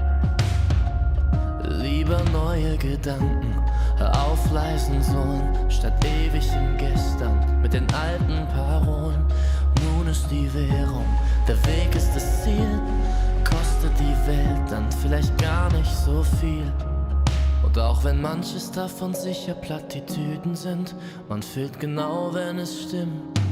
Ich geh einfach nur los, irgendwo hin, auf jedem Weg.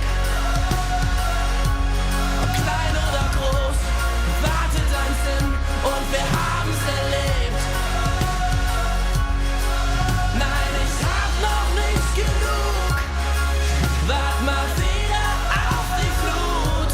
Schwimm oder schweb, Leben ist Leben, Leben ist Leben. Solange sich alles bewegt und unter mir, da hör ich die Sirenen singen.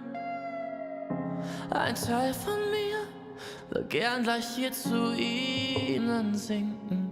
Doch ich widersteh, hör auf mein Herz, ich geh. Ich werd nur kurz zum Abschied winken. Und dann einfach nur los, irgendwo hin, auf jedem Weg.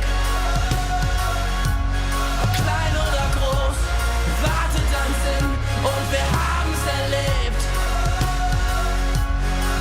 Nein, ich hab noch nicht genug, wart mal wieder auf die Flut. Schwimm oder schweb, Leben ist Leben, Leben ist Leben. Solange sich alles bewegt.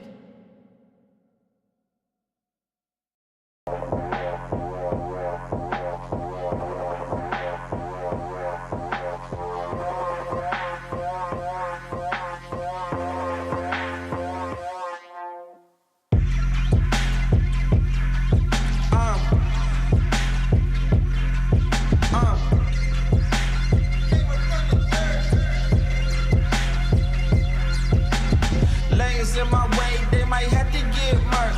Approach me with caution, might have to get hurt. I tower from the treetop, but I came up from the dirt. That shotty like a detox, hit the pump and go berserk. Yeah, I don't care, kid. You might get found in the middle of nowhere.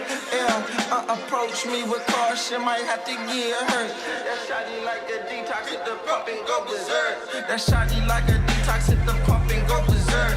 I think y'all in my way, so tell me which one going first. You end up in the hearse, you end up in the grave. That shotty like a detox, hit the pump and you stay. Hey, yeah, I don't care. You might get found in the middle of nowhere. Yeah, that shotty like a detox, hit the pump and go berserk. I think y'all in my way, so tell me which one going first. Scroll through my living room, chosen the pinnacle. I jump into the spotlight ever since I seen the hidden view. Move how I move, I don't know who you approaching. I'm Jordan, less you Jackson, I don't need nobody coaching. All these niggas frozen, that's usual. Every space I go in, that's not unusual. Approach me with caution, might have to get hurt. That shawty like them Reeboks, hit the pump and go berserk.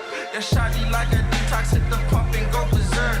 I think y'all in my way, so tell me which one going first. You end up in the hearse, you end up in the grave. That shawty like a detox, hit the pump and you can stay. Hey, yeah, I don't care.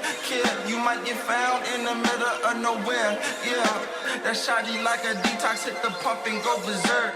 I think y'all in my way, so tell me which one going first. That shawty like a detox, hit the pump and go berserk. I think y'all in my way, so tell me which one going first. You end up in the hearse, you end up in the grave. That shawty like a detox, hit the pump and you ain't stay. Hey, yeah, I don't care. You might get found in the middle of nowhere. Yeah, that shawty like a detox, hit the pump and go berserk. I think y'all in my way, so tell me which one going first.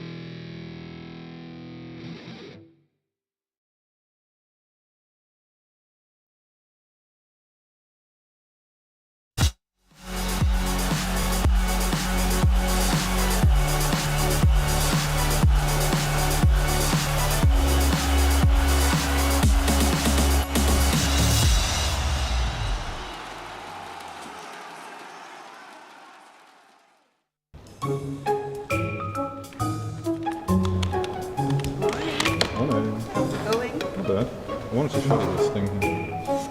Already? Yeah.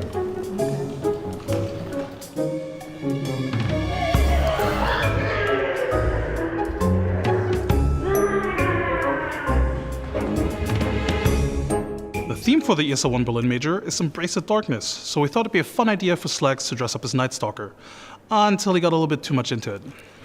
Hunt begins. Look, we at ESL, we love cosplayers. We have them at every event, but we really don't need this kind of cosplay at our offices.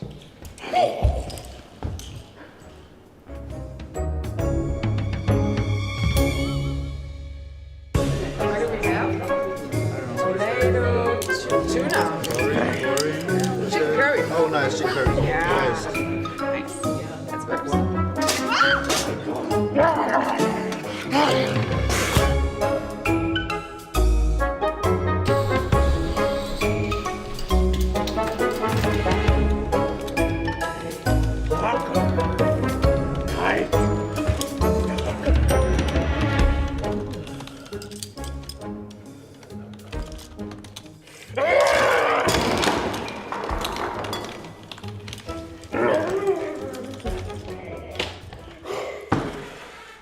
Slags? Yeah? We need to talk. Okay. No, I want to be Night Stalker forever. Sit down. Okay. Oh, not this again. I want the night. And there you have it, ladies and gentlemen. It's hard to cosplay, I'll tell you that. Hey, everybody! We have professionals to do that, Slacks. That's Your right. budget thing, I don't know if it really cut it. Yeah, you know, I was going to come out in that, and they said that it would terrify the audience, and they didn't want me doing anything like that, so I just had to wear the suit. But I can still do the voice if you want. Let's hear it. No, I'm just kidding. Thank you. Delayed reaction. So, we have people that are actually good at cosplaying here, ladies and gentlemen. I would like to introduce you to our fantastic cosplay showcase, my friends. Give it up for the wonderful cosplayers. We have gotten over 20 cosplayers who have been dedicating quite a few months of their time to put on a little show for you guys, and I hope you will enjoy. Slacks, Yes. would you like to do the honors? Do the honors of our first one. After we also say hello to our casters who will be helping us out, Pyrian, Flex, and Jenkins. Gentlemen, are you ready to commentate about some cosplays? Absolutely, gentlemen, we are ready. We've been ready. We've never been more ready in our lives. We have our scorecards ready. Your scores are not formulated. 0 and 10. I have only one. Oh, that's good. Okay, we like that then. That's fantastic. Thank you very much. All right, are we about ready? I believe we are ready to begin. Slacks, could you please bring out our first showcase? Ladies and gentlemen, all the way from the hidden temple, put your hands together for authentically Anaisa's Templar Assassin! Blood was spilled making this, was the comment that they made about this costume. Let's have a look at it. Well, Pyrian, with as much as Bloodseeker counters this hero as we just saw, I can understand why the blood was spilled. It was the countering of the blood. Apparently the sewing machine as well broke. A long time to make this costume. Yeah, I can understand that, Pyrian. Had to hand sew much of it. Well, that's what happens if the sewing machine breaks. That is They need correct. to pay cosplayers more money so they can get sewing machines. Our second contestant to the stage, please welcome Yangi as Windranger Arcana. This costume took 2 years to make. That wasn't working full time. That was a side project, I believe. Pyrian, I didn't know Seb was at this event. I saw No Tail earlier, but that is clearly Seb on stage with that Windrunner. Has been cosplaying since 2013 and a Herald game. All right, thank you very much. Come on back. Oh, yeah. That's the punch! Straight from the jungle, baby!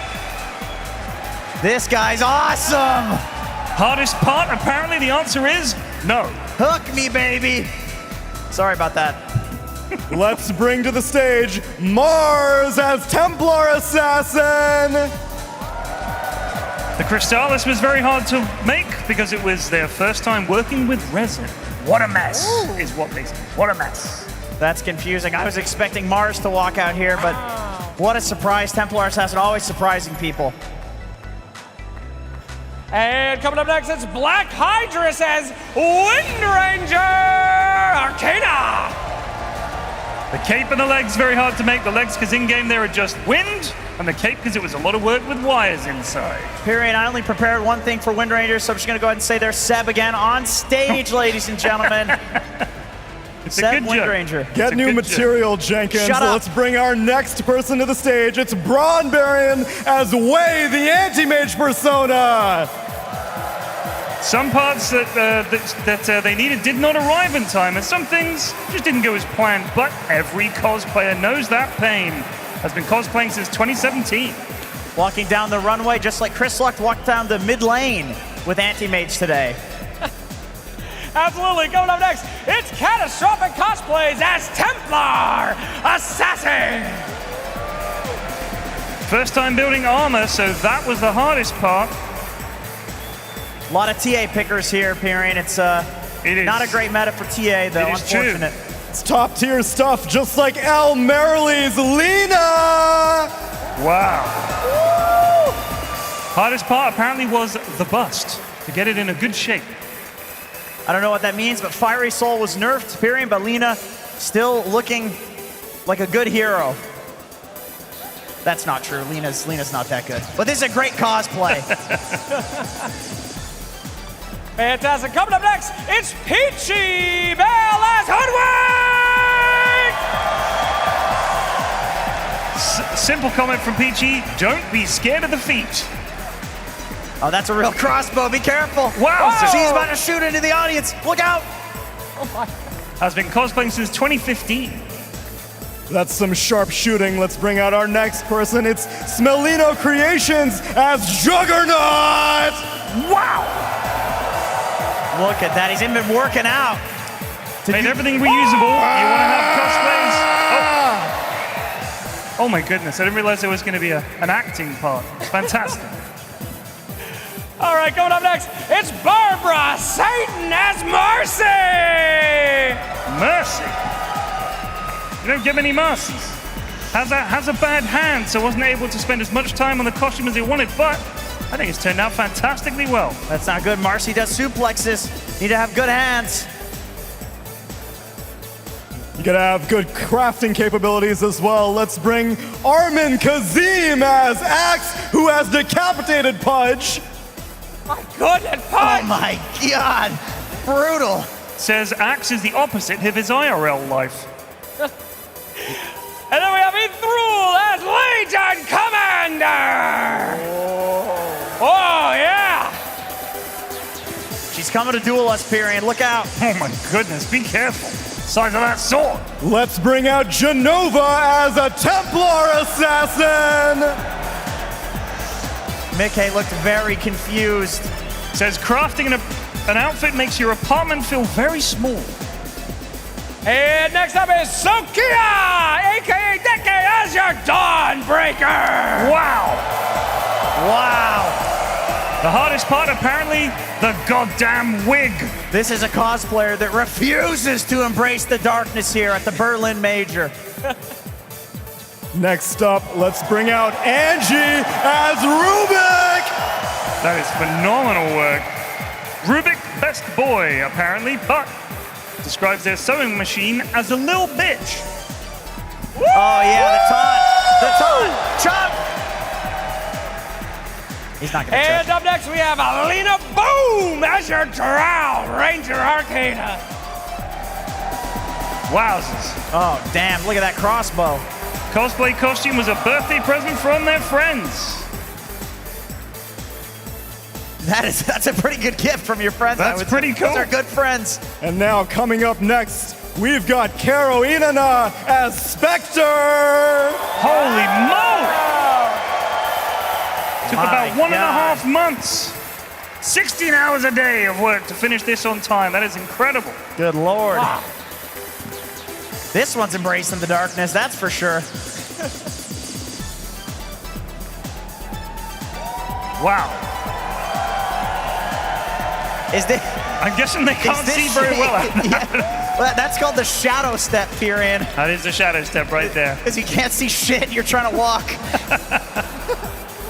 Incredible. There's like a little bit of iridescence to the costume. Yeah, I know what that means, Pyrian. That's right. Back to you, Slacks. Thank you so much, my friends. As Spectre makes her way over, we have our next one coming out. Cervantes and Zimini as your Techies Demolition! Oh my goodness. When asked what the hardest part to make about the costume was, they just said, the costume. That does make sense. I would say costumes are pretty difficult to make. These burly lads carrying techies down to the stage. There's like 7 techies in this cosplay. There they go. Interesting. He's going for something. This is about as scuffed as Techie's gameplay. What is he exactly doing? what you would expect. He's put a mine down. The mine is down. Look out. The mine is down. Look out, next cosplayer. I'm not allowed to walk on the catwalk anymore, but I know someone who can. Let's bring out T-Governor as Lena! Oh man, he's used to that. Not the first time. His wand is drooped, is that what you're saying? Yeah, that's exactly No, you're gonna... What? Oh, you can't do that. Oh! High APM, Pyrian. You can right-click those mines. Lena's got quite the attack speed, although it did get nerfed up. It did get nerfed. Someone nerfed Robson. Unbelievable. Wow. Round of applause, please. What? Oh my goodness. Oh, what's happening? What's Something going on? Something's wrong. This is not part of the. Oh my goodness. Could it be?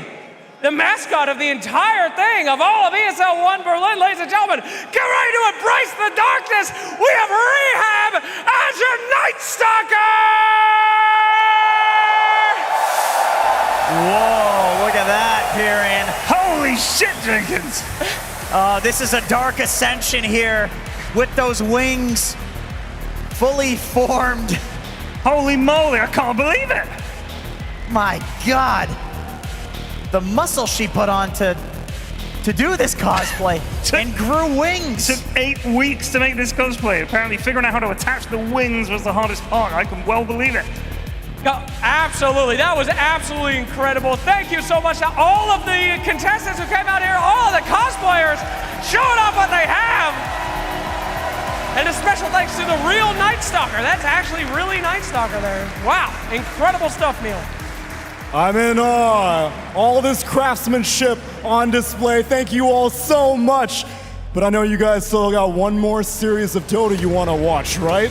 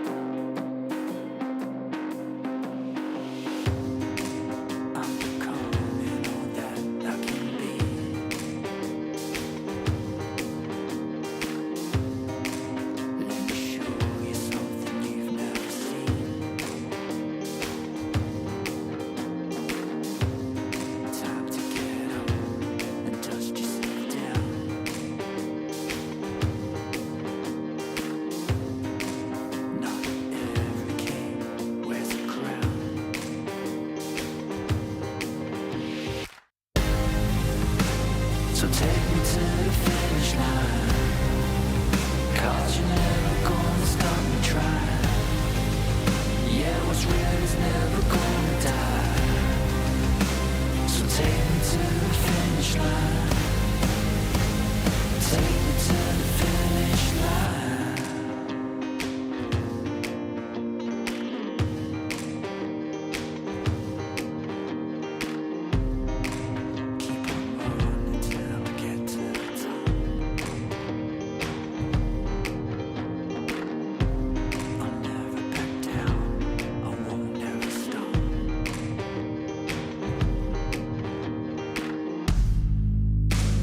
Take me to the finish line, 'cause you're never gonna stop me trying.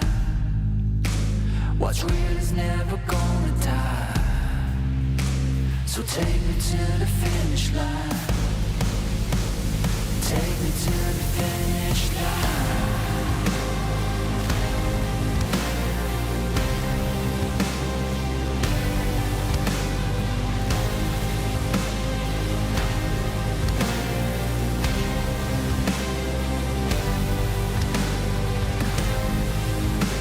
So take me to the finish line. swear it's never gonna die. Yeah, you're never gonna stop me trying. So take me to the finish line.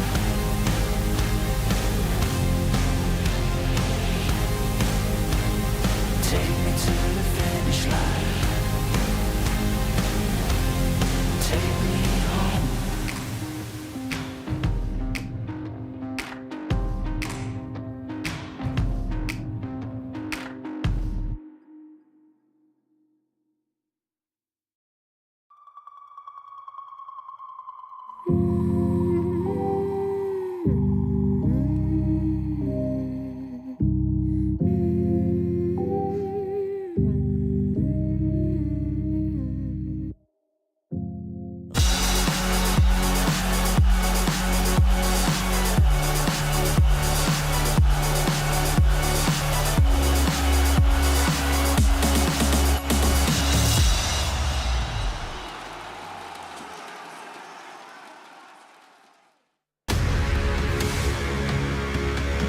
We have our top 4 teams at the Berlin Major. Unfortunately, we can only take 3 teams with us to the final day tomorrow, Championship Sunday. So one of these 2 teams will have to be eliminated. Evil Geniuses versus Team Liquid, coming to you live from the Velodrome Arena. I am joined by Faith Beyond, Effie, and Saberlight joining us on the panel as well. Saberlight, I know you would rather be on a different place in this arena, but good to have you either way. How are you doing? I'm doing good, amazing. I'm glad that at least I get to panel. You know, when we already messed up the tournament, but what can you do? Sorry, guys. You know, next major, hopefully. Next major, hopefully. Well, it is great to have you on the panel. Looking forward to hearing your expertise. Effie, you doing good? I'm so happy. Faith Beyond, I'm a huge fan of yours. Just very glad to be on panel with one of the greatest offlaners of all time, and of course, Saberlight.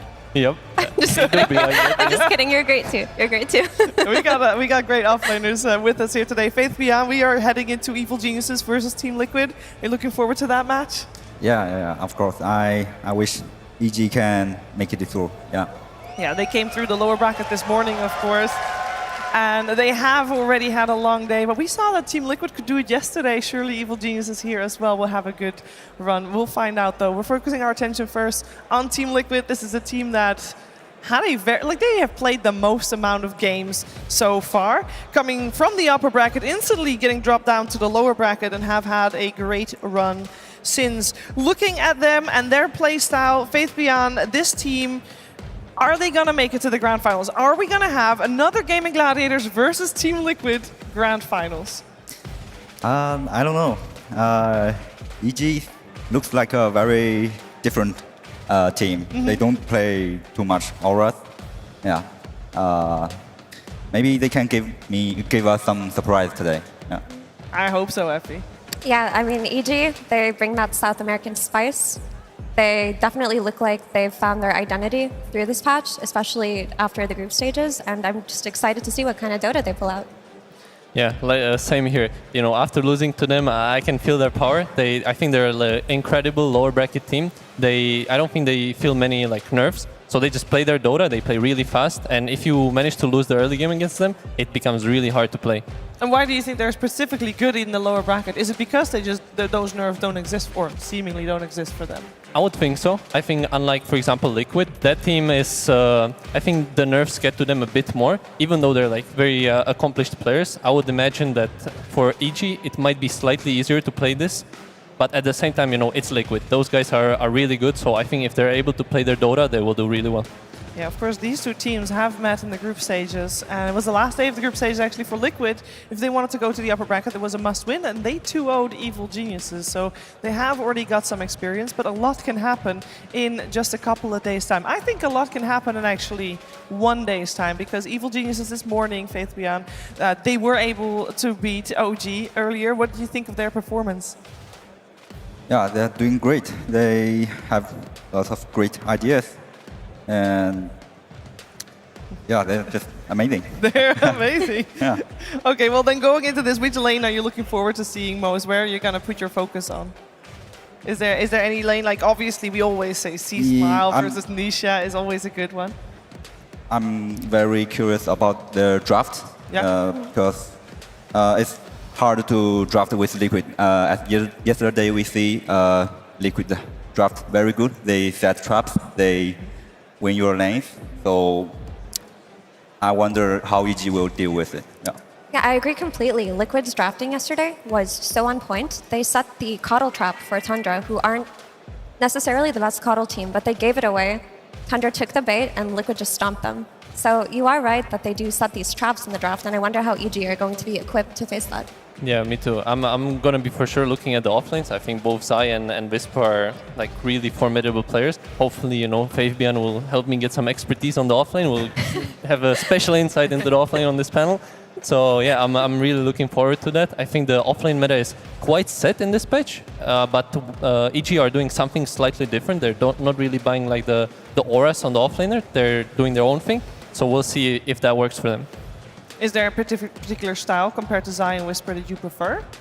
Well, I personally am more of a Zai enjoyer. You know, I try to emulate Zai in many of the ways that I play Dota.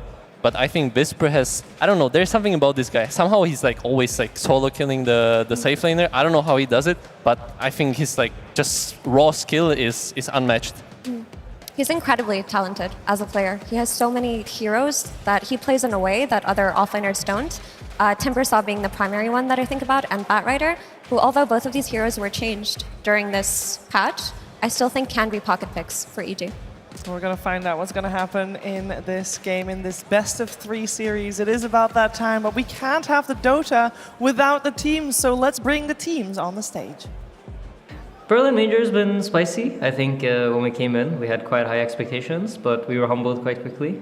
And I think it's been needed. My coach has been like off the rails ever since we've been doing well. Like TI went well, Lima went well, first TPC went well, so I think the humbling has been nice, and hopefully we can return to form in the lower bracket. Playing in front of the crowd at Berlin is a really special feeling, because I think people are very like into it and everyone's kind of yelling and cheering. For our first match, there's usually not so many people, but I feel like even now it was pretty like epic walking in there, and everyone's kind of like already giving the good vibes. Playing in front of like the crowd and at LAN, I think it's the most fun part of Dota. Hemos visto varias partidas de Liquid y esperábamos ganar, y ahora estamos con todo para ganarle, ya que nos ha ido un par de veces mal contra ellos. Estábamos preparándonos para Liquid. En realidad nos estábamos preparando para los dos, para OG y para Liquid, porque sabíamos que podíamos ganar. Playing EG, they're a crazy team. The last time we played them, they were kind of shit. Rather, I think they drafted a little bit like shit. Kind of don't know what to expect. I think they're one of the few teams that pick like weird offlane picks. Whisper just play some weird shit. But I think they're fun. I like playing South American teams. They're a lot more fight heavy, I guess, than some European teams or Chinese teams. They just like to do crazy shit, I guess. O sea, sí quisieron contactarme el año pasado para estar conmigo, pero creo que tampoco, o sea, no es que haya tomado una decisión equivocada, ¿no? Estoy en un buen equipo y espero seguir dándolo todo en el equipo que esté. Y sí, que significa bastante jugar para un equipo, bueno, con jugadores sudamericanos. Playing against EG, it's unpredictable more so than other teams, but it's also predictable that it will be unpredictable. No, la verdad que siento que soy al menos nervioso. El que siento que es más nervioso es un poco Matthew, pero normal. No creo que haya presión. Creo que hay mucha emoción y creo que estamos ganando todos de lower, y creo que los que tendrían que tener presión serían los de Liquid. So EG or South America rather, have never been to a grand finals in a major, never won a major, and won't happen, you know, at this major either. I don't care what happened afterwards, but we're stopping them right there. ESL One Berlin Major crowd. Are you guys still awake? Are you ready for series number 3? That's right. It's been a long day of some good Dota, but we are about to have the series that is going to knock it out of the park for you. 2 of the best teams in this entire event. And our first team has been through a lot. They have been shaped, they have been tested, and they have clawed their way from being a team that people didn't believe in to one that they have rode to championship after championship. They need no introduction, so I'll let you do it, ladies and gentlemen. Give it up for Team Liquid!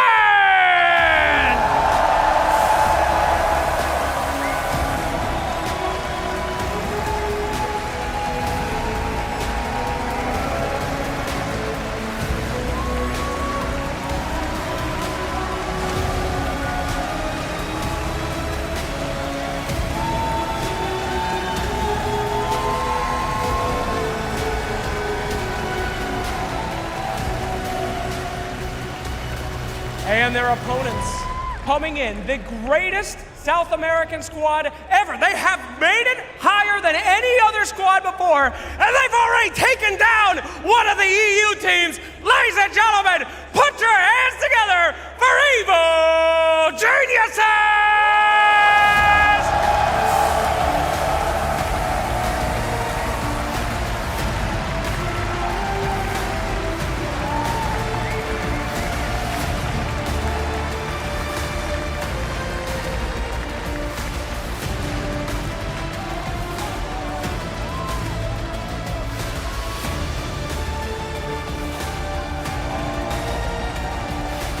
It has been an incredible year of growth and hardship to come to this moment. But these two teams have finally made it here to the big stage for this incredible match. I am here, of course, with Mr.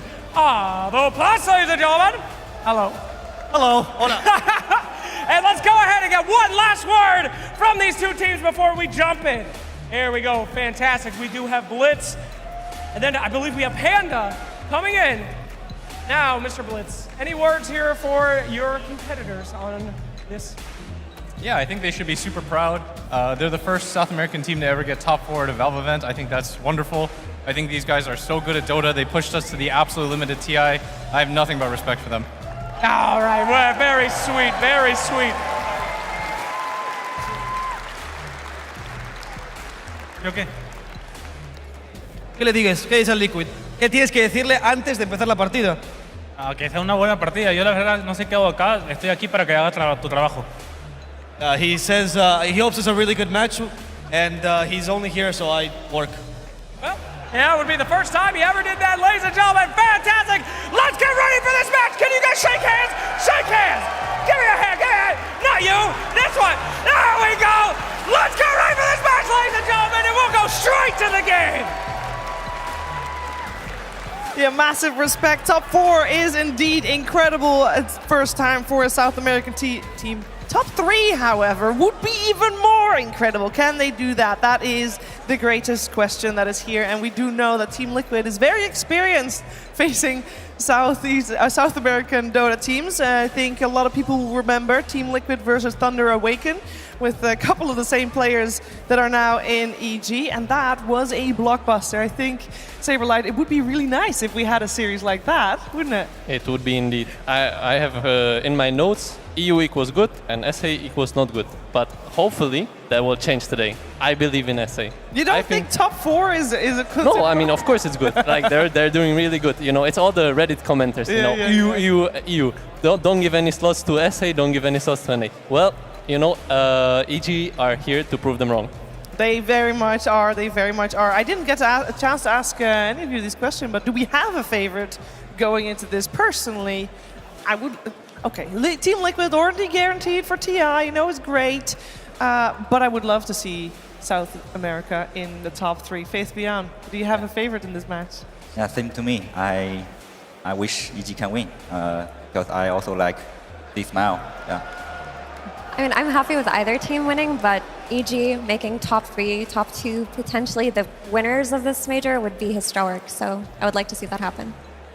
I'm also on the EG boat. Okay. I mean, I have many friends in Liquid, Blitz especially. Me and him were, you know, pals. But yeah, I think it would be cool if SA, you know, prove themselves.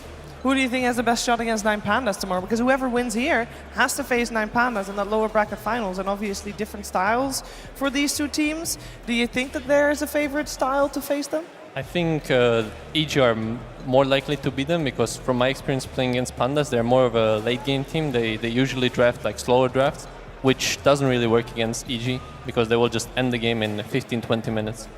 Well, let's talk some Dota because we should be jumping into the draft momentarily, and I am curious of your read because we already mentioned Team Liquid yesterday had some great drafts, but you can learn from that. At least Evil Geniuses hopefully has learned from that. Do you have any expectations, Faith Beyond, of the first couple of pick bans that you see coming out, or that we will see coming out? What you want to see or what you don't want to see?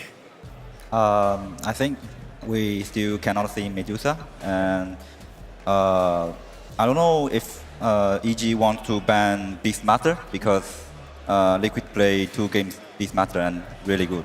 So And Koto is, they both play Koto, so they will try to have it. Yeah, I think the first pick team will be vying for that Koto, but the Beastmaster or Doom could go up in priority for this Liquid lineup, and you can't ban everything, so one of these is bound to get through.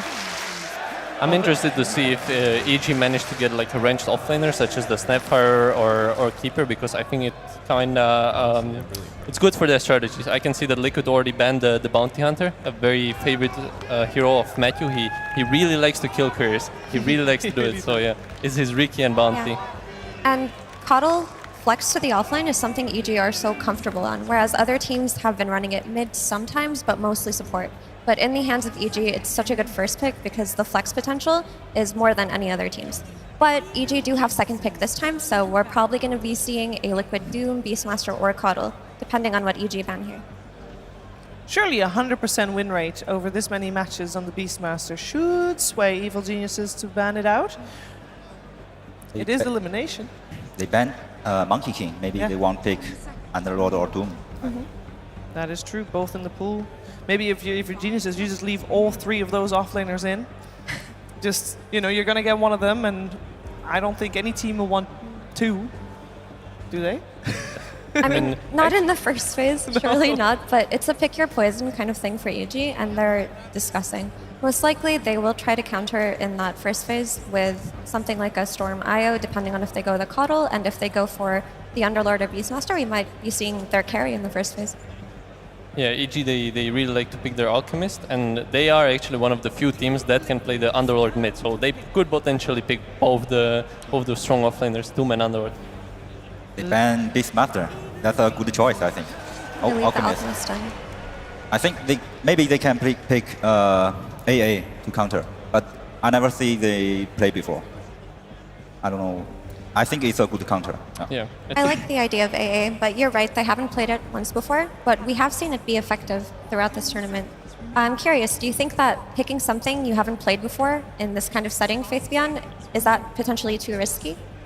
It depends on your team's confidence, I think. Oh, Underlord. Oh, I don't think that is a very big surprise. We've seen this combination very frequently. And Coddle's still in the pool also. I'm very shocked with how this first phase is going. I mean, I think this is kind of bad to EG, I think, because Alchemist can have chance to kill Underlord on lane. Yeah. So you think he has a good lane versus Underlord? Yeah. And also throughout the game? You have, both they can free farm, and Alchemist just farm fast. He farms faster than Underlord. And what do you think now that the Doom is also for Liquid? Do you think that the Doom also has that potential to outfarm? Yes, I think this first phase is Liquid win. Yeah. Yeah, I agree with Faith. I think the opening from Liquid is very solid. They stole the Alchemist from EG, and they have a solid offlaner with the Doom. I mean, the Rubik Underworld opening is certainly not bad. This lane is really strong. But if Liquid manages to get like a solid, strong 5, I think they can easily win the safe lane. Yeah.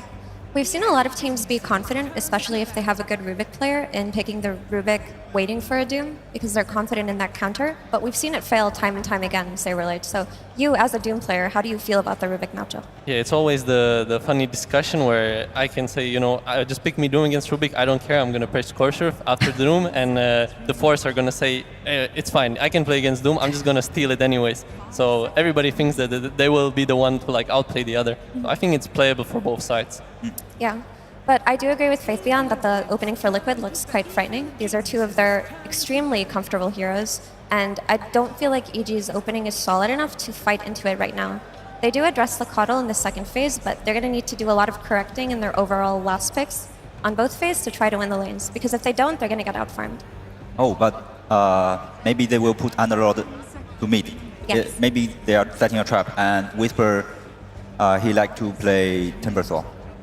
Yeah. Timbersaw is very good at this game, I think. I like the idea of that, and Chrislick has played Underlord mid a few times. That is one of their comfortable flexes, so there's definitely that potential there. Yeah, I think the flex potential for EG is really good. What I worry about them though is that so far five of the strongest carries have been banned, and Liquid doesn't care as much since they already have the Alchemist. But for EG, it might become difficult to find a strong carry. So what kind of carry would you like to see coming out of EG? That's a good question. They will need something that can fight the Alchemist, and that's okay against Doom in lane. I think one of the good meta carries is something like Swen, even though I'm not sure if Pakas is comfortable playing it. Maybe Ursa. Ursa, yeah. Ursa is really good as well. How do you guys feel about the Naga potentially for EG? Naga, I think maybe it's too slow. It will also depend on if they decide to put the Underlord mid or offlane, because I think what EG is missing right now is like some form of a playmaker. Currently they have like 2 supports, they can't really do that much, and Underlord that can like connect through a portal, but I don't know, something like a Tiny or Void Spirit perhaps, but that would have to be a mid hero. Or they would need the Batrider or some Whisper hero that can kill. Or potentially the Storm Spirit, right? Because we do see the Pugna come out, and the Pugna Storm has been very popular throughout this tournament. What do you think, Faithfan? Do you like the idea of a Storm Spirit coming out in the second phase, or would you like to see something else? Storm Spirit for EG? For EG.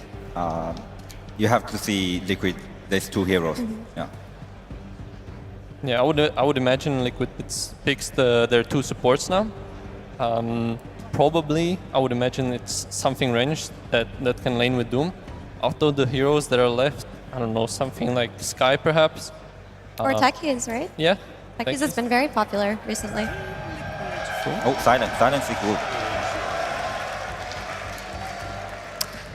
I wonder if they're considering the Spirit hero for themselves now, because yesterday when Liquid played against Tundra, they did cover it with a Silencer. So they were going in with Storm Spirit, using the Global and getting some kills off of Fen.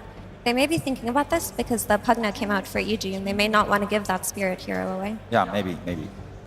It's true. Silencer is good against like all the spirits, and it also enables your spirits. On top of that, I think the Silencer Doom combo is pretty strong, since if you like use the Silencer Q on someone who's Doom, they are silenced already, so they get slowed a lot. So this is a very strong duo.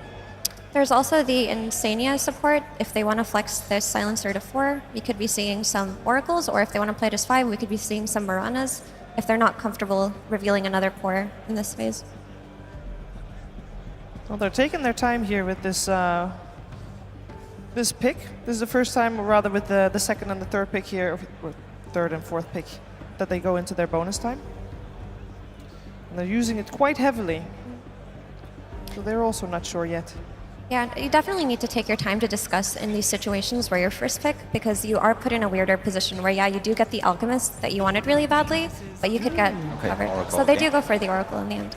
How do you think that reflects on EG's draft right now? Do you think they have to pivot away from their mid pick, Faithfian? I think they have to put Underlord in mid, because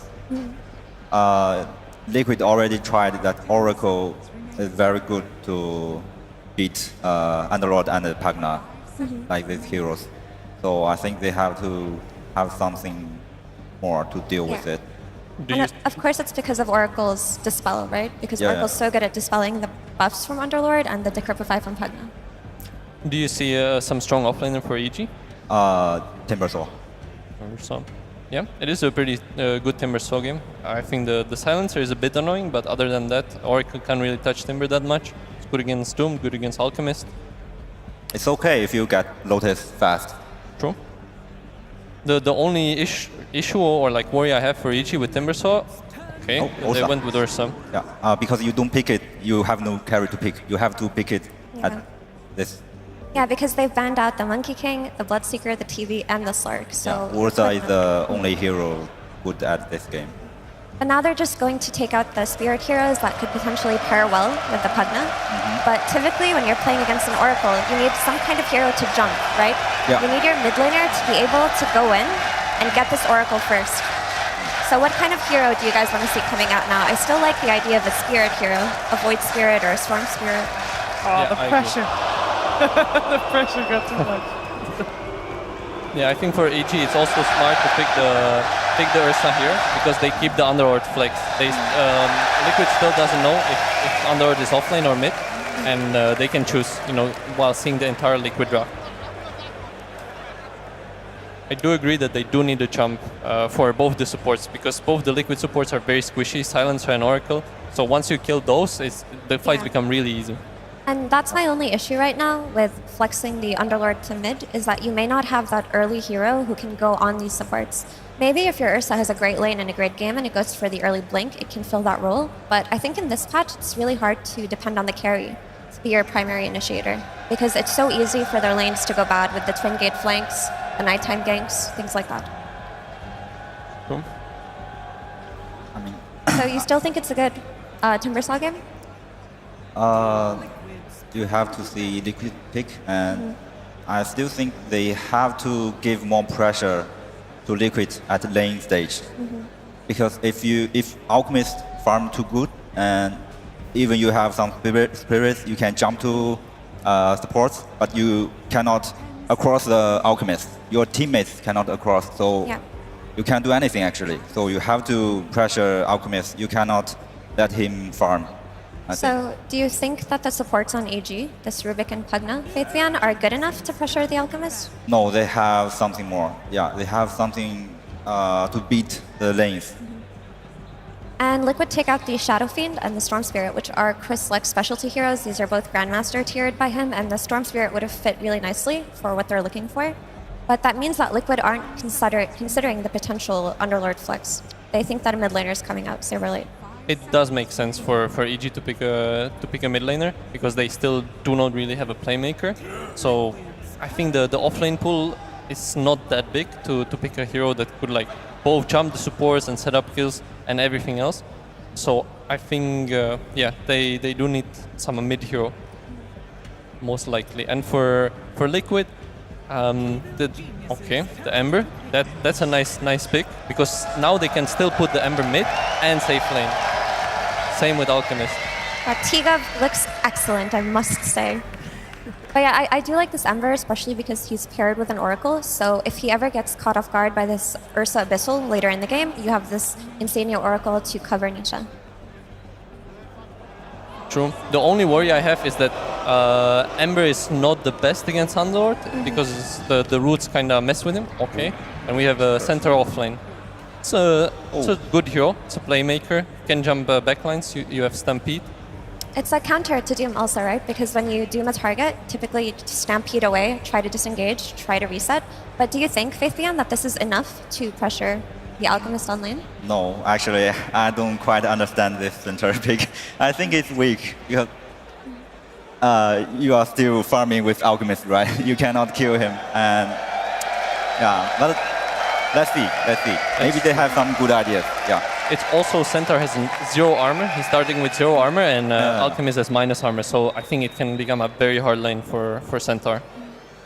I agree with the both of you. I don't think Centaur provides enough outside of the disengage. They're going to have to potentially do some shenanigans with this mid Underlord, maybe come in early, kick the Alchemist out using the Underlord, but then you're in a position where you're going to depend on your Ursa to have a good lane to outfarm both Alchemist and Doom, and that seems like a tall order, right? So I do favor Liquid's draft right now. Yeah, I'm going with Liquid. I think EG are just too defensive. Same here. But what do you think, Faithian, they can do on EG to win this game? Maybe Ursa farm very good, and they can leave center and play a tri-lane, something like that. Yeah, Right. just pressure Doom. Tri-lane with the Ursa, Saberlight. Yeah. That's the only way? What I other mean, way? I also believe that the mid matchup can go really well for EG. I think Underlord is a good matchup against Ember mid. So hopefully, if Seasmile has a good game, he can help them carry the early game and mid game, and then Ursa is gonna finish them off. I agree. I think Seasmile has to play a really explosive game, which isn't really something Underlord is known for. But Liquid scaling is too hard to play into for EG. Underlord versus Ember Spirit. We're going to see how that one plays out, and maybe Evil Geniuses can have that aggressive tri-lane or safe tri-lane to secure Pakaza's Ursa game. We're finding out what's going to happen in the first game of this best of 3 with Cap and SVG. Team Liquid and Thunder Awaken gave us one of the greatest matches of Dota 2 this last TI. SA playing for a chance to make top 4. Now 3 members of that same squad that were on Thunder Awaken are now on Evil Geniuses. They've already made history by making top 4 at a major and have a chance now to make it a top 3, Avery. A big opponent stands in their way, though. That series at TI came down to literally 1 HP.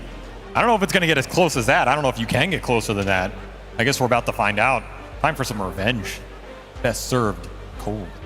That's true. An opportunity for 3 members of this Evil Geniuses squad to not only make history, but get a little revenge in the making. I mean, that one series couldn't have come closer, right? We had a Mega Creep comeback in game 1. We had a 1 HP hero in game 3. It really had it all. And we'll see whether or not Evil Geniuses and Team Liquid can gift us a similar series here in this matchup, playing for a top 3 finish. I also think if we go back to that series, these are 2 teams. I really like this matchup because I think EG end up getting more aggressive as the series plays on. I feel like a lot of their game 1s tend to be the slowest, but after they maybe get in a stalemate, they're like, all right, we're not going to trade farm anymore. We're just going to run at you. I think that could be something that happens here. This is another game where you're playing against Doom Alk. If this game gets slow, EG are not going to feel great at it unless Pakaz is sitting top of that board. Yeah. If he's sitting top of the board, maybe EG feel a little better because the Centaur can enable the Ursa to run in. Suddenly you're just destroying these cores with the Fury swipes. To me, this game it's Pakaz versus the world to some extent. Yep. I don't see the Underlord and Centaur picking up the damage ramp fast enough to punish the Liquid cores on the map, especially with how elusive they've been. I go back to that the Liquid Tundra series. Tundra couldn't catch this team. For 2 hours, they tried to catch him. Yeah, it took a very long time for them to get like 1 kill. Yeah, they're still trying to catch Liquid. So this is a very difficult team sometimes to deal with in the map. And if you have the higher GPM heroes, that puts a lot of pressure on you. That is the pressure. I actually saw Curtis at the kebab store today. I was getting my lunch, and he actually asked me, he was like, do you know where Liquid is? Down the street. Are they around here somewhere? Because we're still looking. He's going to keep looking. Look till the next major, I guess. And that's something that EG have to think about this game. Their catch is pretty limited. They don't get one of those big backline jumpers from mid. You're going to put the Underlord there. Sure, you get a great Ember matchup, but what does that mid game look like? Especially if the lanes don't go well. I'm worried for EG going into that, being able to deal with the map pressure just from a GPM standpoint. However, let's say they skew some of these matchups favorably, get that team fight online. I doubted the Whisper Centaur before.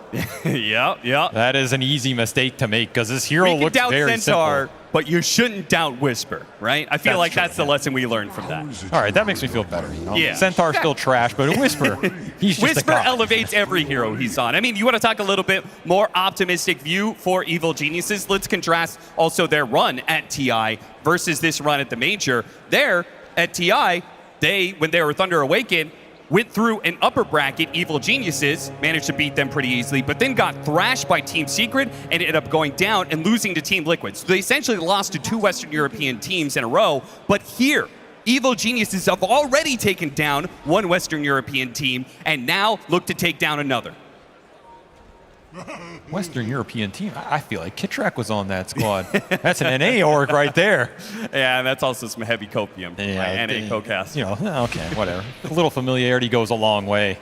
And maybe EG, familiarity, will it prove to give them the victory this time? Early trade in the jungle for Insania.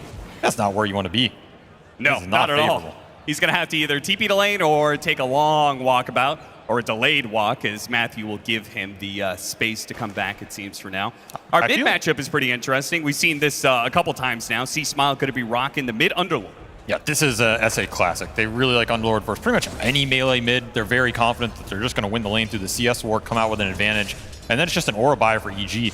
I also feel like this team functions pretty damn well when C-Smile is their kind of utility player because they have 2 carries. I mean, Whisper is a carry. This guy is one of the best Tinker players in the world. It's coming out one of these days. So you have 2 really high damage core players on your side lanes. If C-Smile can just provide you some team fight, some bust for those 2 guys to go to work, I think it's a formula that can work very well for EG. But that's where that Centaur pick is like, it's a double-edged pick.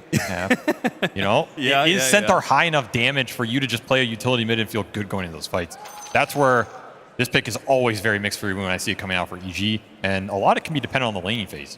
Another reason Insania not getting there level 1, I feel like the early waves, very important in Dota, but especially important for some of these heroes that you want to ramp the GPM straight out of the lane, like Alchemist. You give Alc 2 or 3 free waves, suddenly he has extra regen, and then he can just stay there forever.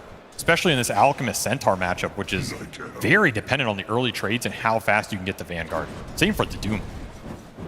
And early Mickey self-stunned there, but they do manage to get the range creep denied on the neutral. So really interesting. They pulled over to the hard camp and were trying to get all the last hits, but Insania, he snagged the smaller Hellbear. The bigger one, obviously still alive, and they got to deny the range creep. So not the best start for Evil Geniuses, despite that early move from Matthew. No, but I think Whisper getting through these early waves without any harass going to him feels great, because this is a minus armor lane versus Centaur with only one ring. He's going to have a free Vanguard here. Like, there's no punish at this point in time. He's too big and has too much regen left. I think Matthew's going to be happy to leave Whisper alone at some point and look towards the mid gank. That's what EG want to set up. This Underlord Ember matchup, you can chunk him, you can get him low. He's going to have some water runes, but that gank is an option for EG. Something you can look for, maybe even early pit point. Something C-Smile will think about. This is awkward. C-Smile doesn't actually have his bottle yet, so he'll have to very inefficiently just pick up the water rune and go from there. Meanwhile, Nisha got full HP, full mana, and still has 2 charges. I mean, Nisha has been performing really well as we go deep in this tournament. He's finding his groove for sure. Something you always have to take into account. And Cap, what do you think about the old Foracle? Ooh, I don't know about this one. I've seen it win enough that I probably should stop being a doubter at this point in time, but I guess it all depends on whether or not you have the heroes to be able to actually hunt down and tackle this Oracle. And I do feel like it could be hard for Evil Geniuses. I mean, the Centaur, obviously, being able to get a Blink Dagger, Stampede will be a huge boon in that regard. You just got to get on top of this hero, right? The thing is, Boxy playing it. This is Insania Siggy. It really is. Yeah, this is his #1 play heroes we saw in the stat. I mean, to take it away from him, that's a bold move.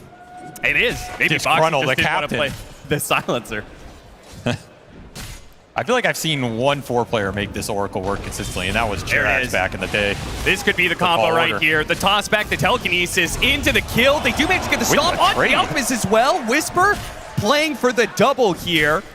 And is he going to get that double edge? He's so close, but he can't quite close the gap there. Takes a couple of tower shots for his trouble, but still, what a good hit from Whisper, being able to do a good amount of damage to that Alchemist, and Mickey not feeling very brave and stepping up to the lane now. I mean, Insania happy that they get the first blood plus the int there.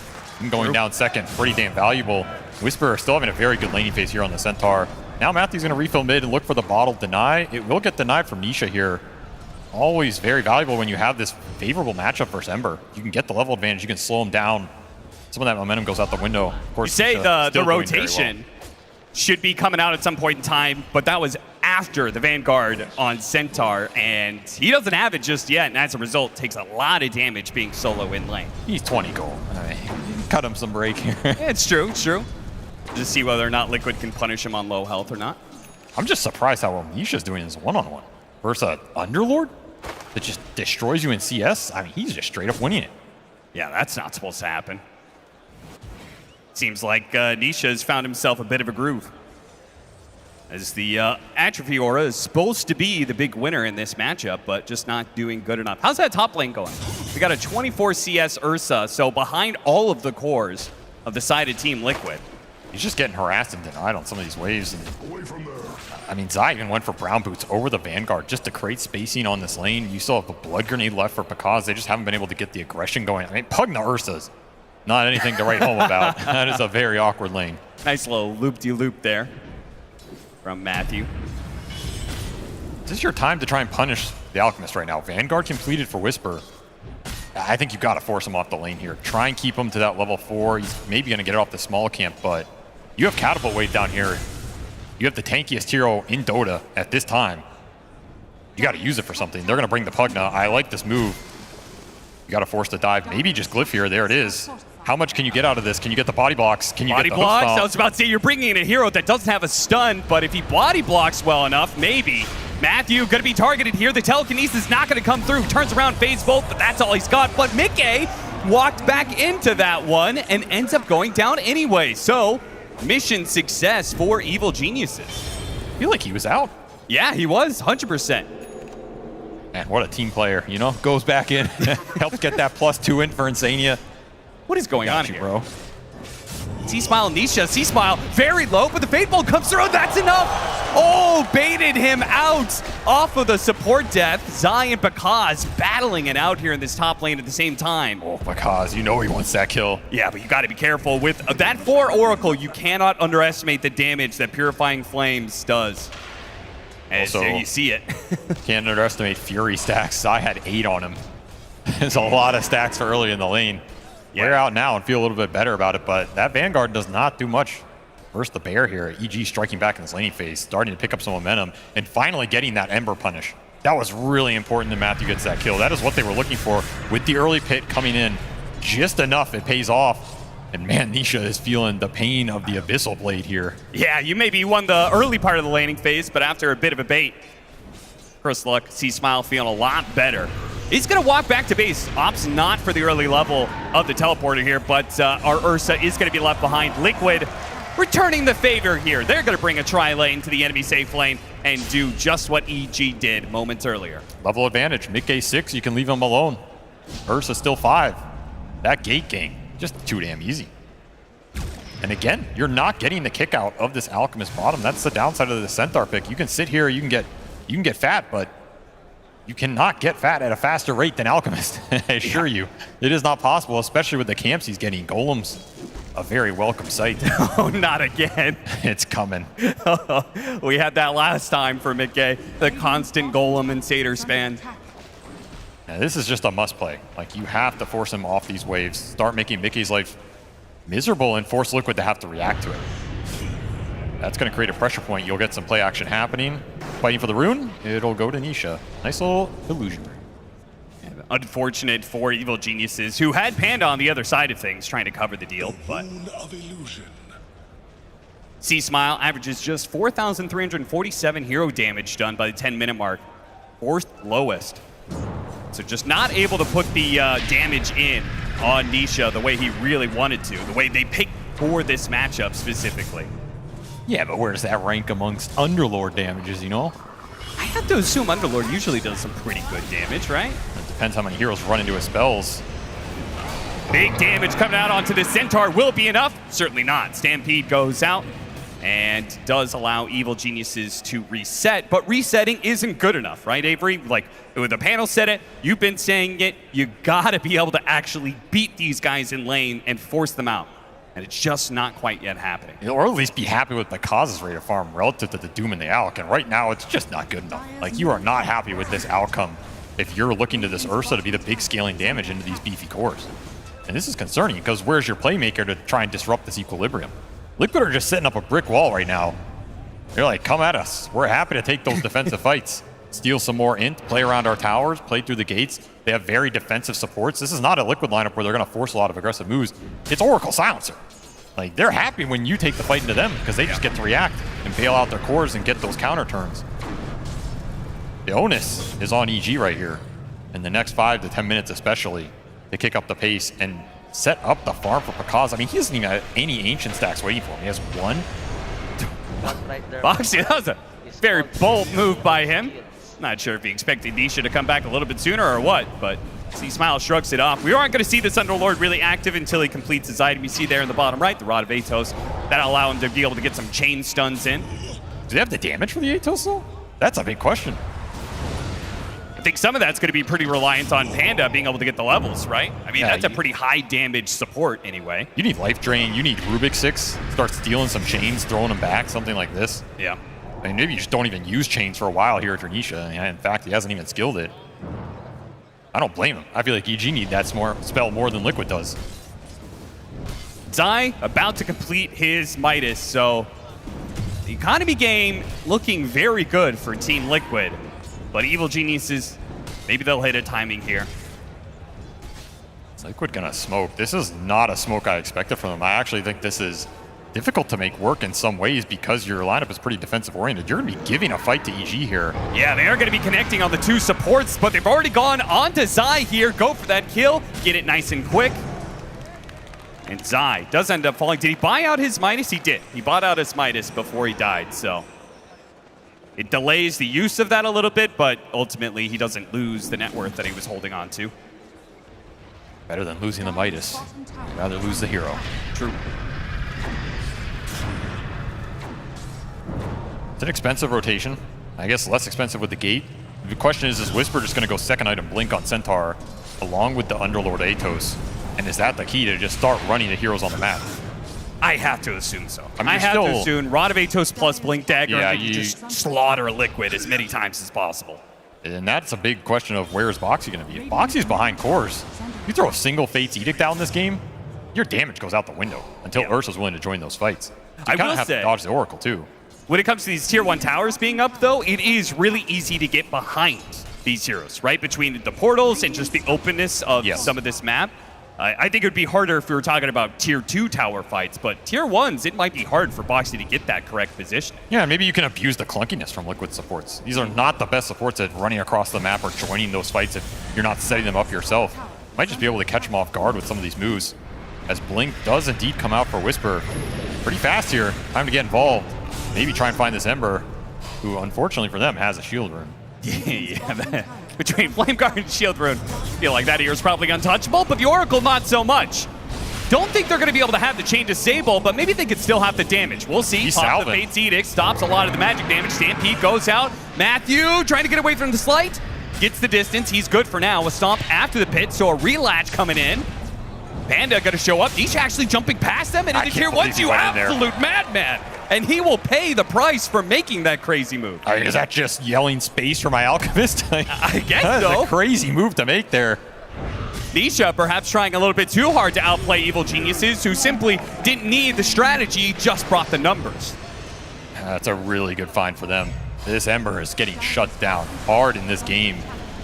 That said, looking at those other 2 cores, maybe he doesn't feel too bad. I mean, Mickey is almost level 11 with Radiance online, already just going to work on these camps. Nisha said in one of his interviews he enjoys watching Mickey carry him when it happens. So. Well, he's going to be watching him, that's for sure. Time to hop in the Alchemist backpack with the Keen. That's true. Join that little guy. This is a big window for EG. Really big. Especially with Spell Steal up on Matthew. Like, what can you get in this game as Rubik? Not the easiest spells. Maybe Acid Spray or Concoction are your best here in terms of the mid-game fighting. Yeah. You're not going to have a Chains to Steal from Ender. Oracle spells are really hit or miss. I mean, Silencer's globaling you. And Matthew, I feel like he's such a big playmaker for this team. Oh, yeah. I mean, that's why that bounty is first phase ban. Cannot give it to this man. I mean, I remember, like, at TI, I wanted to be able to see Bakaz and Whisper playing on the same team together, but then the bonus of being able to have Matthew there as well, easily, I think, the best support coming out of South America right now, and probably one of the best supports in the world.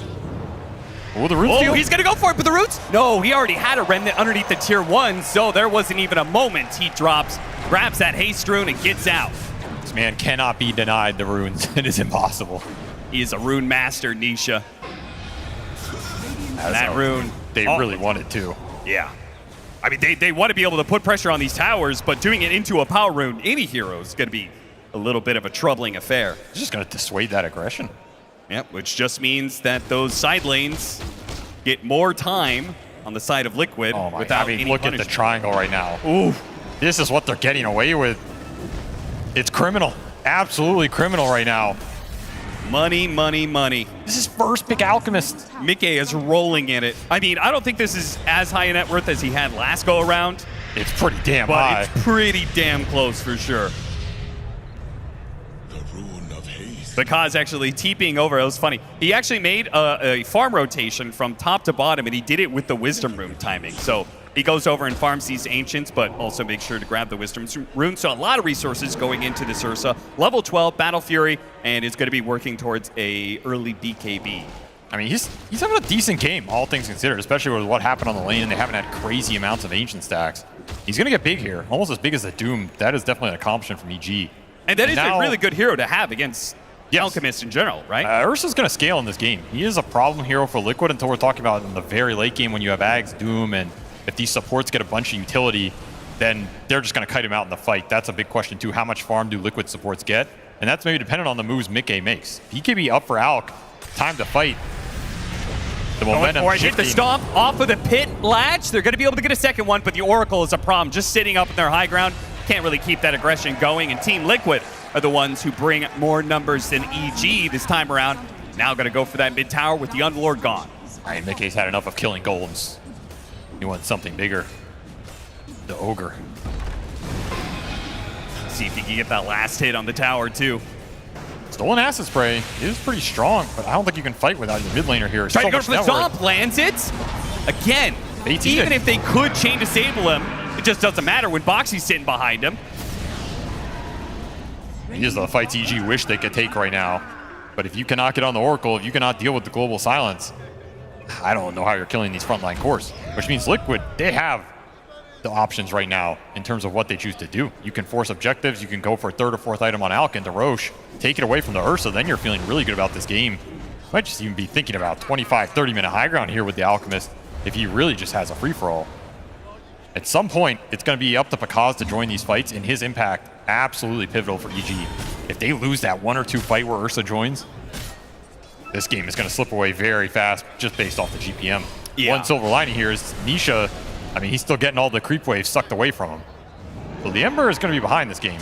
Maybe something you can abuse in the fights because he is the one Liquid playmaker. That Atos window, going to be larger than normally would. For sure. Because a lot of pressure on his young shoulders. Especially since I feel like, as you're talking about, those few couple of fights are so important. And I think it's a lot easier for Mikke just to kind of show up as an Alchemist and be like, yeah, I've got Radiance and I'm really tanky, guys. Let's just take some objectives. They're probably not going to fight us. The Roche is just so slow. That's the downside of this hero sometimes. Yeah. There's no way you want to go in Roche right now. It's way too clunky, and they're going to find a big core kill if they can Stomp get for it. stomp. Sai, though, is going to be detected by now. The Fate's Edict and even the potential of the False Promise. Insania taking a lot of damage from Matthew with some of those stolen spells. Going to go back around. False Promise finally put to use here as the Alchemist cuts in from the side. A rude entrance from Mikke that's going to be very effective in picking off the supports of Evil Geniuses. See Smile, he's just gating the bottom. Completely out of there. That is not a fight EG want to take. You force the Oracle out. If you can disengage and go back in, that's the type of fight you want. You just don't have the blink on Ursa yet. BKB will be finished here for Pakaz.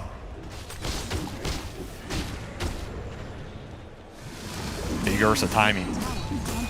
Does he fight with this, though, or does he wait until third item, Blink Dagger? I think you need the blink. Yeah, I think you're losing a little bit too much ground, but at the same time, the effectiveness of those first couple of jumps are so dependent on Blink Dagger. You have to find the supports here. And that's one of the things Faith Beyond talked about. The Alk just sits in front of you. Yep. If you go on Alk, well, Oracle and Silencer spells come out and you're not going to burst it. If you go on the supports, you kind of only have the 2 jumpers in the Centaur and the Ursa with blinks. The damage follow-up is not going to be fast on support, so Pakaz has to output enough DPS where that support jump makes sense and it doesn't get saved in the meantime. Because these supports can also save each other potentially, which is another issue. Yeah. So vision, a very key factor for EG, which is where they wish they could just force the Roshan right now.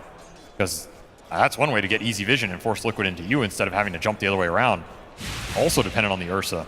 I mean, it's just, this has to become the Pakaz show. There's no way around it. As you said, a lot of pressure for a young gentleman. Yep, and he's been through the ringer before. I mean, we talked about how his matches with Thunder Awaken at this last TI were so crucial. He's been a rising star for a few years now. And it feels like he is still ascending, but this would certainly be the eclipse of all things.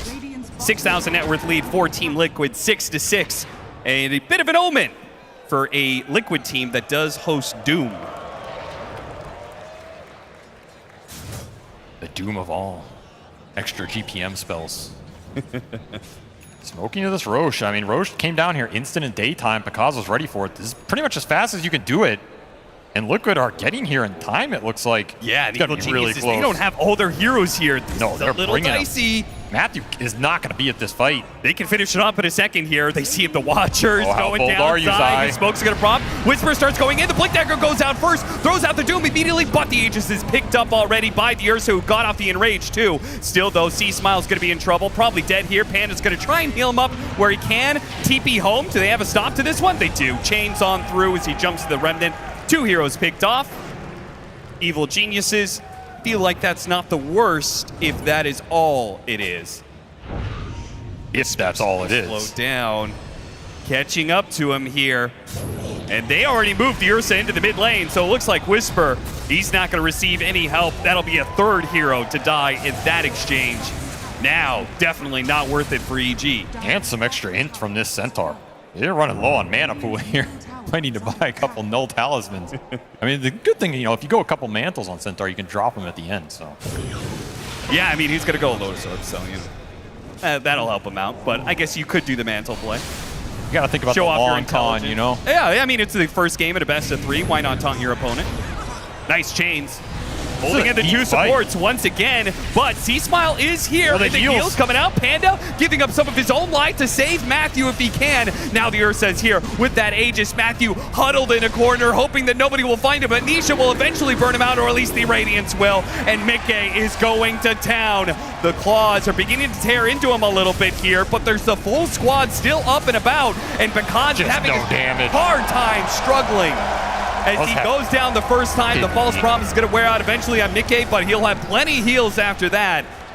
Because BKB TP out, but right in front of a Tormentor, and they almost died with the AoE damage on that Tormentor. Speaking of which, Liquid will take that away from Evil Geniuses. More and more they take. That's Reign of Destiny too. So even more AoE heal going into this Liquid ball that you just can't kill anybody.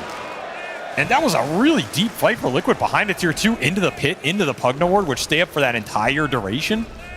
Maybe if you're there at the start with everybody on EG's side, you can get something going, but another problem is Khan's just getting overpower purged in some of these fights too. He's just sitting there slowly right-clicking with phase boots Ursa, one Fury swipe at a time. That is not going to do it. That is a very good point, yeah.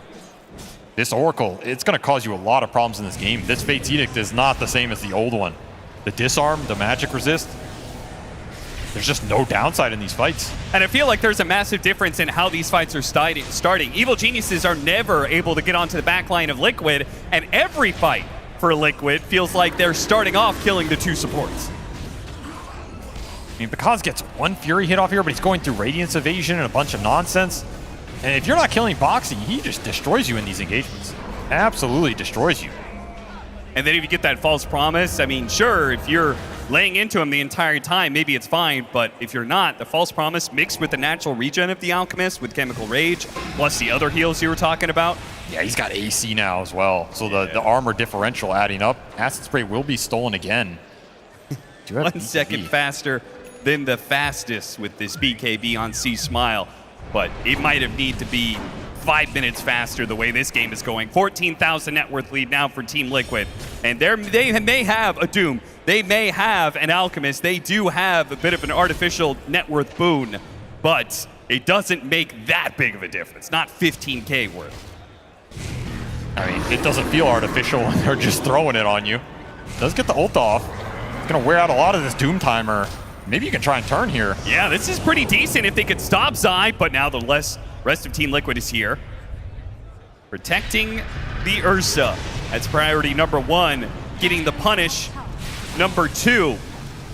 Found Slowing Zai down on the back Zai end. still. Telekinesis back in. Mickey, he's going to go for the kill. Not a stomp, though. And they had a false promise Mickey. So that leaves the Doom open for the taking. Still, they're fighting under the Reign of Destiny. Boxy's going to be spotted. They go for the Oracle. False promise may have already been used, but that is still a prime target. Problem being, they can't actually stop this Alchemist from being able to blink away once the false promise is used. That is something to think about in these fights. Another hoof stomp gonna land. You're gonna get a third here. All right, a little bit of momentum now going for Yeah, Evil you gotta Genius get as much off these little skirmishes as you can. Little mistake from Liquid. Just overextending a bit too far on that side lane where they can't get the numbers there, and then you have to use BKB early. That creates the opening where suddenly those big hoof stomps can land.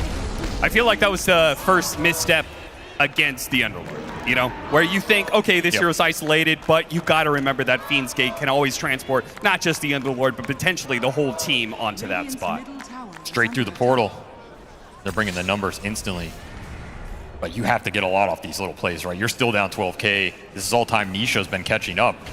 And he's going to become an issue in the late game potentially too. The one thing I like about EG's lineup here though is they have a decent amount of sustain. Like between the Pugna, who already has a Favis plus a Glimmer Cape, we saw Matthew with the mech earlier. They're building a lot of ore items between this squad. And if you just huddle up, I mean, Greaves just gets finished. You can sustain a lot of the damage, and then it's a question of, do Liquid have poke? Not really, right? You have Pugna heal, you have all the AoE auras here. If the Ember was bigger, maybe we could say it's okay, but I don't think EG are getting poked down. It's just what happens when that initial man-to-man fight happens. Sure. And usually that's where Ursa shines, assuming there's no Oracle. What helped him last fight is Boxy has to overextend to try and bail out his course. That's the type of engagement EG won, because then the Oracle's blinking into you. You don't have to find him. How do you foster those kind of overextensions? Do you just try and constantly be baiting out heroes, or what do you do? You got to bait out the jump from Liquid, force some BKBs, create an opening that way. Then when you go in, the threat is real, and it's going to force Boxy to show. I mean, the other way is you just get a hell of a high ground ward and find the supports. Sure. But in theory, Liquid are never going to give you that opening. This team is damn good. They're going to play with their front line. They're going to play in proper formation. Hey, you could see them. Alchemist leading the way, and then the 4 heroes all trailed behind him, but properly spread from each other, all ready to be able to save. And probably more importantly, the 2 supports in the middle, while you have on flanks on either side the Doom and the Ember. Still impressed with what Pakaz has found in this game. Only 3-1. He is pretty damn farmed. Level 20, extra Fury Swipe damage with Basher completed and Titan Sliver. The damage is starting to get there. Like there's some glimmers of what this Ursa can do. Yeah, you're down some gold, but the gold doesn't matter if you find the right go. Especially if you just find a Liquid core out of position. Fight can end that fast because they are very dependent on that formation being set up properly and Mickey tanking the brunt of it. He has AC, he has Abyssal. This is where your Alchemist is peaking right now. Like, this is when you want to force the engagements. That Roshan steal from earlier, also a really big deal to kill Liquid's momentum with the Alchemist timing. Because now you have to wait till the next one. Yeah. Gonna try and catch off the smoke. Do you have Doom? Yeah, you have time they or smoke into the Underlord. See Smile. Now, he doesn't have an easy way out of this one. Well, I spoke too soon. I was going to say can't TP out because of the Doom, but they do have the Stampede. Still going to chase after him, though. Nisha really committing. Can they get some help, though? The Pugna's already dead, so the healer is gone. A little bit more heal from Matthew, but it's not good enough. Nice steal, though, from Matthew, allowing him to get away, not being one more victim to Team Liquid's Rampage as they push through in this bottom lane. Nisha's damage starting to scale pretty damn nice here. And that's -4 in for the record because you have that silencer shard. So it's going to start added up a little faster from these strength heroes. You're already struggling with some mana pools. Yeah, the active component of that shard, maybe not what you want on a support silencer, but certainly the more passive effect of the extra intelligence steal is nice. All about the next Roshan here. You have to set up for it. You have to make sure you're at the right place for the daytime, nighttime interval. Have to maybe hope it doesn't get stuck again, you know? Yeah, true. Help them out. It is going to be in a minute 45. So Team Liquid, they're currently playing for the nighttime Roshan, but it is going to spawn on daytime with plenty of time to go till the next rotation. So, and that's what the smoke is designed to do. Try and find the fight or the pickoff before then so you can get some map control, maybe just get that objective. It does also mean that Team Liquid will have the advantage for that Roshan because of their outpost being on daytime. That's a big deal. We have seen it be absolutely pivotal in these fights. Whisper will not find the jump. You get a stolen chains, that's level 4. Oh, that is pretty strong. Mickey's gonna jump in and go after that support. The man to hit the other one too with the BKB. He used the Abyssal Blade onto the Pugna to stop the Decrepify and kills them both. On the other side, they are trying to go on Insania, but the damage is so slow. The disarm comes out, Pakaz being controlled. That's most of their damage. In fact, Pakaz is going to die. Turning. He does manage to get Nisha first, but eventually falls. Still, though, C-Smile is beginning to go to work all by himself, all by his lonesome, all that bonus damage, but not a low enough hero to put it into. 2 for 5 exchange, a team wipe to the favor of Team Liquid. And I think they're lucky to get Nisha there. I mean, that's just a crazy mana by Pakaz at the end, but that is all Liquid. That is all Mickey. You find both supports with a concoction up that hill. Yep. That's just team fight over right there. You need these supports live for EG to give you the sustain, give you the kiting, wear out the BKBs here from Liquid's cores. And it was also because they were on a Watcher. That was a Radiant taken Watcher that gave them the vision up high ground to be able to throw that concoction in the first place. That's why you take your Watchers, kids. Never know when they'll pay off. Might just put you in a top 3 at a major. And then the rest is just cleanup, right? Yeah. I cannot believe how annoying Boxy has been for the Ursa in these fights. The disarms, the purges, the sustain on his own heroes that forces Pakaz to have to be the damage. That is a sight of frustration and like, come on, guys. I just need this Oracle gone. I can't hit people. But he's also the one that has to kill the Oracle. No easy answers here. Gotta some way be able to draw the attention onto the Oracle and away from your supports. He's going to go back to the Crimson Guard and then looking at a refresher, which may never see the light of day. The pace that this game is going. Team Liquid well set up to be able to play for the next Roshan. Again, it is going to be on that bottom right part of the map where the outpost for the Radiant side is. So Evil Geniuses, they want to be able to contest this. They need to be very well set up because they're likely going to have to fight into buybacks. You have to get a good jump because you have Aeon Disc on Boxy now. You're not necessarily going to find this Oracle that easily. And you have Swift Blink Nullifier on Mickey, so this jump, you can't Pugna to save him. You can't pop these auras to help your man. They do have very good vision, though. Oh, they've got some good vision to work off of. And they found the silencer. That's a good great find. start That's already, buy. but there's those buybacks. They have to worry about them. What a stun! Once again, Mickey comes in with a two-man. Bounce back. They have the Doom onto the... No that enrage. hurts. Bye-bye. Getting chopped up by Mickey. Meanwhile, Nisha is going to work once again, just trying to disrupt the backline, trying to stop this Pugna from having an effect. C-Smile, he'll be able to get out. Whisper maybe will do the same, but getting Roshan, certainly not the case for Evil Geniuses. And he's just stampeding back to the base here. Didn't even have an opportunity to really use it in that fight. That fight's over the second Ursa gets doomed without getting BKB or ult off. There's no way you're taking that engagement. And still, it's another good angle. They find the support, but that's the problem. You have two supports who can bail out the jump, so finding one is not guaranteed to be good enough here. It's all about the follow-up as well, and I mean, if Mickey's going to stun two heroes with every concoction, might as well call you're it in now. trouble. Man, Matthew had stolen the Doom, too. But yeah, obviously, they even his Lotus positioning- reflected the Doom and stole it. And they it's could have still had double Doom. It doesn't seem to make a difference here. No. Insania. Saying all that for a silencer. That is kind of what happened. Evil Geniuses, they had a little bit of vision to be able to play off of, found the silencer, but in the result of going in on that hero, ended up getting out of position. I feel like Matthew in particular. Mickey's just going to go butterfly here. This is the game ender, right? This is Alchemist fully six-slotted without boots at 33 minutes here. And you want a game-ending rune to go with that? It's a double damage in the top part of the river. Yeah, if you want it, it's yours. Ags on Nisha now, plus Cheese and Aegis. Zember's got 3 lives and a crap ton of remnants. Plus, you've always got that Time Warp Aura that Zai's giving the whole team here. A really nice aura for a lineup that just has a lot of low cooldown spells. They are happy to play those long engagements now. Oh yeah, that is a cool idea. Shivas goes out. Whisper is going to be spotted here. Hits him with a stomp. He's going to have to juke for quite some time in order to get his blink up. But unfortunately, he's going to be hit, found by Boxy with the Fortune's End. Trying to use that movement speed. He's still got Stampede, but he's going to be running through Nisha. That's unlikely to work. So he's just going to give up on it. Even the disarm by Boxy at the end, because why not, I guess? It's free. No downside. Yeah. Invis Mickey looking mid. Got all the attack speed in the world. Start laying into him with the Nullifier, and the bash is going out. C-Smile has to use the Rod of Atos, trying to create some gap, but it's not going to happen. They'll slow down the silencer, and Mickey building up those stacks of the corrosive weaponry. That's the other upside of attack speed builds on Alk right now. You just build up that minus status resistance very fast. There's nowhere to run. That Abyssal is suddenly a much longer duration than you expected. Well, Pakaz, let's see how much damage you can do. Down 30k. Can you kill 5 heroes?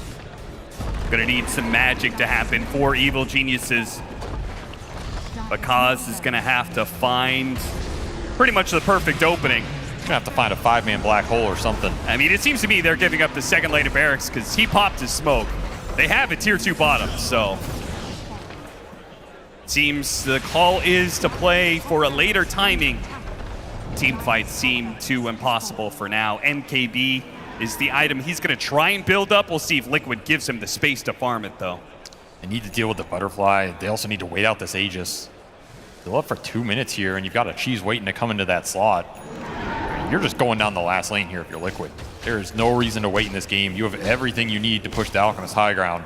He is unfightable right now. You're going to need a Stolen Doom for sure. Do finish up AC on C-Smile. You're going to counteract Mickey's here. Let's buff up some of your tankiness.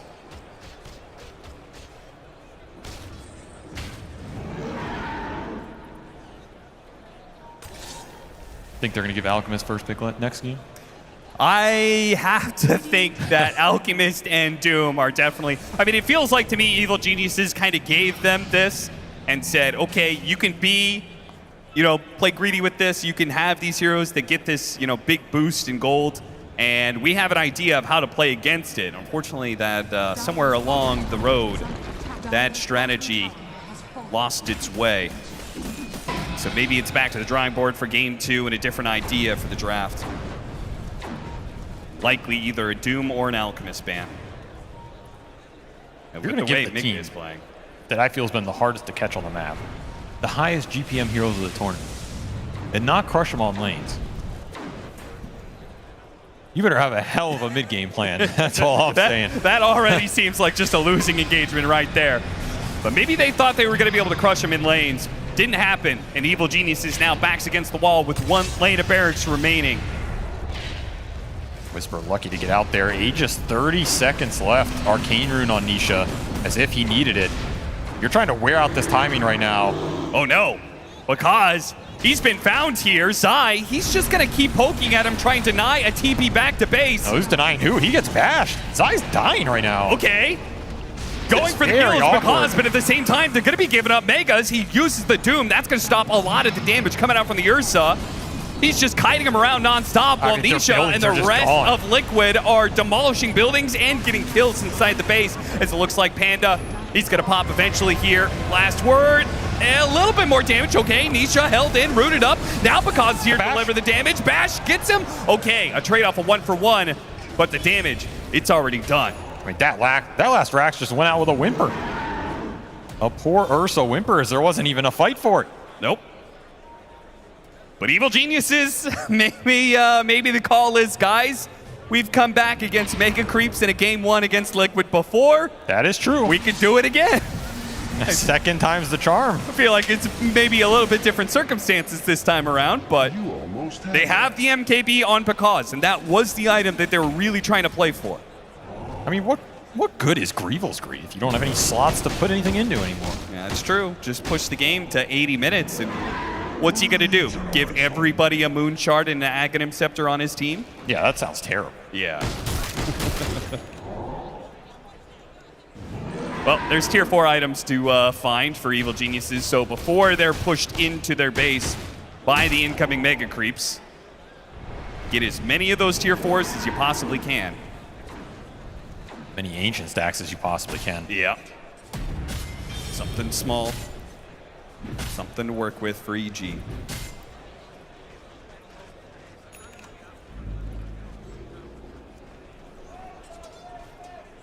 gotta remember, already played a series today. So who's wearing out who here? That is a good point. You may have that momentum of being able to play. You're already warmed up and everything, but as the day goes long, we start heading into the night. EG stamina may just be a factor here, but it looks like this game 1 may not last for long. Evil Geniuses, big push coming in from Team Liquid now. He's going to go for it, putting his damage to the test on Mickey with a false promise, immediately going out. And the damage will start being denied. They're going to actually jump in, back in with that false promise, hit the stun, and he's just gone. Mickey healed up to full. No Ursa, no damage threat. Evil Geniuses have nothing to be able to stop Team Liquid, and they will take game 1 in this best of 3. No answer for the Alchemist cleavers here. Just slices and dices the golem straight into a throne. That's an easy progression. I don't think EG had answers to what Liquid were proposing in this game unless those lanes went very favorably. And I think that's what you have to think about going into game 2. Like, if you're going to give these high GPM heroes that Nisha, he's going to be bored playing with his 2 AFK farmers, but I'm sure he's happy he got the win. Yeah, I mean, I bet the laning phase still kind of holds on him a little bit. Yeah, probably a little bit. He's a guy who remembers those sorts of things. So even in a W, still trying to get a bit better. Evil Geniuses, the place they can get better, though, draft, right? Yeah, I think the Centaur last pick was not doing it. It puts you in a very awkward position, a lot of pressure on you. This whole game is just, you have to keep making moves, keep trying to find something, and that has not been a recipe for a lot of teams in this tournament in terms of success. Well, fortunately for us, we have some of the best experts on the draft with our panel. Thank you very much. We're here to break the game down. Evil Geniuses and Team Liquid. I would say it was not a very close one. I will leave the most of the breaking down to my panel. I'm joined by Saberlight, Effie, and Faith Beyond. Faith Beyond, this was a tough one to watch, wasn't it? A bit painful. Actually, EG player played good, but just bad draft. I have nothing to say. Just draft better next time. Yeah, I think given the draft, they did as well as they could. They did well on lanes. They made a couple of things happen mid-game, especially when they got the kill on Ember Spirit near the river. But after that, there really wasn't that much they could do. Liquid just ran them over, right? Because they were AFK farming with their Alk and their Doom. Yeah, I think the problem when playing against Doom and Alchemist is that you kind of need to shut down these heroes and not let them just free farm. And with the Centaur, you can't really do that, especially if you lose the lane. Sai was just free farming, buying his Octarine. So if they don't finish the game in the first 20 minutes, I don't think they have much chance to winning it all. Did they already go wrong on the lane stand? Because we talked about that potentially they should try to put Pakas on the tri lane to secure him an advantage early on, and with them not doing that, was it game over?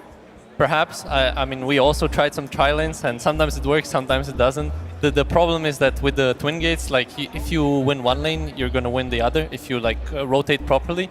So this tri lane thing, it could work, but it's just very hard to execute. Even then, it's not enough, I think, because you're always going to be on a timer, and your timer isn't good enough. Like the Ursa win condition versus Doom and Alchemist will never carry you far enough. Even at that first Roche, they got it, but then they lost their Underlord afterwards. When you're in a position like that, maybe you just have to reconsider what you're giving away. Maybe give away the Alk and beat it, or give away the Doom and beat it, but don't give away the Doom and the Alk. Yeah, we did have that happen. The Doom and the Alchemist were in the hands of Team Liquid in the opening 2 picks. Faith Beyond, was it for you already at that point? It was like, it's going to be hard to beat?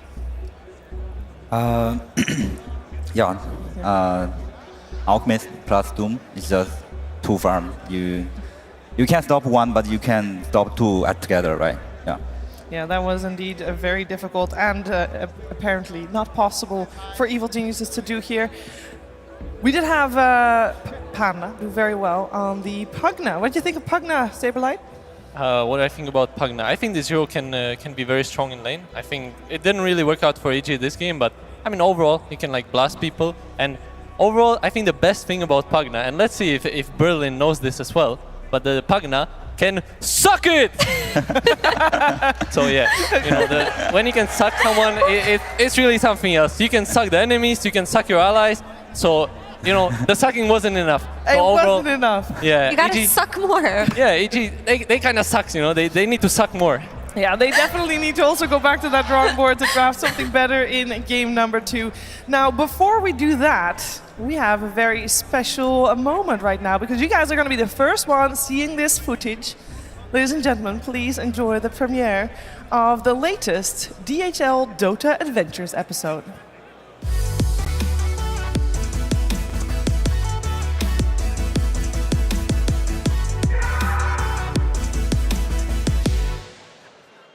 This time, with subliminal messaging and dark magic, the Sideshop man hopes to take advantage of the unaware DHL man and his hard-working colleagues. Dota 2 is perfect. Major does not need to be saved. Nothing's wrong. 40%. It's okay to keep working. It's okay to keep working. Remember. It's 2 o'clock. Time to get back to work.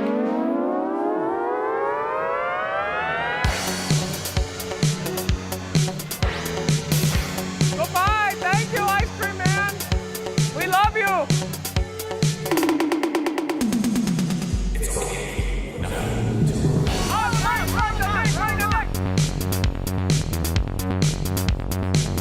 Yeah! Yeah! This guy. Get out of here, bro. Aren't you supposed to be a break?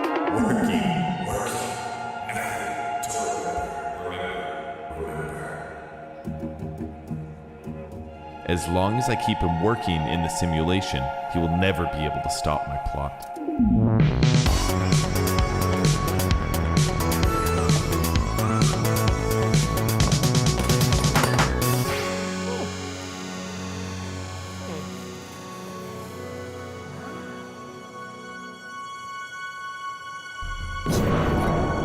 Everybody. Finally, you have been dispelled and I may speak to you once more. What do you mean? Also, your voice is super weird. That is not how I expected you to sound at all. The new frontiers need saving. Sideshow Man wants all the wisdom runes for himself. You must stop him. It's up to you now. Remember.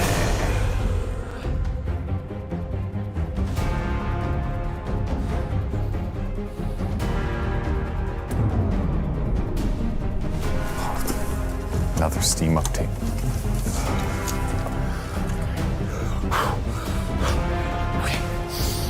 Oh, countdown's gonna take forever.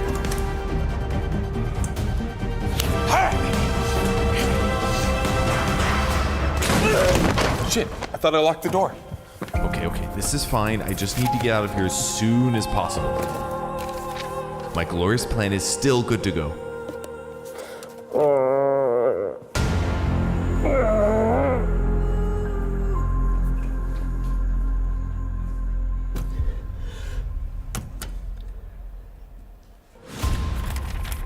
He must have some kind of plan or another safe house somewhere.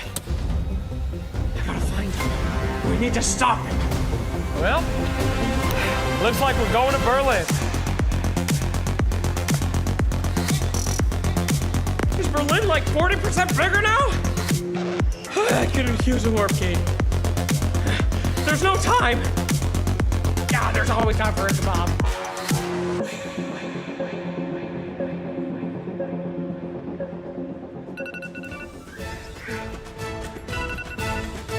Oh no! I'm too late!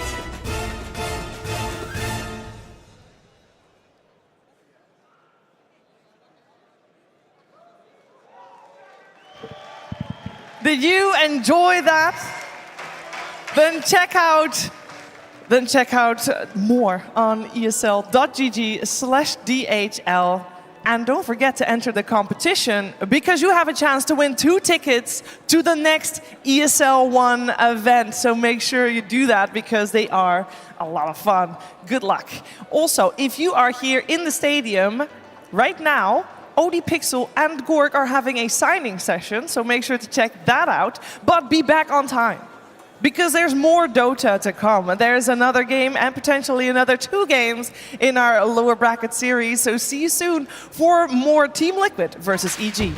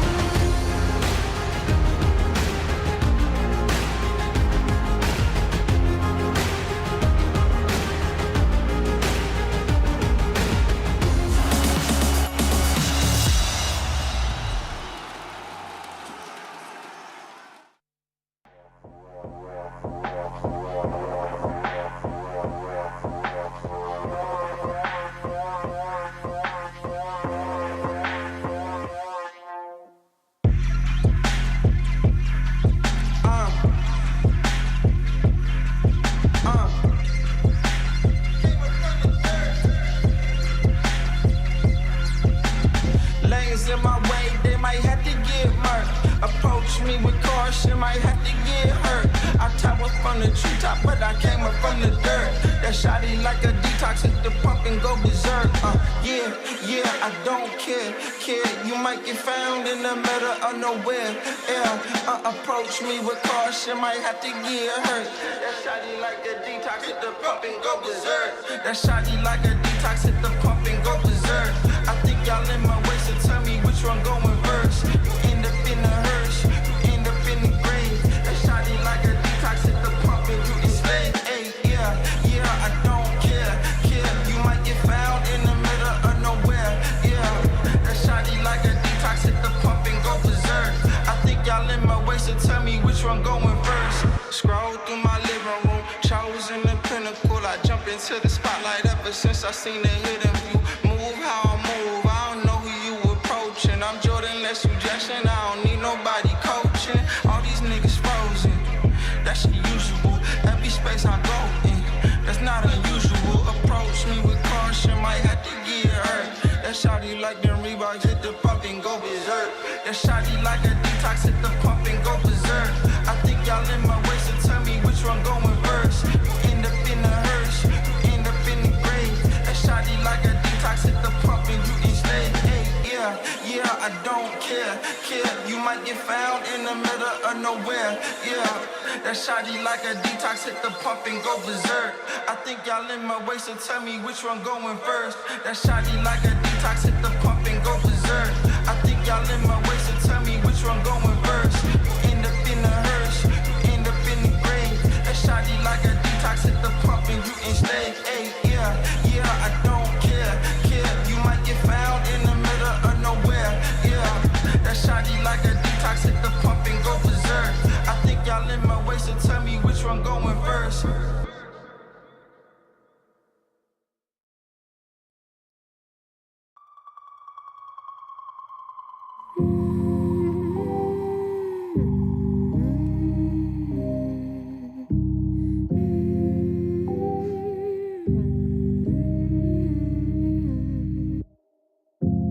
Open your eyes, what can you see around? Wind of the open sky, over the siren sound. This is a dream, getting the royal scar, holding a diamond blade, throwing it far. Holding your breath still, you jump the fire. We'll just sit and wait till you see me fly. You know they'll never catch me for it. See me fly, the way I put my finger on it. See me fly, you got it, then try to tell me you got the wrong guy.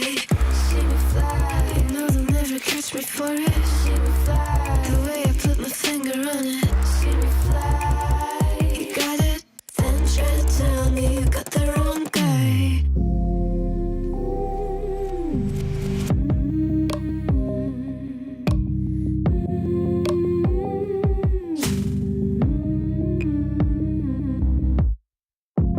Look at them now, all of the noise they make, counting the cards to one.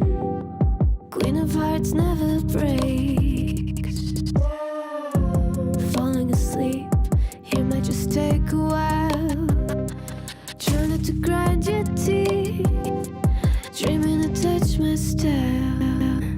Well, can't say I blame you, trying to come close to, but all you can do. See me fly, you know they'll never catch me for it. See me fly, the way I put my finger on it. See me fly, you got it, then try to tell me you got the wrong guy.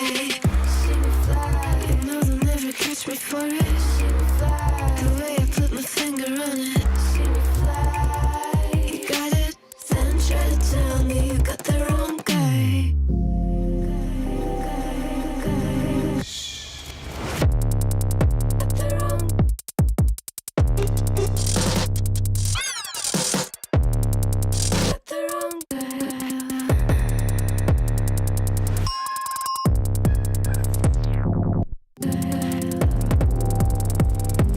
Then try to tell me you got the wrong guy.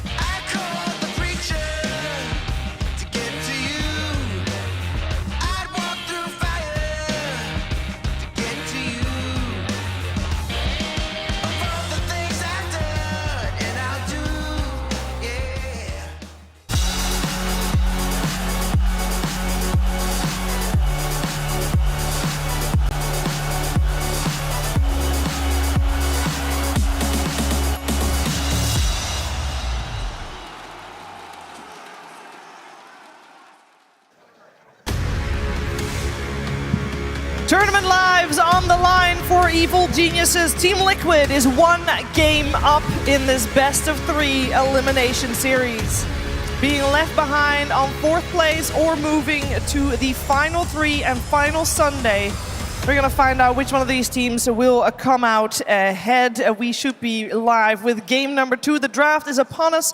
We are joined by Jack, Effie, and Faith Beyond, and they're going to say a lot of smart things about the draft, for which Team Liquid had priority. They chose first pick, after which Evil Geniuses chose Radiant, and we are well underway here. Effie, we have openings of Pugna and Storm on EG. Team Liquid got their Beastmaster and Ember. What do you think?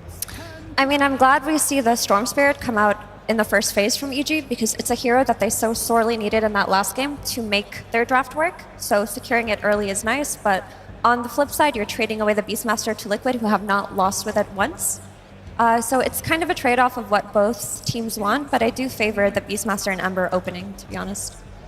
I like EG's draft because Storm Spirit can rotate to sideline and kill Beastmaster. It's a quite counter pick. Yeah.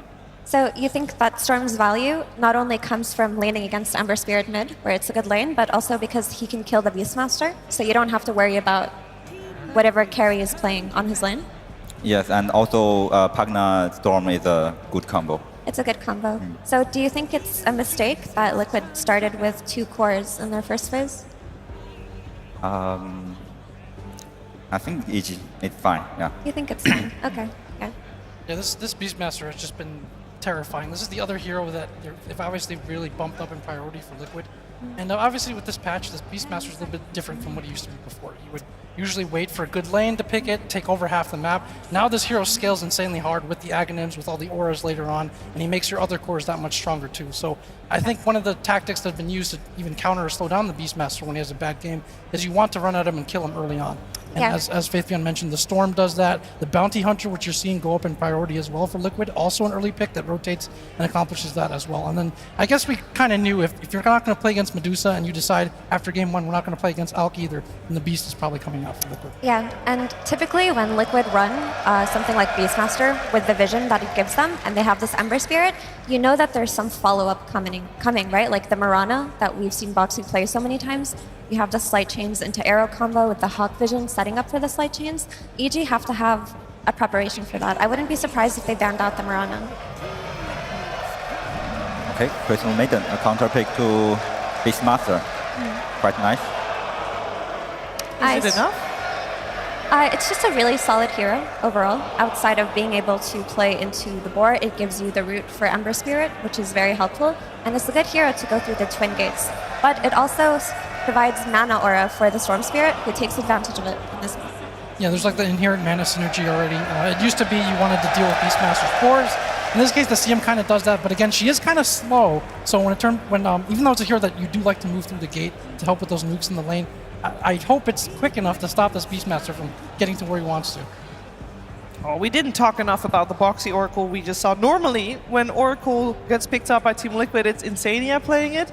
But Boxy gave us a masterclass on Oracle that time around. So now it's a flex pick here. Fitbian, do you like the Oracle pickup? Oracle just kind of strong in this patch. You can always pick it. Yeah, because it has Purge, right? And there are so many things that you can dispel, like all of the barriers, the Decrypify from Pugna. Yeah, also because of the second skill buffed so much. Yeah, because before they would get dispelled when you use the second spell and they couldn't attack, but now they can attack when it's on. Yeah. So yeah, I see where you're coming from. I definitely like the Oracle against Pugna. It's one of the better picks. I also still would love to see the Mirana come out from Team Liquid. It's great follow-up for the Beastmaster. And then there it is. We talked about the Slight Chains. I also think Mirana is a hero that can rotate on the Storm Spirit. So if you're worried about the Storm Spirit beating Ember mid, you can maybe rotate early, you can get the chains into Arrow, protect him at the runes. Yes. So what would you like to see coming out of EG right now, Faithion? They have to pick a carry now because they already see the Beastmaster. I'm not sure. They have to pick something very countered, I think. Could this be an anti-mage game? Do you think they get away with it in the lane? I don't like the anti-mage personally versus the Beastmaster, but I like the idea of a hero that can kill or exploit, right? So think about, whoa. Okay. They just want Morphling stand bottom and so supports can go help mid. Okay, so you think they wanted a self-sustaining laner? Yeah. Something that doesn't need any help. Yeah. So you think that Evil Geniuses then are going to focus their support rotations on the mid lane? Yes, they pick Morphling, so they are going to this strategy. Yeah, I've seen some Morphling this patch, Faithbian, and it feels like this hero is not as good as it used to be. Do you have any idea why this hero's win rate is so low right now? I don't know, actually. What do you think, Jack? I feel like the range heroes are just generally worse. They played this earlier in the tournament. It's been like a couple series and games since they've tried it already. Maybe they're more looking at what Liquid's final core could be here, and I think it's a better matchup. So my opinion on Morphling is that the twin gate flanks are way too much for it to sustain, especially if you have supports that can rotate. And by the time that you are catching up in the jungle, you're not necessarily able to connect on the objectives that these melee carries are doing. And he also doesn't feel comfortable TPing through the twin gates, right? Like we'll often see these Ursas go through the twin gates around minute 7 or 8, kill the enemy carry and go back. But I don't think Morphling succeeds in doing that in the same way. True. But it is interesting to see this pick come out. I mean, it's a Pakaz specialty hero. He's so good at it, but this hero's win rate is so low that I'm scared when I see it, personally. They must have a lot of faith in it, considering its elimination on the line. We see Team Liquid banning out Timbersaw, Tidehunter, a lot of offlaners removed. Whisper, of course, still looking for his hero on the side of Evil Geniuses. And Team Liquid is getting heroes banned out against them that are, of course, heroes for Mickey with the anti-mage banned. And I'm sure that they are looking to ban out another one of his heroes. When we're looking at offlaners, though, which ones are still in the pool that we want to see on the side of EG? Anyone in particular that you'd like to see, Faith Beyond? For EG, offlaner? Yeah. They have to see what they pick. Oh, Luna. Ooh. I like this Luna a lot. Luna's a really great pick to pick on overall 23 when you don't see the enemy offlaner because she has very few bad lanes. And she typically counters all these Vanguard buying melee type heroes. Also, there's a nice group up timing with this Beastmaster and his aura. We still have Underlord here? Still Underlord, yeah. Oh, yeah. Underlord is good. So maybe they wanted to see that first in case it was an Ursa or something else. How do you think Underlord does against Luna, Faithbian? It's pretty good because Luna you have to play fast, and Underlord you can buy lots of auras and you can reduce damage. So very counter to Luna's tempo. Okay. What do you think about something like a Brewmaster, maybe? Brewmaster, yeah, also pretty nice. Good team fight. You just help Storm, and Brewmaster and Morphling take care of themselves, and pretty good. Okay, Underlord. Actually, I like that idea because it seems good against the Oracle too, like someone that helps get to the backline and stop the save from doing its job in the fights. Yeah, I was thinking of something that just, cyclones the Oracle in the air and you take care of it. But like Faithbian mentioned, that Underlord is just still in the pool. It's one of the best heroes in this patch. It's dependable. But I'm going to ask you again, do you think it's enough to deal with Liquid's draft? Yeah, this draft is 50-50 to me, and I think they have to focus on mid. This game, mid is super crucial. Who win mid, maybe who can win the game. Yeah. In that case, I would favor Liquid slightly, even though EG do have a much better shot this game, because I've seen the way that they play around Nisha when he's playing Ember with Boxy's Mirana, and it's so impressive. It feels like they hit their timing all the time, and they've got the vision exploit from Beast. But EG do have a strong win condition in this Morphling in the late game if they get to that point. I like the follow-up and synergy to go off your point. I like the follow-up and synergy on the Ember Spirit for Liquid more than I like it on Storm this game. So I think Liquid has a slight edge as well. Is the Mirana the decision maker with the rotations? Cannot maybe Matthew or Panda rotate on to mid, that is, on their Crystal Maiden or Pugna, or is that a little bit more unlikely? They can, but it's, I think in terms of damage, disable, stun, follow-up, plus the fact that you have this Beast who I don't know if it's been properly addressed enough in this draft. Scaling later on, I don't know if it's going to be enough. It's 100% win rate for Team Liquid on their Beastmaster. Do you think it's properly addressed, Faithbian? I think EG have good chance to win this. Okay. Yeah.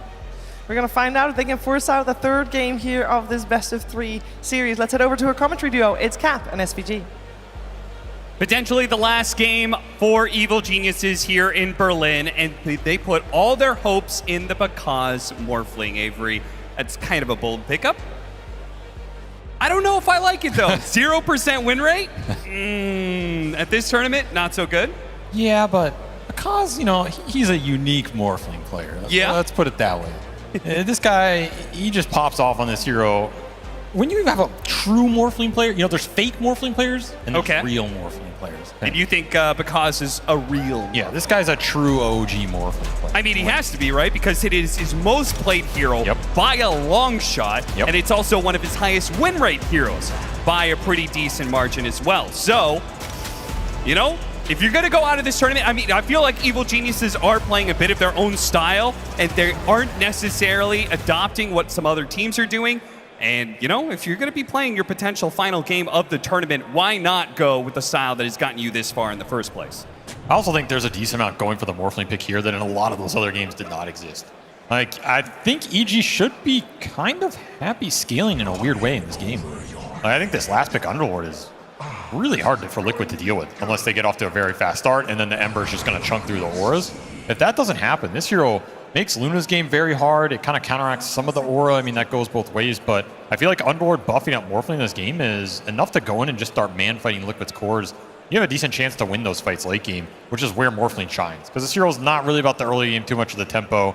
You have some chains playability. Versus the Ember, this matchup is always very nice. If you can throw that back onto Nisha here, you're going to be very happy. That's going to give you the extra disable. But of course, you are going up against Liquid. 0-7 Morphling versus their 100% win rate Beastmaster. No one has been able to defeat the Zai J Beast. Yeah, just too I powerful. actually didn't even notice they got their hands on Beastmaster. It just slips through. That actually makes the lineup feel so much worse. But fortunately, we have some great experts on our panel, and we heard specifically Faith Beyond said felt like Evil Geniuses had a chance here. So we had some great experts plus Jack. True. But, Jack's an adorable buffoon, so it works out. Always bounce. That is what Dota is about, bouncing everything out here. And I think this EG lineup is a lot more balanced than last game, so hopefully we'll see some more action, some more late game scaling. There's no Alchemist in the game. That's already a good sign. Beastmaster does not have an extra free spell. that is a good point. He just has to do it the hard way with ancient stackings and clearing through the camps with the axes. And he can't manifest gold out of absolutely nowhere, though sometimes it feels like axes kind of do that with the way that they are so damn good in lane and so free when it comes to the mana cost anyway. Maybe that's where the free spell comes in. 50 mana cost is basically free. I think it's another place where this Morphling pick can shine. The panel's talking about range carries aren't too successful in the meta. A lot of these long-range carries seem like they're very gankable. Morphling's not really a ranged hero in a lot of sense, right? This guy plays up in your face. He's very tanky, one of the tankiest heroes in the early game. And then he abuses regen almost better than any other safe laner in the game. So you're giving him stick charges here with the axes. If he gets to some early regen item, perhaps, or just ferrying it out based off Panda's net worth, Bakaz is going to be able to stand down here and free farm. And this can become a matchup where eventually he has more base damage than your beast and starts to just overpower him. That aspect, I think, can be nice here for EG. And if they start winning lane, they could even get some flowers, right? Then Morphling could use those super efficiently. Never got me flowers. I got somebody else flowers today. Panda. Oh, yeah, it's going to be trouble. The leap comes through, and Boxy secures the first blood. Big kill to get, and I feel like this is something that happens in a lot of the Zai Beastmaster games. That lane just starts to rack up some kills, and once you fall behind, this is a hero that accelerates really fast with the stacks, so you do not want to give this lane a lead. You really do not want to give them anything early here that just gets them into the axe attack on the neutrals. It's coming. Do have some extra ore reduction in this game between Pugna Ward dealing damage versus the magic and then Whisper dealing with the physical. The EG ball is going to be decent here. There's another question of, do you want to bring Whisper to kind of counteract the Beast Luna push when it happens for Liquid? And who gets there first, right? Do the ores come out between the Beastmaster to power up the Luna into the ball? Do the ores come out for Underlord to power up the Morphling into the ball? That's why these lanes matter a lot. You fall behind with the ores and you just get to force those objectives first. Your game's a lot easier. Yeah, and I'm not even convinced that the Underlord is going to be strong enough to stand up against that kind of push. That is a lot of magic damage on the side of Liquid.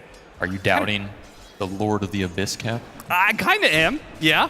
I know that offends you as an Abyss Lord yourself, but I don't know. I feel like you need at least Pipe to be able to stand in front of this much magic damage, you know? And even that can get purged away, right? Because that's some of the value of Oracle, which Insani is going to be playing this time around. As you said, it's the creme de la creme of his hero pool. You can only steal it once from him before he gets too mad. Got to keep your captain happy. That's true. His heroes looked really powerful in a lot of the games. I mean, the buffs were huge. You have 2 leaps here.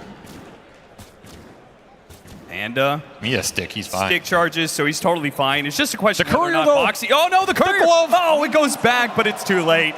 Boxy, his arrows find a mark, not the mark he intended originally. I feel like that's better than the Maiden kill. Yeah, probably. I would genuinely take Glove of Haste off Morphling here plus the courier over Maiden. Gonna have to walk the base anyway. Yeah, and that is a slow, long walk for Maiden. And this is just time Zai gets the free farm. Ooh, oh, that is an arrow right there. And Nisha, he's going to go in for the dive here and try and collect this kill. All thanks to Mr. Boxy. Might even get 2 for 1. Yeah, now Panda scrambling into this fight, trying to help out his mid laner, but it's a bit too late, and he may not even be able to pick up the golden experience as he's going to be chased out of lane and probably killed as he's going to walk back into the 2 of them. Arrow lands again. Boxy off to a huge start here in this game too. Mid was the lane that EG needed to go well for them so the Storm can snowball with the Pugna help. Now it's just getting reversed. You're giving Nisha another great start on Ember Spirit. All right, Mr. All Around the World here is coming in to try and win a 3rd lane from behind. Let's see if Boxy can land his 3rd arrow. Oh, spots Matthew.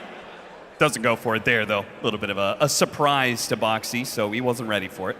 It's just the Chad Morana build, too. Leveling arrow. Oh, yeah, seriously. Better hit him. Over Starstorm? Yeah, I mean, you're either getting reported or you're getting a trophy. Question of how many you can land without too much setup in this game. I mean, you have Fortune's End on top and you have Chains in mid, so actually it's not too bad here. But of course, Boxy does not need setup. Not yet, anyway. Mickey, despite the Underlord matchup, seems to be going really well for him in CS. 32-8, so he may be having another game where he's just rolling in the gold. As Evil Geniuses have had a hard time being able to stop him in this laning phase. Whisper taking a decent amount of damage, and Sania take an equal amount back. Daryl? Oh, Whisper almost caught that one in his behind, and he's going to have to be bailed out a little bit here. The Crepify goes out, Insania's low. Matthew will threaten Insania, and they get the kill thanks to Panda, who turns around, gets the Frostbite on the Boxy. Boxy's low. He has another arrow in 2 seconds, but Whisper, who hit in the trees, is going to be able to slip on by. No threat any longer. Oh no, the arrow. It spots Whisper. Whisper. Oh! The Lotus. The fight for the Lotus. That's a big Lotus to get. It's going to rejuvenate him here, and it's going to take Boxy out of a lot of action for a while. I mean, he can stay up here and keep throwing arrows, but it's not as impactful as what he was doing mid. However, I guess Nisha's got it under control here. Double damage plus catapult wave. Oh yeah, so you got to get back here fast. He's still level 5 on C Smile as well. And we saw Nisha, I think, like the last time we watched this Ember, he put a lot of damage on the mid tower. Yes, early Orb of Corrosion, just right-clicked it down. Yep. Do hit Storm 6. This will dissuade the aggression, but he got half that tower. And that arrow eventually connects. I agree with Whisper. How not even necessary. And Liquid playing another pretty decent laning phase here. So it will be a lot of solo XP for Pakaz. Something you always like to see on the Morphlings. Uh-oh, uh-oh. Fight for the Wisdom Rune.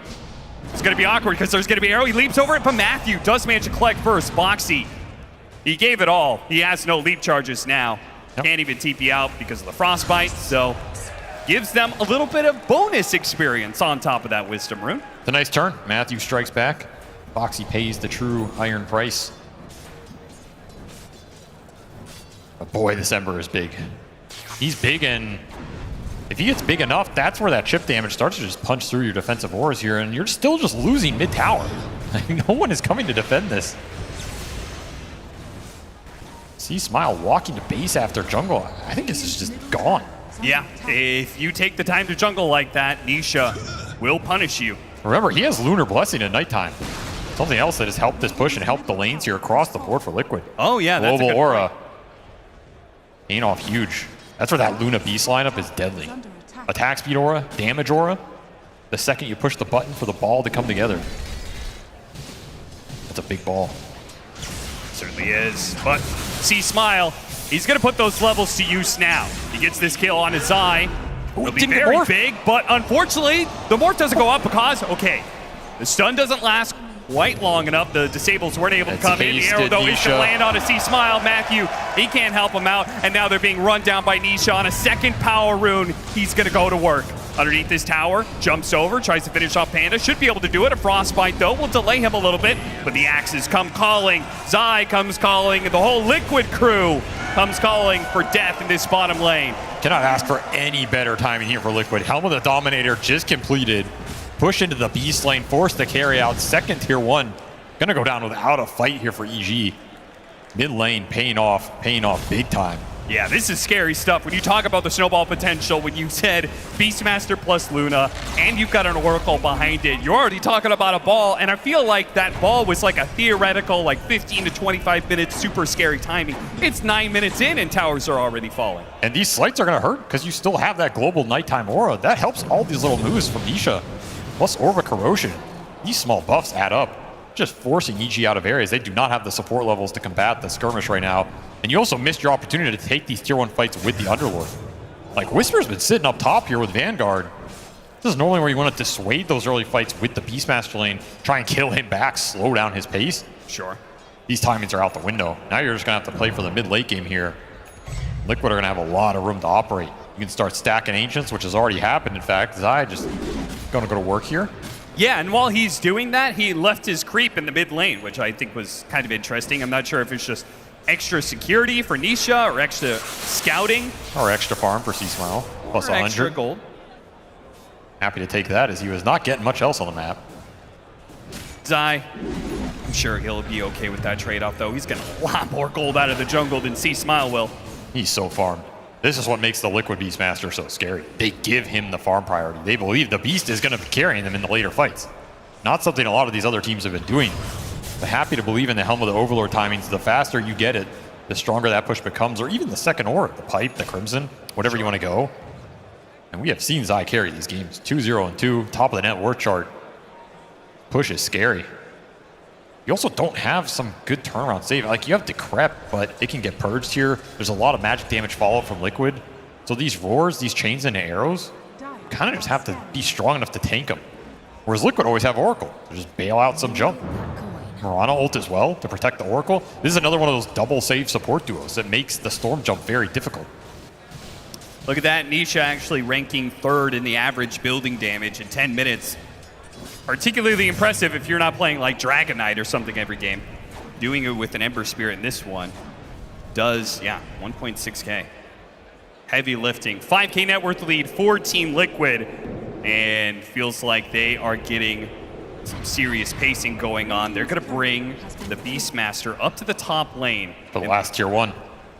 Or just tier 1. And or Roshan, because it is daytime. And it's 11 minutes. It does feel like they're thinking about it soon. Maybe the last time for Evil Geniuses to put a halt to this Liquid march. They're gonna cut across here. The smoke's gonna break. They spot Panda.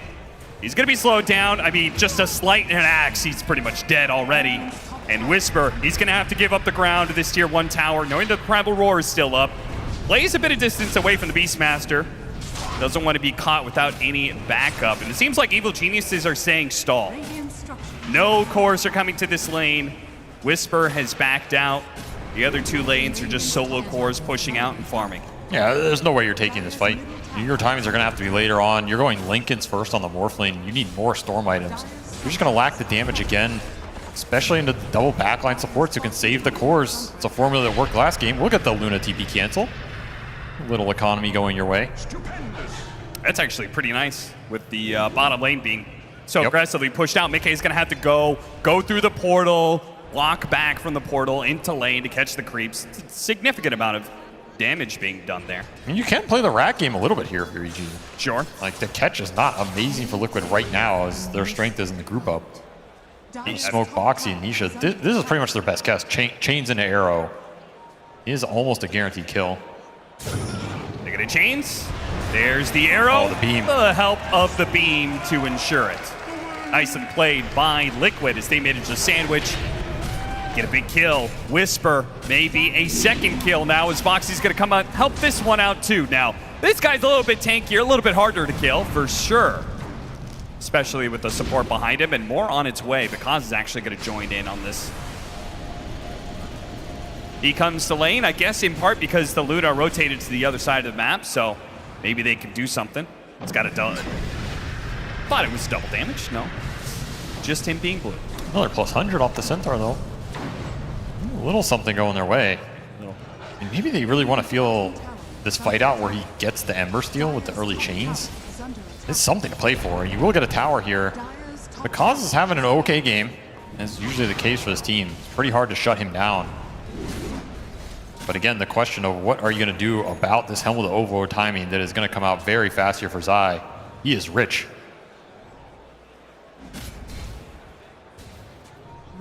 EG, they need something to connect here. They're trying to bait out an illusion rune. Nobody's going to show, so they grab it. But Liquid all playing very defensively on their side of the map, so I don't know if they had a good whiff of this smoke that was happening. Or just getting better efficiency. Like they're doing ancient farming with Luna right now. Mask of Madness Luna, a very fast ancient clear, especially at this point in the game. If it's gonna hit nighttime in 30 seconds, he will give the aura once again. Now they're stretching it. Really trying to dive deep for a kill on Insania. They won't get that, but they will get the creep once again. I mean, they're getting decent value out of this Helm of the Dominator. Yeah, what, they've got 3 times already? Still doesn't change the 5,000 net worth lead that you have on Liquid. But I mean, it'd be 5,300. That is a good point, Avery. Thank you. It's a good math. That's why I went to school. All those years of school. So I can do the quick finally analytics. Put to use. I guess it didn't help out being a player. Well, not everything can go your way. 2-9, the game quieting down a bit. It's pretty clear that EG wanted to be able to get something, not going to be able to find it, and then every once in a while we'll just get a slight change into Arrow. Good hold there from the Decrepify. That's going to help out a lot, especially with the Crimson Guard and the pullback in the freezing field. Ooh, there's the overstep. There's the move. Can you get the punish? The good punish is because is farming right now. He has Lincolns. He's hard to burst and pick off on the map. If you can get another tier 1 here, you're very happy with that sequence for EG. Yeah, that'll definitely slow Liquid down a lot. Yeah, that's a big messed up by Nisha here. I mean, C-Smile was getting nothing in this game. You just handed him a big kill on a silver platter. These kills are worth a lot. That's an 800 gold kill for the team. You're down to 3K net worth difference, just like that, right? Single kill into tower, into another power rune. Some momentum coming back their way. The Kaz going to TP top for this double range creep wave. Tower does die, though. That was the final tier 1 tower for Evil Geniuses. I mean, that was an undead tower for sure. It died long ago. Undead tower. Crimson finish for Whisper. This is kind of your big mid-game timing here for EG. Yeah, and Matthew is playing very far forward, but always trusting in his supports to be able to bail him out. They're going to do just that. Not only bailing him out, but maybe getting the kill on Insania. Got to be careful with Nisha, though. He's going for those supports. Mickey is here as well, and the axe is from behind. Zai does manage to collect 1. 2 supports down. Whisper now being chased out as well, and there's no escape from this. He may be tanky, but Liquid have all the time in the world in this fight. And that's Golem for Zai. That Helm of the Overlord already finished. Might lose his courier, but he's got the bigger summons on his side. That's another big EHP boost here. You're going to have to fight through. It took him a long time to kill this Oracle. Through the Pavis, through the ulti. Eventually you get him, but then your supports are just in nowhere's land. And Crimson does not last forever. Like, you have to fight around this Crimson if you're EG, but you also have to get enough out of that window where the punish doesn't come back and haunt you.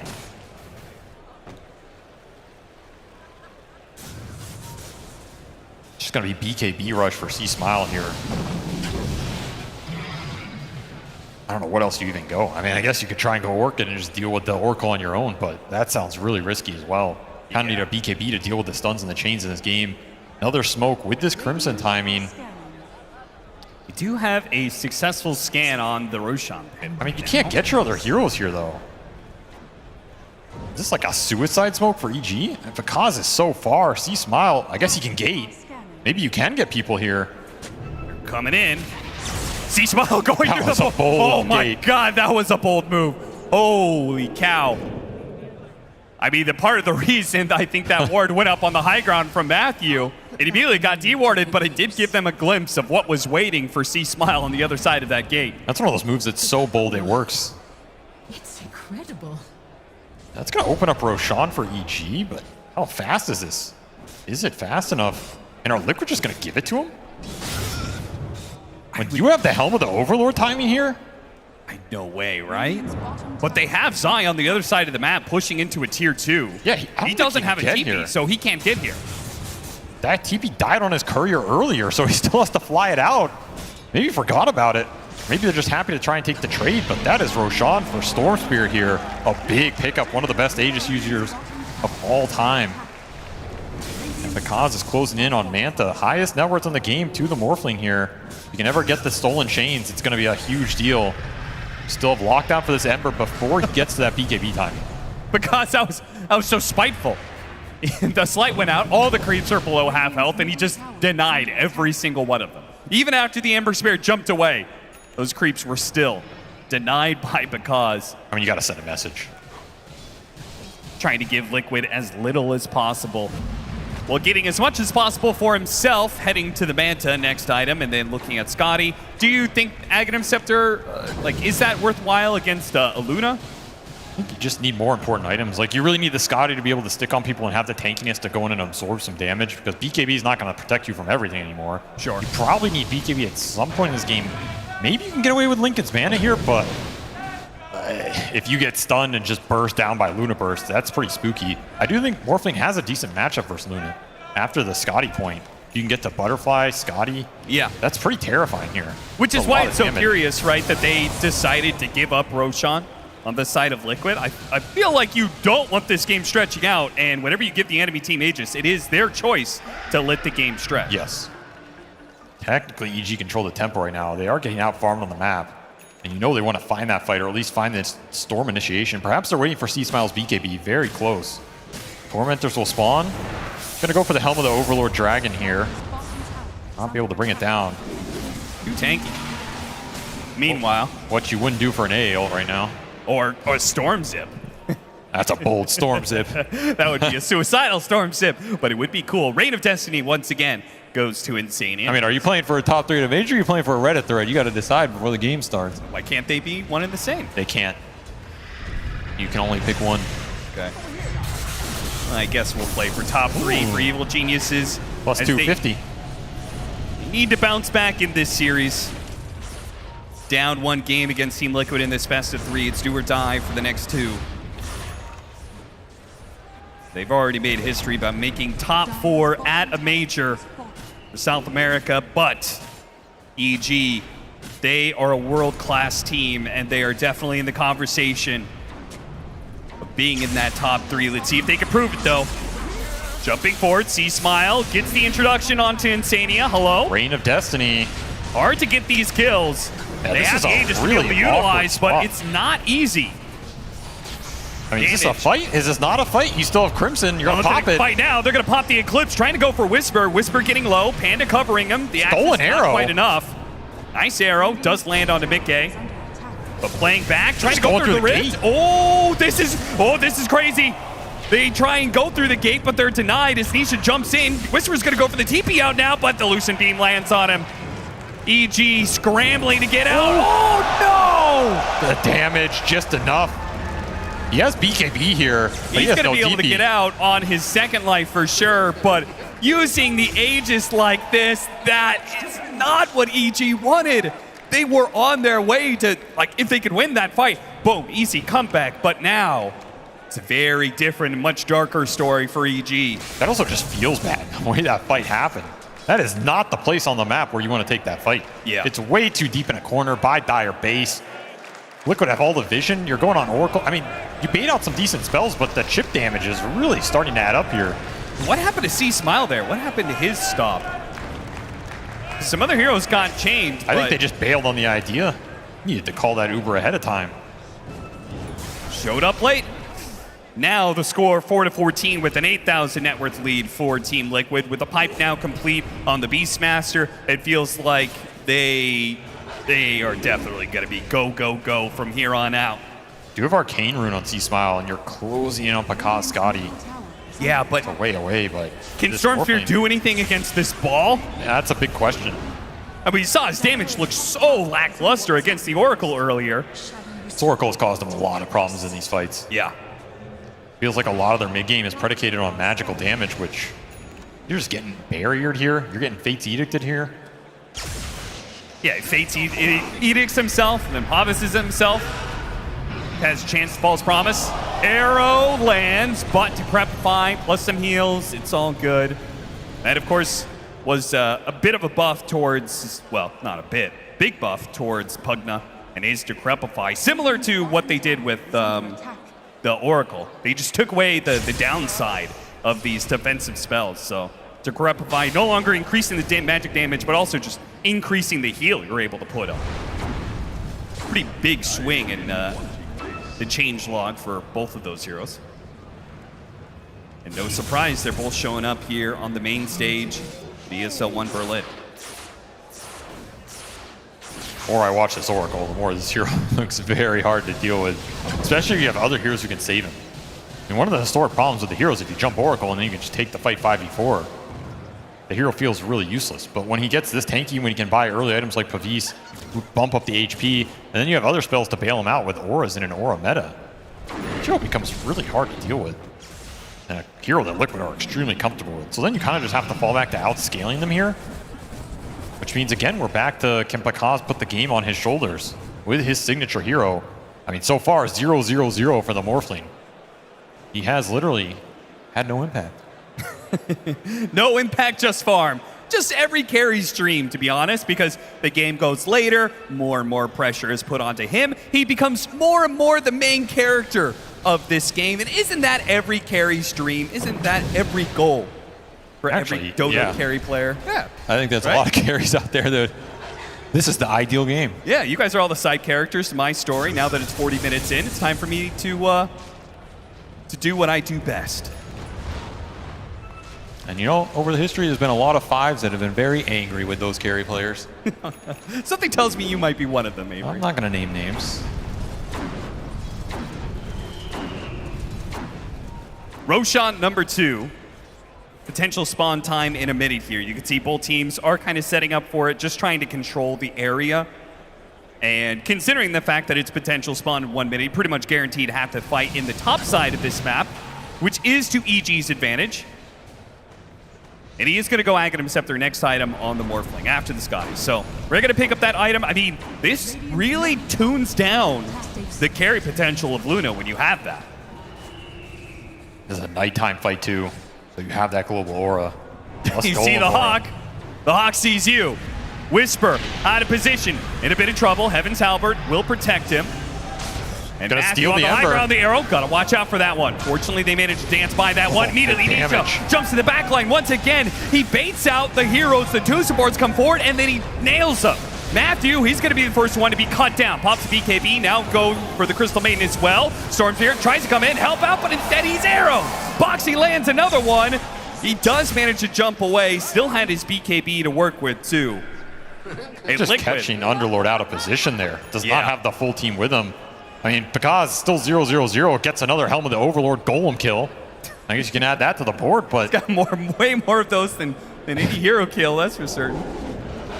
Nisha, he's just 1v5. He's just running in there, no fear. BKB immunity. What's your answer? Sure, you get an Ember Steal on the Morphling, but you can't change him. It's not doing you any good. Just need to be tankier, or you need more damage to threaten him when he's killing your supports.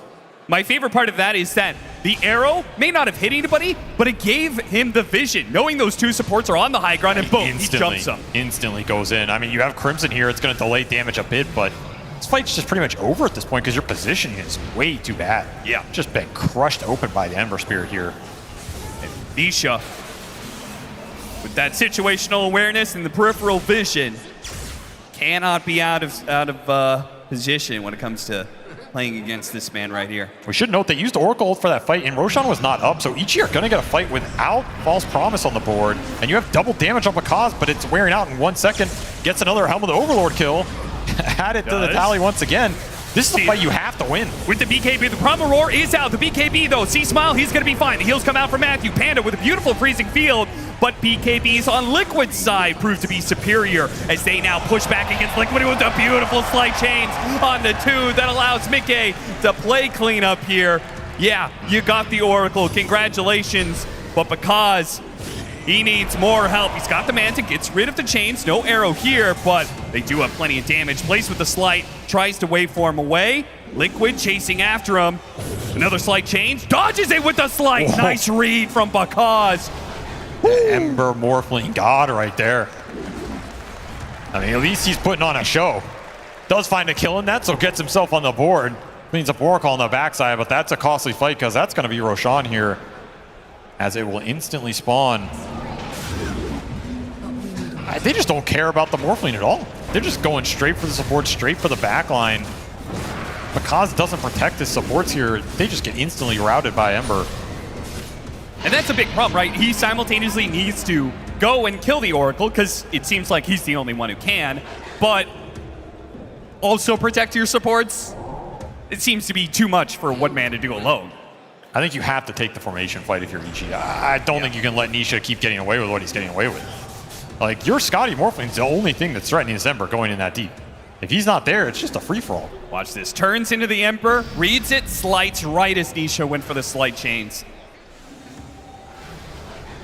A little bit befuddled by that move. Mickey enjoying to see just some good Dota going on. Is Liquid probably very happy now at this point. 16,000 net worth lead. They may not know the number, but they certainly feel the power behind it as they are going to go for their high ground push. Scotty Luna online. Aegis for 4 minutes here. You're in no rush. Just throw down those reins, heal everybody up here. Force EG to jump you, because there is no outspam here that's dissuading you too much. Yeah, just the glyph, and that is a limited resource, but it seems like that limit is good enough, especially with the push coming in on the tier 2. Plenty of time to work with this Aegis, so no rush on hitting the high ground. I do think this is a high ground, though. If you have Lizard Frenzy on top of everything, you want to force the action here. Yeah.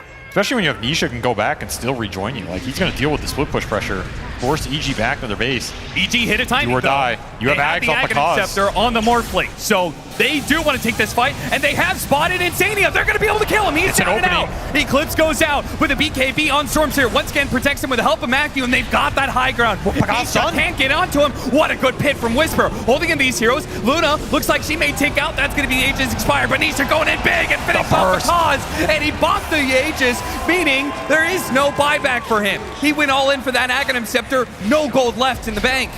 Just gets caught with an arrow. I don't even know what the hell stunned him. He got arrowed in the middle of that fight into a beam. Wasted so much of his time. Oh no, there are no tier 2s left. And they know that Morphling, they're going to put him to the test. Buy. We think you don't have buyback, and they might just have the correct solution here, but it looks like, oh, an overstep from Nisha, and arrow comes out again. It lands onto the C-Smile. A force stab trying to get him away. A sip at the last second. Jump, jump, jump. He's good. A pit holds in Mickey, but a buyback from Nisha. Nisha, he wants to keep this going. He has 35 seconds to do some serious damage to EG, maybe even knock him out if he can. Mickey's getting low to these storm jumps. You have to respect the fountain regen here. Nisha, he's going to claim support by. Another arrow coming through. Force staff gets him out of the range of it. 20 seconds for Bakaz. How much can you get in 20 seconds right now? It might be Megas. Mickey's back to full. Pokes for what? Absolutely nothing. Dropping fast. As soon as the tier 3 is down, then the glaives start bouncing around. They do have a glyph. They can't get the full set of ranks without a fight against the Morphling, but it is still a 4 versus 5. Do they care about the Morph? That's another question. You're going to open up the glaive bounces here. Maybe just all in. They got to start taking that fight now. There's Ag Steel on the Luna. You're going to reduce his damage output a lot. That's going to help. Oh, Sorcerer jumps in immediately, chains up. He has a BKB, though. He jumps, has a little bit of mana to work with. The use of Primal Roar onto Bakaz. He already morphed into strength, though, so he's going to be okay, especially with help with Decrepify, but even getting him low allows Liquid to go for the Megas. Slight chains once again, ticking out the puck. Now he's going to fall because low enough. Back to the fountain he goes, while Mega's going to be secured by Team Liquid. C-Smile, Banda, because Mega's coming in, and Team Liquid showing absolutely no hesitation. From Megas to tier 4s to the throne. EG, you have to come up with a way to be able to stop this in a 3 versus 5.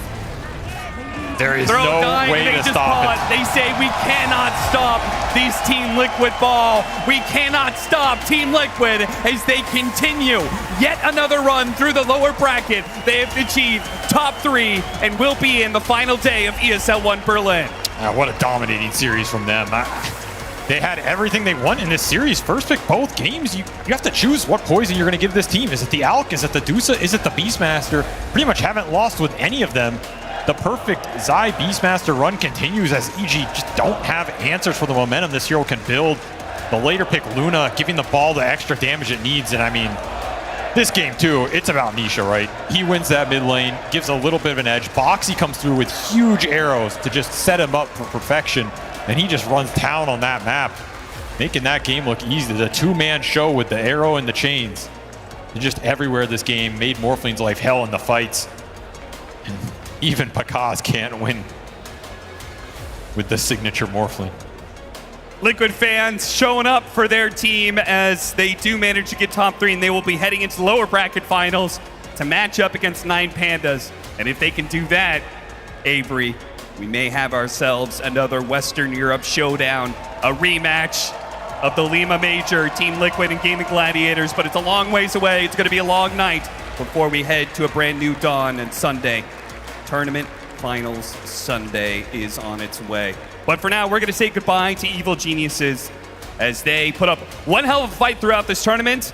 And again, still secured top 4 for South America at a major. Historic victory for them at being able to go this far. And we know there is much more coming from this team in the future.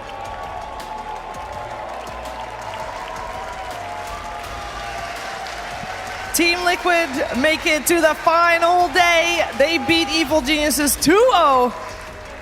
We're gonna break down this game, this series, as this was not an even game, Faith Beyond. I thought we were hoping, or thought we were thinking it was gonna be a more even game. What happened? Boxy just too good. He destroy bottom first and go mid, destroy mid. When you lose mid, you just lose game. Yeah, that was the Boxy show for sure. He was on point the entire game. I mean, he solo killed that Crystal Maiden bottom. He chased her away, enabling Zai by putting him in a solo lane versus a Morphling, so Zai got complete free farm. He landed a blind arrow mid on Crysluck, which led to a kill.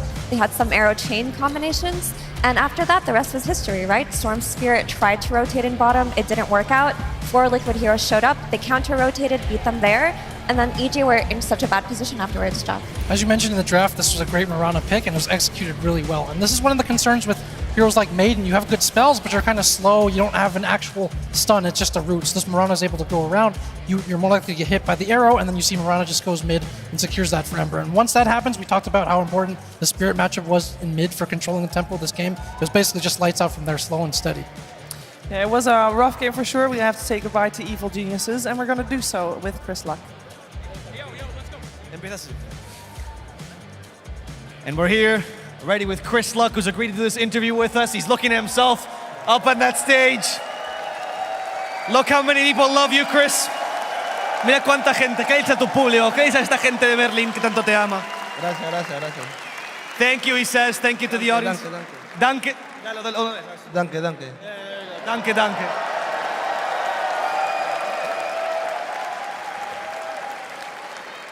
Chris, your journey in the Berlin Major... perdón, se me olvidó. Tu camino acaba aquí en la Major de Berlín, pues habéis superado. Top 4, primera vez para ustedes. ¿Se siente como un logro o en este momento aún estás digiriendo la derrota? Creo que es algo normal porque todos queríamos aspirar a más, ¿no? Así que creo que cuando el día que ganemos algo me voy a sentir mejor que ahora. It feels normal to end the top 4, you know? They were all aspiring for more. And when they make that day, when they manage to make it, it'll feel even better. Yes?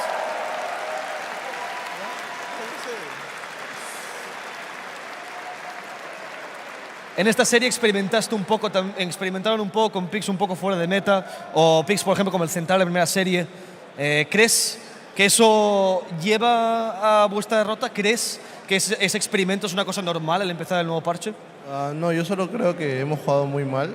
a diferencia de los demás juegos, y creo que por eso perdimos. He believes that while the drafts might look like they're a little bit off meta, the real reason why they lost is simple. They just played worse than most of the other games, and that's why they were unable to beat Team Liquid today. ¿Quieres decirle algo a Team Liquid? ¿Deseas suerte para el resto del torneo antes de que nos vayamos? Que le vaya bien y suerte. He wishes Team Liquid good luck, though, and he hopes the best for them in the upcoming matches. Chris, one last round of applause, please, for the lovely Chris Luck.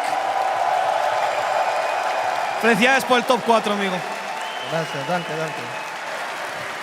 Now back to you, Slux. Yes. Thank you so much for that wonderful interview. Again, thank you to all of our players who agreed to do these fantastic exit interviews. But now we must bring it to a more positive place here. Ladies and gentlemen, give it up for Insania! Doing our winners interview here today. Congratulations, you guys played out of your mind. I have to say, as a follower of Liquid, if I dare say, as a Liquid fan, you guys seem to be playing the best that you've ever played. Does it feel like that to you right now? No. No, you guys have done better than this? I think we were better last patch, but we're kind of starting to cook, you know? It's the ingredients are getting into the pot.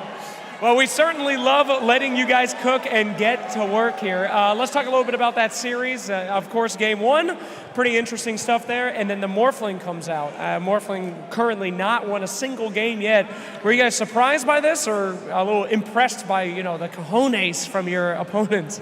I mean, Pakaz is a scary Morphling to play against.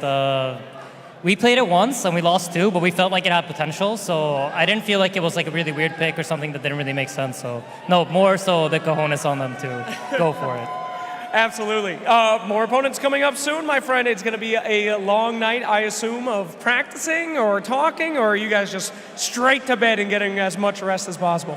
I think we're going to strategize a bit, maybe look at our mistakes from today, try to refine it for tomorrow. We got a tough opponent in Kiyotaka and Ramses. I think they've been playing like some of the best Dota I've seen recently, so it's going to be hype. I think it's going to be a fun game with a lot of kills.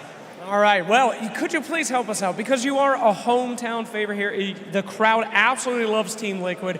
We want to convince them about what kind of game is going to be happening way early in the morning. So any words out there to everybody here who is here tonight to convince them to come and see you guys kick some ass tomorrow?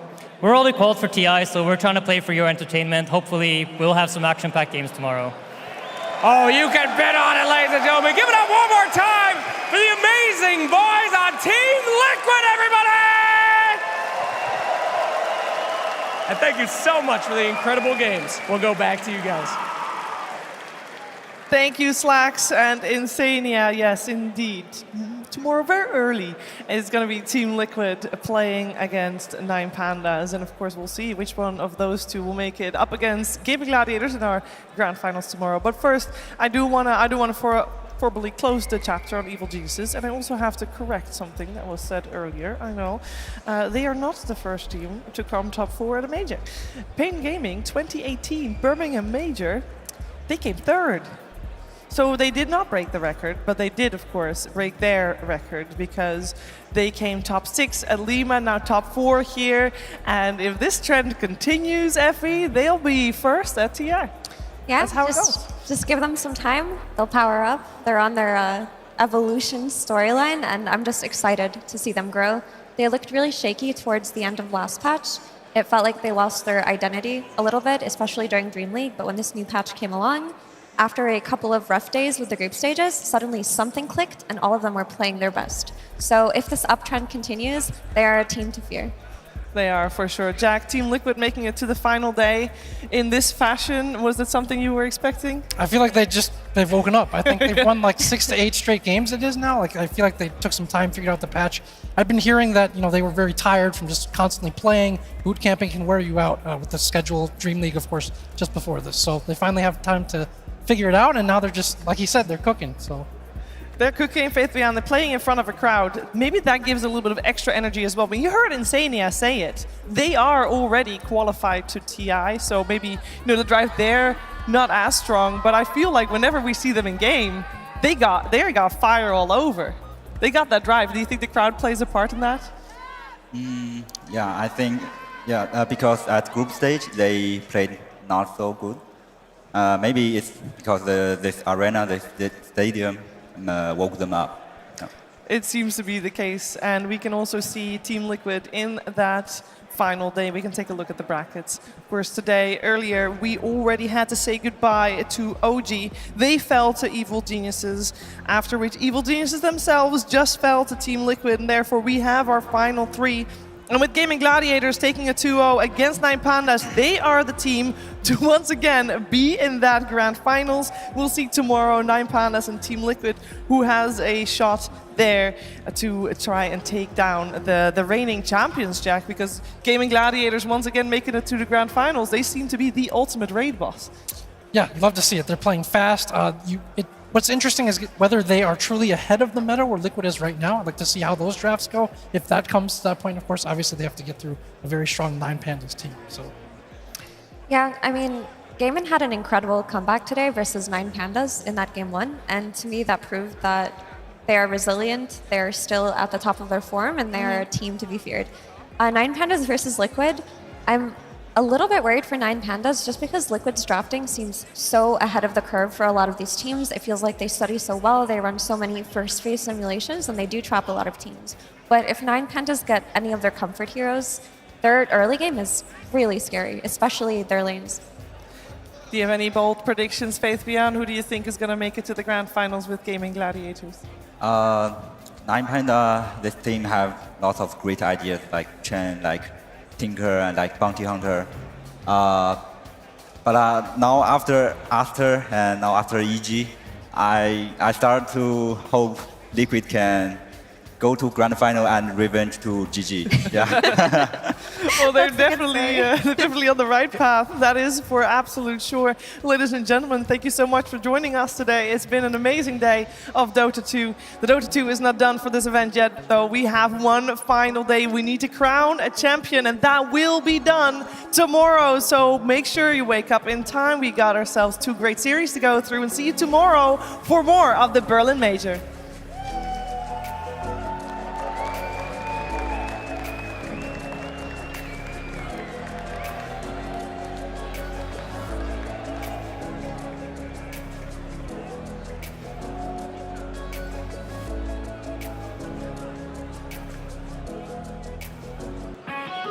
It's so hard to zone control against Venno, though. Yeah, and Naga as well. Good Not jump. getting initiated on a nice jump. C-Small getting really low. They burst him down. Will buyback and has the outpost control as well. They're going to take on the Naga as well. Again, buyback coming through for EGs. They are getting completely wiped. What in God's green earth is happening right now? Magic's amazing. Buff Tinker. Get that guy out of here. Come, bring him up here. Get him out of here. Remove him from the velodrome. No. This will be a pretty big kill for OG. They need it. Yuragi gets there with the time dilation as well. Primal War from the sideline. Whisper's going to stay alive. No. He gets off the mech. He gets off the Doom. And now Yuragi's going to pay the ultimate price. Focus fire still applied to Whisper. He's going to get blinding lit back. BZM trying to finish the job, but he's going to end up dropping as a result. Getting extremely low. He's tracked up. Down he goes. 4 dead for OG. That's going to keep him alive a little bit longer, but will fall in the end. Taiga now going to feel the brunt of Pakaz's right click. Oh my God! Pakaz! Oh my God! Yuragi's gonna spot it, gets a chrono onto 2. This is a lot of damage to the Monkey King, actually. The roar to follow, but now the items have been activated. Pakaz still living through the brunt of all this damage with the focus fire applied as well. He hasn't even bothered using his ult yet. Everybody from OG's dropping like flies. GG's called. EG take it 2-1, and they will continue on at the Berlin Major. I'm sorry, I think we have a winner. That is just artistic skill. I will give it to you if you sing like Naga Siren. On towards Roger. Roger turns the kid, take a back in with a 2-man avalanche ace. He's so low. Durancio, he bought back for this. He's down again. Out for 70. Ace gone as well. Quinn desperately jumping in, attempting to finish up Antares. He will get it. Takes out Antares. Ramses also incredibly low in this sort of situation. Ramses going to stand his ground. You know the caretaker's coming back in with a combo to sell him on a Quinn. Ramses still alive and ready to go for more. Over towards Celery and now towards Tofu as 9 Pandas will get the team wipe and more. They get the glimpse back. Oh, good. Already from the back, key attacker's in, and he's on top of Tofu, puts the BK BKB. Tofu's going to get forced down the side. Ace pops the Greaves. He keeps Tofu alive. Down on the low ground, Quinn trying to focus towards Roger. Roger pops the heal of the BKB. He's able to walk away. Ramses caught in the root. BKB still on the radio, popping up, but he's so low. He pops it so late. Ramses, he doesn't stand a fighting chance this time around as he's out of the fight. We started feeding together, and I want to keep feeding with you for the rest of my life. Do you want to marry me?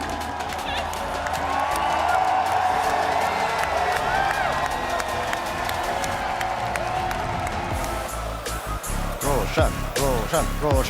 He needs that encouragement. He's trying ever so hard.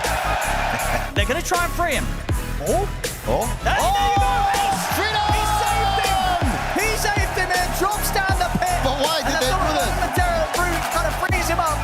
Gaming Gladiators, they're too far ahead. Durancho pretty much untouchable now on his Terrorblade. Miro tries to poke him back, but they know they can't turn it. GG is called. Gaming Gladiators with a fantastic game 2. Gentlemen, are you ready to commentate about some cosplays? Absolutely. Wow. Round of applause, please. What? Oh my goodness. Oh, what's happening? What's Something going on? What's wrong? This is not part of the... Oh my goodness. Could it be? The mascot of the entire thing, of all of ESL One Berlin, ladies and gentlemen, get ready to embrace the darkness. We have Rehab as your Night Stalker! Whoa, look at that, Kieran. Holy shit, Jenkins. 4. Oh, that is pretty strong. BK's going to jump in and go after that support. The man to hit the other one, too. What a with stun. the BKB, he used the Abyssal Blade onto the Pugnant to stop the Decrepify and kills them both. So they do want to take this fight, and they have spotted Insania. They're going to be able to kill him. He's down and out. The Eclipse goes out with a BKB on Stormseer. Once again, protects him with the help of Matthew, and they've got that high ground. Pagasa can't get onto him. What a good pit from Whisper. Holding in these heroes. Luna looks like she may take out. That's going to be the Aegis expired. But Nisha going in big and finishing off the cause. And he bopped the Aegis, meaning there is no buyback for him. There is Throw no nine, way they to just stop pause. it. They say we cannot stop these Team Liquid ball. We cannot stop Team Liquid as they continue yet another run through the lower bracket. They have achieved top 3 and will be in the final day of ESL One Berlin.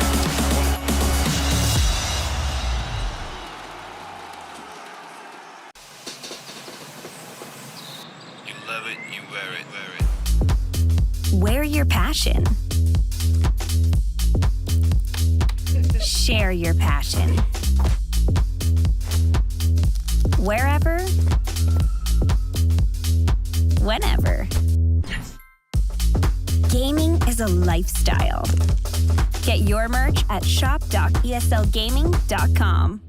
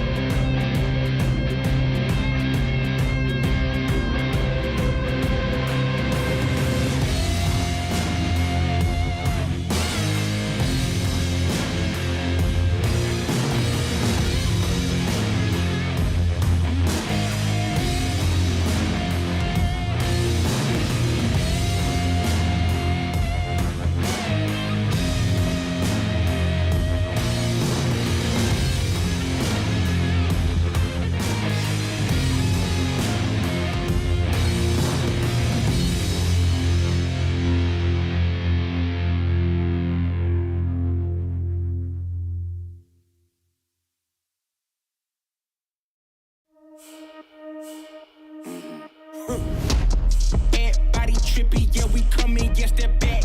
Yeah, we walking with a body bag full of cash. From a different rare, we raise it like a flag. Unapologetic.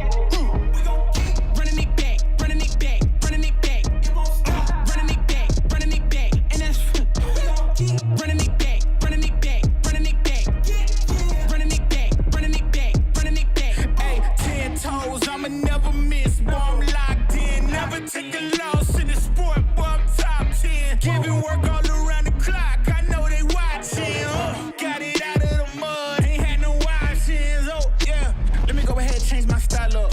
Got that touch like Midas. Back then they wouldn't invite us. Switched up, now they wanna be like us. And now they dealing with identity crisis. I know, I ain't sorry, get a pity party. You could probably get it from your mama now. But if you pull up on me, you gon' see a body. Cause I'm not the one you want a problem with. 10 toes down. If I stumble, watch me stand up. When it goes down, get the toot to your man's dog. You can blame it on your homies, got you hyped up. Whoa. Everybody trippy, yeah, we coming, yeah, step back. Yeah, we walking with the